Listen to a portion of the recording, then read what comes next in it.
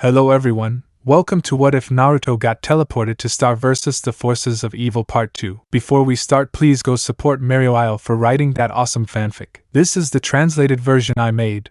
There will be some mistake in character's gender, but of course Naruto is a male. Chapter 6. It's so weird. And that's your room. Star opened the door wide as she entered the orange room, and Naruto walked in with Marco in tow, looking around strangely.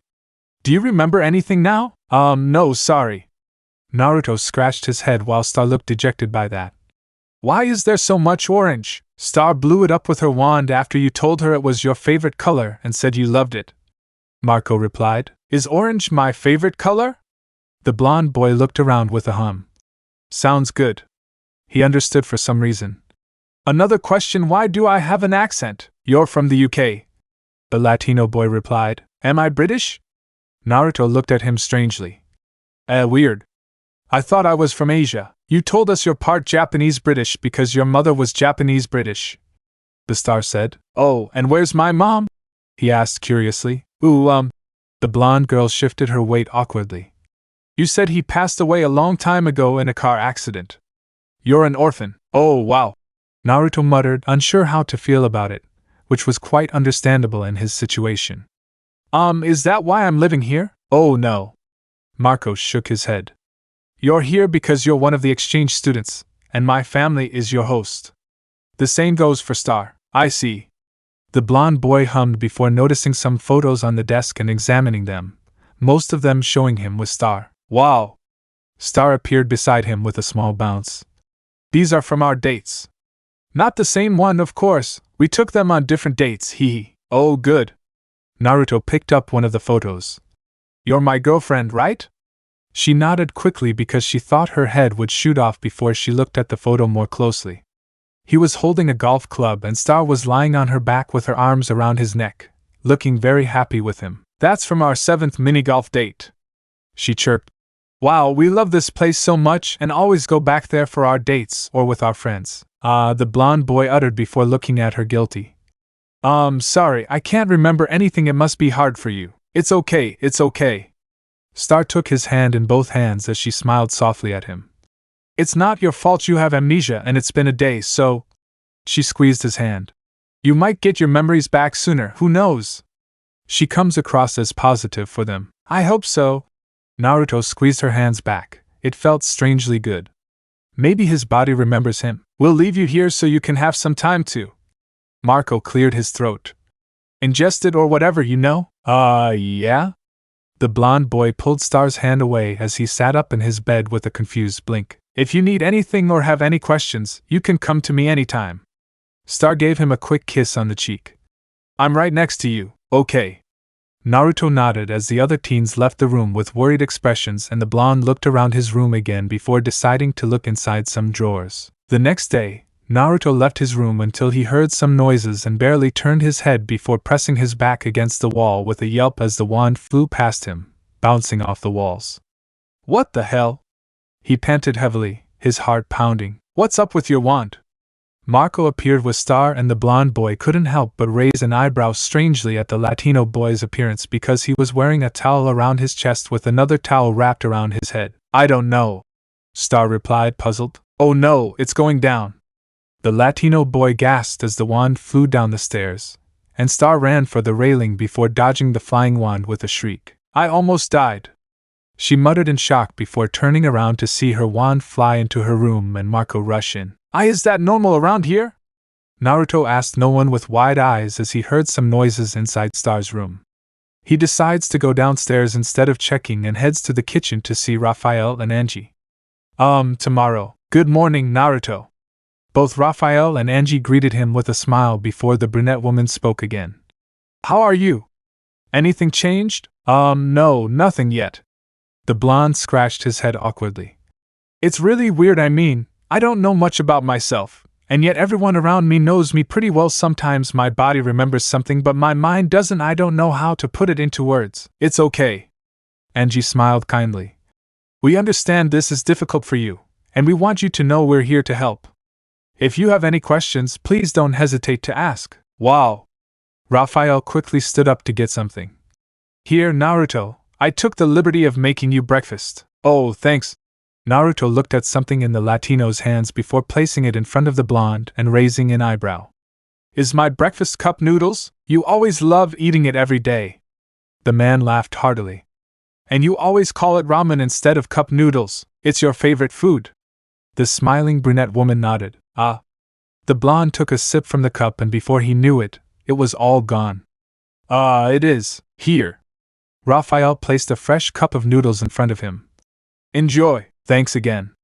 Naruto went back to eating before a loud bang hit the house, followed by an explosive, and he looked around in concern. What was that? Sounds like Star's working her magic again. Angie laughed along with her husband. Nothing to worry about. Are you okay? The bewildered blonde mumbled. I don't understand why you're mad because I read the title of Chapter 11 about your thoughts on Naruto. Marco said before ducking with a yelp as a minor laser flew past his head. Wow, because that was my diary you read. Star glared at him. Which is why I'm still mad at you. Sorry again. The Latino boy raised his hands before turning to Naruto. So do you see anything that reminds you? Not really. Naruto looked around. They were standing in a line at school. He looked up at the banner that said Career Day. Some people here are quite nice aside from Lars. I don't know why he ran away crying when he saw me. He shrugged. News of his amnesia had spread around the school, and the students and some teachers were very helpful and kind to him. Plus, some of his friends offered to fill in some blanks for him. He felt awkward asking them their names. Oh, Lars is a bully you hit once in a while. Marco shrugged, and the blonde boy gave him an amused look. Me what? The mixed-race blonde blinked before the door opened. Mr. Kendall said I'm going to be a musician. Oscar played his keyboard with a big smile. Sweet. The swimmer high-fived him. I have a swimming champion. I was going to get dressed, but now I don't need to. They walked past the teenagers. Wow. Marco whistled. Everyone's having really amazing runs. I can't wait to see what the future holds. Star entered the office with a nervous laugh. Do you happen to know what I want to be in the future? Naruto asked, his hands in his pockets. I'm not sorry. The Latino teenager replied. What kind of career are you looking for? The blonde asked after a moment of silence. Martial artist. Marco smiled before Star walked out with slumped shoulders. So, how did it go? Weird, he asked me if I'm dating you and I said no. Star walked past them. I never get the chance to say I'm dating Naruto. We can catch up later. The Latino teen muttered awkwardly, eyebrow raised. Why would the counselor assume something like that? I'm going in. Naruto entered the office and looked around the room. Naruto Uzumaki candy. The guidance counselor smiled at him from behind the desk. Please sit. The teen sat down. I'm Mr. Vela. He gestured to the bowl of candy. Help yourself with some candy, thanks. The blonde reaches for some mints. Have you thought much about your future? Mr. Candle dabbed his fingers with a smile. I don't know. Naruto scratched his head sheepishly. I have amnesia. There was a long, awkward pause as they stared at each other. Oh, right. The counselor coughed awkwardly into his left fist a few times as he grabbed a folder. Let me check your file. He read it with a few hums. Okay. I see. He looked up from the file at the teenager in front of him. You have excellent grades, and one of your recommended colleges is Oxford University. Oxford University? The teenager frowned in confusion. It's a good university, right? Yes, quite good. Mr. Candle nodded. However, you don't say what major you plan to take, so... He cleared his throat. To be honest, I don't know what to tell you about your condition because I have little to say without knowledge of amnesia. If you manage to recover before the end of this school year, we can schedule an appointment and discuss your professional future. Yeah, okay. Naruto nodded before looking around. Can I go now? Yes, you can. The counselor nodded. I hope you get better soon, thanks again. The blonde waved as he left. How are you doing? Marco greeted him with a raised hand. Okay, I guess. Naruto shrugged as he walked over to find Star and the Latino teen walking into the office confidently. Garbage Island? Marco shouted angrily as he threw up his hands. What's the point of taking honors classes if they send you to the middle of nowhere? I'm pretty sure you won't be working there if you're in honors classes until you want to. Naruto said, so don't go. Star sighed sadly. At least you have a choice. Apparently, the only thing in my future is being queen. Oh man, I'd love to be queen. The Latino teen grunted. You never have to think about what to wear, you have someone to do it for you. There was a brief pause before turning his head to Naruto when the blonde simply raised his eyebrow at him. Nothing? Not even a tease about me cross-dressing again? Naruto's raised eyebrow rose even higher. I really hope you get your memories back. Marco muttered before the boys heard Star grunt as she turned to her. People would just love you because they have to, no matter how weird you are. That's one of the reasons Naruto falls for you. She moaned again. You never have to take a bath alone. Wait, how close am I with her? The mixed-race teenager's eyes widened, his face red. Marco, please stop talking. Star hissed at the teen with a deep blush. Oh, that's not what I meant. The Latino teen waved his hands in embarrassment, realizing how he phrased it. He noticed Mr. Candle walking toward the men's restroom. Head custodian, Garbage Island. He slipped away from his friends, and the magical girl let out a deep sigh. Do you want to talk about it? Naruto asked him. No, not really. Star murmured as she slipped her hand into his. Let's go home, okay. The mixed-race teen looked at their holding hands as they walked together. It feels comfortable like we hold hands often. They both never noticed Marco following Mr. Candle into the office. It took Naruto a long time to finish his homework with some difficulty, and looked at the clock to see the time. A little late. The blonde muttered to himself before leaving his room and walking down the hallway to Star's door. Star, I've been thinking. He entered the magical girl's room with a knock before stopping in his tracks with a blink. Star underwent a goth change, most striking of all her purple hair with the sides shaved. Why are you grinding an axe? Hey, boyfriend. Star looked at him with a turn of her head, and at the same time, a torrent of flames suddenly appeared before Marco stepped out. Star, I have something to say. Marco stopped to look at Star's gothic appearance. Wow, if I don't know about magic before we get back, I'll get scared. Naruto pointed oddly at the Latino teen. Hey Marco. The magical girl turned to the teenager. Did you know that if you cut off a mermaid's tail, you'll never be able to become queen? It's all in the guide. Estrella, you don't have to do that. The Latino teen gulped. Oh, thank God. Star said aloud before turning toward a giant water tank as a mermaid bobbed her head to the music in her headphones. I'm so sorry, Tiffany. I never meant to hurt you. Where did that come from? Naruto almost choked on his saliva. Embarrassing. Marco deadpanned before Tom appeared beside him from the fire entrance, also giving him a strange look. Thomas! She gasped before her eyes narrowed in a deadly glare. What's going on? I have something I must confess. Tom touched his fingertips sheepishly. I used Mr. Candle to try to get back with you, and it took destroying Marco 58 games to none for me to realize I was wrong. Like killing him. I mean defeating him. It was so easy. Okay, she gets it. The Latino teen stopped the demon with an annoyed expression. All I wanted was to get you back, but I never stopped to consider what you wanted. The demon looked down. I'm sorry. Star stared at him for a moment before punching him hard in the stomach. OW, you tricked me, but it doesn't even make a difference. Star glared at the demon.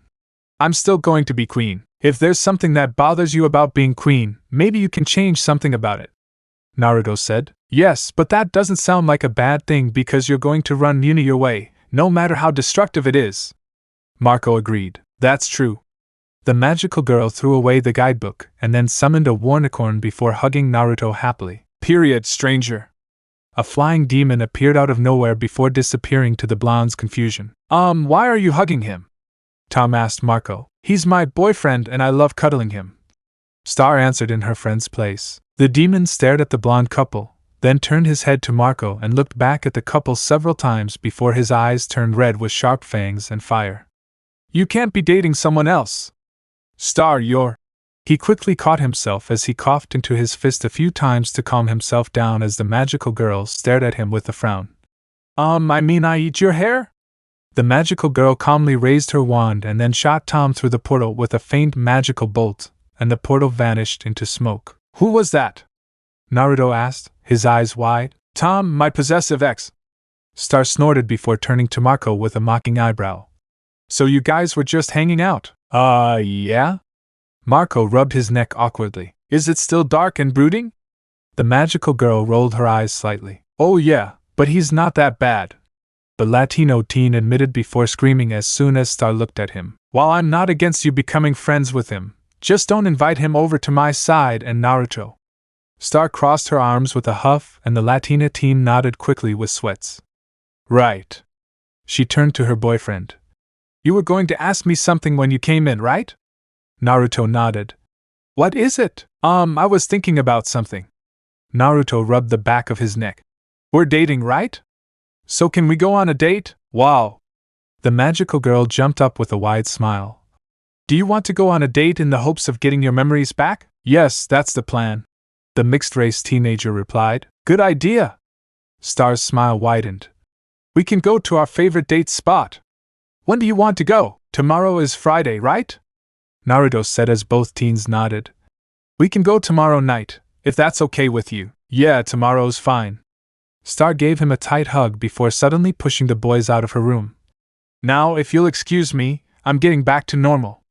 She immediately closed the door, and the boys blinked at the door several times. Did she say zap? The mixed-race teen turned awkwardly towards his friend before hearing a magical knock behind the door, followed by a howl. Yes, she did. Marco nodded, and I made the sign the way the Earth Girl did. Star puffed out her chest proudly as she ate pizza with Naruto at the food court table inside the miniature golf park. Oh, so that's why you asked me for a hammer? Naruto took a sip of his soda with a blink. He always wondered why his girlfriend would come into his room and ask for a hammer before leaving immediately a few hours ago. Yes. She opened her mouth before leaning forward across the table. So do you still remember anything? I'm not sorry. He made a guilty face. It's okay. Star leaned back with a sigh. The books say that sometimes you can't regain your memories of doing something once until you do it over and over again. Books? Naruto tilted his head at her. I bought a lot of books on amnesia, mostly on support. He admitted with a small, soft smile and a sad glint in his eyes as he fiddled with his fingers. It's just something I know what to do. It's not like I can just go and smack you in the face with a memory recovery spell because of the risks, and I'm not comfortable enough with healing spells. It must be hard for you. He placed his hand on top of hers. Yes. Star placed another hand on his hand with a whisper before looking into his eyes. I love you so much, did you know that? Yeah, I kinda get the gist. Naruto chuckled lightly. Makes me wonder how lucky I am to have you. That elicits a small giggle from her, and makes him happy for some reason. Hey, did you enjoy the date so far? He asked 2 minutes later. Yeah, I'm having fun tonight. He smiled slightly before grimacing.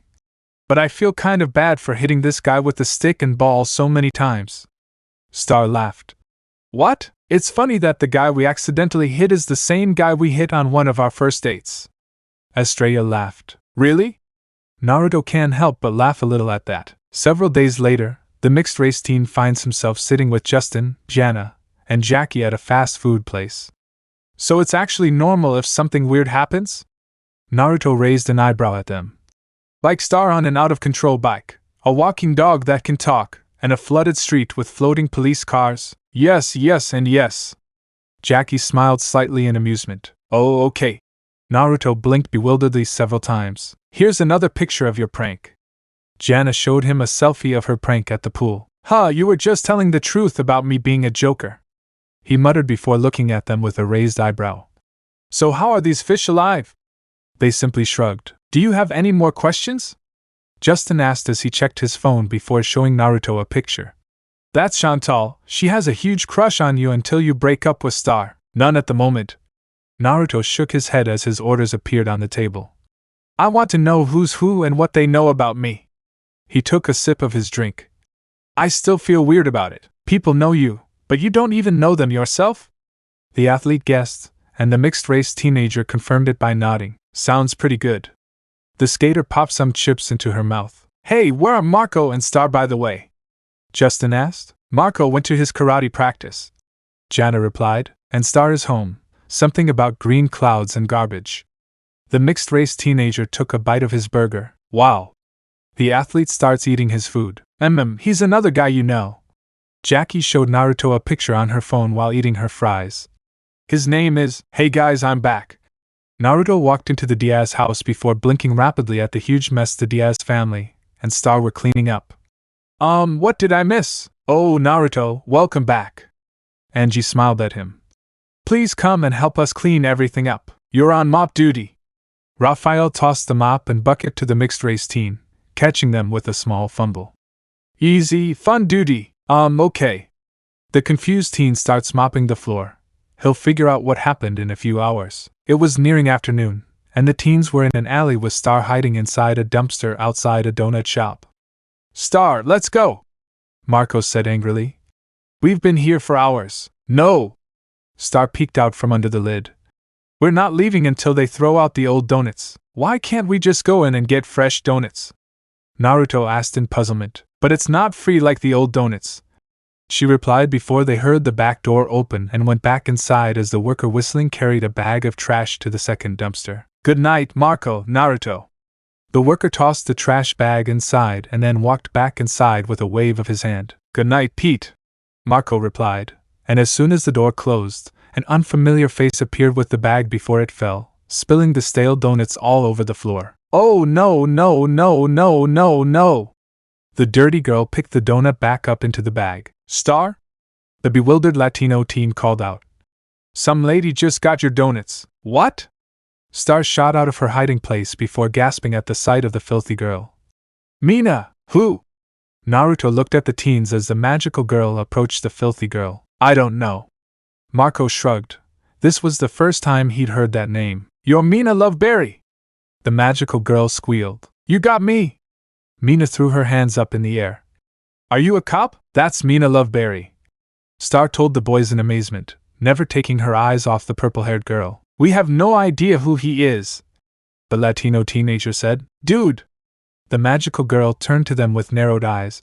She's the greatest warrior who ever lived. Really? Naruto blinked. Her? Marco pointed at Mina. I lost my bag. Violet screamed as she ran in circles with a garbage bag over her head. Has anyone seen my bag? Has anyone seen my bag? That's one lady who's lost her temper, the Latino teenager said. No, that's Mina Loveberry. Star laughed, hands on her hips, as Mina tore holes in the bag. Muni's greatest protector. She turned around with a slight pause. At least I think that's her. At least?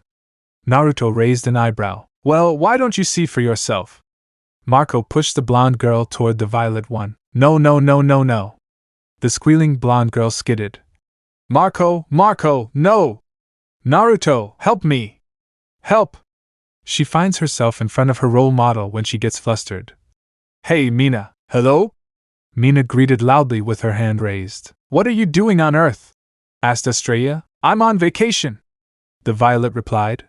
Doctor's orders. What are you going to do on your vacation? The magical girl stuttered. I'll let the soul be my guide and wander into the depths of this invisible planet. Mina slowly waved her hands in a circular motion. Wow, Star said with shining eyes. That's what you say when you've lost your mind. Marco deadpanned. It's okay, Marco, just... The magical girl pushed him before pointing to a park across the street. Actually, there's a big park across the street. Fantastic! The violet jumped to her feet. The perfect place to see humanity at its most docile. I'll be gone in 2 seconds.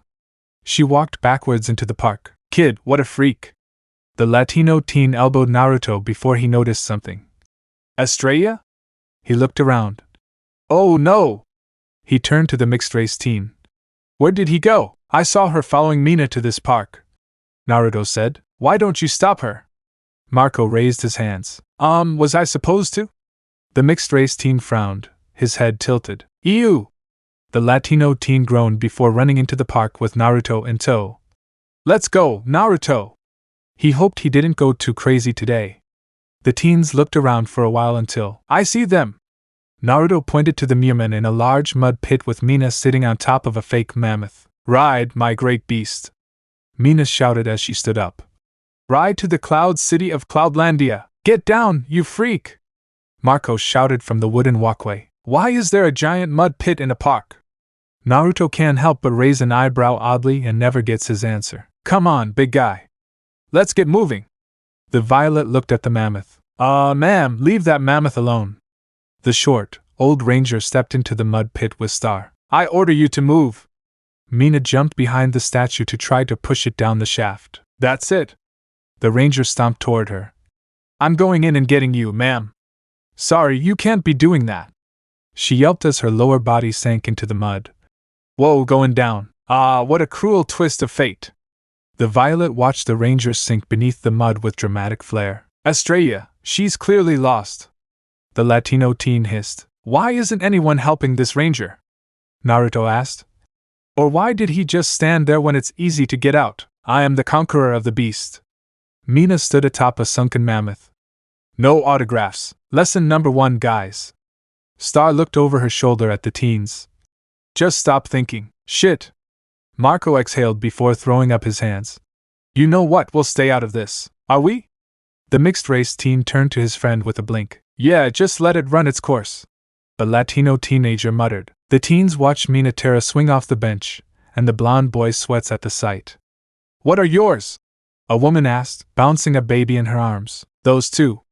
Marco pointed at the screaming Mewmen with a sigh. Oh, bless your soul. The woman muttered as they watched the Mewmen build weapons out of random stuff and Star waving a pine cone tied to a string with some flowers, shouting something about Davy. You know, when they turn 18, they're the government's problem. Actually, that blonde girl over there will be your problem. The Latino teen jerked his thumb at Naruto. They're dating. Oh, bless your soul. The woman turned to Naruto. Thanks. Naruto was confused. I think, hot dogs here. The vendor shouted at the hot dog stand as people lined up. Get your hot dogs. Hot dogs, lesson number 3. Mina said to Star. You need to gather information. She trailed off. Someone might be listening. Learn about your new surroundings, learning from the new environment. Star jotted it down on a notepad. Oh, I'm sorry. Violet touched an old woman's hair. I didn't know it was a wig. Who is your ruler on this planet? We're not from around here, are we? The old woman laughed. She's a foreigner, said the magical girl. Oh, how exotic. The old man clapped his hands. This is the United States of America. We have no rulers here. We are free, but how are rules made? Mina questioned. We make our own rules. The vendor suddenly ate half of a customer's hot dog, to the customer's anger. Through the radical process, he grabbed the money from the customer's hand. Of voting. I'm just trying to wrap my head around this. The Violet squeaked. You mean you vote on whether you can do something or not? That's right, little lady. A random cowboy appeared out of nowhere. So, can I do this? Mina suddenly jumped up to stand on the backs of 2 people. Of course, the old woman replied. And this too? The Violet juggled the balls. You bet. Estrella smiled. Is this legal? Mina suddenly set the car on fire. Actually, that's arson. The salesman laughed. Freedom! The Violet raised her hands above her head. Freedom! The crowd cheered together. Without chains or limitations. Mina shouted. I am freedom! We've learned there are no rules on this planet. It's a fight to the death, anything goes. Isn't the president and the government in charge of the US? Naruto turned to the stunned Latina teen as the Violet walked away and the magical girl was about to follow her. Star, wait! Marco ran toward the girl. You have to stop this. Stop what? Star shrugged with her hands. What am I doing? You guys ruined the whole park today. The Latino teenager replied. Marco, Mina was my idol growing up. She said. Imagine if you randomly met your idol one day and didn't follow them, but your idol is bananas. Marco snorted. Look, thanks for trying to take care of me, but I'm going to train with my hero. Star waved at him before leaving to find Mina. Fine. I'm just going to enjoy the park with Naruto. The Latino teen deadpanned. Is that weirder than usual? Naruto simply turned to him. Yes. Marco sighed before 2 police officers appeared on segways. Sir, we're going to have to ask you a couple of questions. A plump policeman gestured toward the burning cart. Marco explained. So a gonzo donut picker came out of a dumpster. He said. Uh-huh.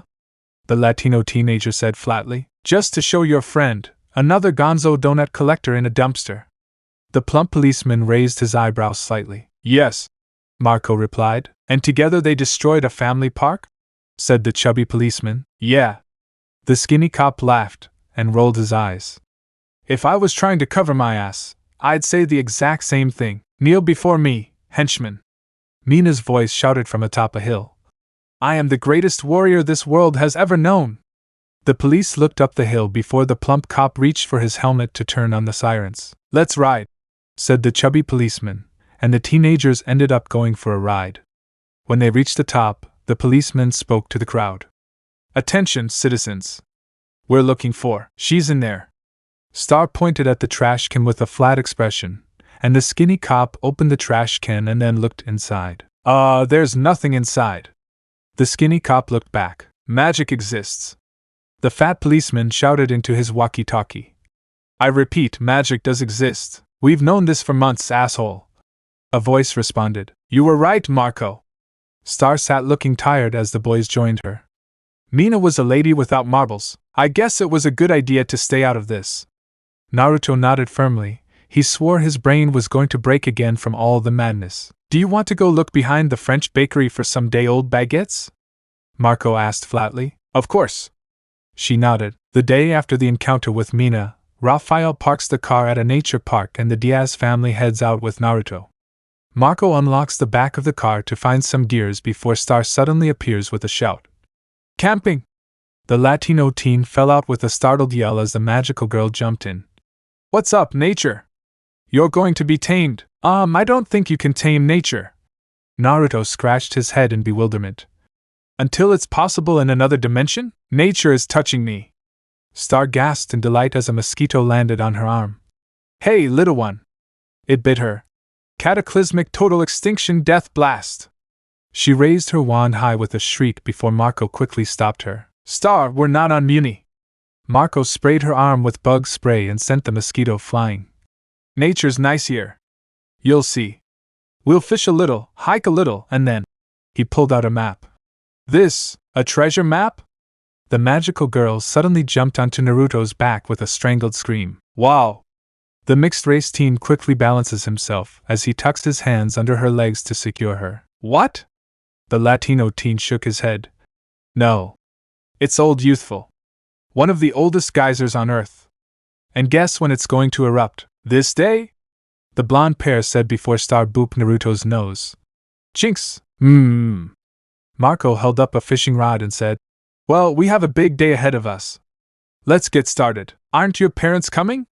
Estrella asked. "No." The Latino teen shook his head. "You know how most parents show slides of their vacations?" He gestured to his parents. "Mio shows paintings, and done."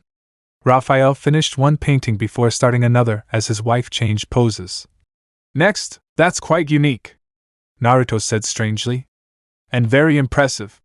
It only took him a few seconds to complete a painting." "Yes," Marco agreed. "He doesn't know anyone who can do that besides his father, so it's just the three of us." Star rested her chin on her boyfriend's head. "Yes." The Latino teen looked at the couple. "Is that okay?" Before one of the blondes could give her answer, something suddenly fell from the sky to earth with an explosive device a mile away. The teens quickly ran to the edge of the crater and then looked inside out of curiosity. It turned out to be not a meteorite but a familiar bearded king as he slowly rose from his kneeling position. "Camping!"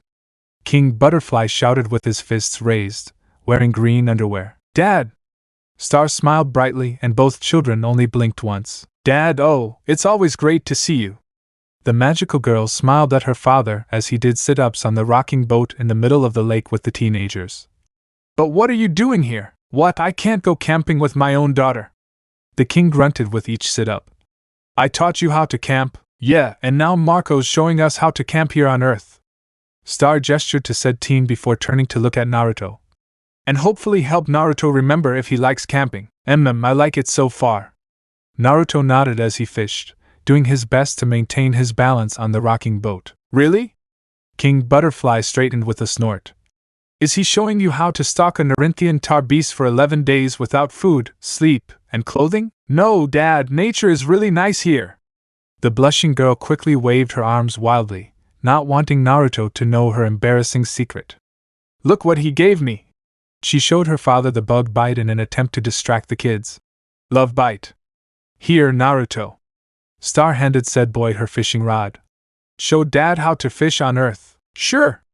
The mixed-race teen handed the king the fishing rod. "Crank it back a little and then throw the hook into the water." King Butterfly follows the instructions as the hook falls into the water. "Whoa." So how do I amazing? Now what? You're already doing it. Marco smiled. Yes, Daddy. Estrella cheered. Now we just sit and wait. Naruto said. Are you waiting for the fish to come to you? The king got bored pretty quickly. Just relax and accept it all. Marco took a deep breath. Do you smell that? It's okay. He turned his head to see an empty space. Where did it go? The teens looked around until the king suddenly appeared from underwater with a giant rock on his head. Fish! The butterfly king splashed onto the rock with a war cry. Yeah! Take that and that! His leg surfaced before he quickly grabbed it, and then slammed it down again and again. Oh, I've got you now, Buck! Naruto stared at the view strangely. Is this how things are done in your house? Yeah, is that what fishing looks like on Muni? The bewildered Latina teen asked, and the magical girl just stared at her father kicking his own leg. The group walks through the woods together as they listen to Marco. He says that old youthful actually got his name from early settlers who believed he had rejuvenating powers. That sounds really, Star said, boring. King Butterfly interrupted his daughter with a groan. Why are we walking so slowly? Well, I was trying to take it easy because you know what you did to your foot. The Latino teen pointed at the king's injured foot. But I'm not even sorry. The king shrugged. What? Naruto looked worried about that. Maybe you should go find him. Come on, let me make you some magic boots. The magical girl agreed with her boyfriend as she summoned a pair of smiling purple boots. I don't need any of that. I don't even need feet. King Butterfly turned over on his hands. Can you do this, huh? Can you do this? He lightly tapped the children with his feet, making them uncomfortable. I don't think you can. His gaze shifted to his daughter. Do you want a piggyback ride, honey? Oh, Dad. Star laughed embarrassingly before becoming serious. No, since when were you too cool for piggyback rides? The king frowned slightly. I'm not. The magical girl suddenly jumped onto Naruto's back. I like being carried around by my boyfriend. Oh, a little warning next time, please. Naruto tightened his grip on her. This was the second time he'd almost fallen with his girlfriend. He tried his best not to look at the king's face because he could feel a burning gaze fixed on his forehead from his girlfriend's father. Well, I'm not too cool to be carrying around. Marco tried to calm the situation. That would be weird, Marco. The butterfly king frowned at him with an amused look before suddenly rising from his grasp. Run with you to the thing in the water. Is that the right way? Asked Estrella. No. The Latino teen turned to her. Is your dad okay? I think so. She dismissed him with a small shrug. He really loves family camping trips. She pulled out her wand. Okay, where'd you go, big guy? She used it to scan the surroundings through the star gem until she located her father high up in a tall tree. Got him. What's he doing up there?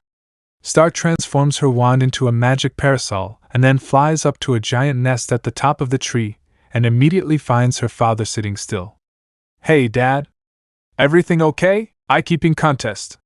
The king silenced her while maintaining eye contact with an unblinking eagle. Wow! Marco threw up his hands. That's a bald eagle. We're breaking a lot of laws here. How is it breaking a law when all we do is stand in a giant nest? Naruto asked before looking around strangely. And how does an eagle make it so big? Man, I miss the old Naruto. The Latino teen stared at his friend. It felt so surreal to have Naruto questioning everything that went against common sense and everything normal. He started it. The butterfly king snarled at the creature. Dad, let's go see old youthful, said the star. Don't worry, sweetheart, the king replied. Once I break her spirit with my eyes, she'll fly us there. He started speaking gibberish to the eagle and then poked his eyes with his index finger. Llama pajama llama. Daha ma. The creature just stares unblinking. This guy is amazing. You can't let him beat you up in front of your own daughter. She looks up to you. Believes it? What's that supposed to mean about your piggyback rides and only taking piggyback shots of Naruto? She loved those. And she went camping without you.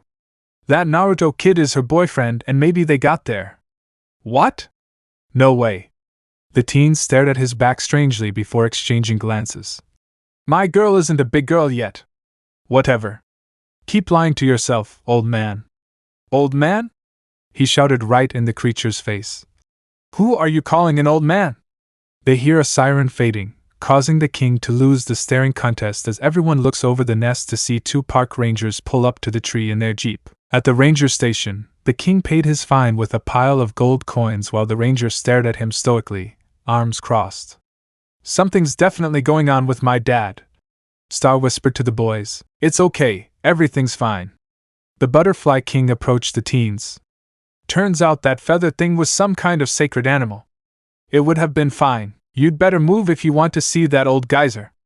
The ranger scooped up the coins with his arms. "Who are you calling an old geezer?" The king shouted indignantly. "Oh, geyser," King Butterfly murmured as the group resumed their walk. "Yes, Dad, the thing Marco's been trying to see all day," Estrella replied. "We can still make it in time." Marco pointed down the path. "This path should lead us directly to it." He stopped along with everyone else as they looked at multiple trails. "Why are there so many paths so close together?" Naruto asked. Let me see that map." The Latino teen holds up his map before the king grabs it, crumples it, and then eats it. "Is he eating the map?" "Yes," the mixed teenager muttered. "I was starving." King Butterfly defended himself. "Everything is food when you're fighting for survival, except we're not in," said the magical girl. "Muni." The king sighed. "Correct. Sorry, I'm staying positive about this." Marco returned to the trails. "One of those trails is the right one. Maybe we'll get lucky." He raised his index finger. "Eeny, meeny, miny." They stare at the sign that says Old Youthful 50 miles, before Marco grabs his head with both hands. "No!" he screamed. "You know what?" King Butterfly raised his hands. "I think this might be my fault. You kids wait here while I get a ride."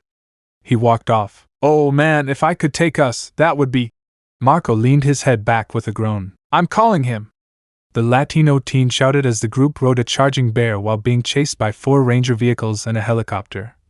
"I'm calling him!" Back at the ranger station, the king paid another fine with gold coins and even his own crown while Marco groaned loudly into his hands. "You'll never get to Old Youthful now." The ranger collected the money. "He'll be gone in 5 minutes, and it's a 10-mile walk. Sorry, Marco." Star patted the teenager on the shoulder. "Oh, come on." King Butterfly snorted rudely. "What's the problem? Dad, what's wrong?" The magical girl gave her father a disappointed look. "Is this for the bear?" asked the king. "No, Dad." Star frowned. "You've been acting really weird all day, and now Marco's plans are basically ruined. I really wanted to see Old Youthful." "No, Star, I've seen it like 10 times. Marco looked up from his hands at them. "I wanted you two to see it. You and Naruto have shown me all sorts of amazing things I never knew existed. I just wanted to pay you back. Show you something amazing here on Earth, and the US in Naruto's case. And to help Naruto have a good memory with you." "Wow, that's nice of you," Naruto said. "Marco!" She smiled at her friend. "Marcos." The Butterfly King was moved. "I think we can come back to see Old Youthful erupt another time." The Latino teenager sighed. "Oh, poor boy." The ranger shook his head slightly, hands behind his head as he leaned back in his chair. "Didn't anyone tell you?" The Latino teen looked at him questioningly. "This rash here will be the last." "What?"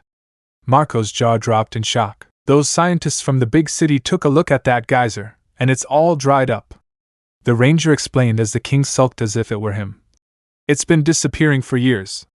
"Oh, it used to be impressive. The king of the geysers. But now, it's just a sad shadow of its former glory. Aged and obsolete. Ready to retire and get in everyone's way." "Yes, sir, to use a clever pun, Old Youthful is completely out of youth. We should go," the Latino teenager said sadly. "Yes, Marcos." The king straightened, his shoulders squared. "We'll go and see that geyser. Didn't you hear what that guy said?" Marcos sighed. "It's impossible, is it?" replied the Butterfly King. "Tick-tock," the ranger said slowly, moving his finger. "Tick-tock. Has anyone ever told you how annoying you are?" Naruto asked. "Often." The ranger smiled, seeming to take pride in it. "What do you say, Star?" The king looked at his daughter. "One last piggyback ride from your old man?" A high-speed piggyback ride later, the king arrives with teenagers on his shoulders, and they witness a crowd moving away from the geyser crater. "No!" Marco groaned in disappointment, and the king collapsed on his face. "Dad!" Star gasped worriedly. I'm so sorry, Pumpkin. King Butterfly looked up. I let you down. Are you crazy? The Latino teenager said. You ran 10 miles in 5 minutes. That's like 150 miles per hour. Yeah, and you just blasted through 3 war reenactments, a glacier, and did a bunch of crazy stuff in record time. Naruto nodded. I used to be able to do it in 4 minutes. The king groaned into his hands sadly. I'm not the father I used to be, Star. You need someone younger to look after you now. Someone like, he sobbed. Your boyfriend, Naruto, here. I'm old too, Dad, but I still need you. The smiling magical girl helped her father up. No matter how old I get, you'll always be my hero because you'll always be my father. Yes, while I'm dating your daughter, we know I'll never replace you. The mixed-race teen added. Almost everyone only has one father in their life. He paused for a moment. 2 or more fathers in some cases. Oh, come here, you! King Butterfly hugged his daughter happily. Well, it's getting cold, so what do you say we go get you some pants? Marco punched the king in the back, sending him stumbling backward with a few yells before falling to the top of the crater. The teens were about to help him until the geyser suddenly erupted in a powerful blast of water that sent the screaming king flying through the air as the rainbow appeared. Wow! Star gasped in amazement. It's so beautiful!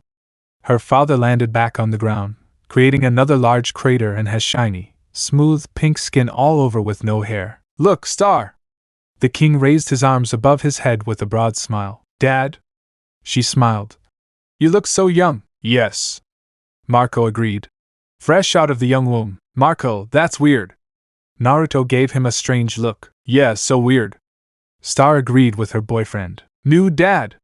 The Butterfly King cheered. And here is the king with his arms raised. Raphael showed his paintings to everyone in the Diaz household, while his wife helped change the painting. And here is the king lowering his arms. And here he is coming out of the crater. And coming out of the crater. This is much better than a slideshow. Estrella smiled. I'll say it. His father laughed. Yes.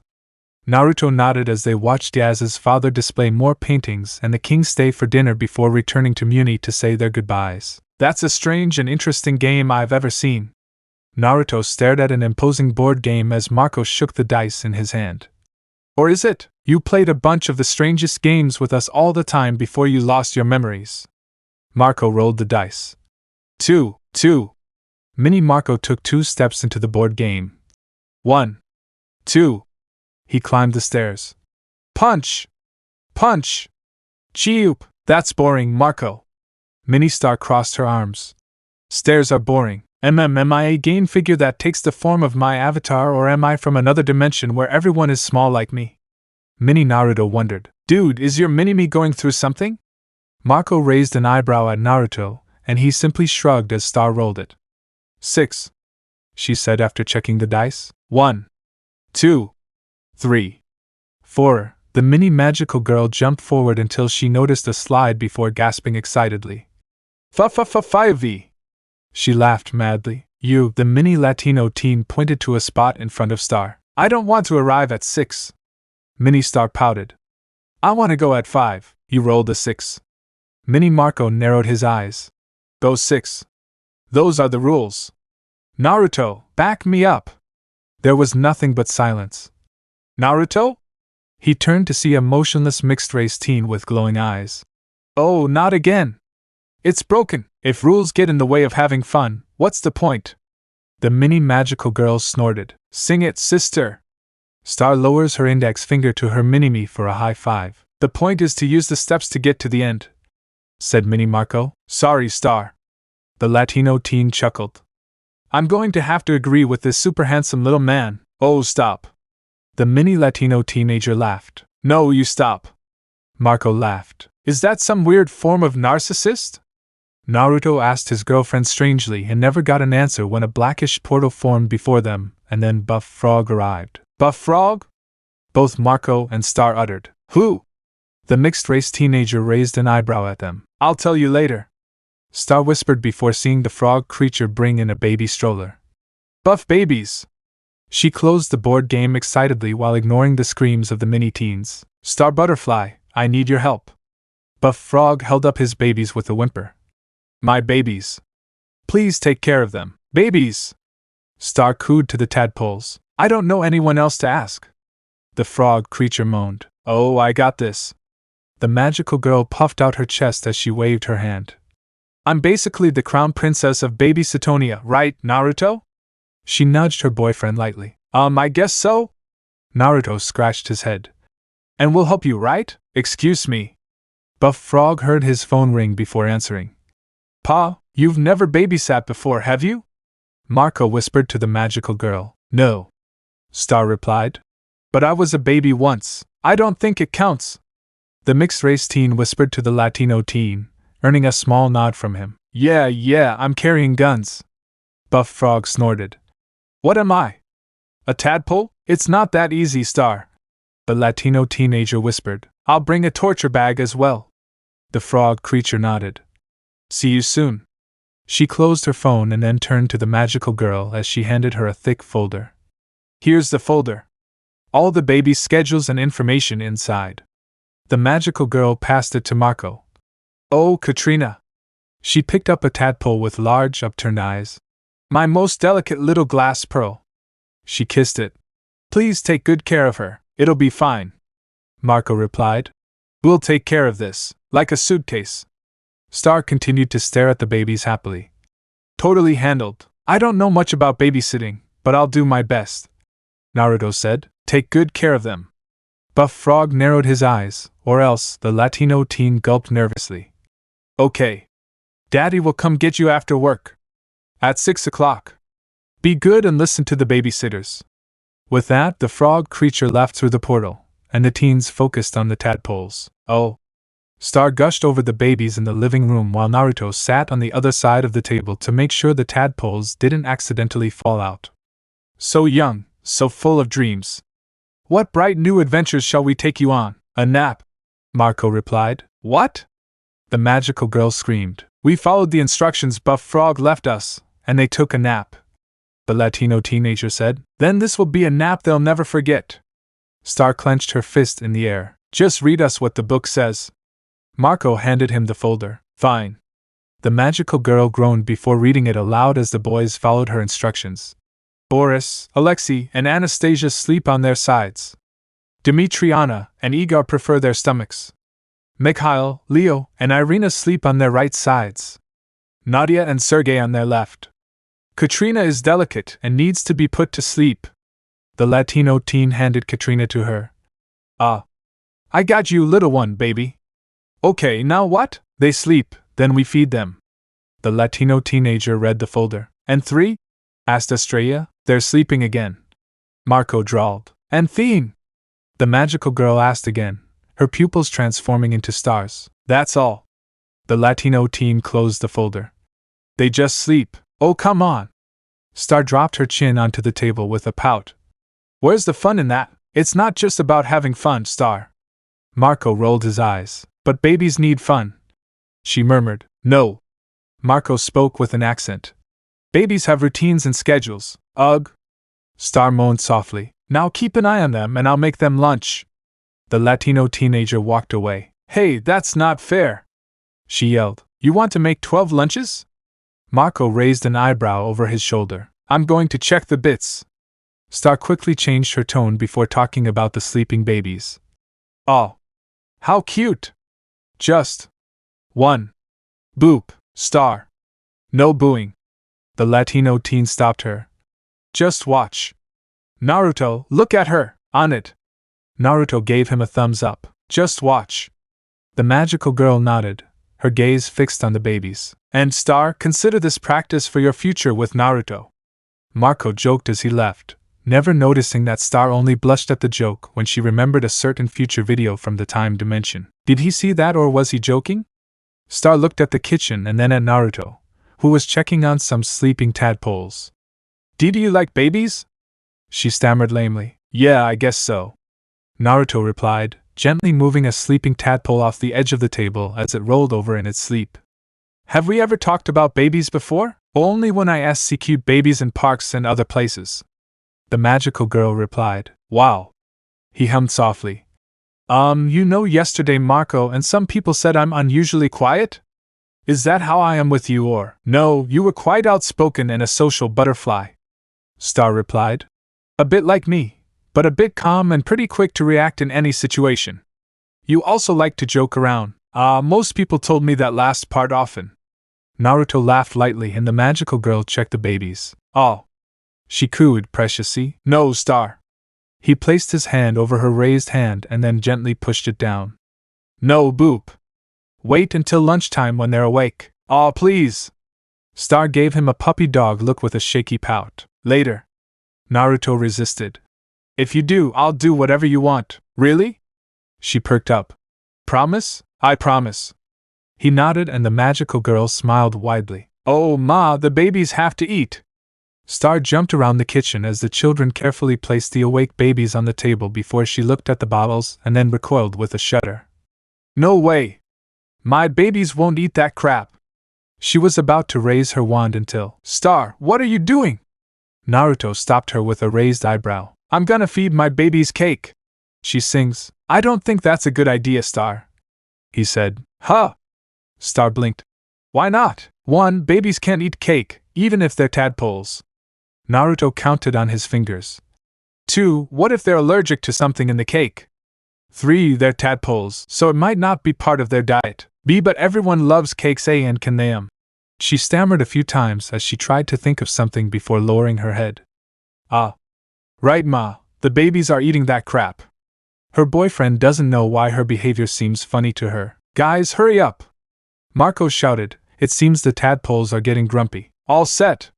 Star grabbed a bunch of bottles with Naruto before walking over to the babies and then feeding them to the Latino teen. Ugh, the Latino teen can't help but shudder as the babies enjoy drinking insect juice. You guys like fun, don't you? Star stroked a tadpole ball with baby talk. Aren't you guys silly? The baby burped as it spit green goo all over her face, and she screamed with a disgusting stutter. Oh! Oh! Oh! I shouldn't have done that while feeding them. Naruto wiped his face with a wet towel, laughing softly. Yes! Ha! Marco laughed before one of the tadpoles suddenly spit everywhere. No! No, no! He quickly grabbed the vomiting tadpole before flipping it over, accidentally destroying some plants in his path. Ah, no! Oh, wait! Star flinched as the tadpoles continued to spit. Don't do that. We have to call Buff Frog. The Latino teenager cried in alarm. Wow, Diaz! She raised her hands to him. I told Buff Frog I was the crown princess of baby Satonia, and maybe it's natural for them to vomit so much. Naruto checked the tadpoles to see that most of them had stopped vomiting and seemed to be fine. We're doing this for the book, then. Marco sighed before wincing as a tadpole vomited on his shoes. It's... He checked the folder before slipping in a puddle of vomit with a disgusted yelp. It says they need a bath. He shuddered. He needs a bath too. Okay. Star nodded. You boys pick up the babies. I've got the bathroom. She raised her wand. Bathroom squeaky clean. A full bathtub appeared on a table, breaking it in the process with a thud. You know you should put the tub on the floor? The mixed teen said. Bad aim. She blushed embarrassingly. I got one. Marco caught a tadpole before slipping in the water. Ouch. The baby vomited in his face. Oh. Really? It took the teens about 10 minutes to catch the bouncing tadpoles and give them a bath. Ugh! Star slumped over the side of the tub exhausted as the tadpoles floated in the water before her wand beeped, and she checked to see if it was Buff Frog's. What should I do? She panicked. What should I do? What should I do? Answer it!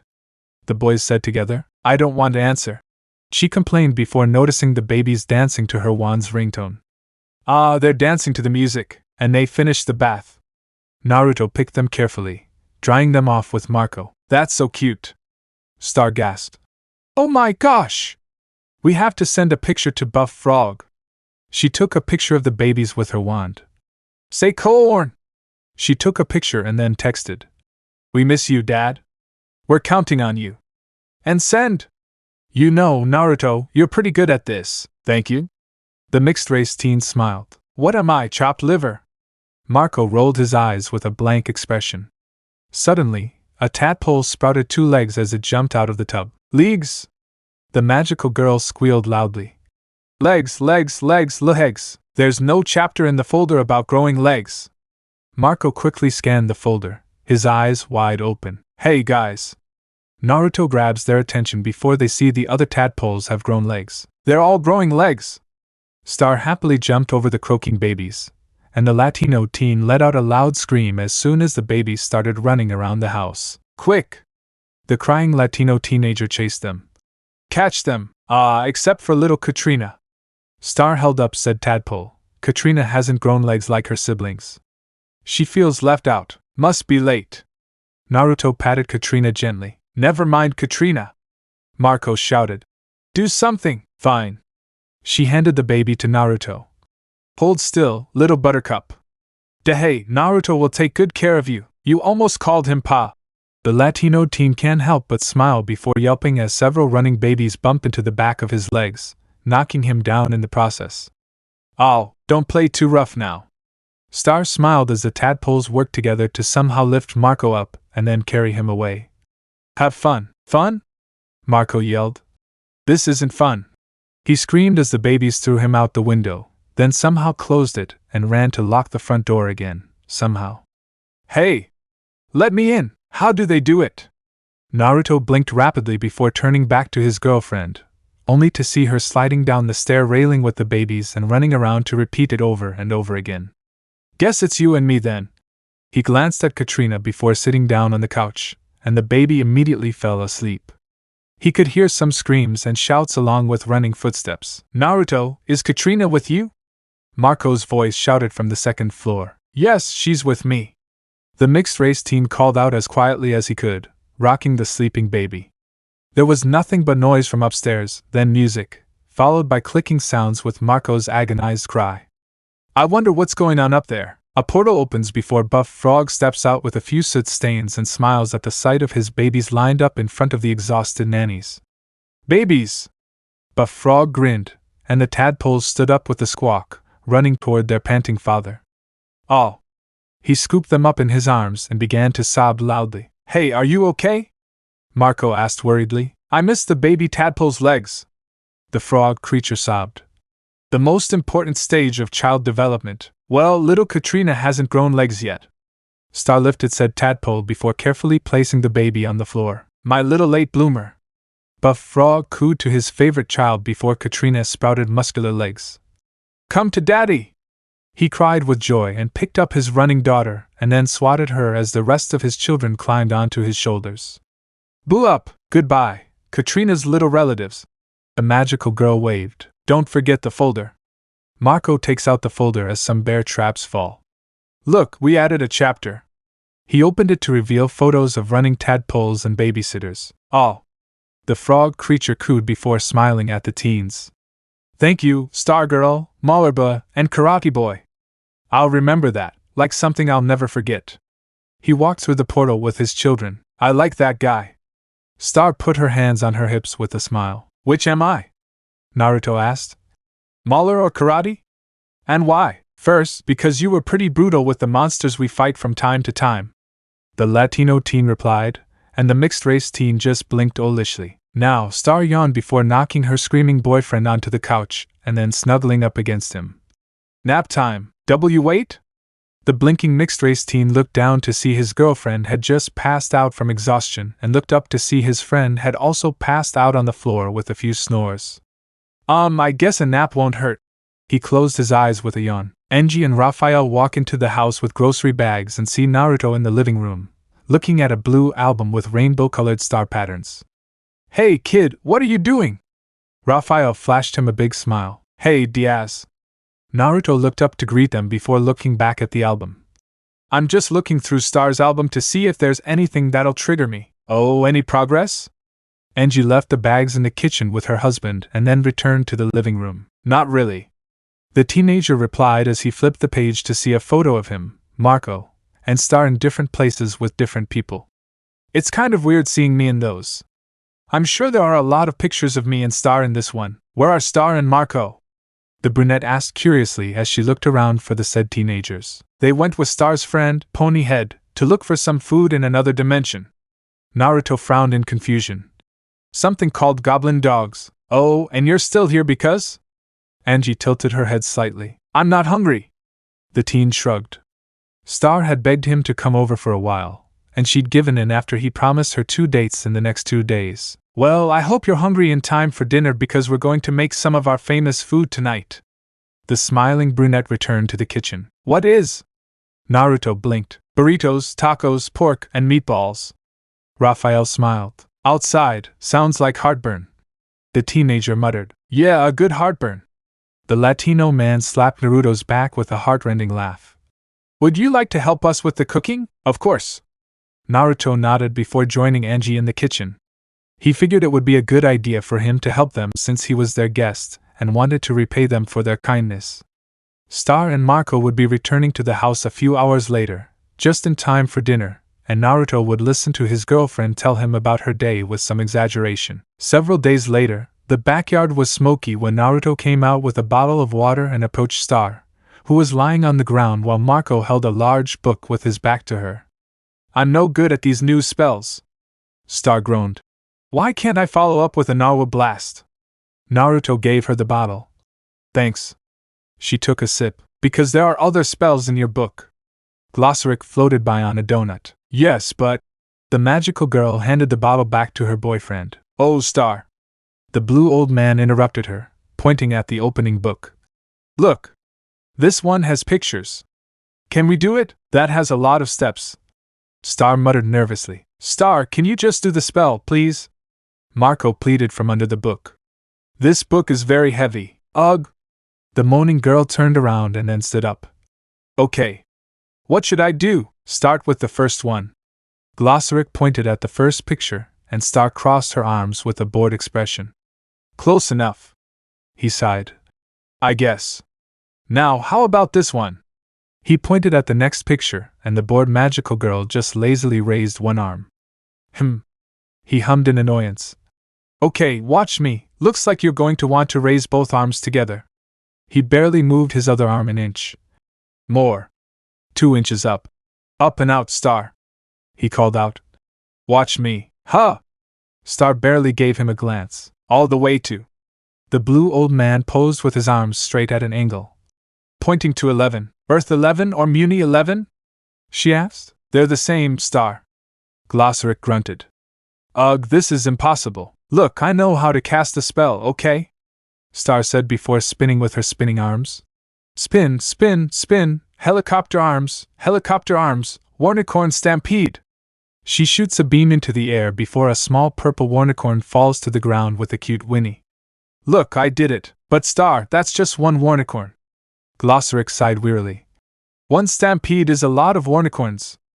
I think someone needs to restudy their spellbook. No one heard Marco's cry for help as he was crushed under the heavy book. You know what, Glossaric? She said as Naruto pulled Marco out from under the book. I'm done with the book for today. Come on, guys. Let's have fun with our friends. Oh. I thought we were friends, but... The blue old man muttered sadly. What? Star's eyes widened before she waved her hands. Oh, no. That's not what I meant. We're friends. I just don't have fun with you. But that's perfectly fine because it's not like you like having fun, right? Obviously. That's why you're alone all the time. Lonely people can be great, like you. You're like a wise old hermit. She grew more despondent every time she opened her mouth. Like a wise old monk. Or She shrugged with a sigh. Well, I don't really know what you are, but, wow. Glossaric said. Say no more. I know when I'm not wanted. He floated over to the donut box and slammed the lid shut. No! Star jumped from side to side in hoodies. I'll never bother you again. The voice of the blue old man spoke from inside the box. Oh my God! He cried out guiltily. I'm so sorry, Glossaric. No, of course you're our friend. Is that him? Marco asked with a raised eyebrow. All this guy's done for us is hand out weird riddles and eat pudding. Oh. Star slapped the Latino teen and then hugged the box with teary eyes. Don't talk about our friend Marco like that. We have to make it up to him. Good. The Latino teenager raised his hands. Look, my Uncle Enrique hid in a box for 3 days once. I know how to handle this. Why was your uncle hiding in a box in the first place? Naruto asked strangely. It's a long story. Marco shook his head wearily. The teens watch a movie in the theater, and it's about a romance between a man and a tentacle monster. Watch? Star said to the box of donuts between her and Marco while holding Naruto's hand. Isn't this fun? Just four good friends watching a movie together. Because that's what good friends do. Marco, please tell Star we're not talking, Glossaryx said. And Naruto doesn't count because he's her boyfriend. Star, Glossaryx said he doesn't talk yet and that Naruto doesn't count as a friend because he's your boyfriend, Marco said before looking at the box. Glossaryx, could you be a dear and pass this popcorn and candy mix to Star? Let me think, the old man said. No, but I'll have these. His arm shot out to grab all the Latino teens' meals. Hey! The Latino teenager cried. Oh, boom nuggets! Glossaryx's voice groaned happily. I know where you're going. They're my boom nuggets, Marco muttered bitterly. Hey, it's no big deal. Star raised her wand. I'll make some more snacks. No, wait! The wide-eyed Latino teen yelled, but it was too late. Cotton candy cloud! The magical girl summoned a pink cloud above Marco's head. Huh! Marco blinked at the cloud. That worked better than. The cloud rained spaghetti down on him. Ugh! You know, maybe it won't kill you to study a little more. Oh, don't you start too, Marco! Star hissed with a glare. Glossaryx, you'll miss the whole movie if you stay there, the Latino teenager whispered to the box. I thought you liked romantic comedies. Yeah? Glossaryx's voice replied. Oh, yeah? I've seen this one before. And the squid lady dies at the end. Everyone in the theater was understandably outraged by the spoiler as they threw their popcorn and drinks at Marco and the box, Naruto somehow getting Star and himself out of firing range. It was nighttime when Star was sleeping in her bed until two monstrous shadows appeared in front of her with a screech and Star quickly jumped with her wand. I can't hold her off much longer, Star screamed while holding her wand while the monsters just waved their arms up and down. Glossaryx, help me! Marco, Naruto, could you do me a favor and tell Star that she should ask one of her friends from Earth for help? Glossaryx replied with a yawn. You can stop, boys. She sighed. He called our bluff. I told you it wouldn't work. Naruto removed his mask with a deadpan expression, and Marco simply tore the mask off with a squeal. Stop, Marco! Estrella expressionless. Oh, sorry. Marco apologized. The next day, in a random alley, the teens stand in front of a filthy trash can, and the Latino teen lifts the lid. This is the most disgusting dumpster in town, Marco muttered to himself as the magical girl tossed the box of donuts inside before the teens ran to hide around the corner. The smell will draw him out of the box. Good! Star raised her fist. We'll get Glossaryx back. Guys? Naruto caught their attention as he pointed to a truck approaching the dumpster and picking up the trash, throwing everything into the shredder. Glossaryx! Star ran with the other and suddenly, a dimensional portal appeared with a pair of scissors sticking out as the magical girl screamed as she almost ran into it with a skateboard. A giant bird flew out with a spider and a familiar figure. What? The trio lands in front of them to reveal Ludo with an evil grin. Ludo? She yelled in shock. You're back? Ludo is back! Marco gasped. Yes, I am. Ludo smiled. I threw you into the abyss. Star jabbed her thumb over her shoulder, still in shock. She threw you into the abyss. The Latina teenager copied her action, also still in shock. Yes, you did. Kappa's grin widened before both the magical girl and the creature raised their wands. What? Huh! The magical girl blinked at her wand before they shouted together in shock and confusion. You have a wand? They both have wands. Marco pointed at both Star and Ludo. Okay, really, Marco, this is getting annoying. Ludo deadpanned. Actually, he's right. Star agreed with a deadpan expression. Who is he? Naruto raised his hand, completely confused by the whole thing. What? The Kappa stared at him with wide eyes before pointing at him. You know who I am? It's me, Ludo. After everything we went through, you basically scarred me for life when you brutally mauled these poor monsters. Me what? The mixed team blinked once. He has amnesia. The magical girl replied. Oh. Ludo blinked. I'm so sorry to hear that. I hope you get better soon. It must be hard for you guys. Thank you, said the star. Star Butterfly, you're coming with me. The Kappa yelled as his wand released a powerful blast, sending him flying backward until he crashed into a wall and accidentally destroyed a building in the process. Rainbow Fist Punch! The magical girl shouted her spell, and the magic fist shot out, only to fall weakly. What? Is that your rainbow punch? Ludo laughed mockingly at her. What am I supposed to do? Naruto watches his girlfriend fight the Kappa in a magical battle and then Marco, who was fighting a giant spider and an eagle. This is the worst wand fight I've ever seen. Marco groaned, his choice very sad and pathetic because all the spells always come out weak and wrong or they just fizzle out. Oh no, I don't have time for this. Star gasped as she watched the garbage truck slowly crush the trash, and she was about to run. But, hey, we're not done! Ludo tried to stop her with a misfire spell. Come back here, really? She was very annoyed with her misfire, and the Kappa took off into the air with a scream as her wand shot out like a rocket. Marco noticed the garbage truck almost shut down his crusher, and quickly threw a trash can lid inside to keep the crusher open. Nice! She was forced to resume the battle with Ludo, and the lid slowly buckled as Naruto ran towards it. Star, the lid! Marco shouted. It's not holding, got it! Naruto grabbed the box, just in time as the lid gave way and the crushers closed with a loud creak. Way to go! The Latino teen shouted again, not noticing the mixed-race teen at first. Remind me to give Naruto a big kiss after that! Star yelled, causing the mixed teen to blush deeply. Now, princess, I give you a choice. Ludo managed to land on the ground after his wand's failed spell said, Come with me or die, Warnicorn Stampede! The magical girl flicked her wand and summoned a cute little Warnicorn. Fine. The Kappa raised his wand as he charged. Have it your way. It's going to be pretty hard to miss from here. Before anyone knew it, a box of donuts suddenly flew past as it knocked Ludo off his feet, and Glossaric emerged into a meditative pose. OM! Glossaric said. Glossaric!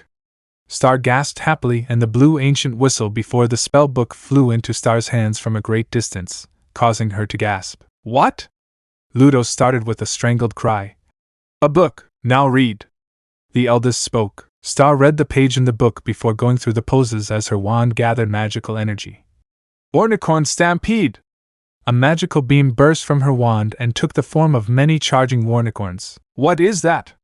The surprised Kappa yelled before the Warnicorns attacked him and his allies through the portal, and then the portal disappeared into thin air. Wow! Star said in amazement. You did it! Marco appeared beside him with Naruto. That was great, I'll say. Naruto nodded. Yes, it was. She agreed with a wide smile. And all I had to do was read from the book. Well, my work here is done. Glossaric sat down on the opening book before she approached him. Glossary. Star lifted the book with some difficulty. I'm sorry if I hurt your feelings. Oh, you didn't hurt my feelings. The old man dismissed it as he peered through the pages. I have no feelings. It was all part of the plan. What? The mixed teenager uttered. What do you mean it's part of the plan? She blinked. Yes, so why did you lock yourself in the donut box? The Latino teen crossed his arms, looking suspicious. I went into that box on purpose because I needed to get to those candies. Glossaric said. Wow! Marco uttered before becoming more confused. Wait, why? Well, how would you throw yourself out of his hands? The old man gestured to Naruto as he looked at the Latino teen. What? The Latino teen feels so puzzled right now. I don't know. Marco. Glossaric raised his index finger with a nod. I had to be in that box of donuts so I could land at Ludo's feet to trip him up and save the day. Wait. Marco raised his hands with rapid blinks. So you're saying you did all that in Boom Nuggets? The old man laughed. Fine. The Latino teen's shoulders slumped. You're lying, aren't you? Naruto asked the old man with a raised eyebrow. Maybe. Glossaric continued to laugh as he retreated into the book, and the teenagers blinked with different reactions. That must be a weird family reunion. I've been to. Naruto looked around. As far as I know, Star has invited him and Marco to some sort of family reunion. Where's Estrella? Marco asked, looking around with a raised eyebrow, and the mixed-race teens simply shrugged. Do you happen to know why everyone's crazy about corn? The mixed-race teenager asked, watching the young children eating and sucking on corn on the cob like some adults at the long table. The teenagers and children were sitting at the children's table, listening to the trumpets playing. Ladies and gentlemen of the Butterfly Johansson annual picnic, lunch is served. A servant carried a large covered platter to the table, and the Johansson barbarian family cheered loudly, squirming among themselves while the butterfly family stood snobbishly around them. Food! One of Johansson's members roared. You know, Lord Mildrew is still single. A plump, elderly noblewoman said flatly to the butterfly queen. It's never too late to start over, my dear. Yes, and Etheria, I heard you the first 100 times. Queen Butterfly replied flatly. May I present the first course? The servant lifted the lid to reveal Star on the plate with a wide smile, and everyone looked at her in puzzlement. Look at this big girl sitting at the grown-ups table. Star pumped her fists in the air with a cheer, and the adults exchanged glances. I'm too old to be sitting at this stupid children's table. The magical girl frowned, arms crossed, as she was forced to sit with the teenagers and children at a small table. It's not stupid. Marco chewed on his corn on the cob. We have all the muni corn we want. It's so good. He turned to a small boy with a mohawk. My man here knows what I'm talking about. Right, hungry, buddy? The boy suddenly spit food all over his face, causing the Latino teen to groan in disgust. Really? Star holds up a cup with a lid.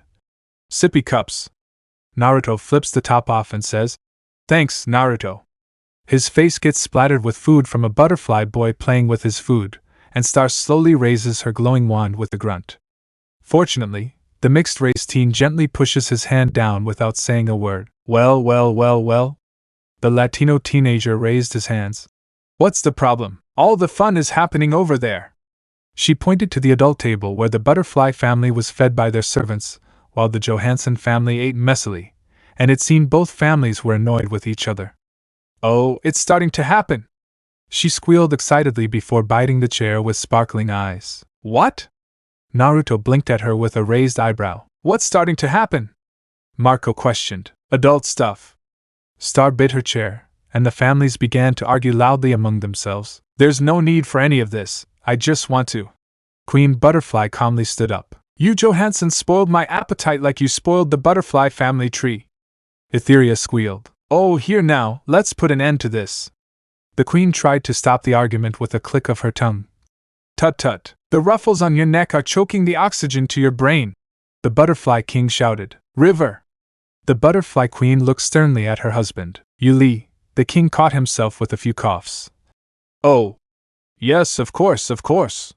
He climbed onto the table to get everyone's attention. Now. There's no need for all this back and forth about who's better than whom. We're all royalty, as you know. There's a way to settle this little dispute like the civilized people we are. He pulled out a blue flag with a loud shout. Flags! Everyone cheered as they pulled out their red and blue flags, and the queen was furious. Flags! Star stood up in her chair with a pink flag. It's about time! The king laughed as he ran away with everyone except the queen. I've been thinking about this all year. Come on, guys. The magical girl pulled Naruto and Marco out of their seats by their arms. Let's play. All we have to do is be the first to raise this flag. She pointed at a large hill. Oh! Marco grinned. Like King of the Hill. I'm great at that game, not that hill. Star gestured toward a giant mountain looming over the hill, and the children could see many different obstacles. That hill. Woohoo! The Latino teen's eyes sparkled. Is that dangerous? Naruto asked, and his friend turned his head to look at him. Again, I really miss you. Marco groaned, and the mixed-race teen just blinked. And the winner gets to look down on everyone else for a whole year. Star continued with a smile. I'm so ready for this. She turned to run forward, only to trip over her mother. No way. Queen Butterfly snatched the flag from her daughter's hands, and then walked away. Hello? The magical girl complained. That's my flag. You can have it back after the game, but you won't be playing flags today. The queen replied. Why not? Star asked. You played flags when you were my age. I did a lot of things you're not going to do. Queen Butterfly replied as her grumbling daughter looked at her. I know it's boring being the oldest at the kids' table, but you're not ready to be the youngest at the adults' table. She pointed to the kids' table behind them. Now go help your little cousins chew their corn. With that, she walked away from the teens. I'll show him. The magical girl grumbled. I can play this game and I'll win. She ran up the hill as she looked at the teens. Come on, guys. You two are on Team Star, but you listen to your mom. The Latino teen jerked his thumb over his shoulder. We're supposed to stay at the kids' table, don't worry. Star pulled out her wand with a mischievous smile.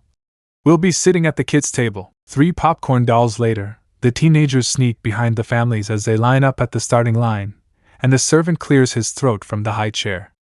The game will begin when all participants are ready, the servant announced, so both sides of your family are playing against each other. Marco whispered to Star. Whose side are we on? Duh. Star snorted. Our side. Here's another spirited game of flags. The servant paused for a moment. Let's not repeat last year's misfortune. What are you talking about? Naruto asked his girlfriend. Just before we reached the top, Uncle Lump's body was cut open. The magical girl replied casually. What? The Latino teen's eyes widened. Relax. Star silenced him. It's okay. It's right there. She pointed to a horse with a man's head sewn onto its body. Nay. Lump squeezed a blue flag in his mouth. Nay, I think she likes it better this way. The magical girl murmured. Are you sure about that?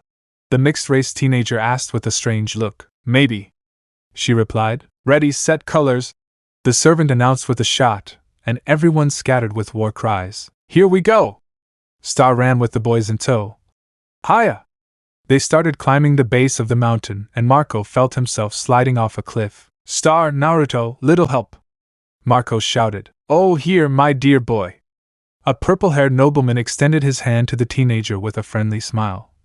Allow me to help you. Hey, thanks. The smiling Latino teen approached him. Marco, no! Star screamed to warn him, but it was too late as Marco grabbed him and suddenly, the man's hand pulled back to reveal a bulky servant as the screaming Latino teen fell along with the bulky man. Wow! The purple-haired man gasped mockingly. By my faith, you probably ate it that one. He turned to shake his butt over the cliff. Kiss my royal hindquarters. He ran off with a giggle. Toodles, nice takedown, Uncle Hartrude. The magical girl smiled at the purple-haired man as she ran down the hill with Naruto. Is that how it's done? Naruto asked, puzzled and worried. Yes. Star replied giddily before they reached Marco, who was standing over the lying servant, while holding his hand firmly. Ugh! Marco tugged at his hand several times. Let go! He managed to free himself from the servant's grip. Are you okay? The magical girl asked. Why did you congratulate him? The Latino teen pointed toward the cliff. He pulled me down, that's Banderas. Star replied. That's how you play. She grabbed the children's hands and then ran up the hill. We have to keep moving. They ran until they came across Hartrude with his lower body caught in a bear trap. Please, may I accept some help? Hartrude begged. Keep dreaming, jerk-faced guy. Marco shouted as the teens ran toward the purple-haired man. Oh my God! The purple-haired man looked down at his legs. I have no choice but to bite my own fibula. As the teens ran, Star saw a dark sky ahead and responded to her allies. We're entering the rain zone. They ran toward the area as thunder crashed down with heavy rain. Oh no! Marco braked to a stop near the edge of the zone. I can do King of the Hill. I can't do wet socks. He was about to walk away, only to be caught by the magical girl and end up inside the rain zone. No! Flags doesn't care what you like! Star shouted before they suddenly jumped over a rolling body. We gotta keep moving. They resumed their run and witnessed Etheria throw some seeds to 2 Johansons. The seeds transform into vines and catch the screaming Johansons as they are pulled underground, and then 2 flowers come out. Wait a minute, Marco said, his eyes wide open. Eyes on the prize, Marco! The magical girl barked, and there was a loud crash before many rocks rolled down the hill, while a Johansen man laughed madly at the top, revealing himself to be the culprit behind the rolling rocks. Star, we have to go back! The Latino teenager shouted. We're not going back! Star replied as they dodged the rocks and an unfortunate Johansen fell backward with a cry of pain. I think your family is really trying to hurt each other! Marco yelled at Star after seeing some butterfly members getting hit by the rocks. Yes! The magical girl smiled over her shoulder. Isn't it amazing? Not again, not again! Lump's head rolled past them down the hill. Wait, how the hell is he still? Naruto turned his head to look at the rolling head in bewilderment before a medium-sized rock suddenly hit his head, knocking him off his feet in the process. Naruto! Marco gasped. Oh, Naruto! Star ran to her fallen boyfriend. Are you okay? The mixed teen sat up as he rubbed a bump on his head with a grimace of pain. Yeah. Oh, thank God.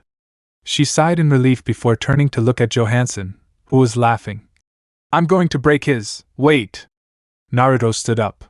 Star, what? The girl turned to him. I remember. He smiled and it took a few moments for it to register before her eyes widened in realization. Did you get your memories back? Star brightened at that. Yes. Naruto nodded and the blondes stared at each other for a moment before they suddenly kissed out of pure bliss. Really? Marco can't help but deadpan. All you need to do to get your memories back is hit your head on a rock? Really? That's stupid. Oh no, it's not because of the rock. The mixed-race teen broke away from his girlfriend to turn his head and look at his friend with a chuckle. It's because of my regeneration, thanks to my He turned to the magical girl nervously. It's okay, I don't care if you're part Septarian. Star kissed him with a radiant smile. I love you, no matter what. Really? Naruto blinked. Me too. I love you too and I'm sorry for not telling you sooner. They quickly ducked under a rock. Let's talk later. The magical girl raised her flag with a wide smile. Let's reach the top. Get it? The mixed-race teen stepped forward, laughing. Last one here has to pay for the ramen. Which is Marco. Wait, you. Star chased after him with laughter. Oh no, you're not going to make me pay for the ramen. Marco ran after them and couldn't help but smile slightly, pleased with his friend's full recovery. I wish I'd brought my tools with me. Naruto sighed to himself as they ran down a snowy road and a random Johansson walked past them. Hello, Star! Johansson's member greeted before resuming his shouts. Hey, dude! Star replied, and a few steps later, she ended up blocking her father's flagpole as the Butterfly King leaped out of the pile of snow with a war cry before stopping as soon as he saw his daughter. Star! River took off the flag with a proud smile. Look at my little girl, all grown up and playing with flags. He hugged her. You make me so proud. Oh, Dad, you're so sweet. The magical girl happily hugged him back, but, suddenly picking up her father and throwing him over Marco's head, the screaming Latino teen barely had time to duck and looked back to see the king tumbling down the hill. Good job, honey! The king praised, continuing to roll down. You just threw your... Marco dropped his jaw. You got me! River laughed, and the Latino teen looked back at the rolling king and then back at the magical girl. You just threw your... The Latino teenager said. Go ahead! The king interrupted. Woohoo! Yes! The Latino teen looked down the hill, waiting for further comment before turning back to his friend. You just threw your dad off a mountain! Marco shouted accusingly. Haven't you noticed yet? Star pulled him closer by the neck. You don't waste your time on anyone. She resumed running. Keep up, yes, and he'll be fine. Naruto followed his girlfriend with a smile. No one will be okay after falling off that damn mountain. The Latino teen raised his hands before sighing with slumped shoulders. Yeah, everything's back to normal and I can't believe I just said that. A noble butterfly screamed as lightning struck it in the background, but the expressionless Latina teen didn't spare it a single glance. They reach a lava obstacle and Marco barely climbs onto a rock to witness the blonde couple jumping across the shaft from one rock platform to another until a familiar face stops them. You've been a thorn in my side for too long, my incorrigible little girl. Hartrude shouted angrily, sitting on his servant's shoulders. I get it. Naruto cut off the purple-haired man with a dropkick to the face. Let's go, Star. Thanks, love. Star moved on, and the smiling half-blood teen turned to Hartrude and his servant, his knuckles cracking. I'm feeling a little rusty since it's been a while since I've done anything. Naruto lunged at them with a mischievous glint in his eye. And you two pitchers are perfect practice for me. Behind him, the Latino teen winced with every hit his friend landed on the screaming men, and stared at two blondes for a moment until he made a decision. I'd better stop Star first. Marco decided to leave the two poor men to their fate, while he pursued the magical girl. Marco, come on! Star shouted. Star, this game is changing you. The Latino teen managed to catch up to her as he stopped her. It's not about who's against who or rivalries or whatever. It's about winning no matter what. And that's not you. She stares at him for a moment before taking a look around. All of her relatives were fighting each other, and it looked like it was getting out of hand, like Etheria brandishing a knife at Johansson's and a random Johansson putting a bomb inside a trapdoor with a trapped butterfly noble. There's even a Johansson with a live bear on his shoulders. Let's stop Naruto from mauling these poor boys and then head back down the hill. Marco turned his head just in time to see the mixed-race teen drop his elbow into the screaming purple-haired man's groin, causing the bear trap to close on the poor man. Yeah! I hope he doesn't have any plans for kids in the future. He turned around to see Star running up the hill. Star? Said girl suddenly stole all of her familiar's flags as she continued running towards the top. She has our flags! Etheria roared as everyone started chasing after the magical girl. Catch her! Get our flags! She held onto the blonde girl's leg as the magical girl stumbled. Give me the flag! Give it to me! Everyone crowds onto Star, and before they know it, a beam of blue light hits them. The familiars float into Star and were confused until the blonde girl looked up and saw her mother with large butterfly wings, antennae, and 3 pairs of arms. Mom? Estrella gasped. Are you okay? Queen Butterfly landed in front of her daughter. Oh man, Mom, those are some sweet magical moves with your big old wings and stuff. The magical princess bounced with the flag until she noticed her mother's gaze, and Star flinched slightly with a shy smile. Star, you'll never believe this, but I just met your twin sister.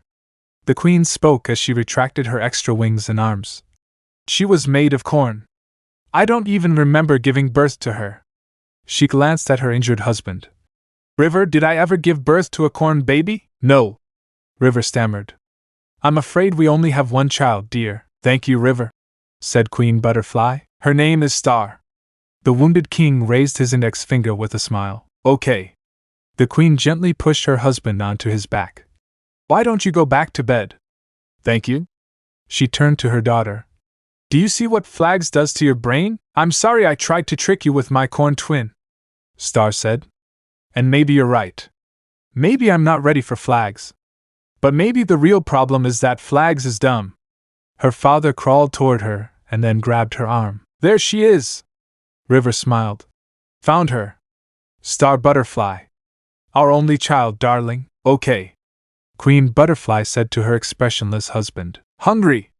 The king ran away. I was trying to get all these flags to the top of the hill. The magical girl continued. Not so I could win the hill for myself, but to claim the hill for all of us. She cheers with some of her relatives. Who wants food? River shouted, arms raised. That's the most adult thing I've heard all day. Queen Butterfly leaned down to look at her daughter with a small smile. I misjudged you, Star. You've earned a rightful seat at the grown-up table. Hug! Star hugged her mother happily. Star, public displays of affection are not a virtue of Butterfly, the queen said before looking at the Johansons who were hugging each other while the Butterfly family just stared at them. The Johansons, on the other hand, are amazing at it. You are the perfect combination of both sides of the family. I am proud of you. Thanks, Mom. The magical princess smiled at her mother. Only an idiot would want to win this game. Behind them, Marco simply ran to the top, placed a makeshift flag out of his hoodie, and cheered like an idiot. Hey, what did I miss? Naruto walked over to his girlfriend, wiping some blood off his knuckles with his frilled collar. Oh, and I found Naruto! River suddenly raised the boy's arm with a stutter. The one Star is dating. Our only daughter. Suddenly, the mixed team can feel all eyes on him as his sweat dropped a little along with Star. Wow! Queen Butterfly raised her eyebrow as she looked Naruto up and down with an expressionless face. Well, he looks munish enough. But still, the mixed teen wasn't sure how to respond to that, but Star tucked his elbow briefly out of everyone's sight before the teens ended up joining the adults at the adult table, which is the most awkward experience for Naruto because almost everyone just stares at him with different expressions. Wow, that was one of the most tense family reunions I've ever been to. Naruto exhaled after jumping out of the portal with Marco and Star at night. I swear it feels like some guys want to rip my head off. They were actually plotting, Marco replied. But I can't say the same about the Butterfly family, they're too calm and creepy with all the blank stares. He turned to the magical girl. No offense, it's okay. Star ignored it, having grown accustomed to her relatives over the years. Anyway, I'll tell my parents the good news about your recovery, and then I'll leave early. The Latino teen exited with a yawn. Good night, guys. Night. The mixed-race teen yelled before looking around to see that the dimensional portal had dropped them straight into his room. Before he knew it, Star wrapped him in a tight bear hug. I miss you so much. The magical girl kissed him. The old you. I mean, I still love you from when you lost your memories, but the other you wasn't you know? Yeah, I know what you mean. Naruto hugged her back with a chuckle. The other me was pretty boring, and you have no idea how much I want to smack him upside the head for missing out on some fun opportunities like making fun of Marco for wanting to be a queen. Oh, do you remember everything that happened between your amnesia? Star blinked at him. Yeah. The mixed-race teen nodded. It was a little weird. It was like some kind of out-of-body experience. I know I was there, but at the same time, I wasn't. Really weird. It must be. She nodded in deep thought. I'm so sorry. Naruto suddenly apologized to her after a few minutes. Huh? Star blinked rapidly at him. Sorry for what? For not telling you about my monster heritage, he said. That I'm part Septarian. And what Toffee did. Hey, I said it's okay. She interrupted him with a kiss. You had a good reason for hiding your heritage, and you said you were going to tell me before the whole amnesia thing. Besides, what your father did isn't your fault, it's his. Yeah. Naruto sighed with a relieved smile. I'm glad you accept me for who I am and all. Hey, you accept me for myself, so it's only fair that I accept you. Star tightened her hug with a bright smile. There's no way I'm getting rid of you. Besides, you can't get rid of me at all, so you're staying with me for a long time? He hugged her back with a chuckle. Yes. She chirped, and there was a comfortable silence between them. Hey, can I sleep with you tonight? I want to cuddle. Sure, hug me all you want. Naruto kissed his girlfriend's forehead. Excellent. Star bounced it off before running off. I have to change. I'll be back in a few. Good. She shouted with a giggle, using this time to change into her pajamas. Wow, it's only been 2 days and you're still detained from yesterday. Naruto chuckled. Hey, the class pet needs some fun. Star pouted at her boyfriend in the living room. He was going to die of boredom. I still wish you hadn't done that yesterday. Marco sighed tiredly. Thanks to you, I spent the whole day trying to get this hamster. I ended up missing all my classes. My perfect attendance is going down the drain. When hasn't it been? The mixed-race teen pointed out with a smile, and the Latino teen only stuttered a few times. Wow! The magical girl jumped as she looked at the time. I have to have everything ready before everyone gets here. She kissed Naruto's cheek. Later, Naruto, later. Naruto kissed her on the cheek and his girlfriend ran up the stairs while his friend raised an eyebrow in bewilderment. Girl ready for what?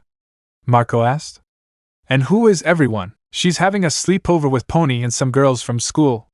The blonde jerked his thumb over his shoulder. Who's coming? The Latino teenager asked curiously. Starfan 13, Jana and Jackie. Naruto replied. Jackie's coming? Marco's eyes widened before he ran off. Where are my cool sunglasses and keyboard? Why am I not surprised by that? Naruto looked at the empty space with a light laugh. Oh, or so. The blonde man sweated at his friend as Marco pretended to play jazz music on the keyboard in front of the lit fireplace while the girls were in the kitchen. Just then, the girls peeked out from the kitchen with confused looks, and Marco turned to them. Oh, hey girls. Marco gave a shy smile as he pushed his sunglasses down slightly. I was just practicing piano. It's jazz, piano my ass. Naruto rolled his eyes. Hello, Marco. Star greeted. Hello, Naruto. Oh. Jackie did a little dance move. I didn't know you played, Marco. Yeah. The Latino teen put his glass back down, and they locked eyes for a moment. Oh, hi, Jackie. The Latino teen put on his cool voice. I didn't see you there. He turned around and then moonwalked across the living room until he bumped into a small ledge between the rooms, stumbling backward with a yelp. Soft. The mixed-race teen slapped his forehead with a wince, feeling a little embarrassed himself. Are you okay? The magical girl asked her friend before looking between them with a smile. Why don't you two come over and try one of my brownies? Oh, of course. Naruto walked over to his girlfriend to grab a pink-covered brownie and then ate it. Pretty good. Brownies? Marco stood up to lean on a table to face the skater. These days, I stick to protein shakes. It's what keeps these bad boys happy. He flexed his non-existent biceps at the skater, and she just blinked at him. Oh, uh-huh. Pony floated closer to the Latino teen with a smirk. You got it wrong. Great timing. The mixed-race teen added in a whisper. Bad? The sweaty Latino teen laughed nervously. No, it's time to play, Marco. The floating pony head laughed. And since you're so good at playing on the field, I have a game that would be perfect for you. Oh, Naruto, you too! Star perked up at the mention of the game. She wanted to play a sleepover game with her boyfriend for once. Sure, if that's okay with everyone. Naruto smiled back. In Star's room, the teenagers gathered around a blue cube. It's a box. Marco looked around after everyone whistled impressively at the item. It's called Truth or Dare. Ponyhead explained. It's about telling your friends your deepest, darkest secrets, and I'm leaving. Marco got up and tried to run away, only to be met by Naruto's motionless clothesline. Relax, Marco, I'm pretty sure it's like a game of truth or dare. Naruto told his groaning friend as he sat back down. It's not like you have to share the biggest, most embarrassing secret. Why don't you want to play? Asked Estrella. I just think maybe some things are better kept secret. The Latino teenager muttered. What are you talking about? She asked, puzzled. Oh, Marco, come play with us. Jana laughed. Yes, Marco. Jackie smiled calmly. Come share some secrets. Said teenager just laughed nervously. He'll sit here. Both Naruto and Star forced their friend to sit between Jackie and Jana. I hate you too. Marco hissed at the snickering blonde pair as they sat down together. Okay, so you're supposed to ask 3 questions, each one harder than the last, and all we do is answer them. Ponyhead explained, so he covered his ears as the lights went out before pushing the top of the cube with his tongue and turning it on. Deception and fable, lies and fiction, even with full conviction. The cube spoke as it glowed in the darkness. If truth is absent from these events, all will face punishment. What does that mean? Starfan13 asked. It means that if you lie to him, something bad will happen. The mischievous teenager replied. Take a real oath. The cube expanded to reveal a mouthpiece. Pinky, swear it to me. Okay. Star stuck her pinky finger in the mouth of the bucket. I promise to tell the truth. Everyone takes turns putting their pinky finger inside, next to Ponyhead, who uses her tongue. It's time for truth or dare. The cube announced loudly. Oh ho! The magical girl laughed giddily. Pony, this is already amazing. The first question. The cube said dramatically as most of the teens tensed. What is your favorite color? Hey, Pony? Star gave her best friend an amused look. Oh, kiddo, maybe the first one will be too easy. Ponyhead shrugged with a light laugh. The next one will probably be something interesting, like have you ever killed a man? Actually, that's still easy. Ponyhead favorite color? Marco asked. Ponyhead color. The floating head nodded. Ready. What? The Latino teenager uttered in bewilderment. It's a very popular color in Muni. The magical girl explained. Everyone knows my favorite color is orange. Naruto chuckled, earning a couple of amused looks from his friends. Star, what's your favorite color? The fangirl put her index fingers together. I have to go with yellow. Estrella smiled. Me too. Starfan13 gasped happily. No way! The magical girl gasped before sharing a giggle. Jackie? Marco asked his crush. Neon green. Jackie replied. And you? Well, I like red. The Latino teenager nervously fiddled with his vest. Red blood? Jana leaned forward excitedly. Marco shook his head as he waved his hands. No. Just like the red hoodie. Well, I like black. The naughty girl smiled. I can see that. The Latino teen deadpanned. Oh, black is my second favorite. The skater entered. Black is cool. Marco rubbed his head sheepishly with an equally sheepish laugh before red light suddenly filled the room. Someone's lying. The cube spoke before sending out a red beam that tickled everyone, causing them to laugh uncontrollably. Whoever lied, speak up. Star said with a laugh. Oh, okay. Jana dodged. I love P-Pink. It's my favorite. The light turns green. True. The cube announced. Pink? Everyone looked at the embarrassed girl. I just hate contributing to gender stereotypes. The naughty girl admitted. Jana likes pink and fights against the patriarchy. The cube said as everyone sat down before floating into the air, transforming the room into a giant cube with circuit lines. That was amazing! Star jumped up and down with a wide smile. Yes. Marco walked while examining his new surroundings. It's like we're inside the game, like virtual reality, right? Naruto asked her, receiving a small nod. Kind of reminds me of the movie Cube. He turned to face the wall. I wonder if the punishment will make us go through the death traps because that would be so cool. Sometimes I forget how screwed up you can be. The Latino teen yelled to his friend with a small shudder, silently praying the cube doesn't turn out to be Uchiha. Second question. The floating cube announced. What did you really think of Star's brownies? Easy. Star blew raspberries with a wave. Everyone loved my brownies. Yeah, I really like it. Naruto hummed. Okay, yeah, they were all, whatchamacallit, pretty good, weren't they, guys? Ponyhead twitched her eyes nervously. Yeah, they were great. Jana laughed nervously. Yes. Jackie smiled nervously. Good brownie, Star, haha. Actually, I didn't have a brownie, so I guess I missed it. Marco shrugged. Oh, that's too bad, Marco, because they were. The skater's face swelled. Very good. Jackie? The Latino teen's eyes widened. Yes. The naughty girl's face also puffed up along with everyone else's. Delicious. What? Marco looked at his webbed hands and they all transformed into something horrible. Someone is lying, the cube said. This is what lies look like on the inside. It shows everyone their reflection, and almost everyone screams in shock. Wait. Star narrowed her eyes at them. Who doesn't like my brownies? Jackie just laughed nervously with shifty eyes. No. The Latino teen cried. I told you, I didn't even have a brownie. Someone tell the truth. Quickly, okay. The skater sighed. Fine. Sorry, Star, I lied. Those were, like, the worst brownies ever. Huh! The magical girl uttered. Per Star. StanFan13 muttered. Okay, I lied too. Jana admitted. Those brownies tasted like dirt. Okay, if I had a stomach, I'd be really sick inside, okay? Ponyhead said flatly. Well, I loved your brownies. The fangirl said before everyone puffed up even more grotesquely. Okay, I lied. The brownies were awful. All eyes shift to Naruto. I was telling the truth. Naruto said. I love your brownies. True. The cube announced and everyone returned to normal. Do you like their brownies? All the girls shouted at Naruto together in shock and disbelief. Yes. The mixed-race teen nodded. See, I told you he's the best boyfriend ever. Star leaned closer to her boyfriend as she shot a disappointed look at her friends. Because he supports me and loves everything I cook. There was a pause. Okay, I don't want to play this game anymore. Yeah. Ponyhead said. I'm sorry I brought this stupid game just now.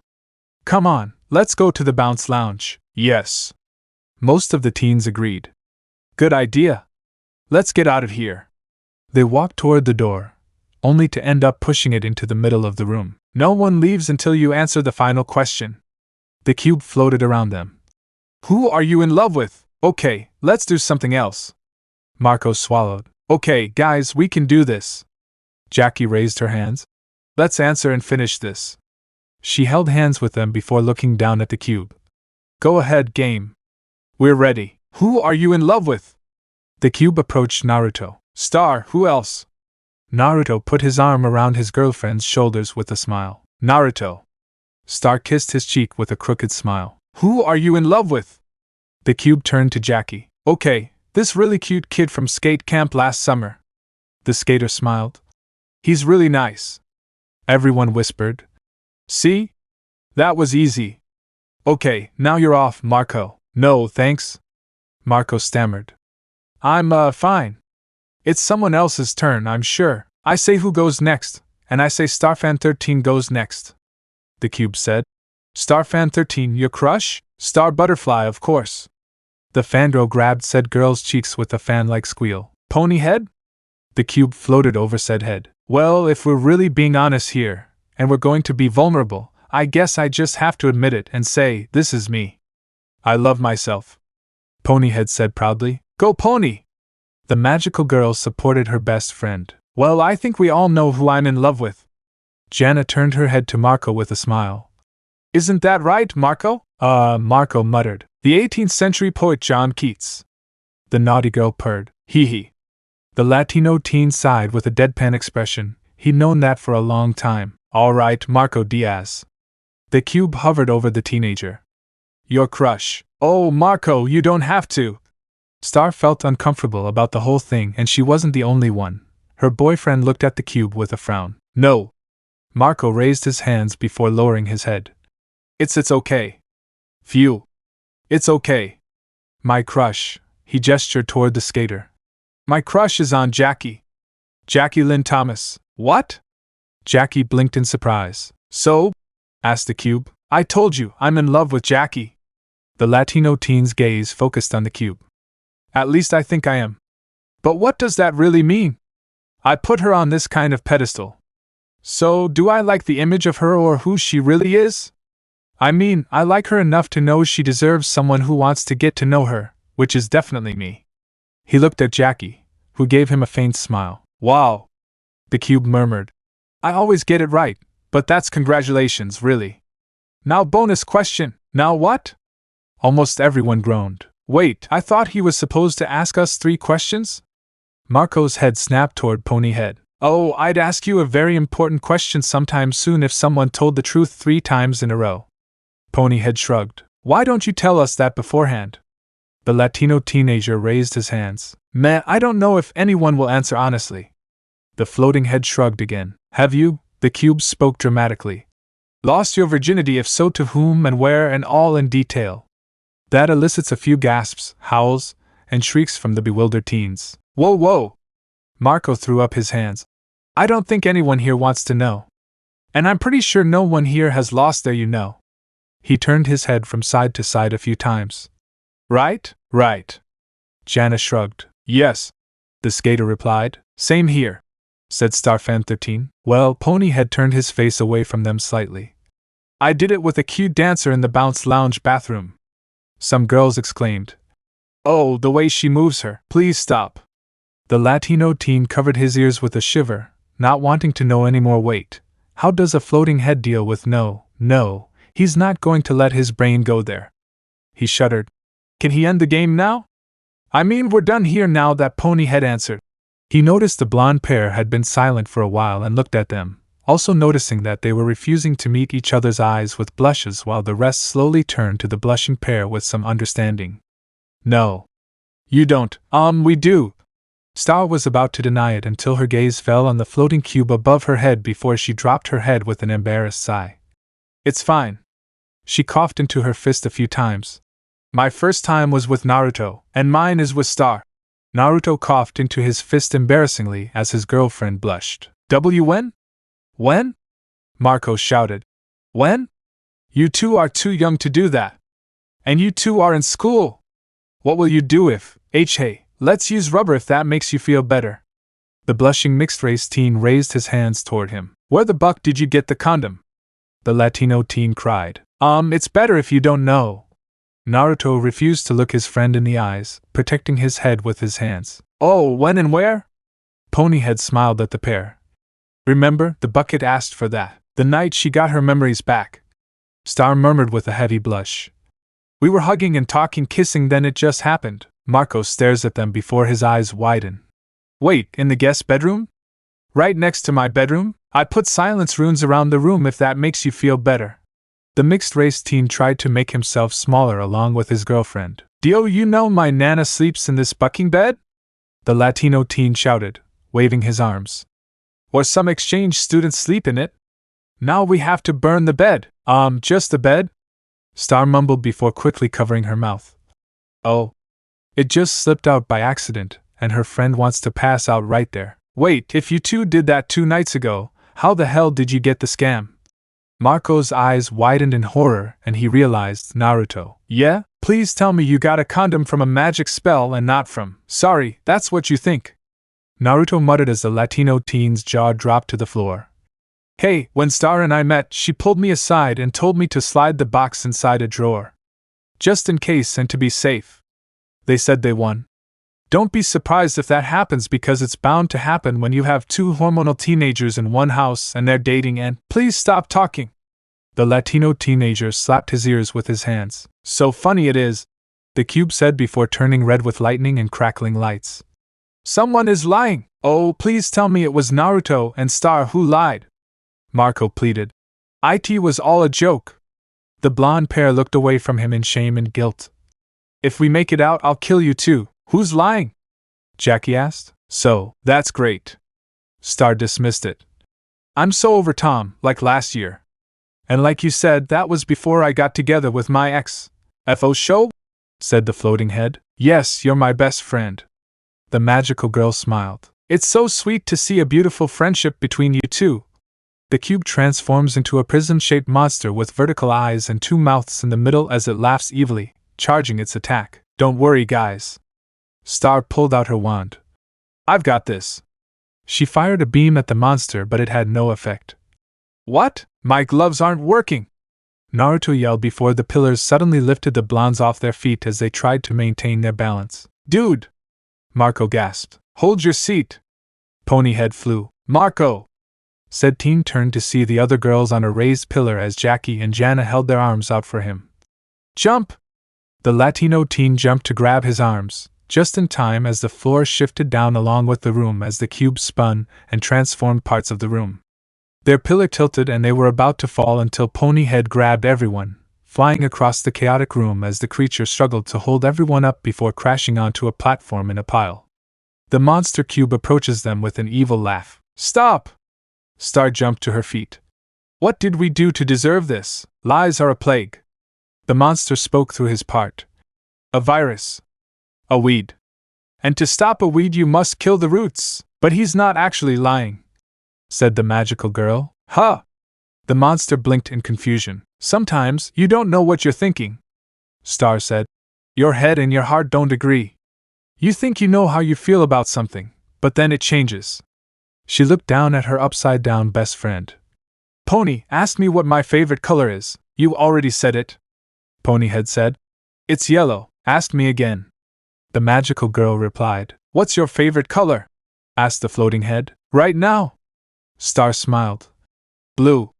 Green light fills the room. Wait. The cube monster gasped alarmingly. Enough. Can't you change your mind? Jackie, who are you in love with? The magical girl turned to the teenager. Jackie paused with her hand on Marco's shoulder. I don't know anymore. The light remains green. No! The cube monster screamed as it spun at high speed. You think everything is black and white, and you can't. The star said. Stop! The cube monster begged as its eyeballs stretched, one even popping out of one of its mouths. It's a bunch of different colors, a rainbow of feelings that's always changing, the magical girl said, and the cube monster spun violently until it returned to its cube form before falling to the ground, damaged and lifeless. As soon as it returned to its original form, the room slowly returned to normal, and everyone returned to Star's room as they stared at the motionless cube. I'll throw the trash in the bin outside. Naruto picked up the item and then left the room. The next morning, Star was saying goodbye to her friends as she escorted Naruto and Marco to them. Thanks for coming to my sleepover. Star groaned to her friends. Thanks, Estrella. Jackie walked past her. Crazy night, huh? Yeah. Marco rubbed his head with a nervous smile.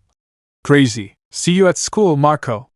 The skater put on her helmet before skating down the road on her skateboard. Goodbye, ladies. The magical girl closed the door with a final gesture before turning to the boys. Hey. How about we get our breakfast burritos for Sunday morning? No. The Latino teen yawned. Not today. I'm going to catch up on some Z's then. When I get up, you two are in big trouble.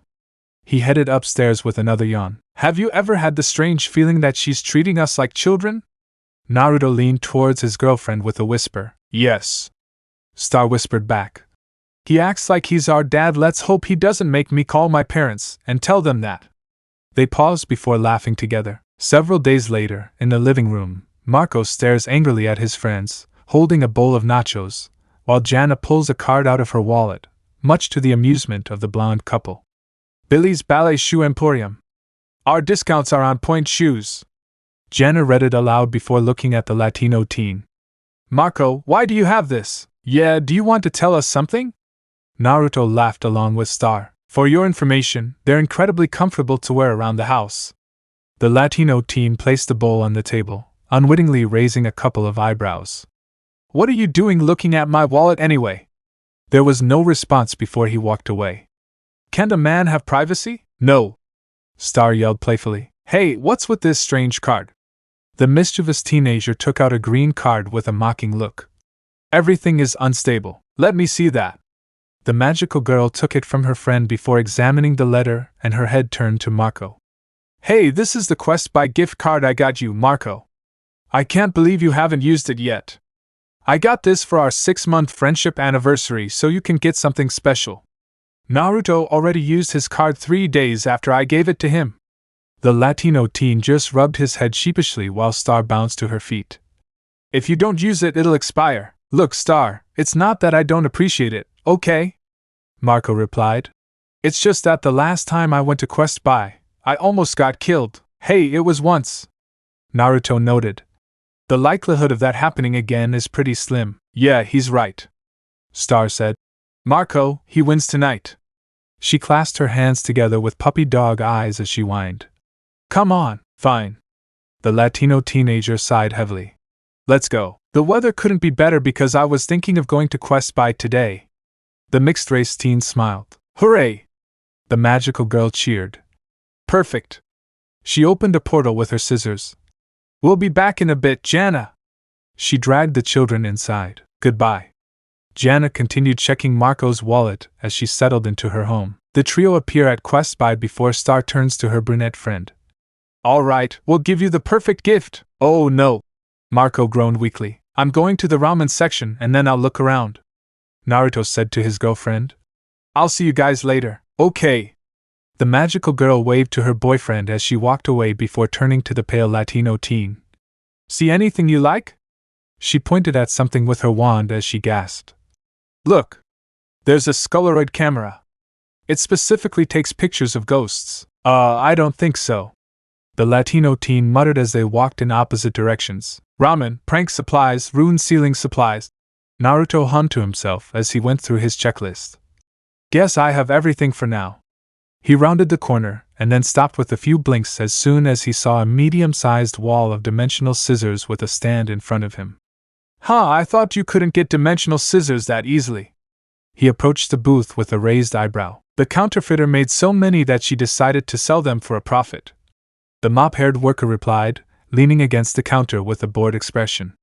It's a one-time thing. Ooh, maybe I should get one right now. The blonde glanced around at the wall. How much for one? The worker simply tapped a vertical tablet displaying the price in a different currency. Thankfully, there's a conversion button at the bottom, so Naruto presses it to select the pound option before he gasps at the price. That much? Never mind then. You can try your luck with the lottery if you want. The worker boredly held up a 5x5 scratch-off sheet. Pick 5 scissors in a row and you win a free dimensional pair of scissors. He waved it. Wanna try? Yeah. Naruto took it with a shrug before starting to scrape the blade with his coin, and a minute passed as the worker took a sip of his coffee. I won. What? The worker spat out his coffee with wide eyes before taking the sheet from the teenager to inspect it. It turns out Naruto has 5 scissors in a row and… Is there a reward for getting 5 diamonds in a row? The blonde asked curiously. And 5 stars? How in the… The worker's mind can't comprehend what he's seeing right now before blanking out. Congratulations, sir. You have won a free dimensional scissor, 5 million Quest Buy credits, and 6,000 in any currency of your choice. Wow! Naruto blinked in surprise. Can I get one in orange? For the 6,000, can I get 3 in USD and another 3 in pounds? Here you go, sir. The worker reached under the booth and then slid a white envelope with the Quest Buy card on top toward Naruto, who wordlessly pocketed it before the worker turned around to find a pair of orange scissors. What color do you want the gem to be? Red? The blonde replied after thinking about it. And can it have a spiral if that's possible? Yes, I have one here. The worker took said red gem from under the counter before attaching it to the scissors. Please place a drop of your blood on this gem. Naruto looked at him amused. I'll explain in a moment, just trust me. Good. Naruto bit his thumb with his fang before reaching over the scissors, a drop of blood dripping onto the gem as the cut immediately closed and there was a flash of light around the scissors. You've registered as its owner, the worker said. And you won't lose it. Without warning, he tossed the scissors down several aisles, surprising the teen. Reach inside your pocket and think about your scissors. The teen reached inside his pocket before blinking at the feel of the cold steel and pulled out the same dimensional scissors. Gosh! And I was just about to turn your lights off, the blonde said. And thank you for not doing that. the worker replied. Is that all or? Naruto put away his new scissors. Yes, we're done. The worker waved him away. Thank you. The teenager walked away and the worker looked at the sheet of paper. How the hell did he get it? The worker put it in the shed. Didn't they say it's 1 in a billion? And to make it crazier, it was the first sheet he handed out. After a few hours of wandering, Naruto walks near a worker's living room and his eyebrow raises slightly when he hears shouting as he approaches. His unspoken question was answered when both Star and Marco ran into the living room and the mixed-race teen noticed a humanoid figure of electricity with a gift card face following them from a distance. What's going on? Naruto asked as soon as they caught up. Gift card, it's expiring, kill us all, I need a privacy wallet. Marco quickly shouted, his friend not understanding. What? The mixed teen uttered. Step back. Star blew out the window before the teens jumped into the living room as the bewildered workers turned to them. My friend Marco needs one of your privacy wallets. Well, I'm on my break, but sure, let me check. The first worker put down his cup and then picked up a tablet, swiping it. Can you see if they have it in Plum? The Latino teen clasped his hands together, his eyes shining. Sorry. The worker looked up from his tablet. Looks like we're out of stock. No. Marco gasped. It can't be. 1 minute until expiration. The gift card announced menacingly as it appeared behind them. This is all my fault. The magical girl sobbed, her hands cupping her cheeks. I should have told you there was an expiration date. And I wasn't being lazy when I bought that thing, I promise. I really thought you'd love to pick out whatever you wanted. Sorry. The card read. Did you mean unwanted pig jeans? I know a lot of this wouldn't have happened if it were easier to buy. The Latino teen cried. Okay, I'll find a cheesier mop shop. The card read. I have no bucking idea what's going on here. Naruto muttered to himself. Oh, there are tens of thousands of hex-related items. The card read. Which one do you want? Let's hug each other, so when they find our charred skeletons, they'll know we were friends. Marco stretched out his arms toward his friends. Sorry. The card added. There were no results for snowworm pants. Wait. A thought occurred to the Latino teen as he turned to face the workers. Hey, there's only one thing in this entire stinking store I could ever wish for. Star and Naruto are my best friends, and friendship is the greatest gift I could ever receive. You have to choose something you can buy at the store. The second worker was expressionless. Well, it was worth a shot. Marco deadpanned. That was sweet, Marco. Estrella smiled slightly. Yes. Naruto said, preparing to honor the expiration. The card read before a tall, muscular green septarian tackled the figure from the ceiling. Where are the stairs in this place? The septarian grunted in annoyance as he stood up before looking at his targets. Princesses, my name is Rasticor Caesus Disaster Vane. Miss Haynes sent me. Prepare for Uncle Rasticor? Naruto blinked. Naruto? Rasticor turned his head towards the mixed-race teen with rapid blinks. Wait, is he your uncle? Marco asked his friend. But he doesn't look like they have the same father but different mothers. The mixed-race teenager said. Wow. Both Star and her friend uttered. Do you know them? The green septarian asked his nephew, puzzled. Yeah, they're my friends. Naruto jerked his thumb at Star. Actually, I'm her boyfriend. What, you're dating a Muni princess?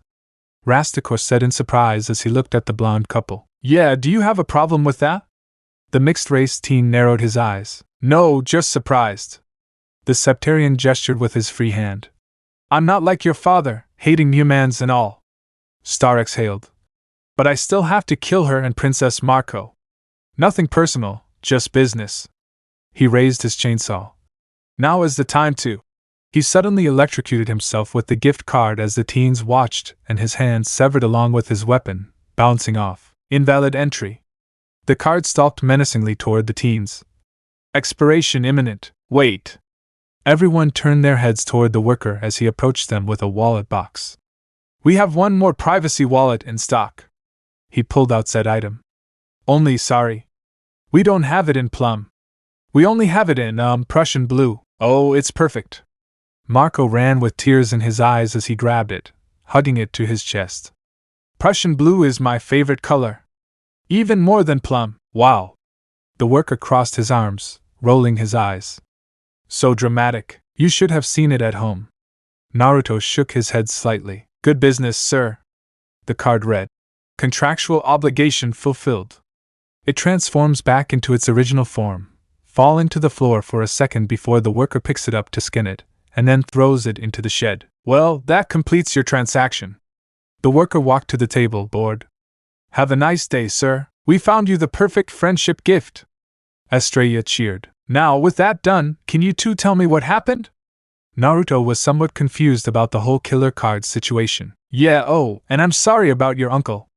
The Latino teen grimaced. It sucks to lose someone. That's great. The mixed-race teen shrugged. Uncle Rasticor will be fine. What? Marco gasped at his friend's indifference. Your uncle just died in front of us. And you say it's cool? Marco, a septarian can completely regenerate their entire body as long as they have a piece of it left, like, say, a pinky finger. Naruto said. We just saw Uncle Rasticor's hand fly away. It'll regenerate in a few weeks or so. Wait, really? The Latino teen blinked rapidly. Yeah, everyone knows that. The magical girl nodded with a shrug. Not everyone, clearly. Marco raised his hands before turning to Naruto. Wait, does that mean you can? Nah, cut off my head and I'll die as a human. Naruto waved his hand in front of his face. As a half-septarian, I can only regenerate any body part as long as it's not my head. He chuckled. Dude, I remember how long it took me to regrow my left hand. What the? The Latino teen feels his mouth drop open slightly with a queer look. Fireworks. He replied simply with a shrug. Cherry bomb, to be exact. He laughed. I remember how fun it was scaring people with the baby's hand. And how old were you when that happened? Marco can't help but ask. 8. Naruto rubbed his chin thoughtfully. And I remember one time you accidentally cut off the top of your pinky finger. Star told her boyfriend.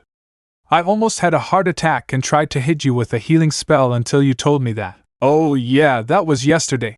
The mixed-race teen said. You what? The Latino teen cried before waving his arms. No, it doesn't matter. I don't want to know the details. He shuddered before turning and walking away. Come on, let's go home. What's wrong with this thing? Star tried to open Marco's new wallet in the living room with her boyfriend and Jana. How the hell are you supposed to open this? Yes. Jana took it. Let me see that. Nice try, ladies. Marco gloated, fists on his hips. Your fingerprint lock won't allow any man or magical creature to enter. I understand. The naughty girl opened her wallet with a mocking smile. Jana, get out of the city! The Latino teenager shouted. Nice! Naruto chuckled. How did you do that, Jana? The magical girl asked curiously. I have Marco's fingerprint. Jana pulled out a folding sheet of paper with said fingerprint on it. In fact, I have all your confidential information, Marco. Damn, you throw all the dirt on him, huh? The mixed teenager laughed. Get out of the city! Marco shouted. Naruto whistled up the stairs while carrying a bag of fast food and barely made it past Marco's room before stepping back to look inside and see his girlfriend tied up with a Christmas light. Estrella, why are you tied up like that? Naruto entered the room before raising an eyebrow at the Latino teen who was screaming while banging his head against the laptop keyboard. And why is he acting like this? I don't know, he said something about the Mackie Hand movie before he did that. Star turned to her boyfriend with a shrug. Can you help me with something? Untie you? The mixed-race teen smiled at his nodding girlfriend. Sure. He dropped his bag and then walked behind the magical girl to try to untie her. You have to tell me how you ended up like this. It's a long story. The magical girl laughed embarrassingly before trying to change the subject as she looked at the shouting Latino teen. Marco, what's wrong? What's wrong? It's sold out. Marco gestured to the screen without lifting his head from the keyboard. Wow.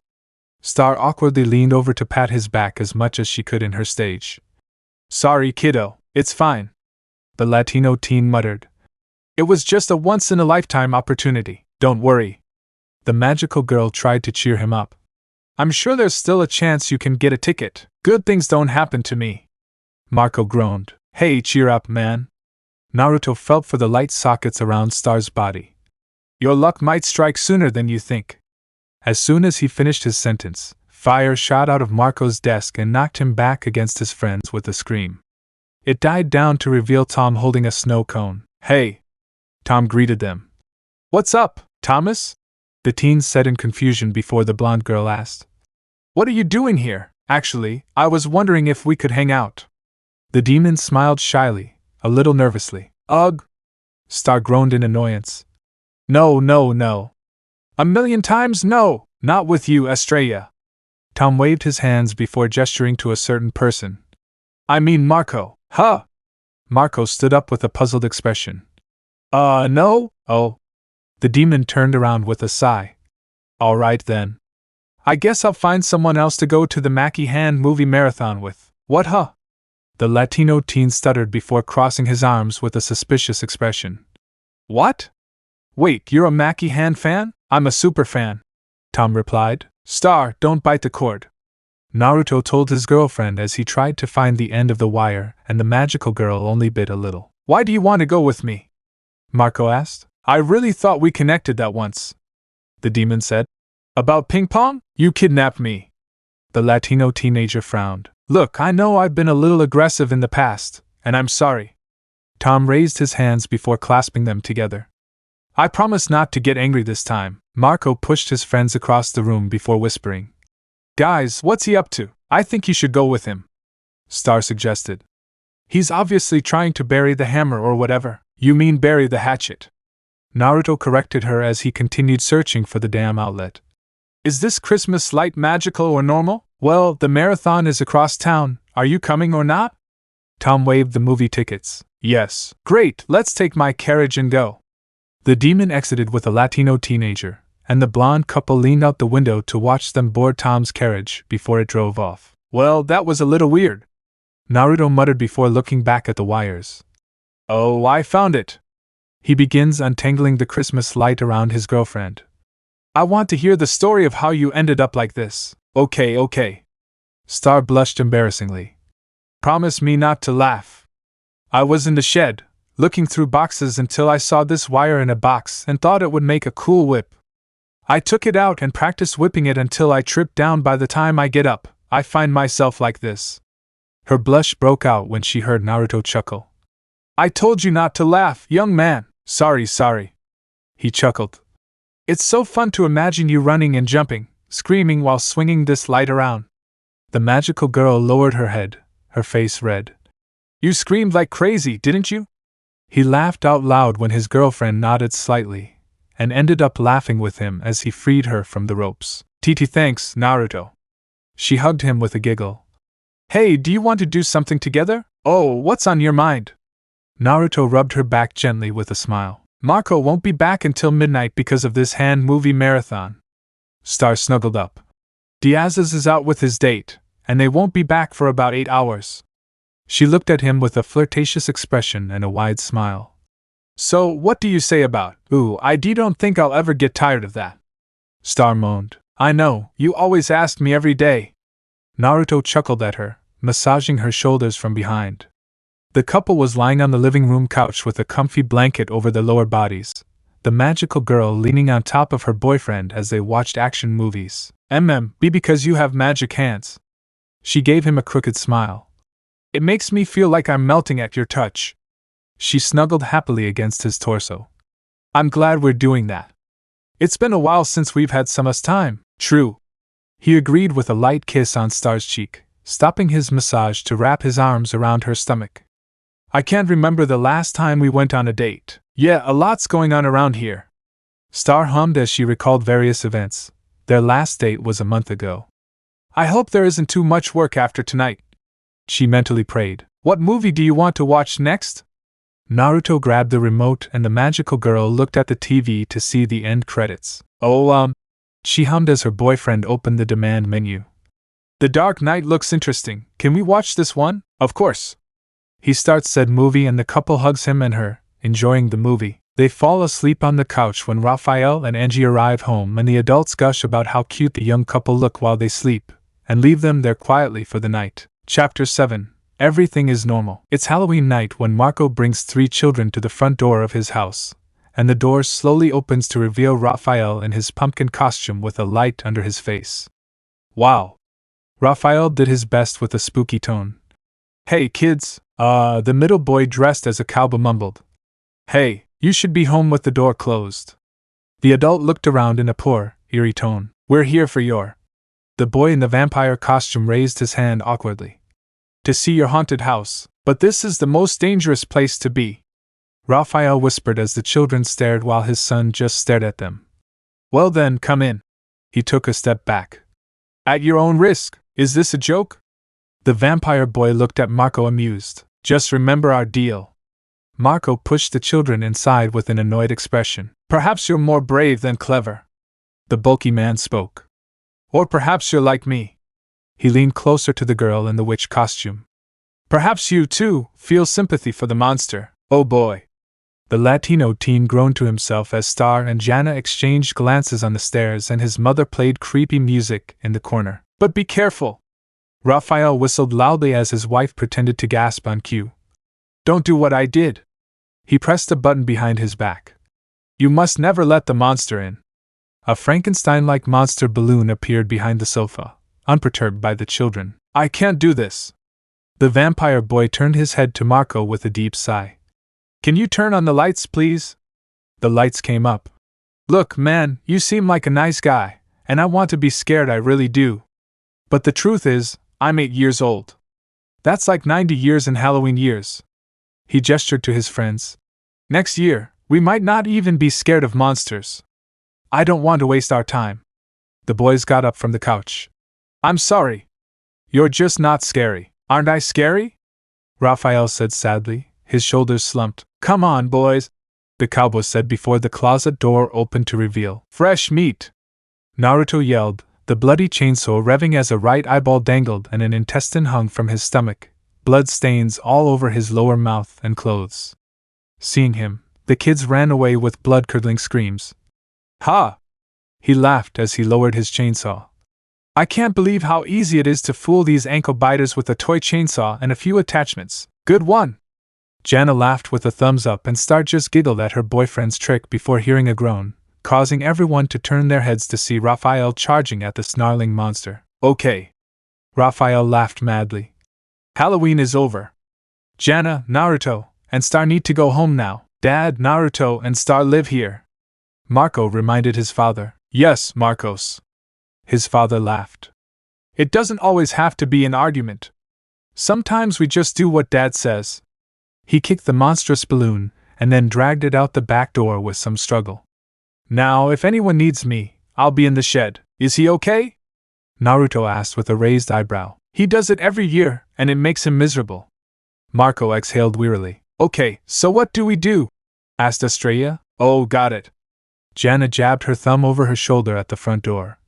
Let's go to that other haunted house down the street and get rid of this one. What? The Latino teen uttered before making a double-chopped gesture with his arms. No. You're missing the point. How do we make my dad's haunted house scary? We can always summon Hungry Larry. The magical girl suggested. Hungry Larry? The mixed-race teenager raised his eyebrow again. Who? Asked Marco. Oh, Hungry Larry. Star laughed. You know, you summon him, he comes and haunts your house. I hear he's a real creep. She pops a lollipop in her mouth. We're not summoning. Marco slapped his forehead before looking at his friends. Anyone. We're not summoning. Ugh. He slapped his face again. I can't believe I have to have this conversation with you. He walked out. Where are you going? The magical girl asked. I'm going to bribe some 5-year-olds. The Latino teenager replied. Maybe they think my dad is scary. He poked his head inside. No summoning. With that, he left. Oh, the kids forgot their bags. Naruto picked out 3 bags of candy before looking at the girls. I'll take them to the kids. I'll come back later. Okay. Star greeted him with Jana as the mixed teen left the house. Do you want to summon Hungry Larry? Oh yeah. Jana smiled widely. Are you sure that's all there is? Naruto asked the children. It took him about an hour to find the children to return their bags, and he wants them to check if they're missing anything. Who knows, maybe they accidentally dropped a piece of their favorite candy when they ran out. Yes. The witch girl looked up from her bag as her friends nodded together. Everything's here. Thank you, sir. No problem. The teen clicked it off before hearing a louder scream and whipping his head around, wondering where it was coming from and what kind of ride or trick scared this screamer off. He turned around to see an empty space where the kids used to be and looked around with a scratch on his head. Wow, these kids sure can move fast. Oh, hello, Naruto. The teen turned around to see Jackie walking towards him with a wave, dressed in a mermaid costume. Hey, Jackie. The blonde waved back to the skater. What brings you here? I'm going to a party. Jackie replied. Are you? Just giving the kids their bags of candy back. Naruto chuckled. I scared them so much they dropped everything and ran away. Oh, right. She laughed softly before looking around. If you're looking for Marco, he's at home, she said, while the skater looked a little flustered at being caught before smirking. Are you planning on asking him to come as your date? And no. Jackie raised her hand to ruffle her hair lightly. Yes? Maybe. Naruto said. Well, he's nice and sweet, the skater replied. And he's in love with me. I think I should give him a chance. Wahoo. The smiling blonde joked, earning a light punch to the shoulder. Are you planning on telling him now or later? Jackie replied. I'm thinking of asking him to this school dance in a couple of months if he doesn't ask me out yet. Knowing him, you'll do the asking part. Naruto laughed, and she just snorted in amusement. Well, good luck with that, thanks. She nodded slightly. Oh, do you want to go to the party? I heard it's off limits. No, I'm going back to Diaz's house. He dismissed it. Mr. Diaz has been acting a little strange since the kids told him he's not scary. Oh. Jackie shook her head. I hope she doesn't take it the wrong way. Oh, and tell Star I said hi. That'll do, Naruto said before they said goodbye to each other and went their own ways. Naruto whistled a tune as he approached the Diaz house and saw a small figure walk up to the cabin in a ghost sheet suit, entering before the cabin suddenly flew up into the starry sky.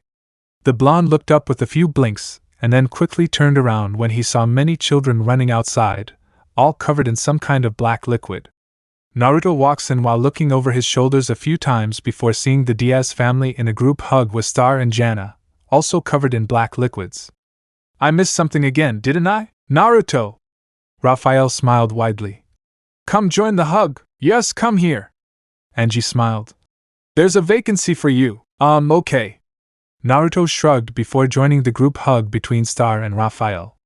So how did you end up like this? We summoned Hungry Larry, and he swallowed them all. Jana smiled. Then Raphael comes in and scares everyone before Larry vomits us up, the black goo from now on. So, are we all covered in vomit of some kind? The mixed-race team pointed out, and there was a long pause as most people's eyes widened in horror. I need to take a shower. Marco shuddered. A long time, so do we. Angie whispered as she stared at the black vomit with wide eyes. So do we. Oh, also, why do we celebrate Halloween twice? Naruto asked. I don't know, but it's always like that in this town. Jana shrugged. You Yanks are so weird sometimes, you know that? The mixed-race team muttered under his breath with an arched eyebrow. A few weeks passed, and Naruto was walking with Marco down the hallway. I heard from Star that you're trying to do something with your rune seal. Marco looked at his friend. Yes. Naruto nodded. I want to create an attack-based rune by rewriting the trap seals and combining them with elements. He rubbed his chin with a hum. Maybe I'll attach the seals to something wearable like gloves or a jacket? Or I can turn the jacket into a magical machine gun like Spider in a top hat? What element? The brunette asked. Wind, of course, the blonde said. It's easy enough. Oh, and what level are you on with this sealing? Marco asked. B rank. Naruto smirked. Star almost fainted when I told her that. Ha! And it's not even a high B rank. What's the difference between B and high B? The brunette blinked like an owl. High B levels are more complex than B levels, and yet they're higher than low B levels. The blonde man replied, and the brunette raised his hands at his friend's lazy response. Right, and what's the final level for that? Marco sighed. S rank. Naruto paused. I think I need to check with the Star or Quest by book sections. Quest by have book SEC. The Latino teen uttered in pure bewilderment before entering Star's room to see Star and Pony Head with a thick makeover and waxed lips. Ladies! What's up with your lips? Oh, don't hate me because we look good and you don't. Pony Head tossed her stylish mane shamelessly. What are you talking about? Marco looked down at himself. I look fine. Say the type who wears the same thing every day. Naruto muttered under his breath. Dude, your girlfriend wears the same outfit every day too. The brunette looked at him blankly. That's not true. I mix things up several times a week. The mixed-race teenager replied. He's right. Star giggled before yelling to her brunette friend. Marco! Why don't you tell Ponyhead what we got him? We have something special for your first Friendship Thursday. Marco said before his magical friend interrupted him. Friendship Thursday! The magical girl sang as she did a little dance with her boyfriend. Friendship Thursday! Hook a girl already! Ponyhead grinned. The floating head looks down at the teens in the living room as they sit together on the couch under a giant fleece blanket. It's a snuggle friendship. Star smiled as she leaned lightly against Naruto, sneakily playing with the other's hands. Yeah, no romance, just purely platonic. Marco smiled smugly. Ponyhead stammered.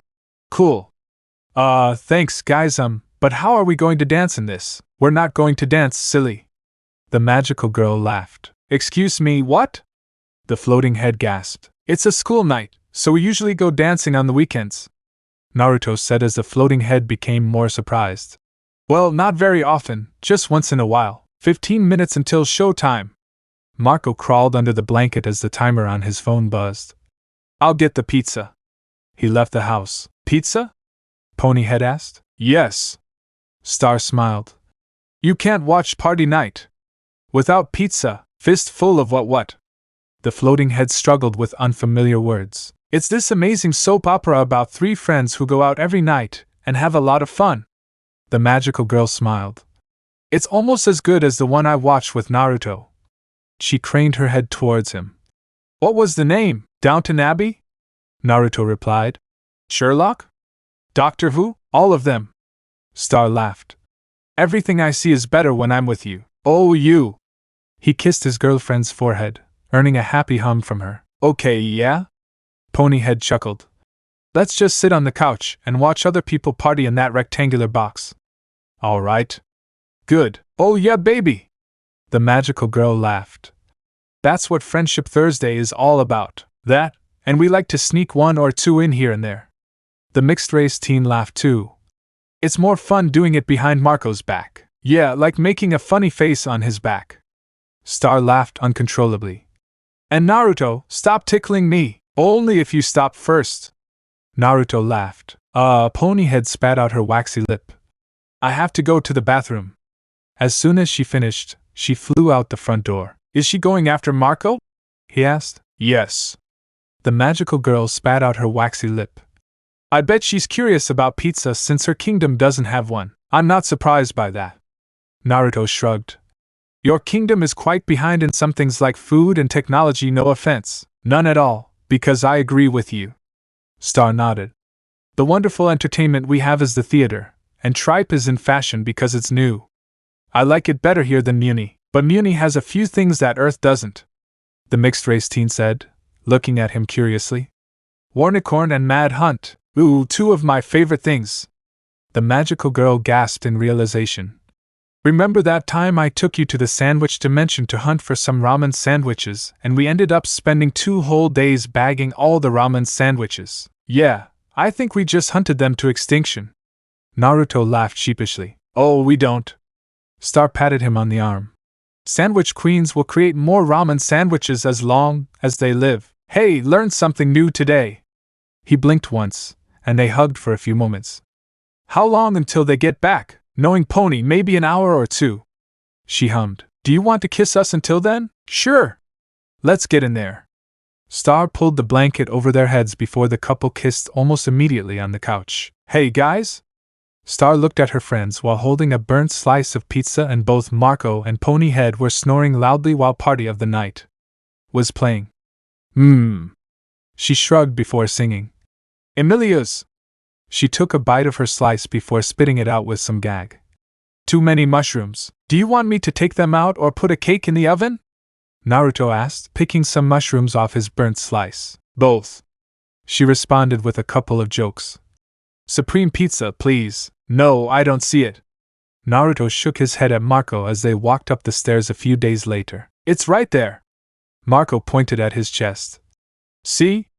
My first chest hair. I don't see it yet. The blonde shook his head again. Ew!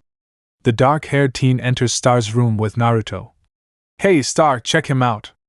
I'm getting my first chest hair. It's pretty small, but if you look at it in the right light. He noticed that Glossaric was the oldest, just floating lifelessly. Glossaric? He pushed said person away. What's wrong with him? I think he's dead. Naruto pointed at the old man's black eyes. It's on the fritz. Star replied as she looked at the opening spellbook. Wait a second. The Latino teen approached with a concerned expression as the mixed-race teen brushed Glossaric away like a fly when the body hovered too close to his head. Are you doing something you're not supposed to? Glossaric said not to turn the page. She said before gasping, her eyes shining. But he didn't say you couldn't. Oh, turn the page. Naruto grinned widely behind them. Turn the page. Star chanted along with her boyfriend. Turn the page. Oh, I'm going to turn the page. Marco gave in to peer pressure. Turn the page. The blonde couple singing. I'm turning the page. The Latino teenager turned back to the book. Turn the page, Marco. The couple sang, and the brunette turned the page with glee. I turned it around. Star read her spell book on the desk while Naruto lay on his bed, reading an advanced level of runic sealing before Glossaric's eyes returned to normal with a jolt. Wow. Glossaric approached Star's side. So, yes. Star hummed without interest. Did you read everything? The old man asked. Yes. She replied curtly, closing the book. So? Glossaric crawled into the book. It wasn't all that. Star shrugged with her hands. I mean, I get it. The power of darkness, the forces of evil, the eternal suffering, blah blah blah. But honestly, it didn't really affect me that much. It just wasn't my thing. Yes. The old man silently punched his fist. But Marco, on the other hand, he looked up at the ceiling to reveal said teenager floating in purple magic with completely black eyes and speaking in gibberish. Oh, yeah, he's been there for. Naruto looked up from his book. An hour or two. Just floating there and talking like that. Fortunately, there's a spell to fix that. Glossaric said before snapping his finger with a murmur of some spell, and Marco returned to normal, hitting the ground with a cry of pain. My face, Marco groaned in pain. A week later, it was lunchtime at school when Naruto and Star watched Marco, who was banging his head against the table. What? Marco banged his head. It was so stupid. Ugh, hey now Marco. Star tried to cheer him up. It's no big deal. It's a big problem when it comes to asking out the person you like. Naruto said. He made a mistake asking Jackie out. I heard what happened. Jana approached the table with a smile before sitting across from the brunette. Everyone's talking about it. Well, looks like you should stop dating for good. Thanks for the vote of confidence.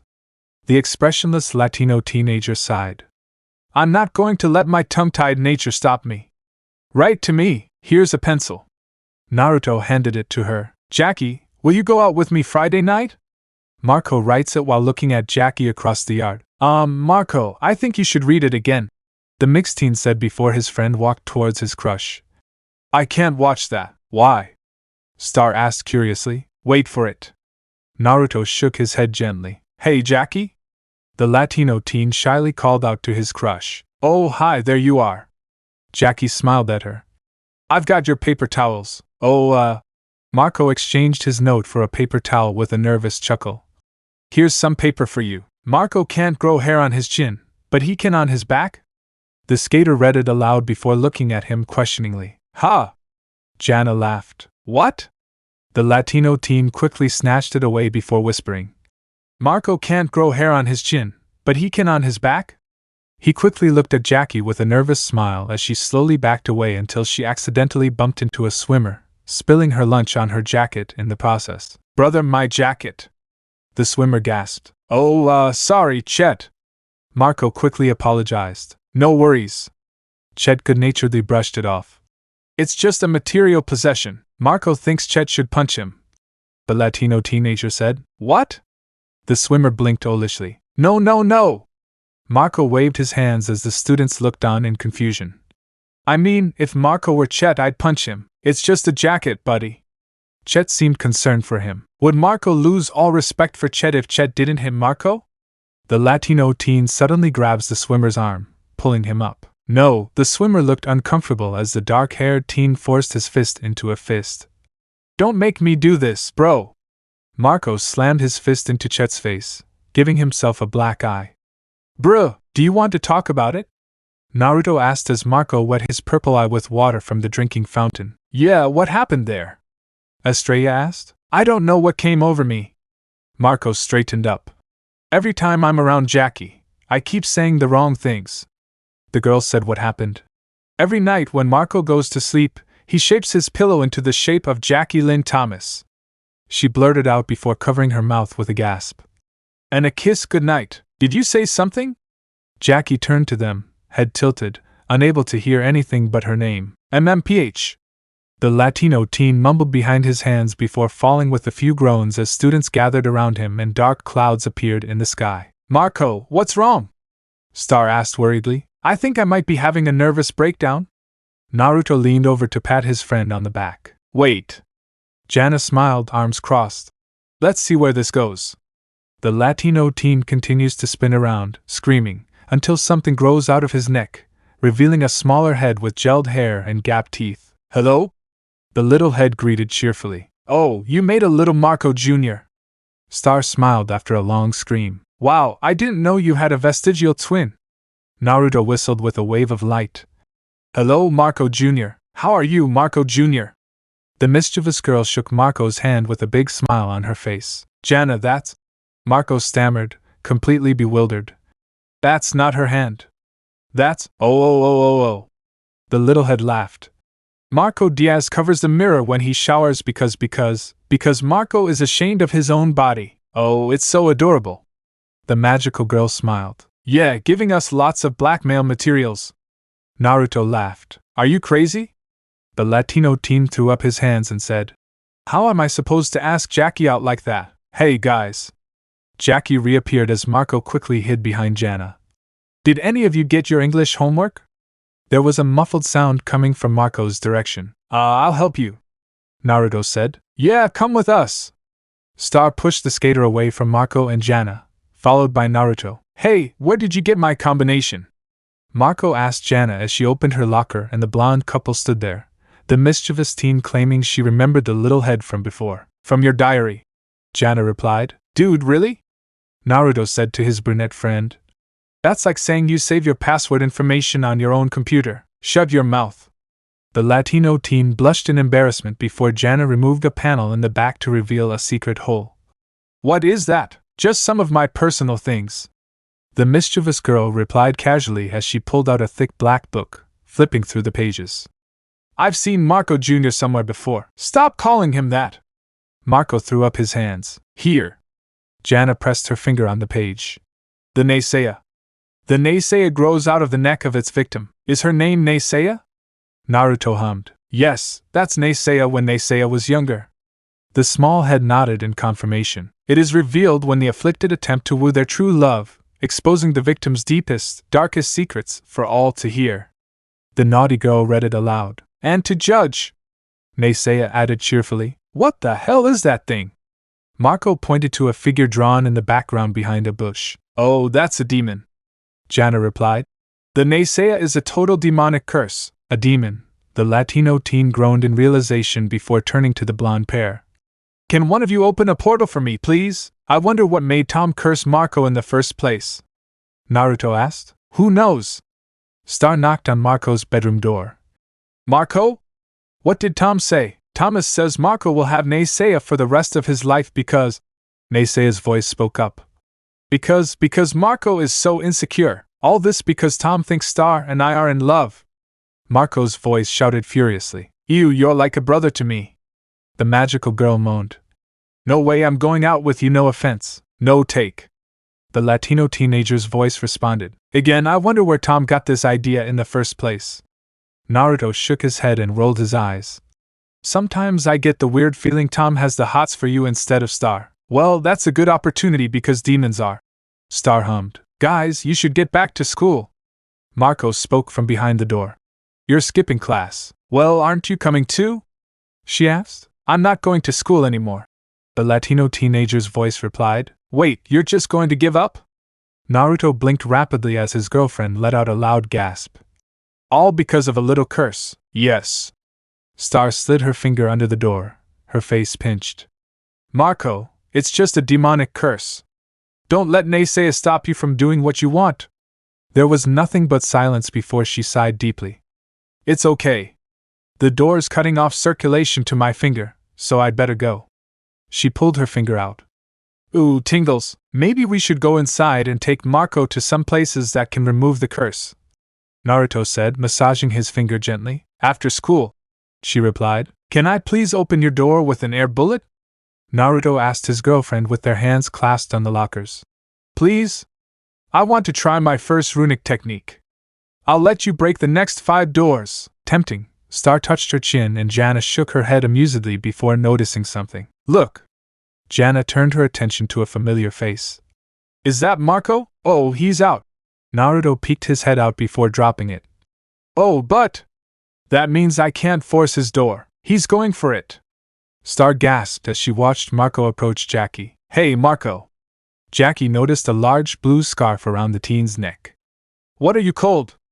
What's going on here with the scarf? Oh, you know, sometimes Marco tried to think of an excuse.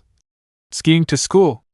He heard a hard slap in the background and didn't have to look back to know it was Naruto. No way! Jackie smiled. I snowboard. Awesome! Yeah? The Latino teen fiddled with his hands behind his back. There's probably a lot you don't know about me. That's why I thought it would be cool if we keep going. Oh, this is the Jacqueline Marco who practiced asking in the mirror. Naisea spoke from under her scarf. Oh. Marco even pretended to kiss you with his own reflection. The brunette's eyes widened in horror as everyone stared at him. Naisea, you promised you wouldn't do that! Marco hissed at the curse inside his scarf. What? The smaller head blinked in confusion. What's a promise? Look, I have to go home. The skater stood up slowly as she put on her helmet. You're really confusing me. She was about to skate, but, Jackie, wait! The Latino teen waved his arms to stop her. I'm not the one saying these things. He pulled off his scarf to reveal Naisea. It's him! Most of the students gasped at the sight, and one girl fainted with a loud thud. Greetings, Jacqueline. Naisea smiled at the open-mouthed skater. That's disgusting. A brunette girl muttered. Is that a British accent? A cheerleader asked. Well, yes it is.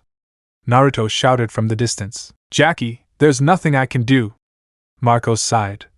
I have this curse on my neck. But I'd still like to ask. Marco hasn't bathed since he saw that shark movie. The smaller head grinned. Ugh. The Latino teen groaned. He's right. I haven't bathed since I saw that shark movie. I shower. I'm just afraid of bathtubs. Ow. Naisea gasped. And Marco uses. I wear ballet slippers in the house. Marco quickly confessed. And he never held hands. Naisea said before the Latino teen interrupted. I've never held a girl's hand. The Latino teen said. So I practiced with Ferguson. And, said the smaller head. I always sit down when I go to the bathroom. Marco looked around. What? Come on, there are ladies in the house. I cry when it rains. I still have my wubby, and his name is Esteban. Up until last week, I thought the mood was between Nebraska and Kansas. I'm a straight A student, and I still have no idea how to do long division. Go ahead. Someone yell division. 724 divided by 37? A random student threw it out. I have no idea. The Latino teenager shouted. Get a calculator. Yes, but Marco too, Naisea said. I filled a notebook with my first name and your last name because I couldn't decide which looked better. Marco looked through his hands. Marco Diaz Lynn Thomas or Marco Lynn Thomas Diaz? Ow! The smaller head uttered. Oh yeah, and one more thing. The Latino teen held up a piece of raw art paper. I kept this drawing you did of the moon. I got it out of the trash in art class. It's supposed to be a watermelon. Jackie pointed out. Oh, really? Marco looked at the paper before looking back at her. It looks like a moon. Well, your watermelon reminds me of my greatest fear of all, that we're alone on this little blue marble, floating in the infinite expanse of the universe, ripped from the center and ejected into a black void for no reason. Players on the stage of the absurd. Wow, that was really... The skater looked down with a murmur. Deep. So there it is, Jackie Lynn. The Latino teen exhaled. That's it. Those are all my insecurities. Now you know everything. He looked at the smaller head on his neck. Unless I left something out. No, Marco, that's. Naysaya murmured. Everything. I still think it would be great if we went out Friday night. Marco asked Jackie. See, calm down, love. Naruto held his bouncing girlfriend as she giggled excitedly, starry-eyed, and waved her arms excitedly. I know you want to double date. Just wait until after that. You know, a group of us are going to the movies Friday night. Jackie smiled. You should totally come. That would be amazing. The brunette teenager smiled widely. Cool. The skater nodded. Well, see you then. With that, she skates in a relaxing wave, and before Marco knows it, Star knocks him off his feet. Wow, I can't believe I made it. Naruto laughed lightly. Amazing. Jana muttered under her breath, and the mixed-race teen caught something in her tone. It sounded a little bitter. What's wrong? He asked her, and the naughty girl jumped at his voice. Oh, nothing. The mischievous girl dismissed him before approaching her friends with a teasing smile. You know who to call when you get divorced, Marco. Does she like him? Naruto wondered as he walked towards them. So, curse fulfilled, right? Marco looked at Naysaya as he shoved his hands inside the pocket of her hoodie. How does this work? Do you just dry off, flake off? You know, Naysaya has never been to the movies. Naysaya said softly, and the Latino teen sighed heavily. Hey, after your first date, we should go on a double date. Star hugged Naruto's arm with an excited giggle, and the brunette looked at Naruto in amusement. He's been dying to find another partner to go on a double date with. The mixed-race teen shrugged slightly. That's the 27th test with a water-type attack. Naruto scratched his head with a pause. Suiton? Yeah, let's go with that. Suit? Star asked, holding a camera, filming her boyfriend as he put on some blue gloves. It means water release in Japanese, he said. It sounds better than saying water-type attack. Get it. She gave him a thumbs up and the blonde boy turned toward a fictional pole in the backyard. Here I go! Naruto clapped once, then pushed them toward the dummy, and suddenly, water manifested into a large sphere in front of his hands before shooting out toward the post in the shape of a water dragon. It slammed into the post, throwing it through the fence and flooding the path in the process. Yes! It's a success! He raised his fists in celebration. Suryuden! Suryuden! All right, Naruto! Star jumped up and down with a joyful laugh. That was so awesome! Again! Again! Okay! The laughing boy does it again. Hey guys, can you help me organize the school dance? Marco stepped out before screaming as the water dragon dragged him toward the flooded path, floating with flailing arms. Seriously? I hate wet socks, you know that. Oops. The mixed-race teen sheepishly scratched his head, and his girlfriend just laughed. Thanks for, agreeing to go with me tonight, guys. Marco said to Naruto and Star as he hung the banner in the gym. Dances make me a little anxious. Why are you so worried? Star leaned her elbow on the ladder. Well, I had a nightmare where I showed up at the dance alone and everyone laughed and threw tomatoes at me. The Latino teen said.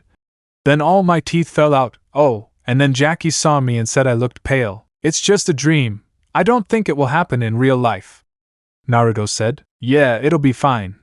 The magical girl added before Marco suddenly fell on top of the blonde couple with a scream. Wow! Marco sat up while holding two legs. My legs, I can't feel my legs. Those are Naruto's and my legs. Estrella shouted. Wow! The embarrassed brunette let go of them. Sorry, what happened? The magical girl asked. I just saw a huge rat in the air duct, Marco said, and Naruto climbed the ladder to look inside the vent. Oh! Naruto reached inside before pulling out a rat as he squealed. Rubber rat. I forgot about this one. Why did you put it there in the first place? The Latino teen threw up his hands. Who the hell is going to look inside the vent? I want to play a prank on the janitor. The mixed-race teen shrugged. Then I end up forgetting. The dark-haired boy just glared at him. What? I pull so many pranks every day that I can't even keep track of them. When was the last time you made a joke? Star asked, touching her chin, and there was a dull explosive noise in the distance. 5 minutes earlier. Naruto grinned. I rigged Lars's locker to shoot paintballs and then finished it off with a stink bomb. He laughed. He won't be able to wash it for the next 20 days. Star! Said girl turned her head to see Jana waving a box at her. Come here, Jana banana! Star jumped up at her friend excitedly. Did you get it? Did you get it? I did it! Jana opened the box to reveal a cake and a mosquito flew out. Cake on a plate!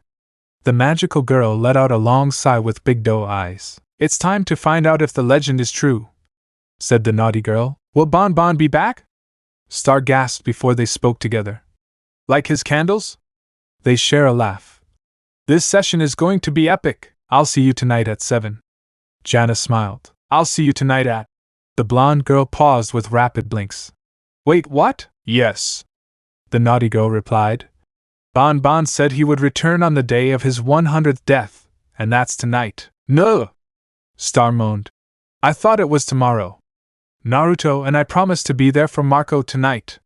He might lose his teeth if he goes alone. What are you going to remember more, the high school dance or the dead clown session? Jana put her arm around her friend's shoulders. Dead clown session. The magical girl replied before running towards the boys. Naruto! Marco! A couple of minutes ago, Naruto and Marco saw the magical girl run towards Jana before hearing a voice behind them. Hey Marco, Naruto! They turned to see Jackie as she approached them on her skateboard. Marco, can we talk alone for a moment? She looked at the blonde and he immediately got the hint. Oh, I'm going to check something inside this box. Naruto walked over to a small box and opened it immediately. He knew the skater would ask Marco out, and he also knew the brunette would say yes, which he did, given the wide smiling look on his face. Okay, see you later. Jackie said goodbye to Marco before she skated off and Naruto approached the brunette's side. Marco! Star ran towards the boys. Naruto! Marco! Naruto! Squee! Marco turned to the couple, his smiling face frozen. Are you okay? The magical girl asked worriedly. Jackie Lynn Thomas just asked me to the dance and I said yes. The Latino teen pumped his fists in the air. This is perfect. Star gasped happily. I completely forgot I promised Jana I'd resurrect a dead clown with her tonight, so you should go with Jackie. Wait, what about Naruto? Marco turned to said teenager. That's great. Star and I dance often. Naruto dismissed him. Missing a school dance isn't a big deal. Besides, I can use this opportunity to work more on my room project. Aren't you going to this seance? The Latino teenager asked. Buck no. The mixed-race teen shuddered. Naruto doesn't really like ghosts as much as I do clowns. The magical girl gently rubbed her trembling boyfriend's arm to calm him down. It's okay, Naruto, it's okay. Wait, you're afraid of clowns and you're still going to summon the ghost of a clown? Marco stared at her. And Naruto is afraid of ghosts? At the Diaz house, Naruto follows Jana and Star into the bathroom, and the mixed-race teen stifles his laughter as he watches Marco sing to himself in towels before the Latino teen bumps into Jana. What the hell? Marco quickly gets up. Watch where you're going, Marco! Jana shot him a look. Jana! The Latino teen stammered. What are you doing here? We just need a few more supplies for our session tonight. Star replied from her other side. And I'm here to collect some blackmail materials on you. Naruto snapped a photo of his dark-haired friend with a chuckle. What will everyone say about you wearing towels like that, dude? Marco gave her a dirty look before sniffing himself. Ugh! Now my ass smells like cologne.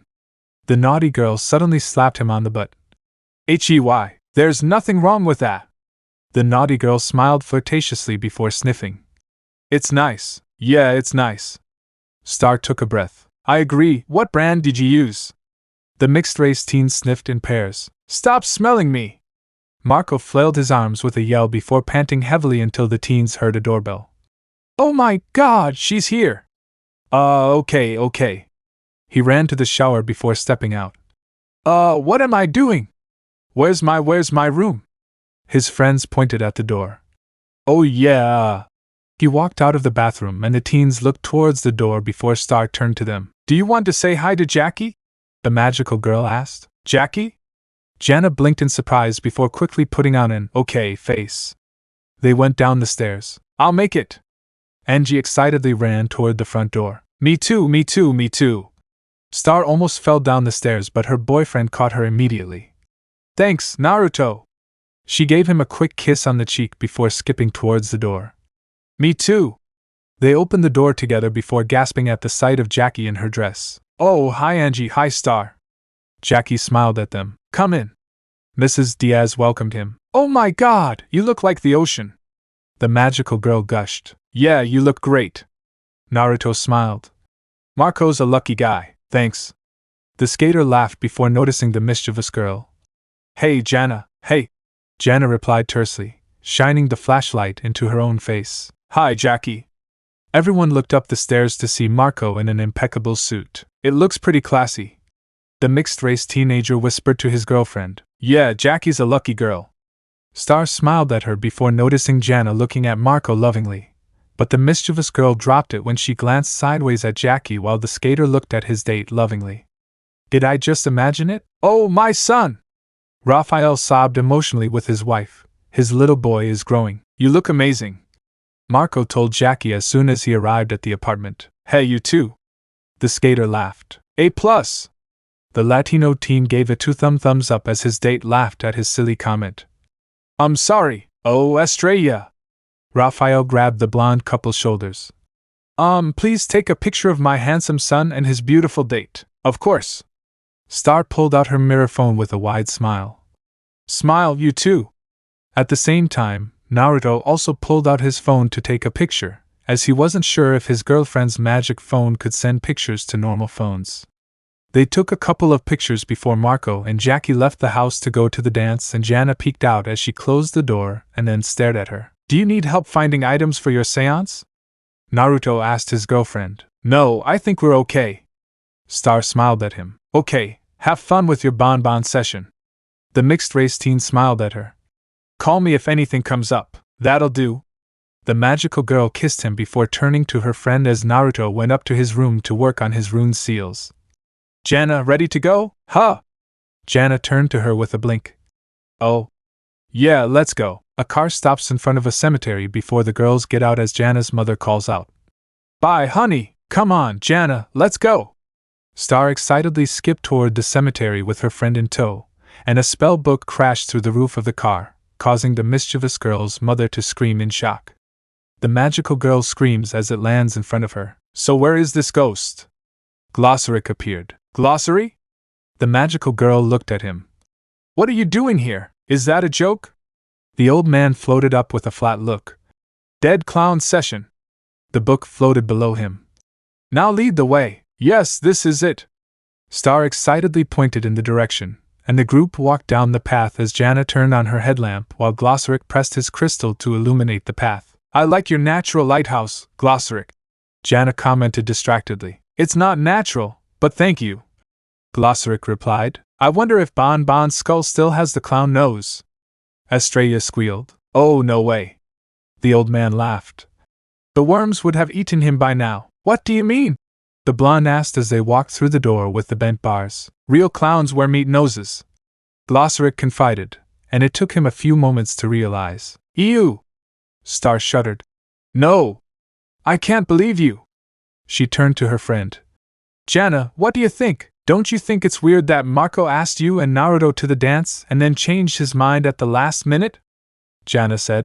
That's not cool, is it? What? The blonde raised an eyebrow at Jana's uncharacteristic behavior. No! Marco invited us because he was afraid to go alone until Jackie asked him out, which is totally fine. I want to go see Bon Bon. She looked at her friend with a pause. You want to see Bon Bon, right? Wow! The mischievous girl seems to snap out of whatever funk she was in. Yeah, Bon Bon. The blonde girl suddenly stumbles. Oh, Star, are you okay? Yeah, Star looked over at a vine-covered headstone. Guys, check it out. She pulled back the vines to reveal Bon Bon's headstone as the group gasped before she read aloud. I'll be back. She squealed along with Jana. It's Bon Bon! A small explosive went off in the house, causing both Raphael and Angie to jump off the couch before looking up at the ceiling with a questioning and worried expression. My fault! Naruto's voice yelled. Nothing to worry about. The adults swear they heard a fire extinguisher go off, and then there was a brief pause. Oh hell! Maybe I'll cover this damage up with paint. Everything okay up there, Naruto? Raphael shouted. Yes, it's all hunky-dory. The teenager's voice responded as the adults exchanged glances. No need to come up. Naruto, would you like to join us downstairs? Angie called out. We're watching Pirates of the Caribbean, first one. Her husband entered with his index finger extended. Okay, I'll be down in a bit. Naruto replied he figures it'll be a good time to take a little break from his latest project, and as he heads downstairs, he receives a text from Marco. In the text, his friend was panicking because Jackie was taking him on a date instead of dancing and he had no idea what to do. Just take it easy. All you have to do is be yourself and not overthink it. The muttering blonde texted him before putting his phone away as he sat down in a comfy chair. How far are we from this movie? It's just starting. The woman smiled kindly. You're not missing anything. I'm going to make some popcorn. Raphael trotted lightly toward the kitchen. How was school? Angie asked the blonde. Fine, I've kept up with most of my classes. The blonde said. I had a couple of problems with English class, due to some differences with American English, and there's math, but it's no problem. And do you like it here? She asked. USA? Naruto said. I'm enjoying it so far. I mean, do you like it here? Angie said. At our house. Yeah? The blonde blinked oddly at his question. I enjoy staying here because it feels so homey and comfortable. You and Raphael really make Star and me feel so welcome here all the time. Anyone else would say the same thing. Why do you ask? Just curious. She shrugged slightly, and he looked at her strangely for a moment until Raphael returned with 2 bowls of popcorn. Popcorn! The burly man placed the bowls on the table with a broad smile, sat down next to his wife, and they watched the movie. Bon Bon, the birthday clown. Glossaryx sings loudly while playing guitar. First he was dead. Maybe he's alive. Does he have a nose? Worms in his eyes. Done! Star stepped away from the shrine around Bon Bon's headstone with a proud smile. If that doesn't say welcome back, dead clown. Nothing does. She turned to her friend. Jana, how's the summoning circle coming along? Her smile turned into a flat line when she noticed Jana staring at a half-completed circle made out of ribbons. Hey Jana, what? Jana looked at her. The summoning circle? The blonde gestured towards said circle. How's it going? It's The naughty girl tore off some ribbons to put them in the circle. It's coming out perfectly. She accidentally knocked over a candle. Ugh, it's not. She exhaled sharply. Sorry. My head isn't right today, take your time. Star said. It's still night, while we're all just sitting here relaxing. Jana looked at her friends. Would it be cool if I got your guys' opinions on something? Marco? The blonde guessed. What?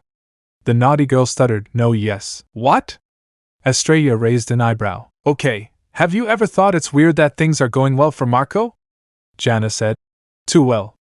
I mean, why does Jackie start liking him and ask him out when, hey Star. Glossaryx shouted. Yeah?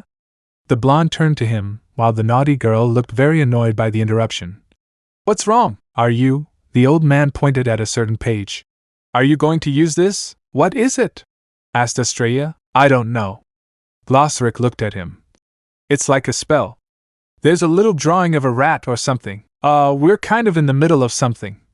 Jana interrupted. Then I can do whatever, said the old man. Yeah, do whatever you want with, the blonde said before the old man tore out the page, immediately burning it to warm his hands. Okay. He turned to his friend. Let's talk about that later, okay?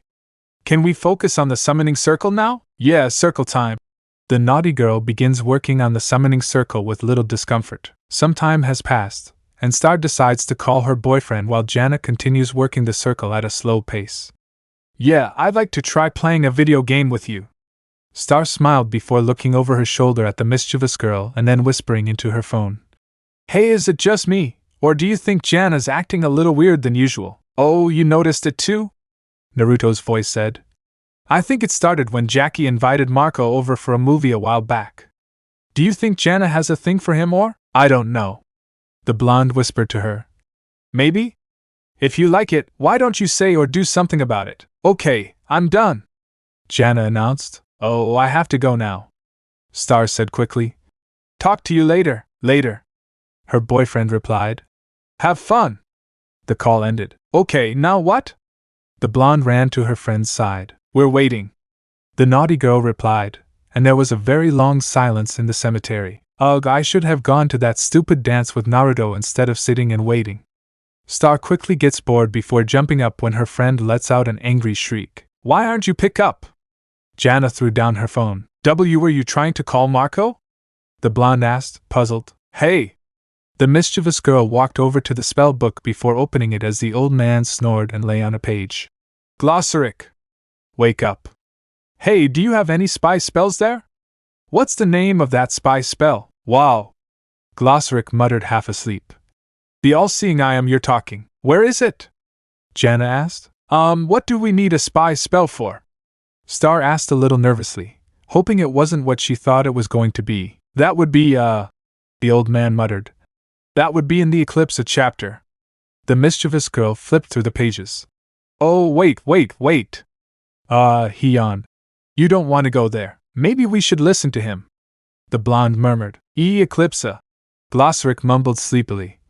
Dark magic. It's not nice spying on people. SS spying leads to crying. He fell asleep. Aha, I found it.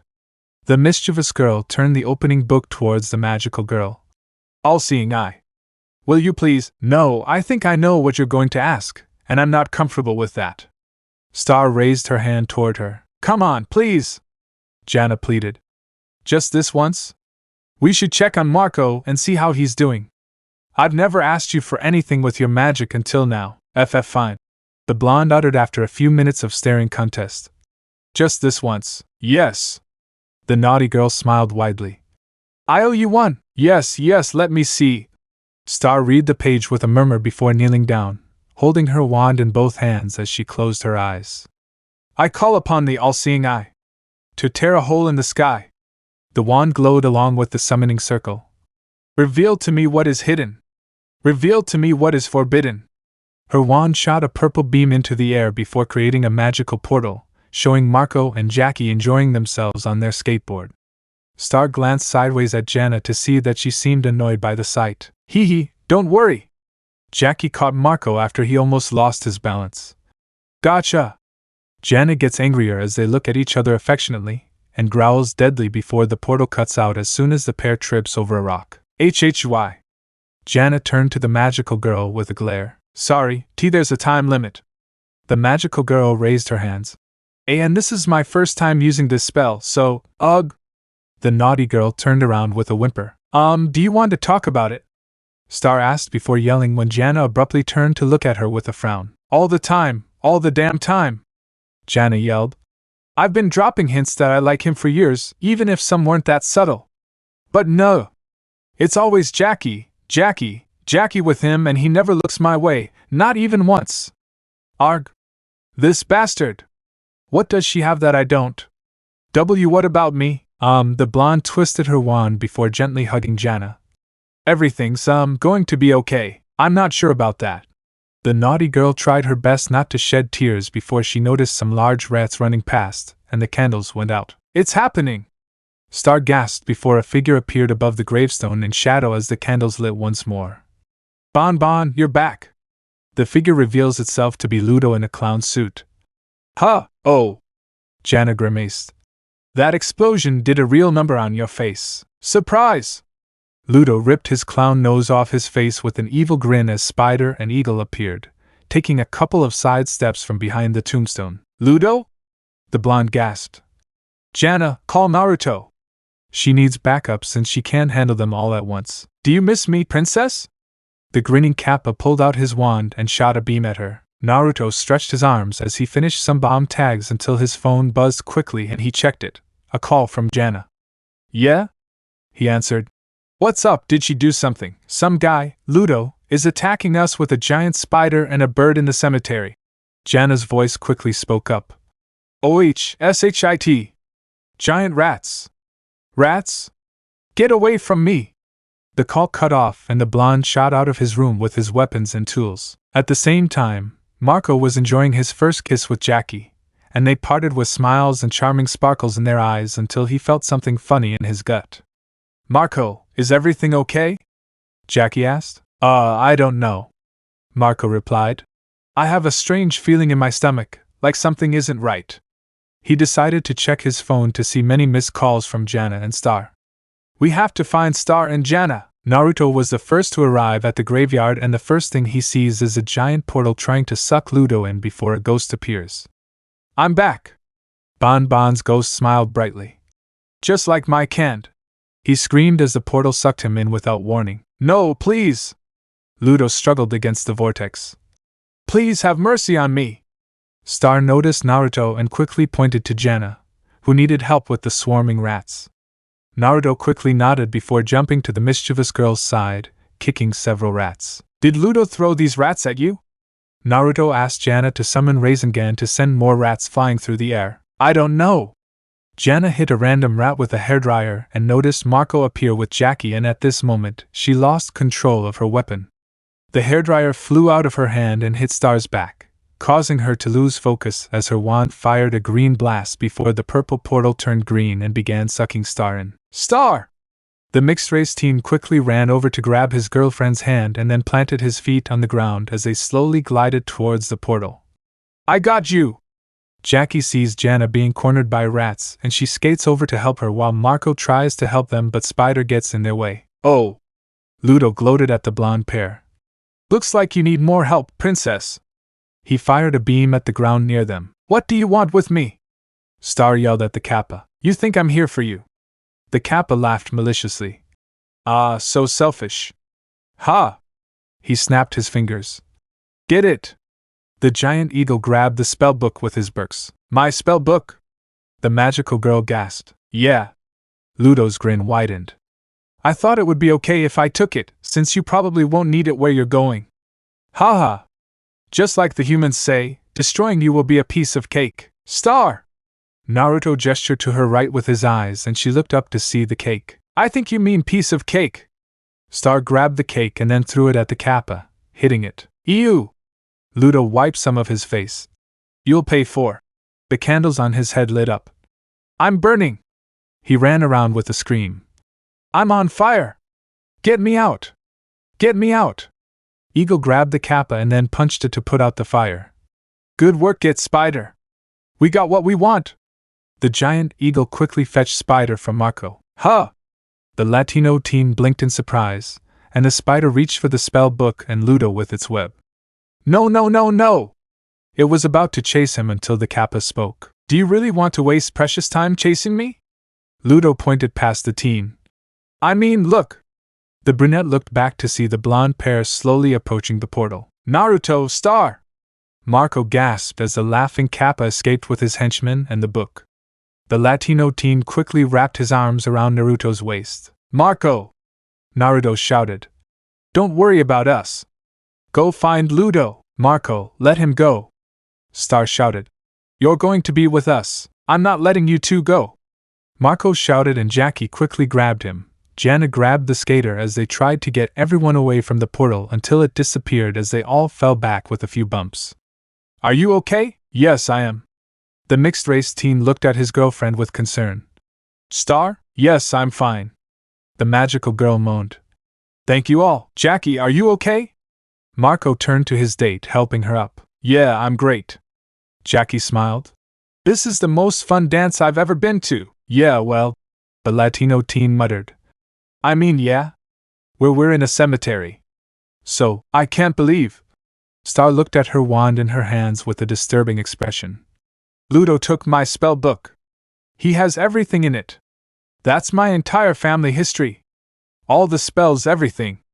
It's lost. Hey, we'll get it back. Naruto tried to comfort her with a tight hug. I promise, I've lost Glossaric.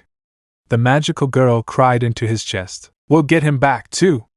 The mixed-race teen rubbed her back gently. I'm pretty sure he'll be fine. I hope. The magical girl was still crying in her arms. It had only been a few hours when the trio returned from the cemetery at Diaz's house and Star hurried into her room, cramming a lot of stuff into her backpack while Marco sat on his bed with his phone and Naruto went through his supplies. Static trap for this giant bird, a bigger Ryuka for this creepy spider, and thousands of bombs to blow up Ludo for making my butterfly cry. Naruto muttered to himself. Uh-huh. Marco heard Jackie on her phone. Yeah. Yeah. Right. Uh-huh. Uh-huh. Okay. A loud crash occurred from Star's side. Right. Why, you know what, Jackie? Can I call you back? He hung up before looking at Star as she stuffed more items inside a large backpack. Look, Star, this is a stressful situation, I get it. But would it kill you to slow down for a second? You're going a little overboard. She grabbed a typewriter along with a mug. I mean, do you really need to pack this ancient laptop in this purple, bubbly tea thingy? Marco, this laptop is a typewriter. Naruto looked at him expressionlessly. And we might use it as a blunt weapon to crack Ludo's skull. Is that a typewriter? Marco looked at the object strangely. Huh! I thought it looked different. Star quickly snatches the items from the Latino teen to put them inside the package. Star, why don't you try some breathing exercises? I don't have time to breathe. Star said grimly in a deep voice as she struggled to lift her large, heavy backpack. I can't waste a second. She collapsed under the weight, flailing her limbs with a scream. Don't help me. I'm a strong, independent warrior princess. Naruto walked over and then sealed the backpack into his scroll. Oh, I should have asked you that in the first place. That's a quick change of heart. The Latino teen said expressionlessly before walking over to the mirror behind the curtains. At the very least, you should call your mom. He opened the curtains. Someone needs to inform her. No! He slid between the brunette and the mirror. You can't call my mother. She'd kill me if she found out about this. Ludo stole my book. He took Glossaric. I made this mess. And I'm going to be the one to clean it up. Naruto, knock some sense into him. Marco turned to the said teenager. Sorry, I'm with her. Naruto raised his hand toward the brunette who groaned and Star pulled out her scissors. At Buff Frog's house, Buff Frog was reading a story to his children. And so, the brave Sir Croakian banished the evil Mumin from the land. Buff Frog spoke. From that day forward, the monsters had all the corn they could eat. Suddenly, a dimensional portal appears, and Star falls face first, causing the tadpoles to jump out before the children exit the portal. Are you okay? Naruto picked up his girlfriend. Yes. Star groaned. Thanks. Her gaze shifted to the frog monster. Buff Frog, I need to know where Ludo is hiding. I think he's planning something big. Yeah, I know. Buff Frog raised his hand. Didn't you get my letters? Letters? Star pulled out a piece of paper that showed illegible letters with some crude drawings. You mean these? I thought the babies were sending us fan art. Seriously, who writes warning notes in crayon? Marco raised his hands. Oh, so I'm not going to school to learn fancy writing. The frog monster looked at the brunette. Sorry! He stood up to grab a map and then unrolled it on the table. I make this map when I infiltrate Ludo's lair. I mark the secret entrance here. Thanks, Buff Frog. The magical girl held up the map. This is exactly what we need. She ran out of the monster's house and the boys followed her. Good luck, be careful. Buff Frog shouted from the front door with a wave. A punk squirrel girl leaned against the rock wall with a bear monster near the entrance, and they look bored until the squirrel girl notices something in the distance. Huh! She threw her eyes. Something turned out to be Star, Naruto and Marco riding a warnicorn, and the squirrel girl didn't blink as the magical girl took down the bear monster with a battle cry while the warnicorn burst into the cave. Huh! The squirrel girl just shrugs unconcerned. Inside the cave, Star lets go of the metal conduit before the teens jump in, sliding to the bottom, and Naruto kicks open the door to reveal a bunch of monsters with weapons. Huh! The monsters uttered. First blood! Naruto thrust a piece of paper at the monsters and launched a large air bullet that sent all the screaming monsters flying in all directions. Cupcake blast! Star fired some lasers at the screaming monsters while Marco attacked several other monsters with karate moves. Tiara tornado! He jumped into the air with a spin, shooting sharp crowns everywhere. Burn! Naruto put on a pair of red gloves and then launched several fireballs at the screaming monsters from his gloves. Yes! It works! It works! Burn, Muppets, burn! His gloves lit up and the laughing blonde began punching some crying monsters with flaming fists. Stardust Daisy Devastation! The magical girl scared off the rest of the monsters with an explosive spell and picked up a dwarf by his beard. Where's Ludo? Who does? The dwarf groaned. Don't play dumb with me. Star barked. I know he's here. Hey guys, I know it's silly, but we have to make a chore chart or something. An elephant monster came out with a towel, a shower cap, and a brush. That shower is disgusting. He paused to look at the groaning, bruised monsters. Oh no. Violence. Okay, what's going on here? The magical girl is confused. We're not like fighting monsters. The bird girl replied. We're alternative monsters. Alternative? Naruto raised an eyebrow as he still held a moaning rat monster by the neck, his flaming left fist still capped. Like lovers, not fighters, sobbed the rat. So what's with all the weapons? Marco held up axes and spears questioningly. We found them here when we moved. The weasel girl stretched out her tattered shirt. They're perfect for making holes in fashionable clothes. A mole monster stretched out Marco's hoodie before the weasel girl poked a hole in it with a spear. You're one of us now, buddy. Man, that was my favorite hoodie. A Latino teen complained. The teens explore the rest of the mine for a while before Marco speaks his mind. This place really is abandoned. Not really, Naruto replied. The monsters are taking it over so it won't be abandoned. This was all a waste of time. Star moaned. Oh, poor Glossaric. Who knows what horrible things Ludo is doing to him? Well, you tried. The Latino teen raised his hands. And now we can both agree it's time to call your mom for the last time, Marco, we're not calling my mom. The magical girl stomped her foot. Oh, hey. Marco waved his arms nervously as she crossed her arms with her nose in the air. Calm down. You're not seeing the situation clearly. Seeing clearly? Star blinked before gasping out loud. That's it. I'll use the spy spell. Spy spell? Naruto blinked before giving him a mocking smile. Oh, I hope you're not using it to spy on me in the shower. No, I don't. The magical girl blushed, waving her arms before placing her index finger on her chin. But the idea of using it for that is a little perverted. But then again, lately, we shower together. The mixed teen chuckled. Since when do you know a spy spell? Marco interrupted to save his poor sanity before sharply turning his head to Naruto. Wait, you almost admitted that you two have been showering together? Please don't tell me, since I learned it. Star looked a little guilty. A while ago. You weren't there. She pushed the children through the door. And I need to do it alone. No distractions. She stepped back into a room, closing the door on them. Nice jeans, buddy. A yak-like monster lifted a pair of jeans from a basket tub. Can I dye them for you? Hard pass.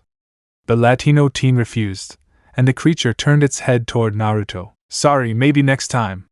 Naruto waved his hand. Oh, nobody wants me to do it. The grumpy creature walked away, and the teens exchanged glances before deciding to look inside. They saw Star standing in front of a mirror-like portal as she showed the principal watering some plants. No!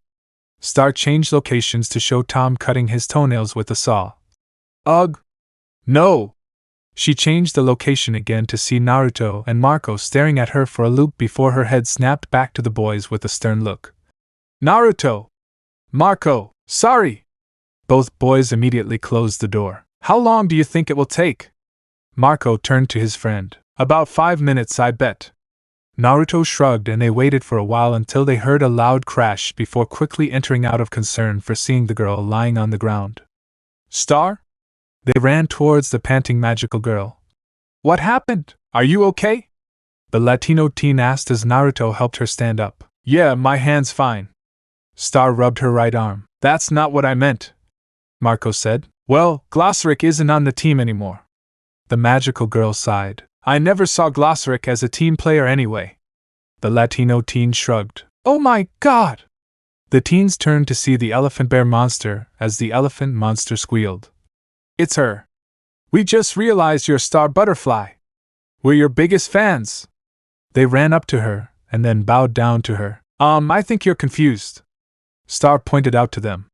Monsters hate me. No, Buff Frog and I. Naruto whispered to her, receiving a nod in return. Well, sure, it's not popular to like you, but that's not the point. Elephant replied. Yes. Bear smiled widely. You're the rebel princess. Rebel princess? The magical girl blinked. Yes. The bear monster said. You do things your way. Just like us. Please shoot us with a spell. The elephant monster raised its hands.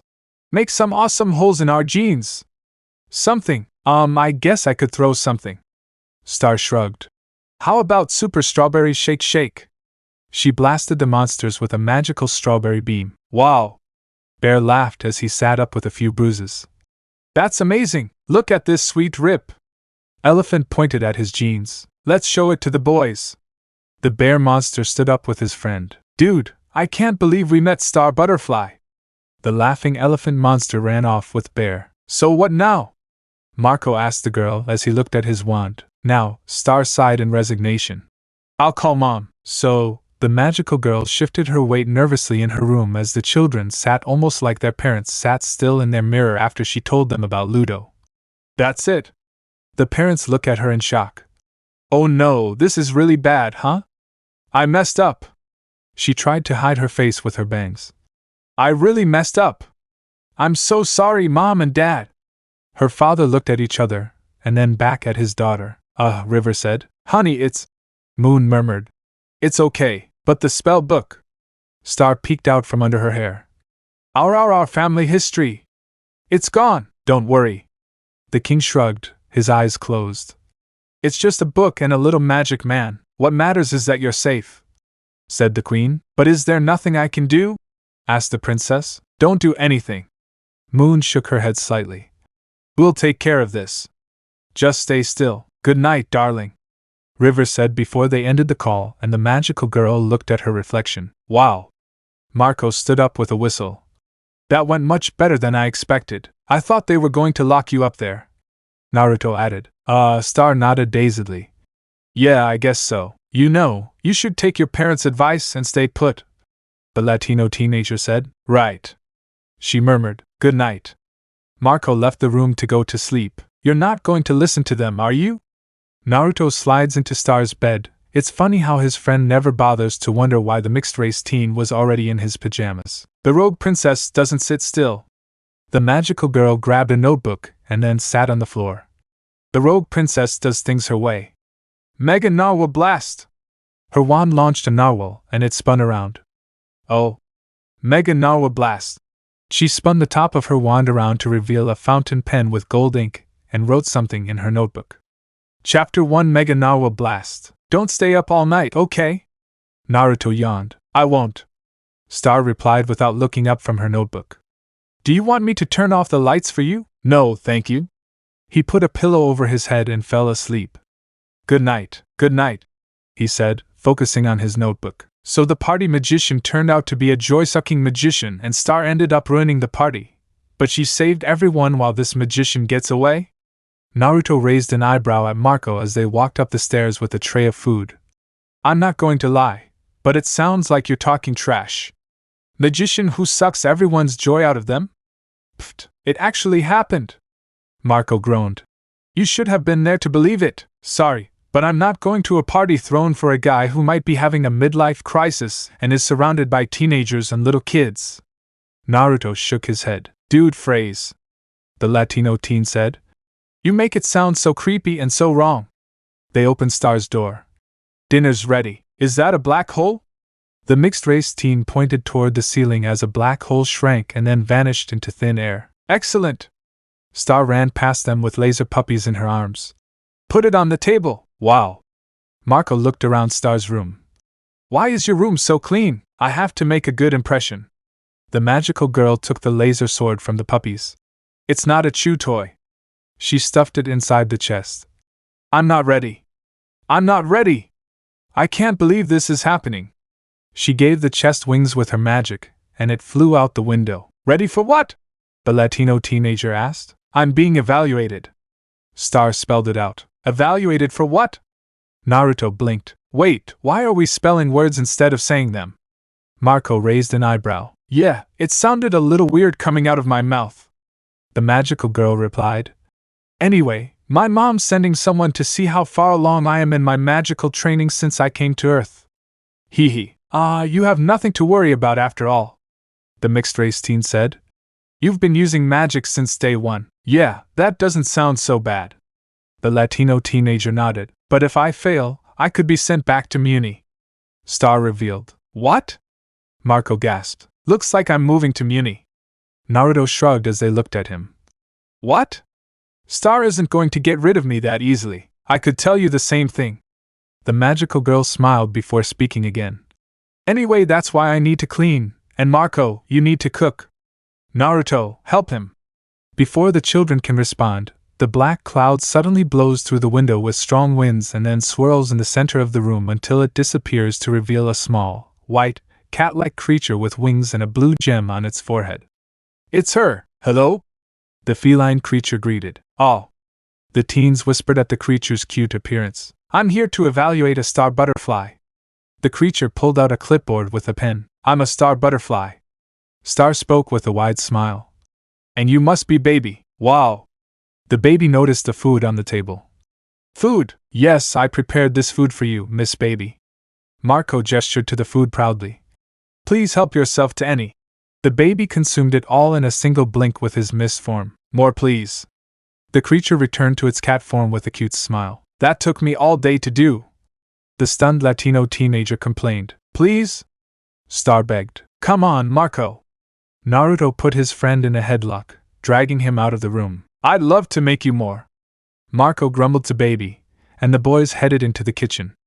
"Go get me those." He gave the blonde the list of ingredients, and Naruto searched through each item in the refrigerator and cupboards while the brunette pulled out some pans and tools once more. After a while, Marco passes the tray of drinks to his friend.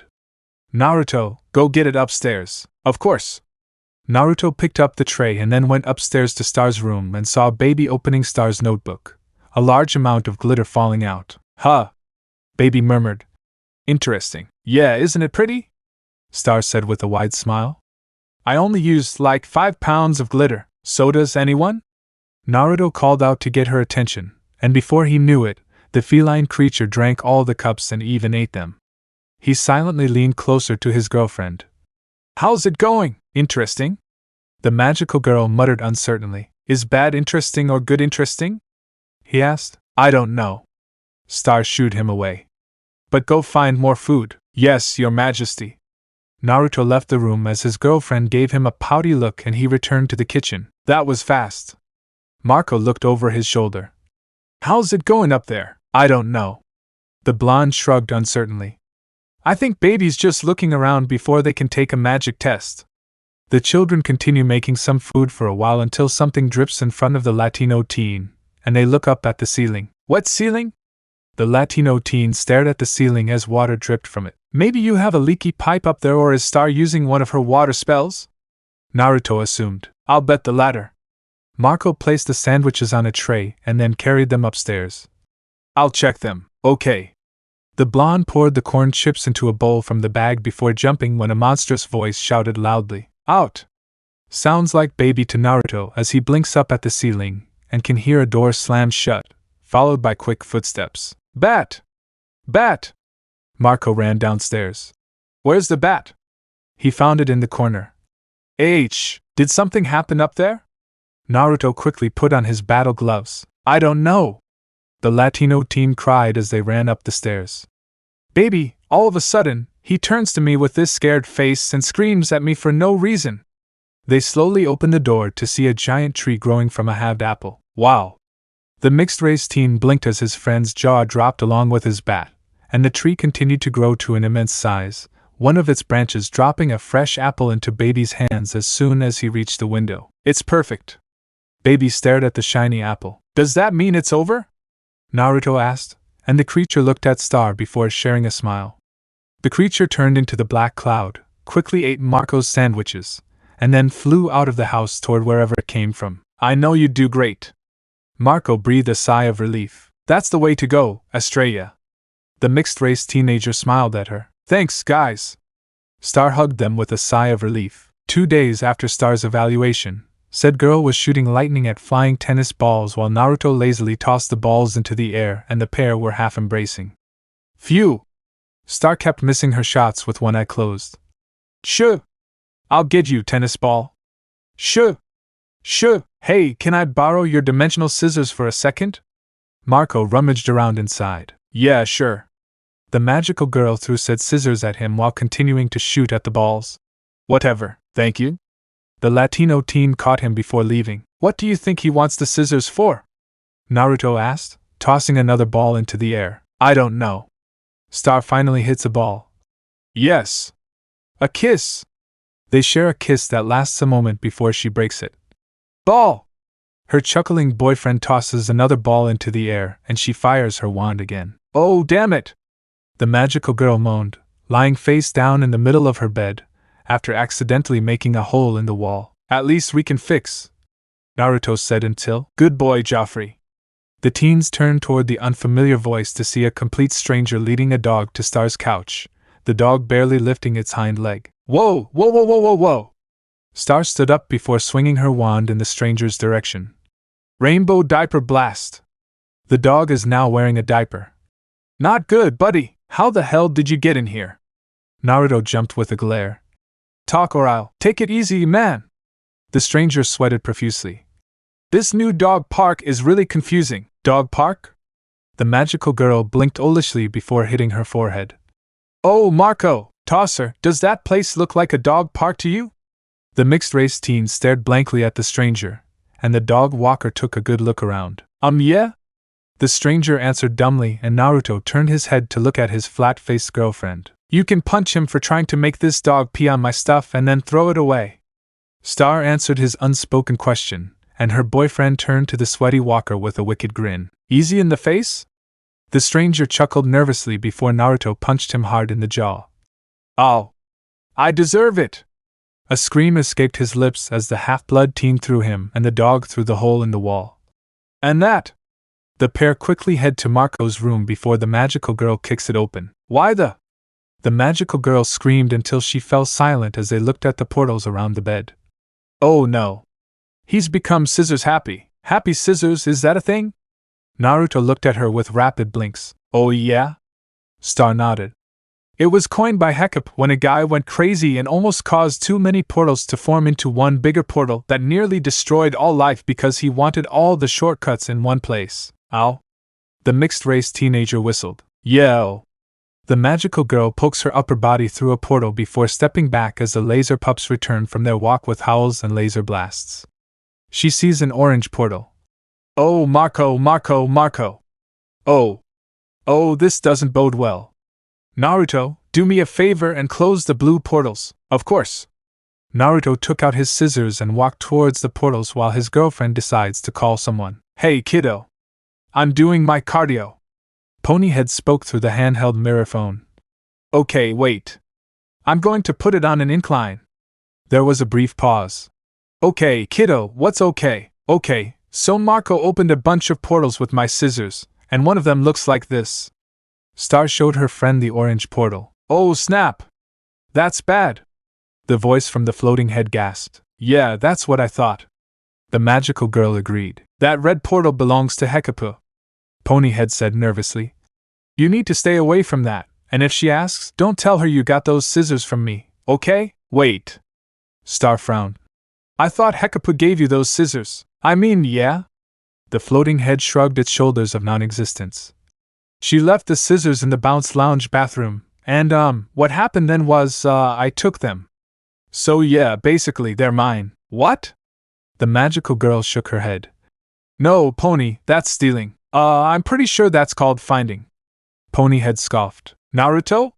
Star looked at said teen. Do you have my back here? Definitely steal, not find. Naruto closed the last blue portal. He's only saying that because he's your boyfriend and you've already screwed. The floating head snorted. Okay, so Marco is in trouble? The magical girl cut her friend off with a gesture. You know what? Ponyhead took a sip of his drink. He's probably dead. That Hekapu girl is crazy, man. Oh, kiddo. Star sighed. Okay, I'll talk to you later, kiddo. She gave her best friend a peace sign before hanging up. Bye. She turned back to the orange portal. We're coming, Marco. Do we have a plan or are we just going to wing it like usual? Naruto put on his gloves and then checked his pockets to make sure he had enough papers and weapons. The usual.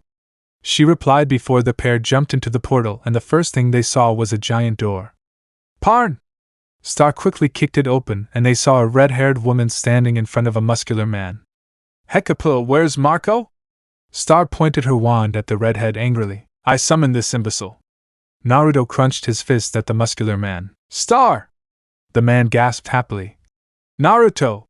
He ran over to give them a bear hug before the teens pulled him away. Let us go, you freak! Star turned her wand on the man with a furious glare. How do you know our names? It's me, Marco. The man showed them the tattered red hoodie.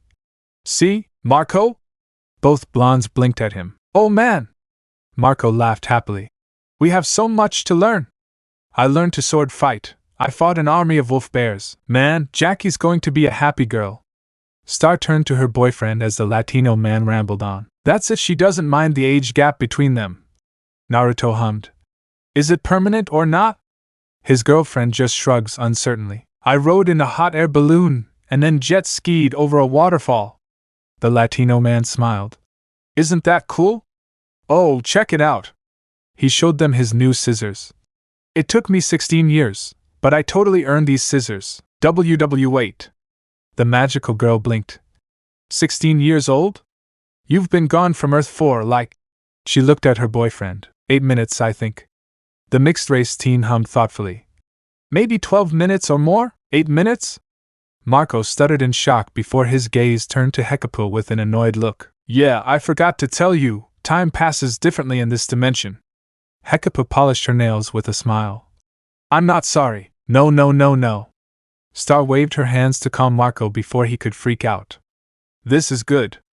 It means you haven't missed anything on Earth. Come on. Use your new scissors to get us home. Yeah, about that. The Latino man scratched his head sheepishly. I don't think I'm going back. I just happen to really like my new life here. I have my sword, my dragon cycle. He gestured to his living dragon cycle. I get to walk around all day and go on adventures whenever I want. It's the journey, you know? Yeah, that dragon cycle is pretty silly. She looked at the dragon cycle in amazement before shaking her head. No. Wait. What about your parents or your friends or... She gestured to herself and Naruto. Us? What about Jackie? Naruto added. What the buck was I thinking? Marco's eyes widened. Seriously, all it takes to change his mind is just a mention of Jackie? Star deadpanned at her boyfriend as her friend freaked out. Wait, let me have my moment with nachos? The man kneels down to say his tender goodbye to his dragon cycle. Of course they're nachos. The mixed-race teen deadpants, and Marco looks at Hekapu. Don't look at me. The redhead smiled. Those scissors are yours now. You can come back here anytime, please. Marco cut the portal before hugging his dragon cyclo. Take care of nachos while I'm gone. You're in good hands. Hekapu smiled. Bye, boo-boo. The Latino man kissed Nachos on the snout before turning to Hekapu. Well, old friend, you really gave me a run for my money. Likewise. The redhead smiled, her fist on her hip. You're awesome. She suddenly punched Marco in the back of his head. Thank you. Marco smiled at her. Goodbye, nice to meet you. Naruto jumped through the portal. Goodbye. Star waved to the forger before jumping in and Marco followed them. Later, H-Poo. The man shouted. Don't call me that.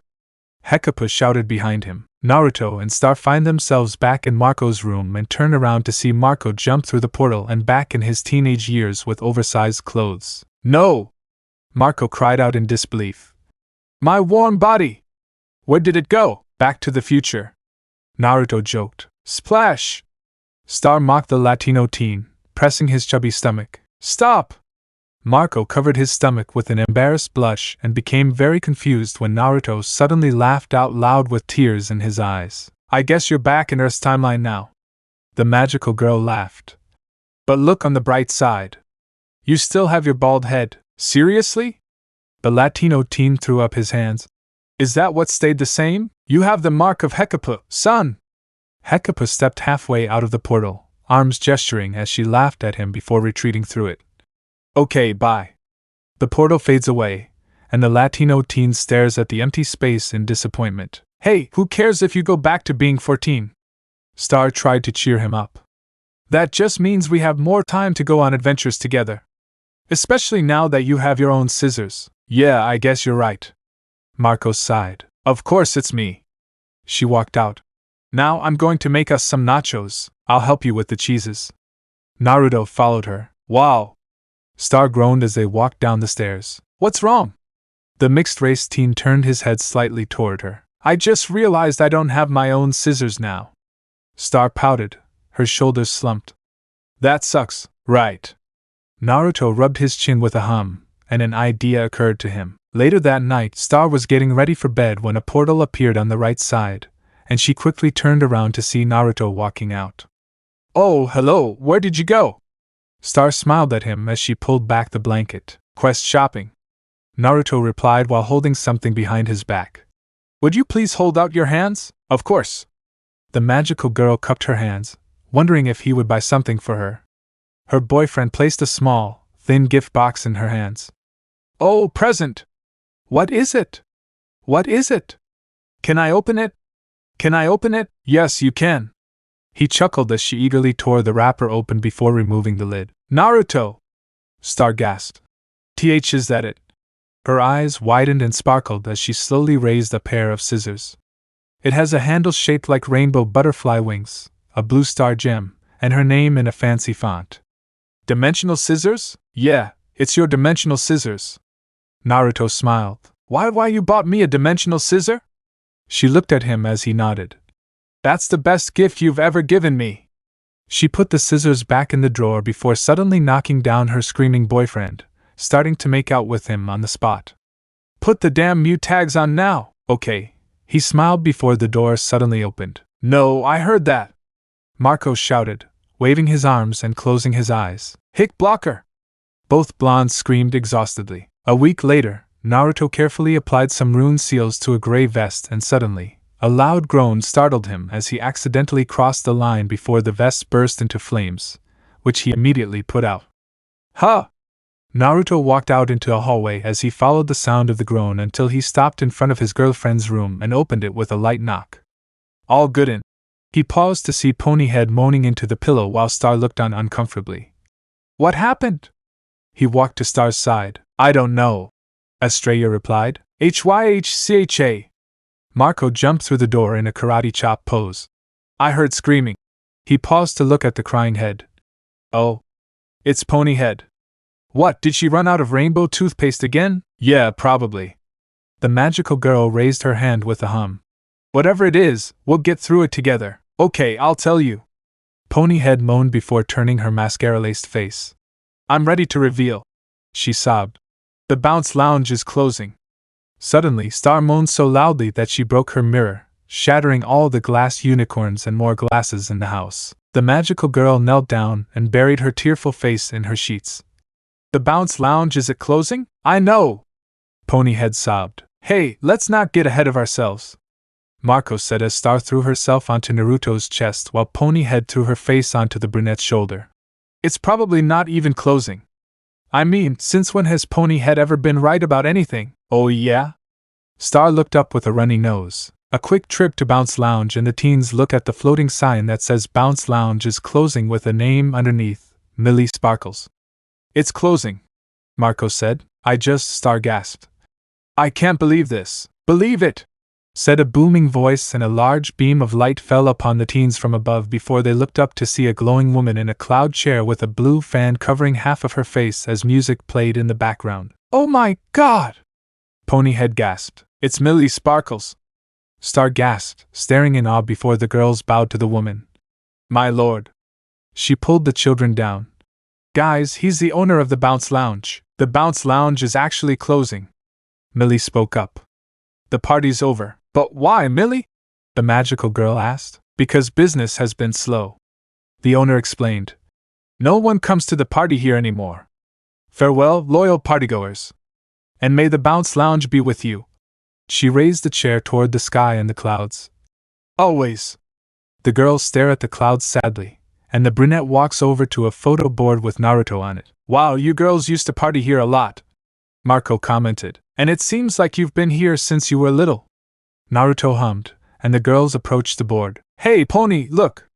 Star pointed at a picture with a gasp of joy. The picture shows preteen Star and Ponyhead with colorful BFF text. "It's us!" Ponyhead grinned. "Oh!" The magical girl smiled happily at her best friend. "Best friends! The floating head noticed the picture. "And there's our prom night!" The second picture shows the girls as young teenagers with acne and braces and has big blue text that says, "Prom night." Yeah? Star grimaced. "I'm actually trying to forget that." "Nope, I'm not going to let you forget." Naruto quickly snatched the photo with a mocking smile. You look so adorable with short hair and braces. Naruto! The magical girl stomped childishly with a heavy blush. Give me the picture. Never! The mixed-race teen held the photo high above his head as he laughed, while his girlfriend jumped up, trying to grab his embarrassing photo. Oh my god! Ponyhead gasped loudly as she caught Star's attention. That's a classic! She pointed to a picture of the girls with their friends.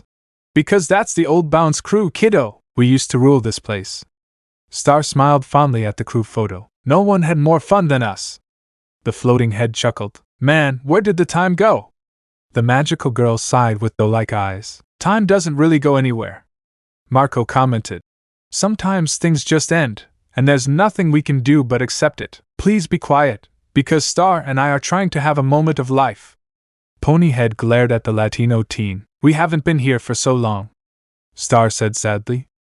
I can't help but feel like this is our fault, and now a part of our life is gone forever. The floating head choked on its sobs, unless the magical girl removed the crew photo from the board. Let's reunite the old Bounce crew, oh girl! Ponyhead whinnied. Naruto, we don't know when Millie will close the Bounce Lounge, so... Star turned to her boyfriend. Do what you can to delay the closing. Let's save the Bounce Lounge, get it? Naruto gave her a thumbs up before the group stepped through the portal, and he looked around at the empty club and then up at the clouds. Are you up there, Millie? Yes. The owner's voice repeated. And don't bother, tonight I'm going to a closed Bounce Lounge.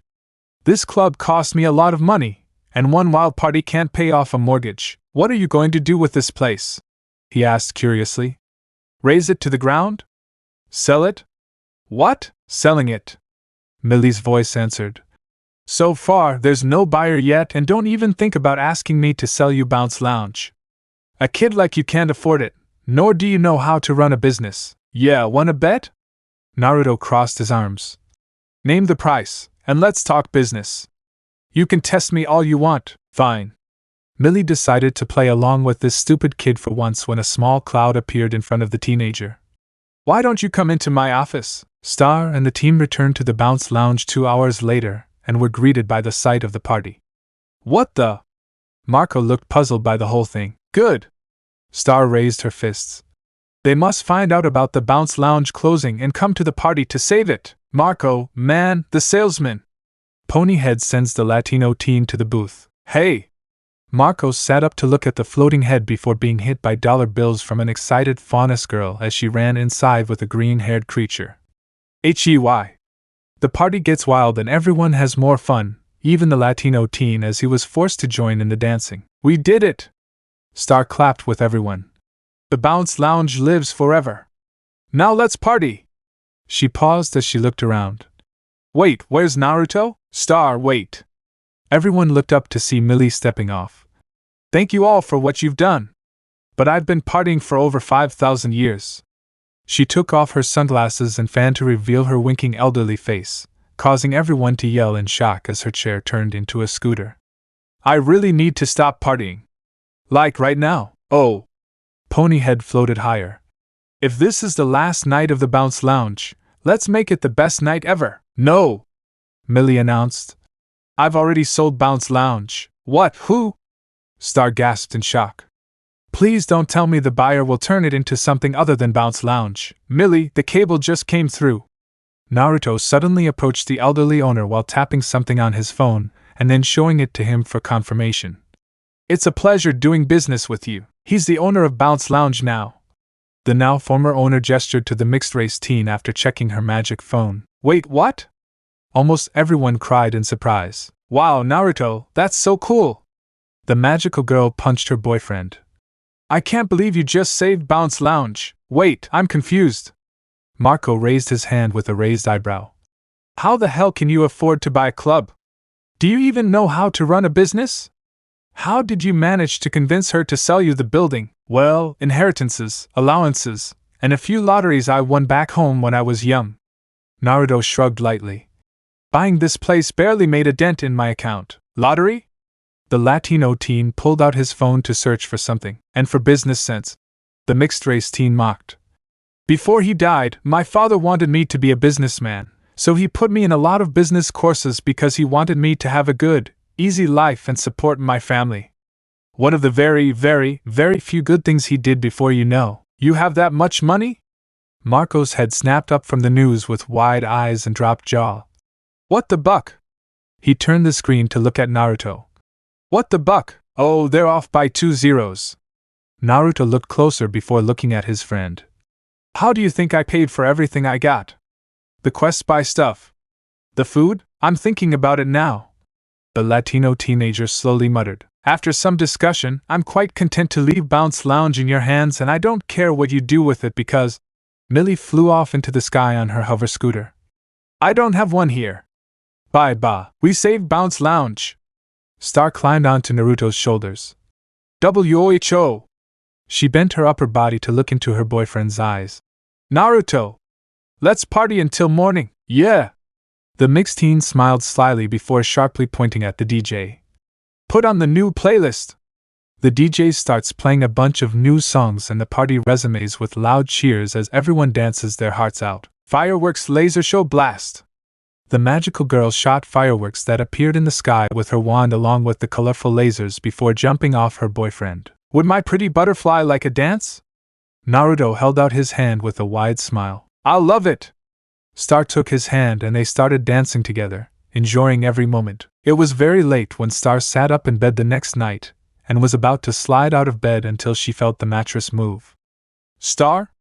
Said girl turned to look at Naruto as he rolled onto his side with a sleepy expression. I'm going downstairs to steal Marco's cereal. Star ran her hand through her hair with a smile. Go back to sleep. Alright. Naruto went back to sleep. Hurry up, it's cold without you. He snored, making the magical girl giggle at him before quietly sneaking out of Naruto's room and quickly checking on Marco to make sure he's still asleep.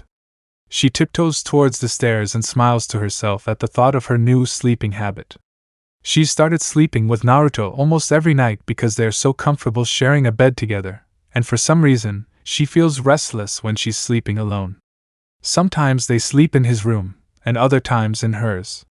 Star suspects Naruto feels the same because he never asks about their sleeping arrangement. Should I ask him about it later? He wondered as he walked into the kitchen, never realizing the glass creature was hiding poorly. Naruto rubbed his sleepy eyes, walking towards the kitchen while grumbling about the alarm clock and hearing a scream before looking inside to see Marco swinging his arms. Estrella, what happened? Marco yelled. You were in this ice cube. And there was a big guy, and he had a big, square head. What a fun dream, Marco! Star pushed some cereal into the brunette's mouth with a laugh before she noticed her boyfriend. Good morning, sleepyhead. Morning, Star. Naruto yawned as he went to get a cup of ramen, preparing it. Bleck! The chestnut spat out some cereal. Were these on the floor? Now you're convinced the parking meters aren't filled with candy? Marco said to Star as the trio walked down the sidewalk. And all it took was 67 parking meters to do it. Naruto chuckled. Ugh, it's all just one big tease. Star crossed her arms. How was I supposed to know? She stopped in her tracks as soon as she saw a red car on top of a crushed blue car. Oh, okay, that wasn't like that before. The Latino teenager muttered. Guys over there. The mixed-race teen pointed to the front door, and the teens saw that it had been cut in half and then shabbily rebuilt. Okay, here's the plan. The magical girl turned to the boys. I'll cover the back door, Naruto will take the second floor through my window, and on my mark, you guys will run for the front door. I understand. Naruto ran to the wall and then went up to Star's room from the balcony. Got it! Marco moved toward the front door, and the blonde girl ran around the house until she reached the back door. The teens counted to 3 before leaping into action from 3 different directions in battle stance, only to blink in confusion when they saw Raphael and Angie sitting with a grimy old woman and a short man with a tailgate. Marco? Angie gasped. You! The old woman glared. You! The Latino teen glared back. Star, catch her! Narwhal blast! Star launched a narwhal and pinned the hatchback henchman to the ground. Hello, yes! Marco knocked down the screaming old woman. Yes! The magical girl raised her fist as Naruto punched the henchman in the face as he screamed. Catch him! Catch him! What did you do to my parents? The Latino teen demanded, holding the older woman in a headlock. Let me go, little one! The old woman screamed. Stop! Raphael stood up with his wife. Marco, let that poor old woman go! Wait! Marco turned to his parents. Are you mad at us? We're trying to save you, guys, the star said. We let her in. The burly man shook his index finger at them. You three are being very rude. Star, put away your magic whale. Angie put her hands on her hips. Naruto, get off of him. Fine. Naruto slowly climbs off the henchman before whispering so low the henchman could hear. Make one funny move, shooter, and your face will get smashed in. The man groaned. It's a narwhal. Star returns the floating creature to her wand. You too, Marco. Raphael looked at his son sternly. Let Miss Heinous go. But she's evil, Marco said. Now! His father crossed his arms and his son released the old woman with a groan. Humph. Heinous fixed his hair as he stood up to point at the brunette. This is the princess who ruined my life. That's right, Princess Marco. I recognize you. Even with your super cute new haircut. Huh! Marco muttered. Is that Miss Atrocious? Naruto turned to Star and received a nod. What's going on here? Raphael asked the teenagers. This lady tied me to a chair and tried to brainwash me. The Latino teenager pointed at the old woman. That's a gross exaggeration. The former headmistress walked over to the chair with a snort. Your son has done me a great deal of harm, and I'm not going anywhere until justice is served. She looked at Naruto. And who are you? You look awfully familiar. I'm Naruto, her boyfriend. Naruto jerked his thumb at Star. Ah, I see. Heinous turned to the adults. He must have seen you in Ponyhead's mirror, stupid pony princess. But if she doesn't leave... Raphael turned to his wife with a stifled cry. So how are we going to have dinner with... Angie looked at the photo frame with her husband. The Morrisons? Who? Marco asked, this being the first time he's heard that name. The Morrisons are great, the mother replied. We've been on the waiting list for months. This dinner has to be perfect. The father sweated nervously. We can't mess it up. Wow. That sounds really harsh, guys, the Latino teen said sarcastically. You're going to resolve any issues you have with Miss Heinous right now. Angie narrowed her eyes at her son sternly as Heinous laughed evilly before handing the old woman a cup of tea. Here you go. Heinous took a sip of tea. Thank you, Your Highness. What exactly is your problem with Marco? The mother asked politely. Gemini. The old woman snapped her finger before the henchman passed her a handheld mirror as it projected a slideshow of her old school. Once, I was headmistress of St. Olga's, the most esteemed princess school in the multiverse. It was a wonderful place where delinquent princesses were taught manners and respect. Until one day, a sassy princess appeared and inspired all the students to rebel against their elders who knew better. Princess Marco left, but the school was never the same. She was made the face of a revolution, even inspiring merchandise, influencing the next generation of young princesses with her devious ways. Wait a minute. Star glanced at Marco out of the corner of her eye. Do you have any merchandise? Yes. Marco nodded. I get a royalty check for $650 every month. I made more than that in a week with Bounce Lounge. Naruto snorted in amusement. And the princess merchandise, huh? Wait until I tell Jana about that. Don't you dare, the Latino teen whispered. This girl is going to embarrass him in front of everyone, and he knows it's going to happen because she's Jana. As I was saying, my students lost all respect for authority, Heinous said. Soon, they were skipping classes just for fun, and they even invited the kids from the neighboring Prince Reformatory over. I got kicked out. He turned off the mirror. And now I live in a car. Wow. Raphael and Angie said sadly. Wow. Gemini put his hand on the old woman's shoulder. Don't touch me. Heinous swatted his hand away annoyingly before looking at the teens. And it's all thanks to Princess Marco and her little companion, Princess Butterfly. Marco, is all this true? Angie asked her son. Well, Marco raised his hands. Yeah, but that place was a prison. Those princesses were being oppressed. They're much happier now, and they blew up my bodyguard. The old woman was holding a severed arm with scales. Yeah, we were wondering what that was, the dark-haired woman said before the adults screamed as the arm twisted. This arm looks awfully familiar. Naruto raised an eyebrow at the twisted arm. He's my dear, sweet Rastakor. Heinous stroked the arm. This is just his arm, but he's part lizard, so his whole body will grow back soon. And then he'll be a big boy, won't he, darling? He kissed the arm as if it were his pet. Oh, that's my uncle's arm. the mixed-race teenager said nonchalantly. And it's not part lizard, it's completely septarian. Your uncle? The old woman looked at him strangely. I'm half septarian on my father's side, and Rastakor is his half-brother, Naruto replied. And for the record, we weren't the ones who blew him up. It was a Friends to the End quest buy gift card that took out Uncle Rastakor when he tried to kill us near its expiration date. Yes, we have absolutely nothing to do with that. Estrella nodded. Oh, it's nice to meet you, Raphael said, arm in arm with his wife before turning to the mixed-race teen. Can he hear us? Yes. The mixed-race teen nodded. Just a little, but not very well. He paused as he turned to the old woman. Wait, did you say bodyguard? Didn't you just hire my uncle to murder Star and Marco in the first place? What? Both adults turned their heads sharply toward the old woman. No, that was all him, and it was a pure miscommunication, for which I deeply apologize. Heinous threw his henchman under the bus, and Diaz's parents seemed to believe him. So how shall we proceed, Miss Heinous? Angie asked, but she still had a suspicious eye on her, with a penalty commensurate with the crime. Heinous clenched his fist maliciously. How about we annihilate her and display her skeleton as a warning against any further insurrection? Okay? Fine. Now, Rastakor, bring me Princess Marco's body. No.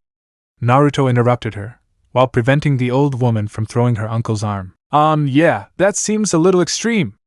Raphael scratched his head nervously. Honey, we really don't have time for this, his wife said. The Morrisons will be here soon, and we haven't even picked out the placemats. The burly man gulped. What if we ground Marco for a week, or let me grind your bones to a pulp? The old woman frowned at the stuttering man. We won't let Marco play video games, Angie said. Do you even play video games? Naruto whispered to Marco, earning a small nod. Do you even know how negotiation works? Atrocious asked, annoyed. No pizza on Fridays, Rafa cried. Or you can let me gut her. The old woman grunted. We make him wash the dishes. The bulky man shouted. That's not a punishment because Marco loves washing dishes. Naruto pointed out. Correct. Raphael hummed. What if I just apologize? Marco shouted furiously. An apology?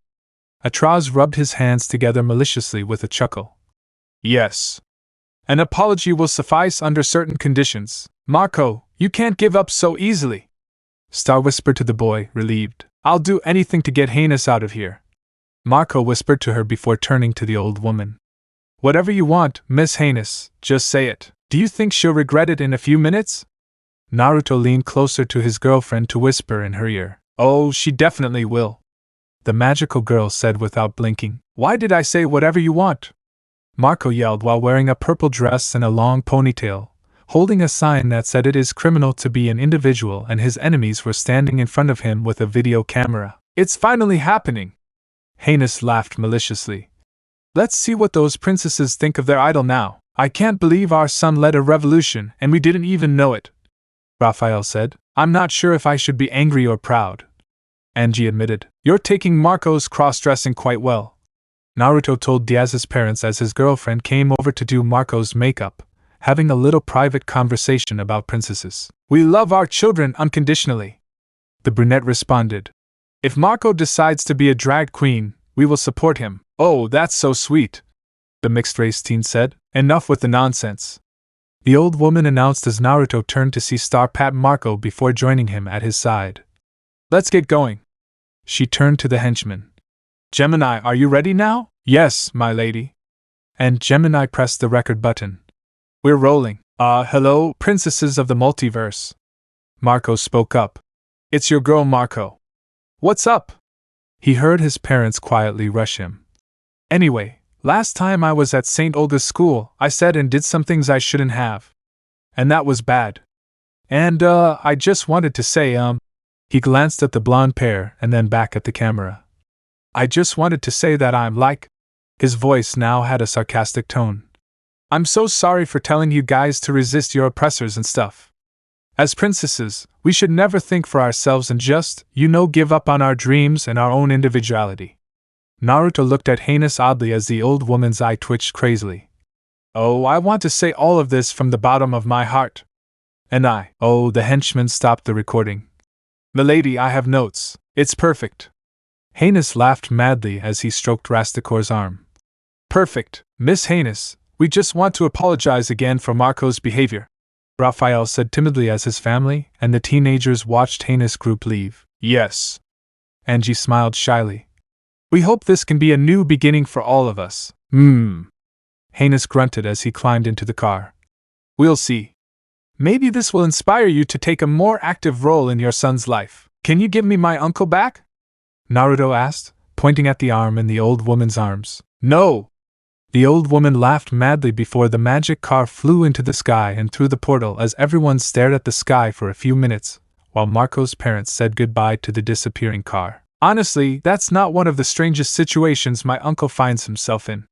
The mixed-race teen shrugged slightly. Well, this was a real eye-opener, Raphael said as everyone went back inside before turning to the teens with his fists on his hips.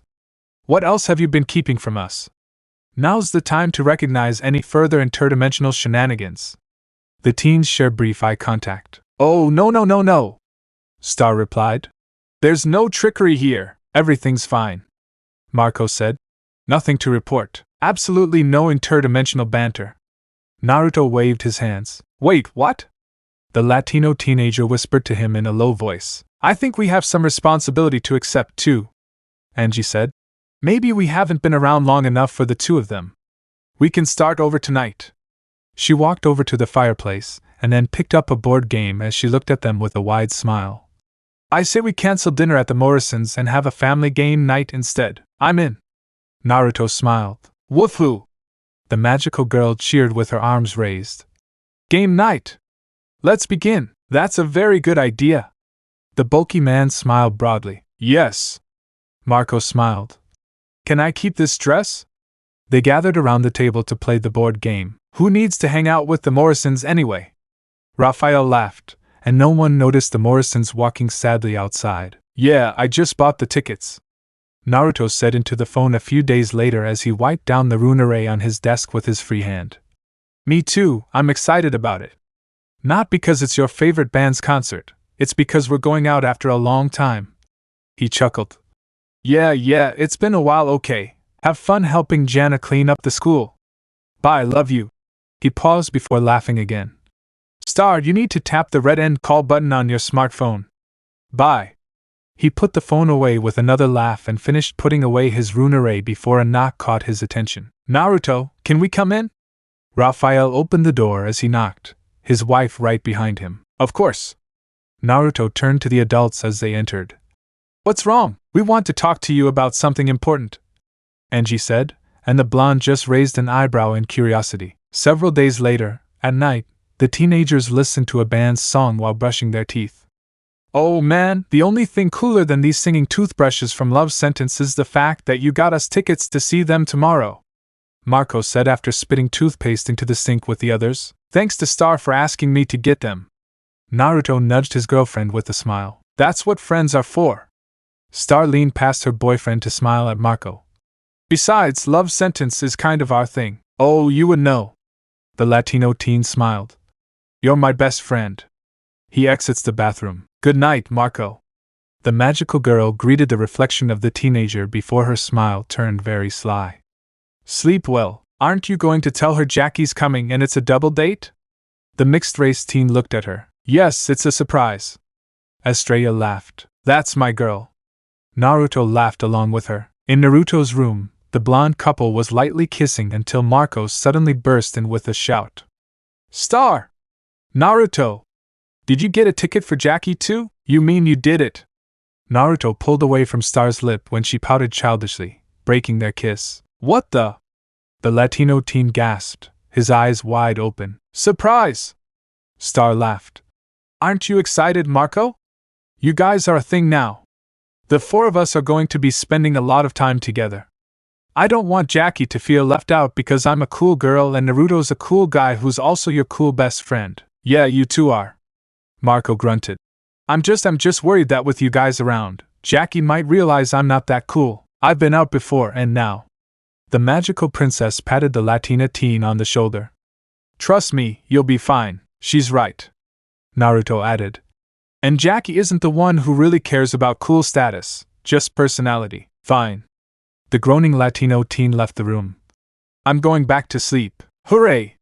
Star wrapped her arms around Naruto's torso as she nuzzled her cheek against his chest. This is going to be amazing. Now make them sleep well. Yes, it will be. Naruto kissed her forehead with a smile before turning off the lights and they went to sleep. Naruto hears a startled yell as he comes down the stairs and looks to discover that Star has scared Marco by appearing behind him. Let's go! Star bounced anxiously. Go, go, go! Jackie will be here any minute. I know. Marco pulled his hood over his face. That's what worries me. Oh, poor thing. The princess leaned toward him. I told you, there's nothing to worry about, right? We just want Jackie to feel included in our fun times together. Yeah, I guess. The Latino teen muttered. Come on, it'll be okay. Star pulled him to his feet. I promise. Now get dressed. She skipped toward the front door with a hum. I'm dressed. Marco gestured bewilderedly at his clothes. Red sweatshirt. Jeans. That's pretty much a dress for me. Wait for it. Naruto smiled, causing his friend to feel increasingly puzzled. No, you're not, because I made concert t-shirts. Star laughed before conjuring 4 t-shirts with her magic, now wearing one of the 4 shirts. Oh man! The Latino teen gasped excitedly. Love sentence concert t-shirts, handmade. The magical girl threw a shirt at Marco's face and another at her boyfriend, who caught it and immediately put it on. Correction done with magic. The mixed-race teen smiled and giggled when his girlfriend poked him in the stomach with a cute pout. Perfect. Marco stared at the shirt sarcastically. It had a picture of their faces with Jackie's and there was a big text, LS on it. I know, right? Star smiled. Put it on. The Latino teen tried to put the shirt on with great effort. A little tight, the Latino teen said, straining. Yeah, I should, because you're trying to put it over your hoodie. Naruto deadpanned. What did you say? Marco asked, unable to hear him clearly before they heard the doorbell ring. Jackie's here! The magical girl ran to the door as the brunette started to panic, pulling his shirt down multiple times, and Naruto filmed it with his phone for some fun blackmail. He opened the door to see Jackie. Hey, girlfriend, no way! Jackie noticed his shirt immediately. You made concert t-shirts? Oh yeah? Star tugged at her shirt happily. Look at it, that's funny, because I made skateboards for concerts. The skater held 3 skateboards with the love sentence theme. Whoa, no, the magical girl's eyes widened and sparkled. Of course. I can't believe we had the same idea. Great minds, aren't they? Jackie smiled. Trade! Star chants as they trade items, and the skater throws another skateboard to Naruto. Thanks, Jackie. The mixed-race teen raised his right hand. So where's Marco? The skater high-fived Naruto. Oh, he's getting dressed. The princess pointed at the Latino teenager, who was still struggling to put on his shirt. Hey, Jackie! Marco gasped. Hey, Marco! Jackie whipped off his helmet before the brunette finally put on his shirt, his cheeks puffing outward from the strain on his neck. Nice shirt. Shows off your pecs. SS skateboards, really? The Latino teen exhaled heavily as the skater handed him the last skateboard. I thought we were going to take the bus. Yes. Star put helmets on everyone. Skateboards. This will be fun. She ran outside with her wand. Summoning Cloudy Charm. She summoned the cloud creature before jumping on it with the skateboard over her head, and rode away to a loud cheer. Love sentence, here we come. Looks like I have something else to teach Star. Naruto chuckled at his girlfriend's antics as Jackie nodded with a giggle and Marco just sighed deeply. Ooh! Star snapped her fingers as she smiled at Jackie as they strolled down the street. I got one. How many times did Love Sentence break up before their 4th reunion tour? Jackie thinks for a moment. 6 if you count the time they broke up on the morning of their 2nd reunion tour and got back together after lunch. Yes. The magical girl gave her a smug smile. Except it was before lunch, not after. No, it was completely later. The skater mocked. Let's ask. Star turned to Naruto. Marcos. Jackie said with a slight, amused eye roll. She knew Naruto would side with Star and looked around. Where's Marco? Right, Marco wheezed from a distance as he shakily skated with poor balance. Behind you. Wow, the skater grimaced at him. Maybe we should have taken the bus. No! The Latino teen choked out. Can we go to the concert? He tried to skate forward, but I understand. Naruto suddenly threw the screaming brunette over his shoulder, quickly flipping Marco's board over to grab it as he skated. Don't worry about him. He'll be better once we get there. Ugh, Marco hung limply with an annoyed expression, which Jackie noticed and slowed down to speak to the brunette gently. Marco, buddy. Are you okay? Jackie whispered. You, Star, and Naruto should continue without me. The Latino teen complained. You'll have more fun. I'll be here ruining things, sucking on skateboards, slowly dying for a tiny, tight t-shirt, and being so uncool. Dude, don't worry about the skateboard. The skater patted Marco on the head. It takes a lot of practice to get good at skateboarding, remember? And I'm having fun with you. Really? Marco gasped. Even if I'm not great? Marco, you're so cool in your own sweet way. Jackie smiled before letting him down with a worried look. But we really need to get you out of this shirt. You're turning a little blue there. Is it bad if my vision is fading? The Latino teenager was panting heavily with a light blue face. Ow, ow, ow. Star jumped up and down on Cloudy as she pointed at the stadium. We're almost there. We're almost there. Ha ha, yeah, but first we have to get Marco out of his shirt. Naruto chuckled and Marco fainted. Here are our seats. Marco found his assigned seats, glad to be free of the stuffy t-shirt as the stadium slowly filled. Excellent! Star smiled. Let's sit in order, Jackie, Marco, me, Naruto. She quickly took the third seat, dragged her laughing boyfriend to the fourth seat, and shoved the Latino teen in the second seat. Wait a minute! The wide-eyed Latino teen squealed and blushed as Jackie sat down next to him with a cute smile. His heart isn't ready for this. Do you know what songs they're going to play? Naruto whispered to the magical girl. I don't know, they say they'll play between 5 and 9 songs. She whispered happily before they heard a voice. Excuse me, my seat is over Uchiha? They turned their heads to see Jana as she looked at them in surprise. Jana? Marco blinked rapidly. No way! Star gasped.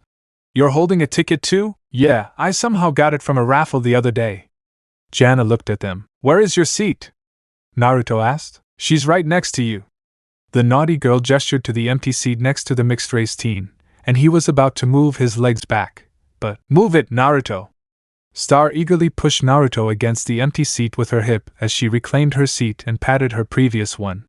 Sit here, Jana, thank you. Jana sat down next to her, and the magical girl felt very excited to have most of her best friends hanging out together in one place. Wow! The magical girl realized she'd made Jana sit next to Marco, who was with his date. Balls! She whispered in a low voice that only her boyfriend could hear. Did I just realize you're screwing up when you put Jana next to her crush, who's on a date with his unofficial girlfriend? The co-ed whispered to her. Yeah, big time. Star whispered shyly with a guilty tone before looking at him strangely. Wait, you know about the boy she likes? I have some suspicions. Naruto whispered back. Should we do something about it or leave it like this for now? Let's see how it goes. The magical girl looked at her friends. They seemed fine. Remain calm and shelter in place. The announcer spoke as the prison-themed stage lights began to dim. This is not a drill. It's starting! Star wrapped her arms around Naruto's arm with a squeal as she bounced in her seat, like almost everyone else in the audience. It's starting! It's starting! It's starting! The prison wall burst outwards with smoke and cleared to reveal the banned love sentence, causing many fans to cheer loudly. Hello, Echo Creek! The boy band leader smiled. Oh my God! Marco cried out with his hands on his cheeks. Oh my God! Oh my God! What a pump! I love it! I love it! Fresh out of Echo Creek Penitentiary, I'm Justin Towers, and this goes out to all you Just Friends people out there. The frontman announced before the band began singing the song. Just Friend, our second favorite song! Both Marco and Star squealed as Jana covered her ears with an amused smile. They're playing my favorite song!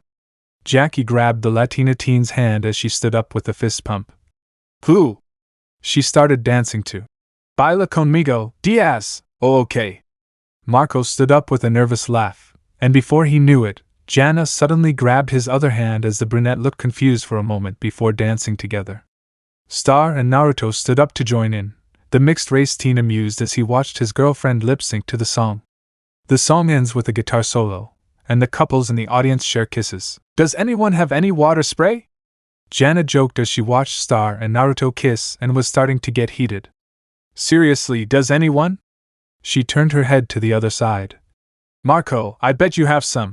She stopped when she saw Marco share a kiss with Jackie and gasped softly in shock. The Latino teen pulled away from Jackie as they stared into each other's eyes.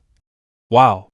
He noticed Jana wasn't there and looked around to see the mischievous girl walking towards the front row before walking down to check on her. What happened?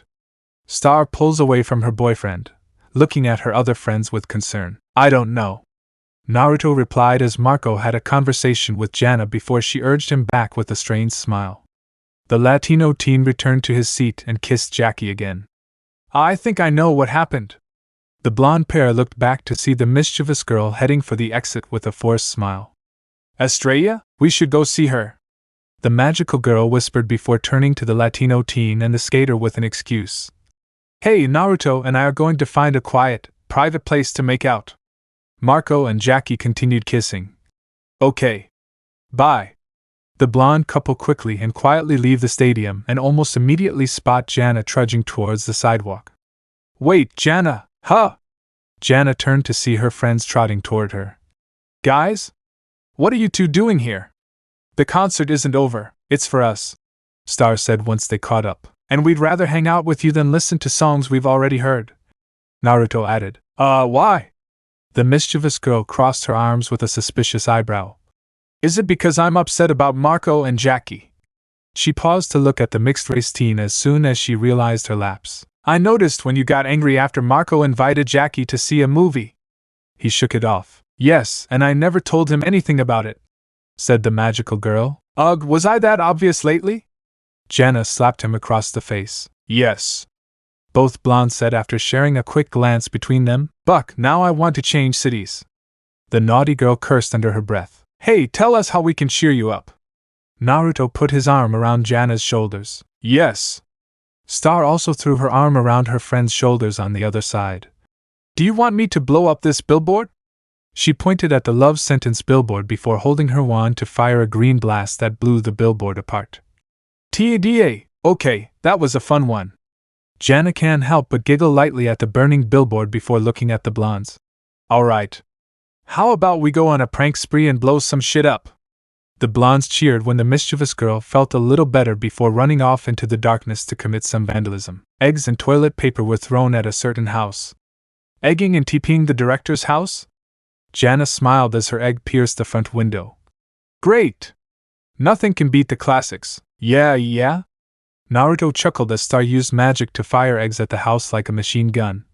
We should go to Brittany's house next. Oh, that'll be amazing! The mischievous girl giggled before walking over to sit on the sidewalk, and the blondes joined her on both sides as they watched huge colored smokes rising into the starry night in many places in the distance, courtesy of Naruto's pranks, while hearing some screams and sirens in the distance. Feel better? Star bumped her friend's shoulder with her own. For now, Jana said. But tomorrow, I'll be totally bummed out about Marco and might cry in the ice cream tub. Want some company? The mixed-race teenager asked her, and the mischievous girl looked between the blondes. Yes. The mischievous girl wrapped her arms around the blondes' necks and then pulled them in for a hug. I'll like it. The blondes hugged her back, and suddenly, a huge plume of paint rose up in the distance with a blood-curdling scream. Finally! They laughed at the painting prank they had just created together. 2 weeks later, Marco and Naruto were watching TV in the living room. Why is Star being restless lately? The brunette asked when they heard a quick footstep from the second floor. A singer hired by Star's mother comes to write a song about Star for Song Day, and she doesn't want to have Song Day, Naruto said. Song Day? Marco raised an eyebrow at him. Do you like birthday or? It's a mini holiday and a royal tradition. The blonde shrugged. Every queen and crown princess must have a song about themselves. That's all I know. Wow. The Latino teen turned back to the television. Okay. They watch a few shows until the doorbell rings, and Star opens the door almost immediately to reveal a young man with light brown hair wearing a bard's costume. Ha ha! Star said shyly. The songbook. Greetings, Star Princess! The singer bowed. I am Rubriot. He played the lute as he sang a song, much to the magical girl's chagrin. And all I can say is, though we have much to do, How nice it is to meet you. I'll write you a stop. The annoyed magical girl grabbed the lute's head when Rubriot stopped. I understand. She pushed the bard inside and towards the couch. Go ahead, then this shouldn't take long. Rubriot pulled out a pad of paper with a pencil as soon as he sat down next to Naruto. I just want to meet the real Star. Oh, how rude of me. Star laughed. I didn't even offer you anything. What can I get you? Water? Juice? Tea? Ah. The bard smiled. Well, if you have peppermint tea, that might be. Actually, we do. The magical girl interrupted. Naruto is a member of the Tea of the Month Club, and I think we just got some super special peppermint tea. Right, Naruto? She ran into the kitchen. Don't move, Tea of the Month Club? Marco asked his friend, flipping through the channels. You Yanks, drink your coffees and we'll drink our tea. Naruto replied flatly. Yeah, stupid question. The brunette changed the channel again, and they never noticed the magical girl sneaking through Cloudy's window. Naruto's eyebrow twitched as Rubriot continued to sing while playing the lute. Where is Princess Star? Has she traveled far? I am very skilled musically. But if I don't write this down, I'll surely be key. Naruto grabbed the lamp and raised it above his head, ready to smash it on the singing man's head, but Marco quickly stopped him while holding the lamp. No, Naruto! Marco shouted. He's not worth it! He's not worth it! Let me go! Naruto yelled. Let me punch this damn giant! I can't take one more minute of. The front door opened and Star walked in wearing a sun hat, thick sunglasses, and carrying a purse. You're back! Everyone told him. You're still here. Star raised her glasses to look at Rubriot for a moment. Well, goodbye. She turned to leave, but, please! Rubriot knelt with his hands clasped together. Princess! I have a job to do and I can't leave until it's done, and I won't stay until you're gone. The magical girl snorted, but the singer stammered. What about the Song Day celebration? In just one day, the people of Muni will expect us to perform the traditional princess song. Ah. Star waved her hand. I don't want to hear it, singer. If you don't leave right now, I might be gone forever. Naruto, pack your bags. Hey, Star! Marco stopped her. Before you take Naruto and leave us alone again for too long without explanation. Could you help me make more popcorn in the kitchen? He dragged Naruto into the kitchen. Kitchen! Star stomped into the kitchen while giving the bard an I'm watching you gesture. Please! Just do as she says. She's been singing to me for 8 hours, asking me where you are. Naruto was this close to bashing Rubriot's head in with a lamp. You should have let me do that. The mixed-race teen crossed his arms with a grunt. Well, I'm sorry, but I don't want anything to do with Rubriot and his stupid princess songs. The magical girl snorted before slamming her face on the table. My mother was so stupid, so fake, and so old-fashioned. That's just not me. Star, we all know you're anything but ordinary, and I love the way you are. Naruto rubbed her back. Oh. Star hugged Naruto tightly. Thanks, Naruto. Hewings! Keithias, she was about to kiss him until she noticed something in front of them. She's watching us, isn't she? The teens looked back to see the bard looking straight at them from the couch. Yes. Marco expressionless. Do you want me to kick him out and play a good corn-on-the-cob prank on him? The mixed-race teenager asked. No, I understand this one. The magical girl snorted, fists on her hips. Rubriot if that's your real name. You. Me. My room. Time to talk. She walked up the stairs with the bard in tow, and the boys stared at the stairs for a few minutes before the brunette turned to his friend. Back on TV? The Latino teenager asked. Yeah, but this time I have the clicker. Naruto walked over to the couch, grabbed the remote, and they sat down while trying to find something to watch. What is it with you Yanks and endless replays, eh? Marco shrugged, and that was the case for a while until Star hurried down the stairs. Guys, I'm going after Rubriot. He ran away because I called him a hack. Star cut the portal. I'll be right back. She jumped. Okay. Both boys said boredly, their eyes glued to the changing channels. Night has fallen on Muni as Star and Naruto walk toward the royal box, and the mixed-race teen fiddles with his white royal uniform. This thing is too tight. Naruto tried to loosen his collar. I really wish I was Marco right now because he doesn't have to go that far in a monkey suit. Lucky bastard. Sorry, I can only bring one more, and there's no doubt I chose you. Star laughed at his grumpy face before reaching the seating box when she saw her parents with the members of the Magical Council. Hey everyone! Mom, hello? Naruto greeted them politely. Oh my god, I had the worst wardrobe malfunction ever. The princess gestured to her hairstyle before pointing at Naruto's shoulders. Do you know how hard it is to find a decent tassel in a mall on Earth? Oh. Hey. She pointed at her mother's hair. You have a little thing in your hair. A what? Luna asked. A little. Star pulled a twig from her mother's hair. Little thing. Wow. The queen said. How did that get there? The princess asked curiously, pointing at the stick. Thanks, honey. Moon said as she took the twig from her daughter. Star, I want to tell you something. I know it's not very princess-like to be late, but did you see any traffic on the Royal Mile? Star threw up her hands in annoyance. Please let me finish, the queen said. I just want to say how proud I am of you. What? The princess blinked rapidly at her mother. I know princess songs isn't exactly your thing, and I know I can be. Moon turned to her. It's hard on you sometimes, so it means a lot to me that you still did it. Thanks, Mom. Star said slowly as her mother took her hand before giving her a shy smile. But just so you know, Ruby and we changed a few things. I mean, it won't sound exactly like your princess song did. So, don't freak out or anything. Thank you for telling me, Star, but I trust your judgment, the queen said. Oh, thank you. The princess leaned back in her throne. But we really went off script. Everything's fine, but there could be, The lights went out before the commercial came on. And now, Muni's new court composer, Chanter Rubriat, the announcer said as the audience applauded. In honor of the royal family. The spotlight shifts to the butterfly family. I hope you like it, Star said before sitting down as she placed her hand on Naruto's hand out of nervousness. I think I know you will, but I really hope you do. Present Princess Star Butterfly's song, the announcer said as a star puppet appeared near Rubriat on stage. Who is the maid with the buttercup hair?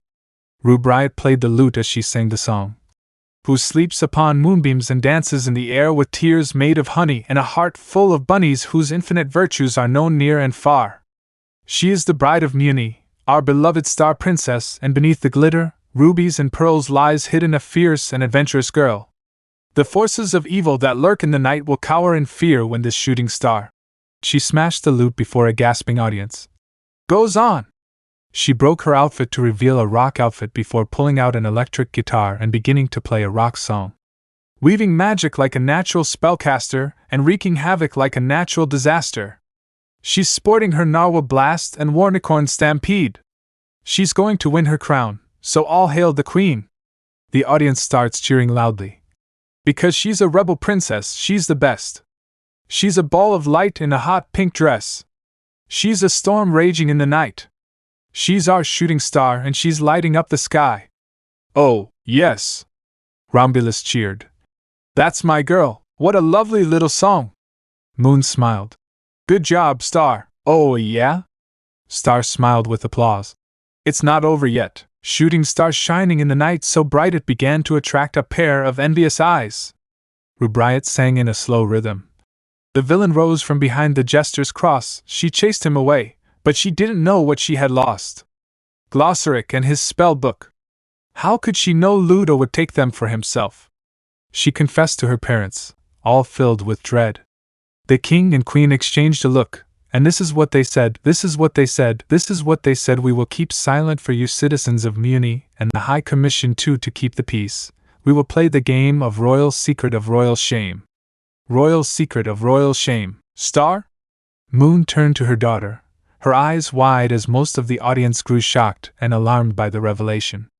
Star only made a strained noise as she squeezed Naruto's hand. The mixed-race team gulped nervously. Star, Mom, what did you expect? Star tried to defend herself. I told you I couldn't make a puffy piece. I had to do what felt right. She sighed. Look, it's over now, so we should move on. She noticed something. Wait, what? Royal secret. One last one to tell. Rubriat sang as a Naruto puppet appeared on stage. A princess keeps a deep secret from her parents about her true love, Star? Naruto glanced at his girlfriend out of the corner of his eye. feeling very uncomfortable for some reason. I don't know, Star whispered worriedly as they tried to avoid the spotlight by leaning in. Bryant never told me about this part. Who is the boy in earthly garb? The bard sang. The prince of the princess's deepest desire is revealed by the princess. He pulled out a familiar pink book to hold above her head. Keeper of secrets, my diary! The princess screamed morbidly. When did this singer snatch her diary away from her without her knowledge? How much did he read it? Their love is forbidden but sweet, Bryant sang. For her prince is half monster. The queen gasped before turning her head to Naruto as he gulped under her bewildered gaze. Not just any monster, he's half septarian. Moon's eyes widened even further. Oh, what a beautiful fate it is for a princess to be in love with a natural enemy of the butterfly family. After all, her father. Balls! Naruto uttered before Star quickly passed him her crown. Throw it! Star urged, and her boyfriend quickly threw it at the singer as hard as he could. It's Toffee, the one who... Bryant sang before the tiara hit the back of his head, causing him to stop the song immediately. Hey! Who threw that? He looked up at the boxes. You just ruined the best song of all time, balls! Both blondes share a nervous look as the audience chattered confusedly, unwilling to look at the princess's parents to see their reactions. You're Toffee's son? Moon hissed in shock and would say more, but what? An audience member shouted. The queen lied to us. Well, technically it was a lie of omission, the second member pointed out. Omissions! The third member shouted with a shaking fist before throwing the food and drinks into the royal box to shouts and jeers, forcing the royal family and the magical high commission to take shelter inside. The princess glanced quickly out the window before turning to her mother. Mom! Star cried. I didn't realize this would happen. I thought you wanted to meet the real Star Butterfly. They don't, Star. The queen turned to her. They just want to believe you're a perfect little princess. And sometimes, the truth is dangerous. Her gaze shifted to Naruto, her eyes narrowed. And, with all due respect, Moon, withholding information about Glossaric and the spell book has put us all in danger. Hecate cut the queen off with a glare and Lekmet bleated. Why yeah? Romulus stuttered nervously. Just like the goat said, I assure you I had every intention of... Moon defended himself. All intention of what?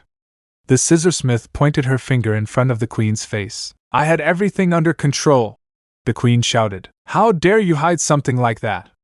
Hecate yelled. I wasn't trying to hide anything, Moon retorted, and they continued arguing. No one notices Star and Naruto sneak out the window before she summons Cloudy. Hey, Star! Cloudy smiled. Hey, Naruto! Hey, Cloudy! Star pushed her boyfriend onto the cloud before continuing to crawl. Let's, get out of here. Okay. The smiling cloud flew over the kingdom with blondes. As soon as they returned to Diaz's house on Muni, Star threw herself down on her bed to muffle her scream of humiliation into her pillows, and Naruto sat down beside her, rubbing her back. Marco peeked in to see the couple before approaching them with a smile. Hey guys, how was song day? Did you have a good time? Cool isn't how I'd put it. Naruto grimaced at the brunette's bewilderment. Ugh, Star lifted her head. I hate damn song day. She let her head fall back onto the pillow with another strangled gasp. Long story short, everyone discovered that Ludo has the spell book and that his queen and king were keeping it from him. The co-ed teen explained. Not only that, it turned out Bryant stole and went through his journal for song materials which just announced to the world about my septarian heritage and who my father is. Oh. The brunette grimaced. I don't want to be you right now. Same. Naruto sighed. I'm so sorry. Star wrapped herself around her boyfriend's waist, lying on his lap. If I'd hidden my diary better, that'd never happen. Hey, it wasn't your fault. The mixed-race teen patted his girlfriend on the head. It was this jerk's fault. He shouldn't have done that. Yeah, I mean reading someone's diary and using it as a song. Marco crossed his waving arms. So wrong and out of place. Yes, you're right. The magical girl sighed as she rolled onto her back. Marco, will you please leave my room? I want to go to sleep and pray that everything is a nightmare when I wake up. Of course. The dark-haired man nodded as he left the room with a salute. I'm sorry about what happened. I hope you get better. The door closed. Do you want me to change your clothes? Naruto took off his high heels. Yes, please. Star exhaled. Once you're done, bend me over and put us in. Yes, darling. He kissed her forehead and the magical girl let out another sigh. She hoped it wouldn't be too big after tonight. Several days later, at night, there was a big party at the Diaz house with a lot of teenagers celebrating the end of the school year. Pretty crazy year, huh? One girl said. No more math. A boy cheered. Trying to find someone to take me to summer school. Another boy complained. So I said, look, Principal Skeeves, I'm going to start wearing pants when I start winning gold medals. Chet said to Justin. You know what I mean? They laughed together. The year sure goes by so fast. Naruto took a sip of his soda before noticing Sabrina trying to write someone's yearbook with casts on. Oh. What happened to her? A horrible mishap with a cheerleading routine. Marco replied with a plate of nachos. Not a very pretty sight. He looked around. Where's Star? He'll be down in a few minutes. The blonde said. He's inviting some of his friends over. She paused. While avoiding his mom's calls. Wow. The brunette said. Hey, Marco, Naruto. Jackie approached them. What are you doing? Just wandering around. Marco said before a strange question popped into his head. Jackie, can I ask you something? Why are all these people acting like everything is normal? Because everything is normal. The skater steals a nacho chip from the brunette's plate. You should try those. She noticed he hadn't touched them yet. They're delicious. I'm curious, what do you mean by that? Naruto asked his friend. Magic, the fact that many real dimensions exist, etc. Marco said. Before you and Star showed up, everything was normal, then I blew my mind so many times, not that I care because it's cool, I mean.